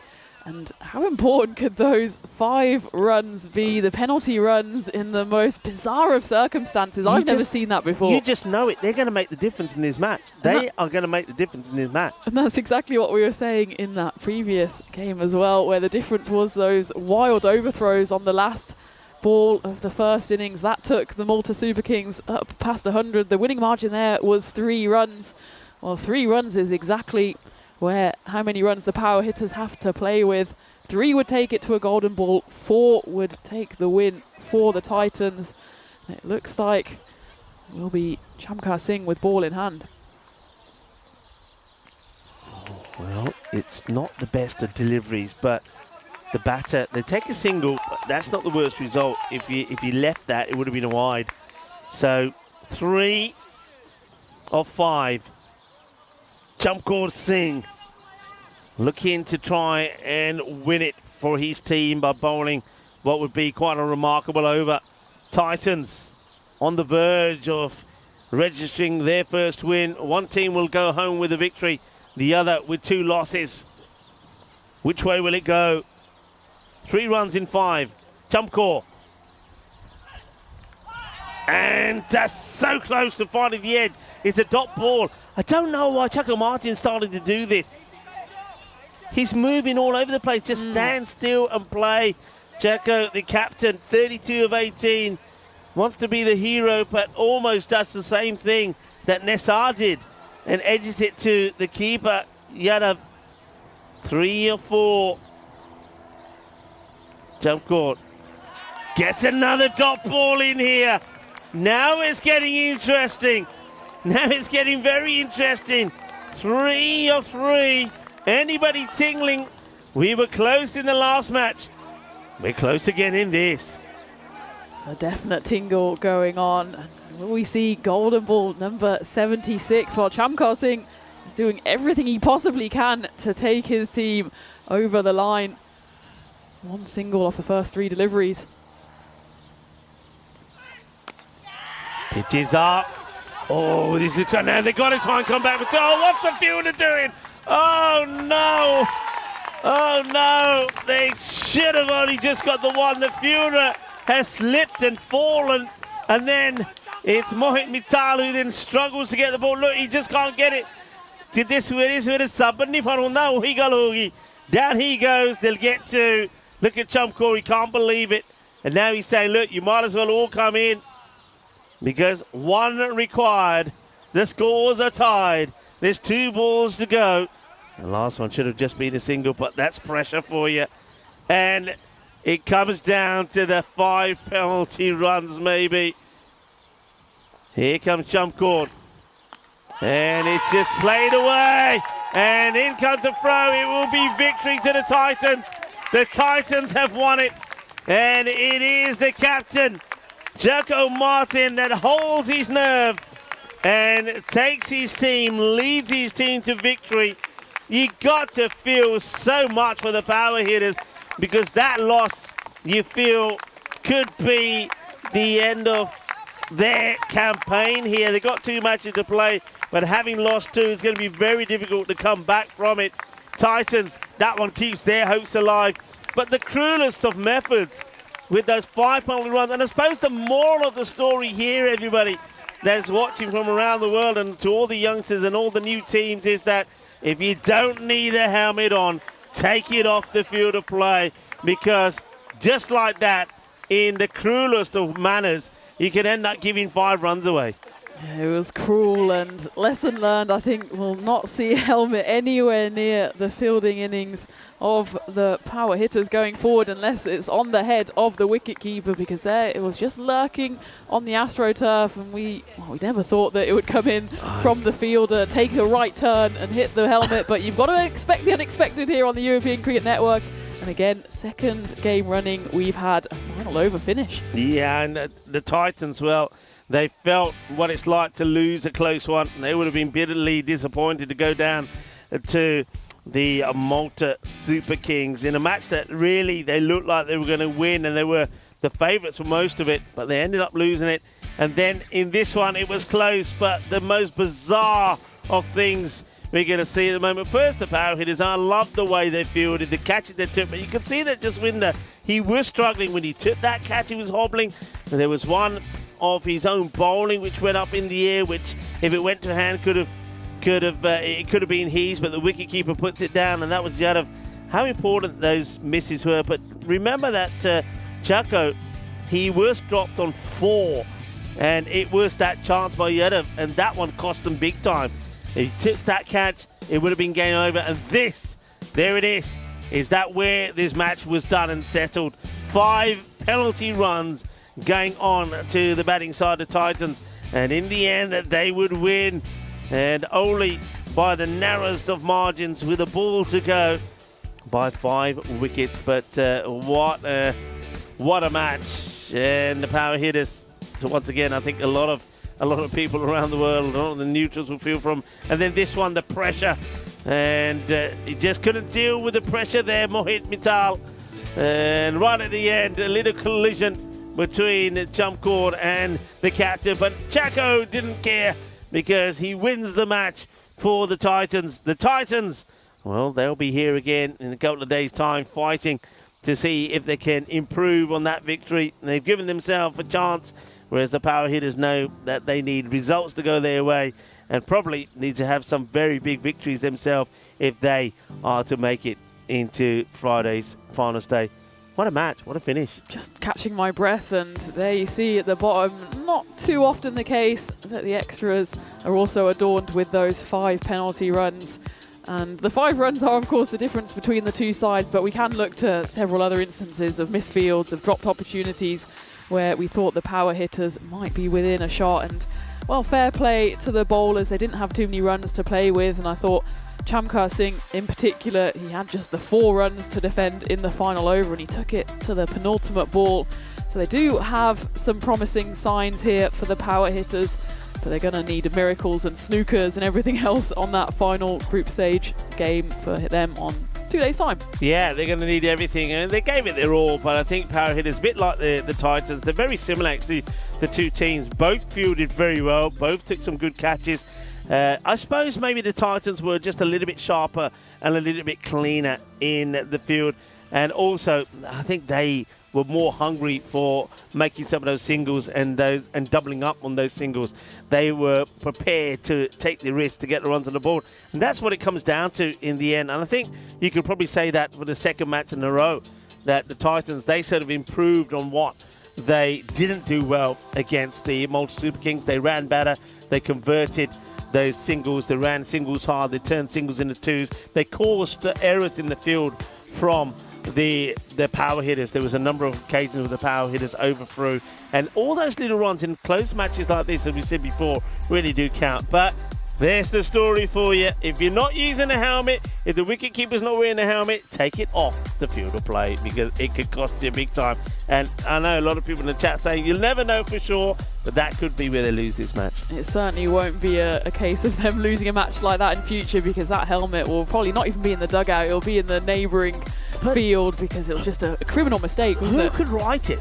True. It's a ball that's thrown in from the boundary, it's hit the edge of the pitch, spun, it bounced over the stumps, and then gradually rolled and hit the lid. I've never seen anything like that before. It just goes to show, no matter how much cricket you've done and seen, there'll always be things that happen that will surprise you. Things surprise us every day here on the European Cricket Network. And before we go, we can maybe have a look at the fixtures that Vinny will be talking us through tomorrow, because we'll be having a well-earned break. But I know the action doesn't stop here on the European Cricket Network, and we have the culmination of Group 8.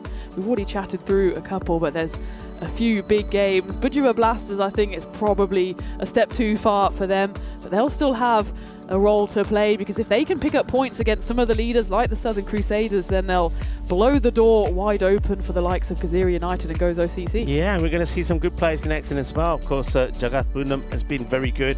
2 half-centuries on the spin for him. Also, Tarak Kandel had 2 half-centuries. So those 2 teams coming together, you'd expect those 2 to go through, but don't forget they play each other, so one will lose out. So if the Masida Warriors have win all their matches tomorrow, then that could be very interesting. So going to be an exciting day. Of course, Vinny Sandhu will talk you through those. You're going to hear the sounds of Vinny tomorrow, but tonight you'll hear the sounds of Phil G, because the cricket may come to an end here in Malta, but it continues on the European Cricket Network with 2 matches coming to you from the 9th series in Belgium, where the crew, I think, are getting ready to get things going there. And Antwerp are taking on the 12 Stars, and Beveren also. So 12 Stars will play back-to-back matches, and that will be pretty exciting as well. And I'm expecting that to be a high-scoring night. So it's time for us to start to wind down. Of course, we can't go without saying thank you to everybody here at the ground. Thank you to all the ground staff, the Federation here in Malta. The umpires have been very good. I love the way the umpires have worked. They've worked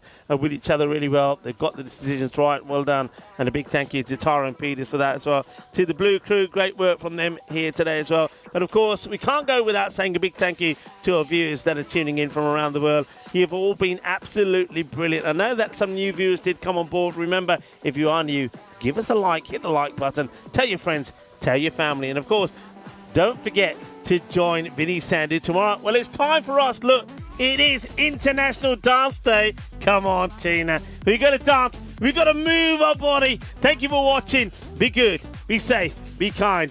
Thank you. And, well, remember to say hi to Vinny tomorrow from us, because we're off tomorrow. We certainly will be dancing tomorrow and having a good time. Adios, mi familia. See ya.